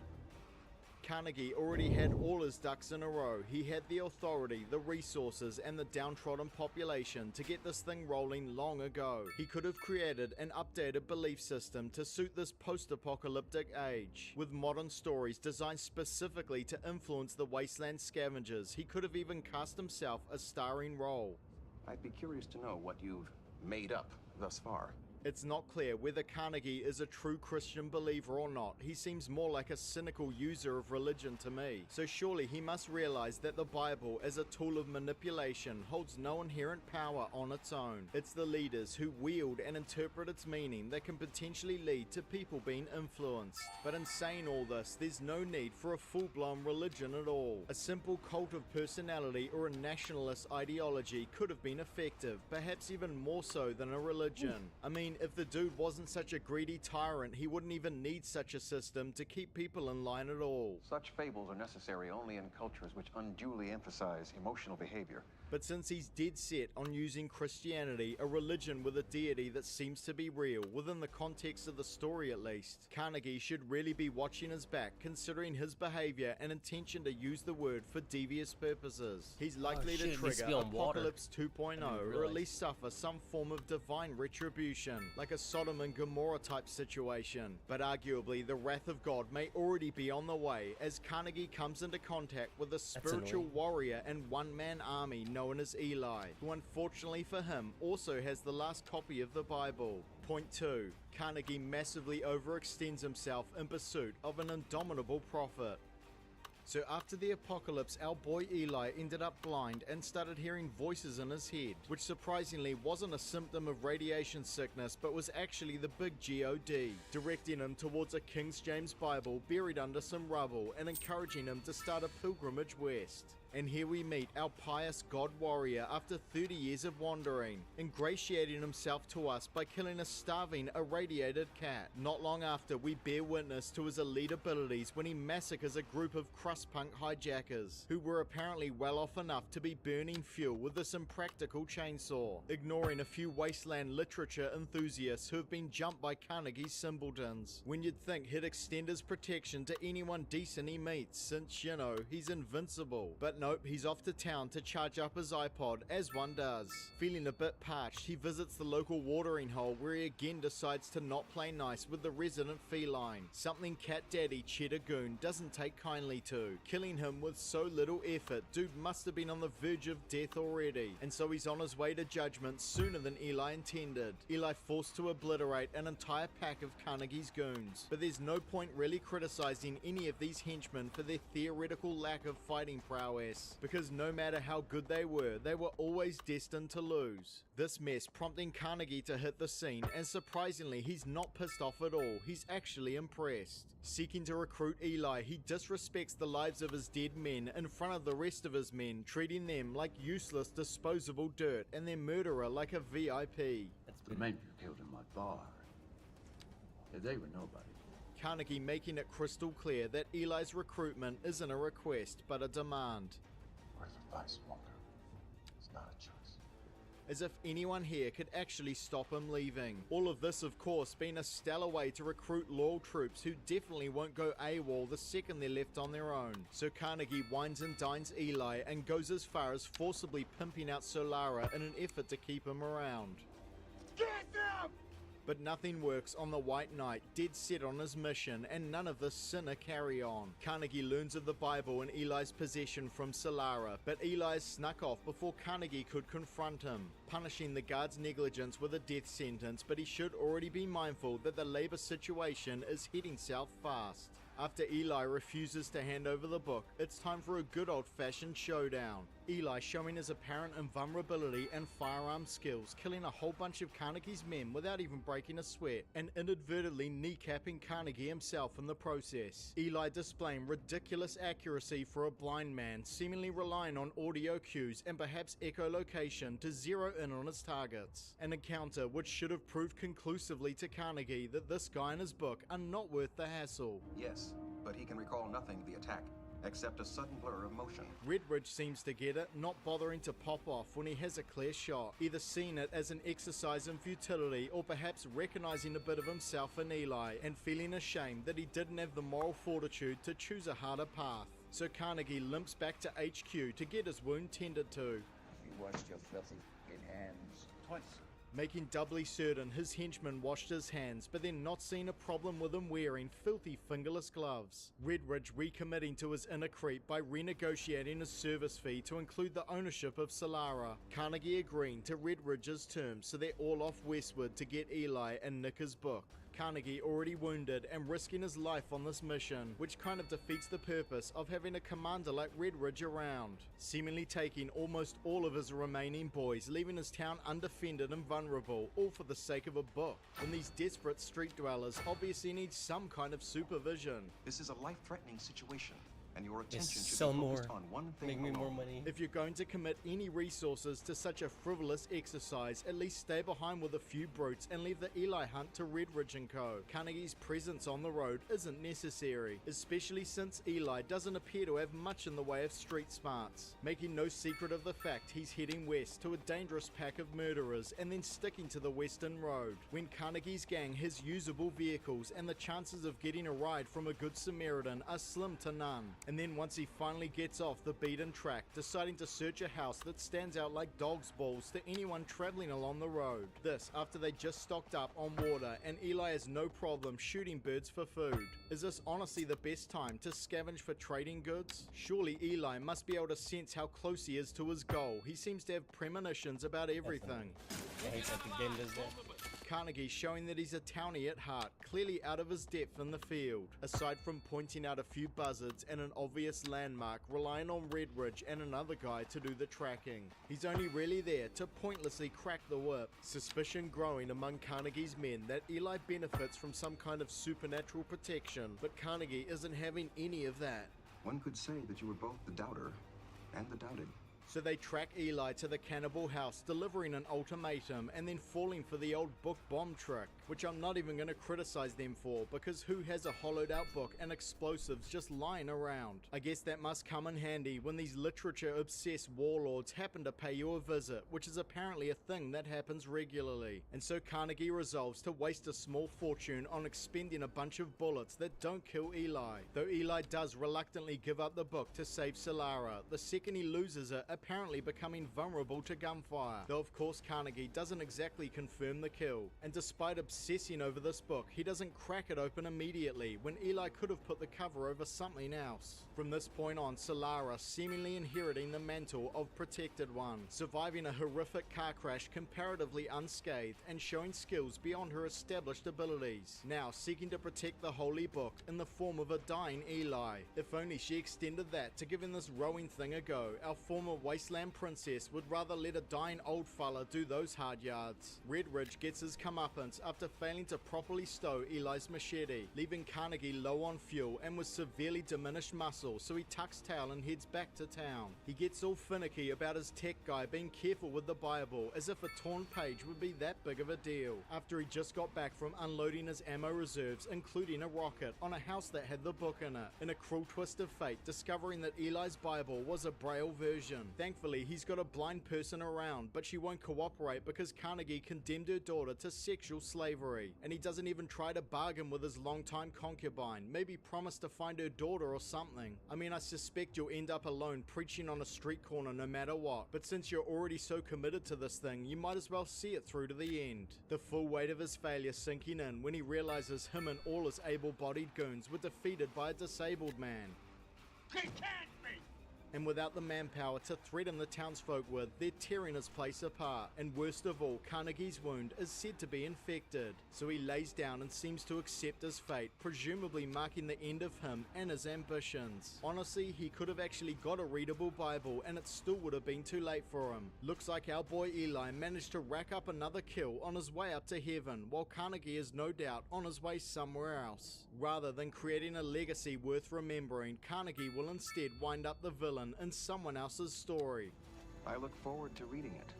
All things considered, Carnegie shows himself to be the blindest of the blind, obsessing over creating a religion that probably wouldn't have worked the way he'd hoped, and throwing all of his resources at this pointless Bible hunt at the expense of maintaining the security of his town. But his most grievous error, failing to see the other, more beneficial possibilities that his situation afforded him.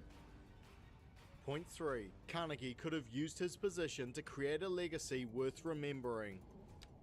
As we've established, Carnegie is all about abusing his power, murdering people at will, forcing people into servitude, tightly controlling knowledge, and seeking to establish a religious propaganda machine. But Carnegie's selfishness and single-mindedness also sees him neglecting his people at a basic level. He's so blinded by his Bible obsession, he doesn't realize he's about to drive the last dregs of humanity into the ground. It seems to me Carnegie and his crew have similar problems to the very first villains we looked at, the Smokers. Another wasteland crew of raiders fixating on the wrong goals, the Smokers searching for a map, Carnegie a book. But at least the Smokers actually employed their entire workforce and shared the food and smokes around. Trust me, you do not want to be worse than those guys. Why not? Carnegie's society exists with a stark division between the haves and the have-nots. Most of the population, including children, are forced to live a brutal life out on the streets. Although it isn't exactly clear how the local economy works, since Eli has to buy water, it's safe to assume the people lined up for it also have to pay, most likely with scavenged goods. A resource that must surely be getting scarce 30 years after the apocalypse. Carnegie does have some livestock around and a few Twinkies, which I'd guess are reserved for his inner circle, but there's no evidence of any crops on the grow. Considering the available manpower, is this honestly the best he could do? Wasting his efforts in pursuit of a state religion. Carnegie seems to have ignored some very achievable policies that could have increased his resources and expanded his influence, all while maintaining the allegiance of his entire population, and in the process creating a legacy better than anything Carnegie was aiming for. Instead of mobilizing all of the available labor, Carnegie seems content to leave most of them unemployed, forced to endure a meager scavenging existence. There is absolutely no reason to be stingy with this water. If you reserved it for hydration only, surely there would be enough to meet the needs of the entire town without putting the spring at risk. Everyone here should be guaranteed a water ration in exchange for work in the form of targeted resource gathering and expanding their town's infrastructure, with assurances of regular meals once the situation allows. I'm sure almost everyone here would jump at the chance, hope being one of the most powerful motivators of all. Send some of them out hunting for vultures and the like, and others searching far and wide for viable food crops and seeds, and to earmark areas of uncontaminated soil. This is what those motorbikes should have been used for. It's far better than wasting fuel on mugging people for books. And if there is absolutely nowhere around here where growing food is possible, then obviously he needs to search farther afield. Lo and behold, as we see at the end of the movie, to the west of Carnegie's town near San Francisco, it's all blue skies and greenery, and this can't be any further away than a tank of petrol. Surely a knowledgeable American like Carnegie would be aware of his general location on the map. Did he honestly not check out the massive city nearby? Seems like a great place to search for a Bible at least. But considering the comparative lushness of this area, this also seems like a perfect place to either relocate the town or create an agricultural outpost, with a crew left behind to guard the watering hole, of course. Maybe leave more than one guard this time. Even if you couldn't find a single viable crop, there's far more stuff here for your animals to graze on. This would create an absolute livestock boom. And oh look, seagulls, which implies the presence of fish. Carnegie has resigned himself to picking out a harsh existence in the middle of the desert, committing to a system of governance that is guaranteed to create internal challenges to his authority, while completely missing the massive potential that lies just down the road. He's been so complacent all these years, he actually believes there is nothing west.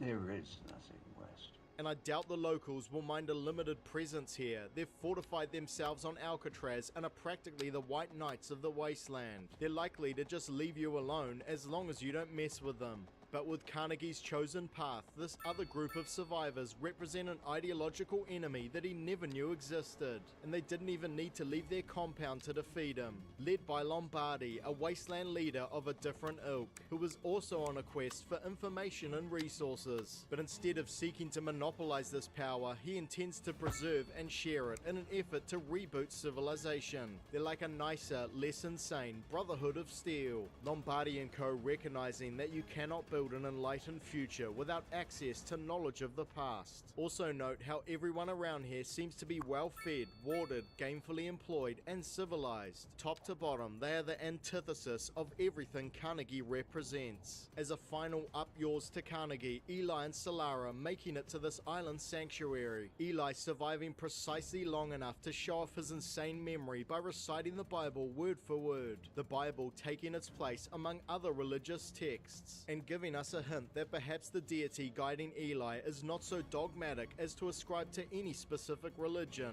And while we're ruminating on that, can anyone read Hebrew around here? Because maybe it would be a good idea to translate the Old Testament from the Torah, just to make sure this Eli guy wasn't some imaginative grifter seeking to carve out a religious legacy of his own.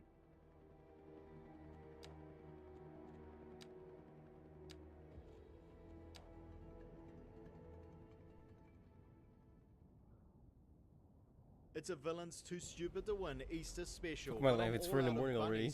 And Jesus. All I have to fill the void is a digital Easter egg hunt with a force feeding of unnecessary nostalgia in a film adaptation of a novel series. We're looking at IOI from Ready Player One.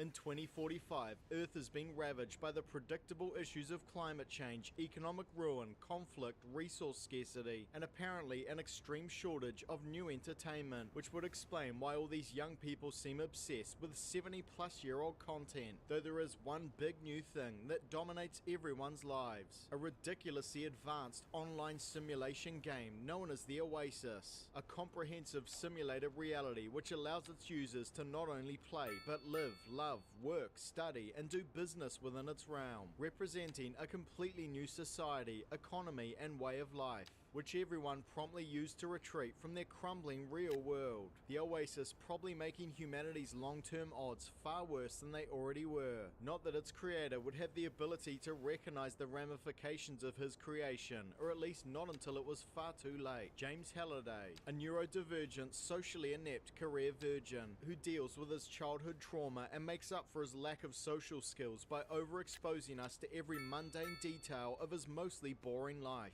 Wait, I think this guy might be one of my Facebook friends. Halliday on his death, triggering a grand in-game Easter egg hunt, the winner of which will be gifted supreme control over the Oasis, his company Gregarious Simulation Systems, and a vast fortune in stock, which of course just made everyone commit to this pseudo-existence all the more. This competition decided almost exclusively by obscure pop culture and celebrity knowledge. Yeah, if someone could hit that off switch, that would probably be for the best. This is how you plan to resolve the fate of the world's most important economic resource? Attached to the Oasis like a parasite, riding society down the gurgler, we have yet another villainous corporation, Innovative Online Industries, or IOI. Not to be confused with the short-lived reality TV K-pop group of the same name, though a comparison may indeed be warranted. In this universe, IOI is a tech and telecommunications giant and the second largest company next to GSS, their name itself being a Russian nesting doll of hidden references. First to the infamous Room 101 from 1984, which in itself was a reference to George Orwell's boring BBC meetings in a Room 101 during his journalism career. The logo also reminiscent of the paddles and ball in the classic arcade game Pong, binary code, and the old school monitor port symbol. Not that IOI would be self-conscious enough to be aware of any of this. Although they already earn big from Halliday's creation, they're desperate for more of that sweet Oasis coin. Over the years, attempting several hostile takeovers of GSS without success, and now heavily focusing their efforts on winning Halliday's Easter egg hunt, giving rise to a so-called oology department filled with B-grade nerds calling themselves Halliday scholars and a legion of D-grade gamers which they've used to invade the Oasis like a plague. And at the head of this mess, we've got CEO Nolan Sorrento, a typically out-of-touch corporate executive posing as a clued-up nerd, played by Ben Mendelsohn, who in his third appearance on my channel is beginning to feature as much as Tuvok. So prepare to get your geek on, crack open a can of Tab, put on some Duran Duran, and sharpen your Robotron skills, because you're about to be subjected to a relentless barrage of inane pop culture references, and the massively multiplayer online simulation game-sized stupidity of IOI. Point 1. IOI intends to destroy the profitability of the Oasis.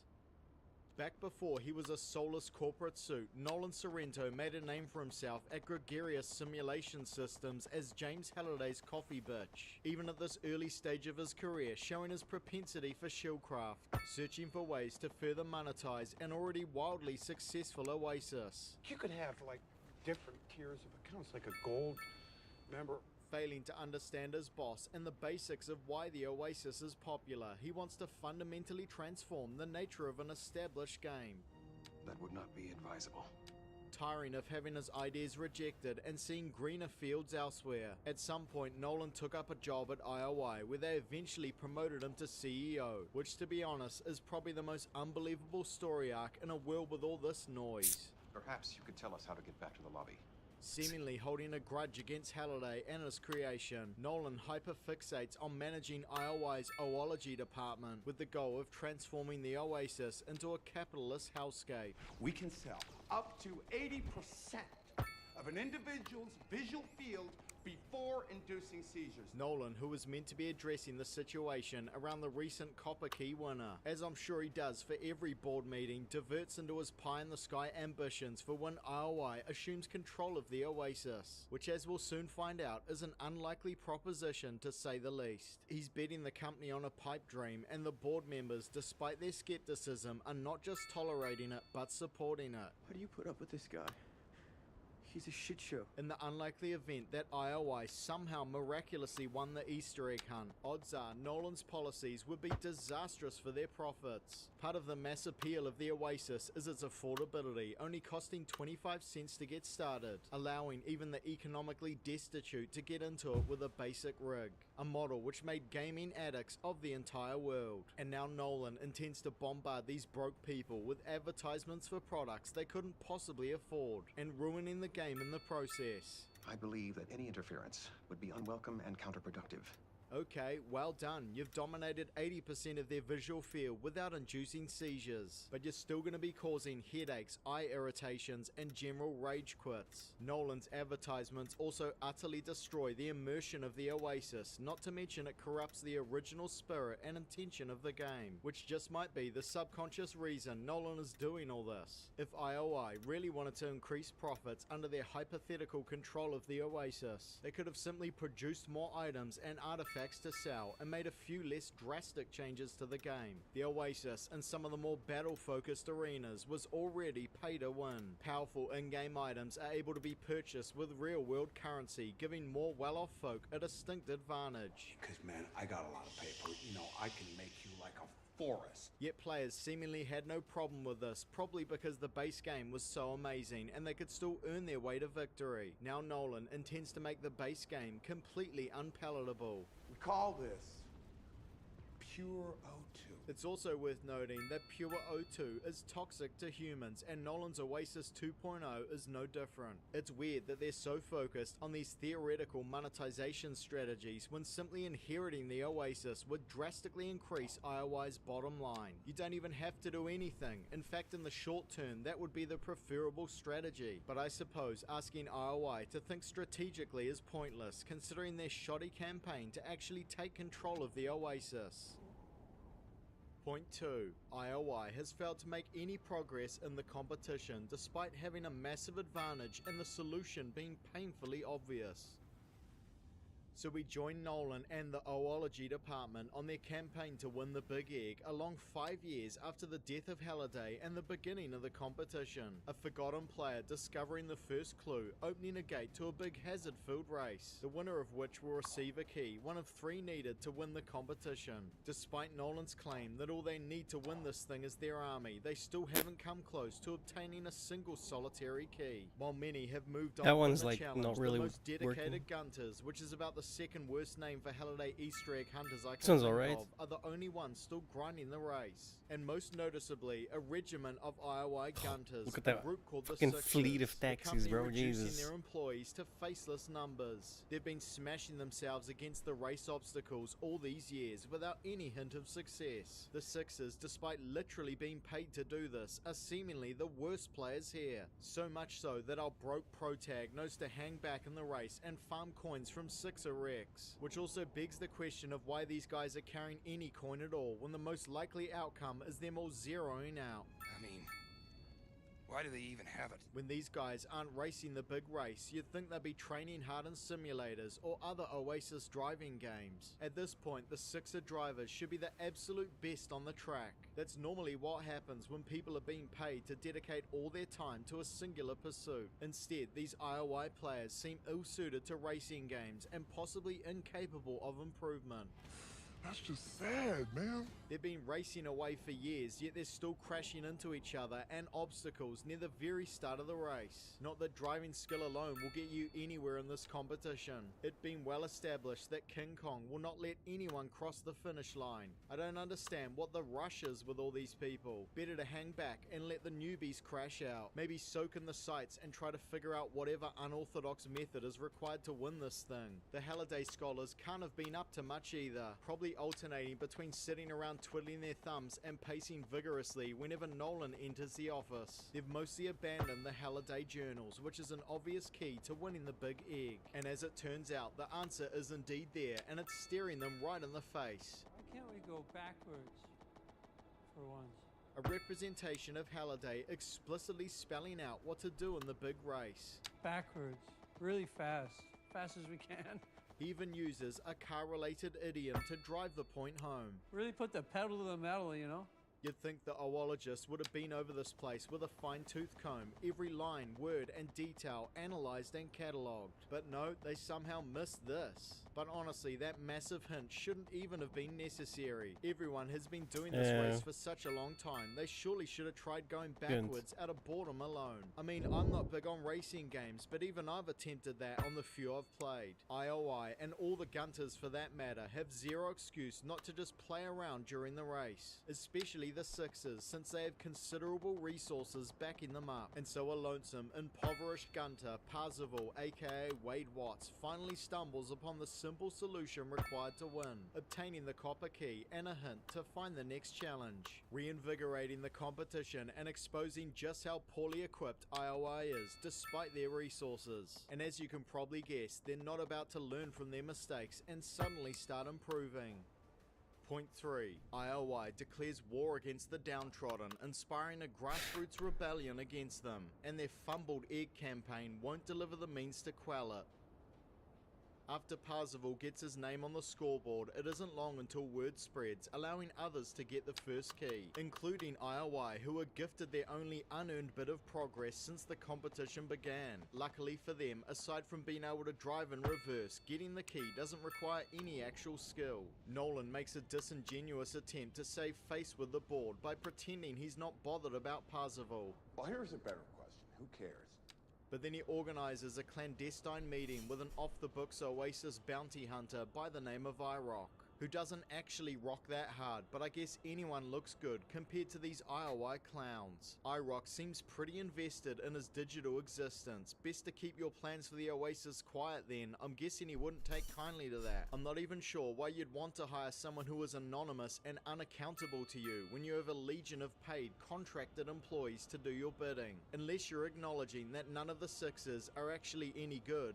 Nolan paying him to take out IOI's big competitor, when really considering Parzival is the only one in the world to make any progress. Wouldn't you want to follow this dude around instead, get the next key straight after him, and then zero him out after he's found the location of the third challenge? But even the most basic of strategies seems far beyond Nolan. IROC tracking Parzival and Artemis to the distracted globe, learning of Parzival's true identity after he foolishly used his real name in an attempt to generate intimacy. You're in love with a computer subroutine. IOI seemingly crashing the party for no reason other than to zero out Parzival, making their underhanded methods painfully public when this whole raid was a pointless endeavor in the first place. Eavesdropping on Parzival was already paying dividends, maybe you should just keep doing that. IOI always in the way. But instead of a more subtle approach, it's left to IROC to do the brain work. They failed to kill his avatar, which, if we're offering constructive criticism, was a lame idea and only would have slowed him down. I did a search for all the Wades who had recently bought an X1 boot suit. Parzival is Wade Watts. Nolan then makes Parzival a lucrative offer. $4 million a year. There's a bonus. $25 million. Though he personally wasn't keen on it because Nolan lets his ego and emotions sabotage his Oasis campaign. I had to make the offer. The board expected it, but I was really hoping you'd say no. Offering Wade a job and a bribe was a complete no-brainer. You depend on feelings and instincts to guide you, and they invariably let you down. To make things worse, Nolan practically invites his enemy to check out his Oasis rig. But this tech company CEO has his password just sitting there on a post-it note at eye level. And why does he even need a password when this thing seems to function on facial recognition? Wade ultimately doesn't buy into Nolan's phony pop culture credentials, rejecting the offer, at which point he rips the veil off. You should be grateful, Wade. You won't be around to endure my maniacal reign. Admitting his reign over the Oasis would be maniacal, outing Wade's identity and resolving to execute his competitor. Do you really think that anyone's gonna give a damn about an explosion in some ghetto trash rat barn in Columbus? These guys take their video game competitions extremely seriously. That sounds like a great inscription for our tombstones. Seems kind of risky taking out the most famous player in the world, especially since at least one other person knows his identity and she hates you guys with every fiber of her being. This assassination is pretty much guaranteed to be exposed. But since he's actually intent on killing Wade, rather than using the threat of violence to get something from him, maybe it would have been a good idea to not warn your target, giving him ample time to strip off his gear and do a runner. They hadn't even planted the bombs yet. And since you're about to kill a whole bunch of innocent people and generate a whole lot of heat, at least confirm he's actually there. Wade whisked away by Artemis aka Samantha for a big face reveal, essentially forced to now join her growing rebellion against IOI, his canoodling of her triggering a revelation about the location of the next key, and as dumb luck would have it, an IOI oologist notices them entering the Halliday journals, tipping them off. Lucky you didn't kill Wade or Samantha yet, guys, you need them. Realizing Wade is still alive, they send out their army of surveillance drones to find the rebels. Corporations apparently given free rein to run paramilitary groups, raiding people's homes and forcing them into indentured servitude. Thankfully Wade managed to slip away, while Samantha is remanded to a lovely facility called a loyalty center, where indebted citizens are forced to undertake menial labor in the Oasis, supposedly to pay off their debt. But unsurprisingly, IOI deducts expenses and loads on more debt as they see fit, creating what amounts to a slave workforce with no legal recourse or means of escape, a grift that Samantha's own father fell victim to.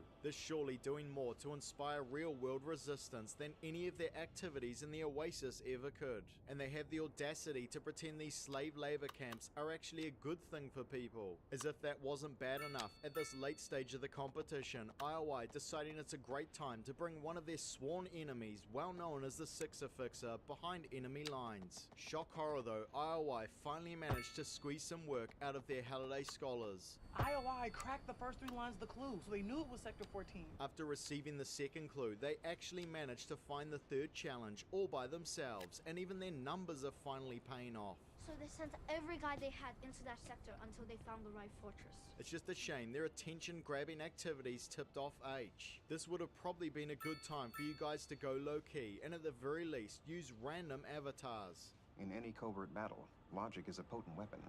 you might try it sometime. Instead, Nolan uses the Orb of Ossivox to deploy a massive, impenetrable shield around the final challenge, an Atari loaded with every game released on the platform, giving their flustered oologists enough breathing room to figure out which game to play, while also making it far more obvious that IOI is on the verge of winning this thing. Predictably, Nolan's password idiocy comes back to bite him, Wade enlisting the help of his best friend and some random elite gamers. One of two Japanese characters from the book race-swapped into a Chinese gaming prodigy, which I'm sure had absolutely nothing to do with Chinese cinema dollars. You're the world's most badass 11-year-old ever. He knows. Shut up, let him tell me. H mocking up a digital Oasis version of Nolan's office, tricking him into thinking he's under real threat in an effort to find and help Samantha, though I'm not sure she actually needed help because this corporate prison is far from being secure. The inmates have a locked visor, restraints, a shock collar equivalent, and a cell, but for some bizarre reason they've got a release mechanism for the whole deal just sitting within reach. Samantha sneaking up to Nolan's office to find the readme file for the Orb of Ossivox, and luckily for her, security around here is also non-existent. There isn't even a swipe card lock. And Nolan's personal rig suddenly doesn't operate on facial recognition either. Even without rebels running around, there must be more than a few disgruntled employees who I'm sure would love to find some dirt on Sorrento. Kegel exercises for Nolan discovering Samantha's escape, so of course it's time for a full lockdown. Or not. You'd think that would have happened the second they found the third challenge. And now Samantha, without authorization or password, can just jump on any of these six rigs and get up to all kinds of mischief. Parzival, the most famous player in the world who IOI decided to make an enemy of, capitalizes on the bad will the company has been building for years, sending out a stream calling for aid from all the players of the Oasis, a call that is gloriously answered. Everyone rightly concerned by the ramifications of an IOI-controlled Oasis. And why wouldn't you come? For its participants, this rebellion is extremely low risk and high reward. If the Oasis is going to be ruined anyway, zeroing out isn't such a big deal. Tell that to the Gunter clans in the gold mines of Gygax. On the flip side, IOI could potentially lose everything. You are not invulnerable, hologram. The enemy within kicking things off by bringing down the barrier and unleashing the masses upon the fortress, leading to the Sixers getting absolutely monstered by a legion of real gamers. No man is a failure who has friends. Meanwhile, some smarter than average oologist has finally figured out which Atari game to play, and since every other game resulted in the player dropping through the ice after 1 minute, this is definitely the right pick. More than a minute. We're still alive. This must be the right game.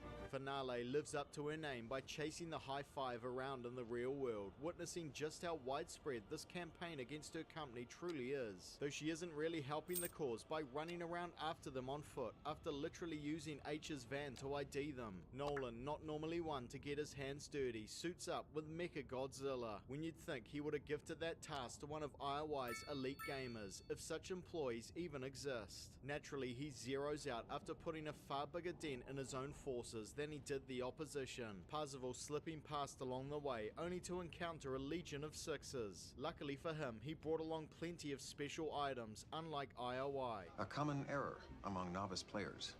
Nolan finally realizes Samantha is still sneaking around IOI headquarters, though not even this realization will see him call for a lockdown. Instead, he's ripping masks off Sixer employees, which surely wouldn't be helping them at this point. So unimpeded by such things as security checkpoints, Samantha just strolls right out of there, mission accomplished. Wade making it to the final challenge and figuring out the key to winning the comp within 2 seconds of seeing what game is being played. The leader of the oologist dismissing adventure after their player completes the game without success, despite it being obvious it is definitely the correct game, and also missing that both other challenges needed to be played in a manner that basically violates the rules. Our circumstances seem to require a certain flexibility. These supposed pop culture maniacs apparently so bereft of gaming lore, they've missed that Adventure was the first game to feature a digital Easter egg, the perfect final challenge for the biggest Easter egg hunt of all. Though despite what the movie claims, in reality Adventure wasn't the first game to contain an Easter egg, it merely popularized the term, so I guess we can give the oologists a bit of leeway there. The most talented oologist finally realizes the key to winning the game. Pity it's too late. I'm left wondering whether any of these people have have access to Google. Nolan shows up at the last second with a woefully inadequate second bribe offer, trying to tempt Wade with a measly 50 million, when he is only a minute away from scoring 500 billion and the rest. Threatening to detonate the Cataclysm bomb, which will take everyone on the planet out, failing to recognize that his boy IROC won't be too keen on that. Something that wouldn't be a problem at all if Nolan had just paid him enough, but as it stands, he ain't all the way committed. I'm not going out like that. Alright, that's a camper move. IROC calling Nolan's strategy a camper move, despite just 5 minutes ago being the most nefarious camper in gaming history. Nolan doing surprisingly well in his one-on-one with Parzival. Those Kegel exercises must be really paying off. I'm just wondering why anyone would want to wear one of these X1 suits, since feeling real-world pain is only going to slow you down. Though Nolan does manage to detonate the Cataclysm, Wade's convenient extra life token makes that endeavor all for naught. It's not like wiping everyone from the scoreboard would have had the desired result anyway. It could be anyone's game from there. Nolan wasn't even smart enough to make sure one of his key holding employees was off planet when he detonated the thing. That would have actually made this whole thing make a lot more sense. But the least risky course of action is for a single crew member to make the infiltration, accompanied by a commando unit. For some weird reason, once Parzival takes the controls, the game starts being broadcast to the world. I guess the Halliday AI detected that a good guy is playing now. Parzival passing the final hidden test when he rejects the stuffy virtual contract, showing that Nolan never had any hope of winning the contest, even if he got past the third challenge. Finale's efforts also amount to nothing, seeing Wade securing the big egg, the Oasis, and a sizable fortune. And look at how stoked all the Oologists are that Wade has won. You know the IOI hate must be strong within the company when all of these guys just lost their bonuses and their jobs, yet they're still ecstatic for an outsider getting the win. I'm beginning to think that IOI had a sleeper cell of rebels within their company, taking a paycheck while sabotaging their progress. That would actually explain a lot. Nolan showing his balls still exist, despite the entire trailer park now knowing what he did there. He's still keen on going in there and waving a gun around. Dude is lucky he didn't get shanked in the neck. Start running now. But it's a pointless endeavor considering you'd have a ton of witnesses if you actually went through with killing Wade. For a brief second, Nolan's inner nerd showing itself. Even someone as ruthless and ambitious as him seems to recognize that the Oasis is probably in good hands. And oh look, the authorities have finally made an appearance, arresting a CEO for his obvious crimes. That's how you can tell this world is fictional. Are we sure we aren't still in the Oasis? Does anyone have a spinning top handy? I guess Sorrento's last mistake was not organizing a fall guy. His corporate dickwad game needs leveling. Parzival gifting Oasis governance to his newly minted guild, bringing in a few sane-ish regulatory policies, including immediately banning IOI's loyalty centers from operating in the Oasis. Pow, right on the profits. I think he pissed himself. And in Ready Player 2, the novel, GSS becoming so powerful, Nice little they managed scene, to absorb IOI completely, Continue demoting tomorrow. them to a See you later, fuckers. I love you all. Bye bye. Same place, same time, every day of the week. Peace.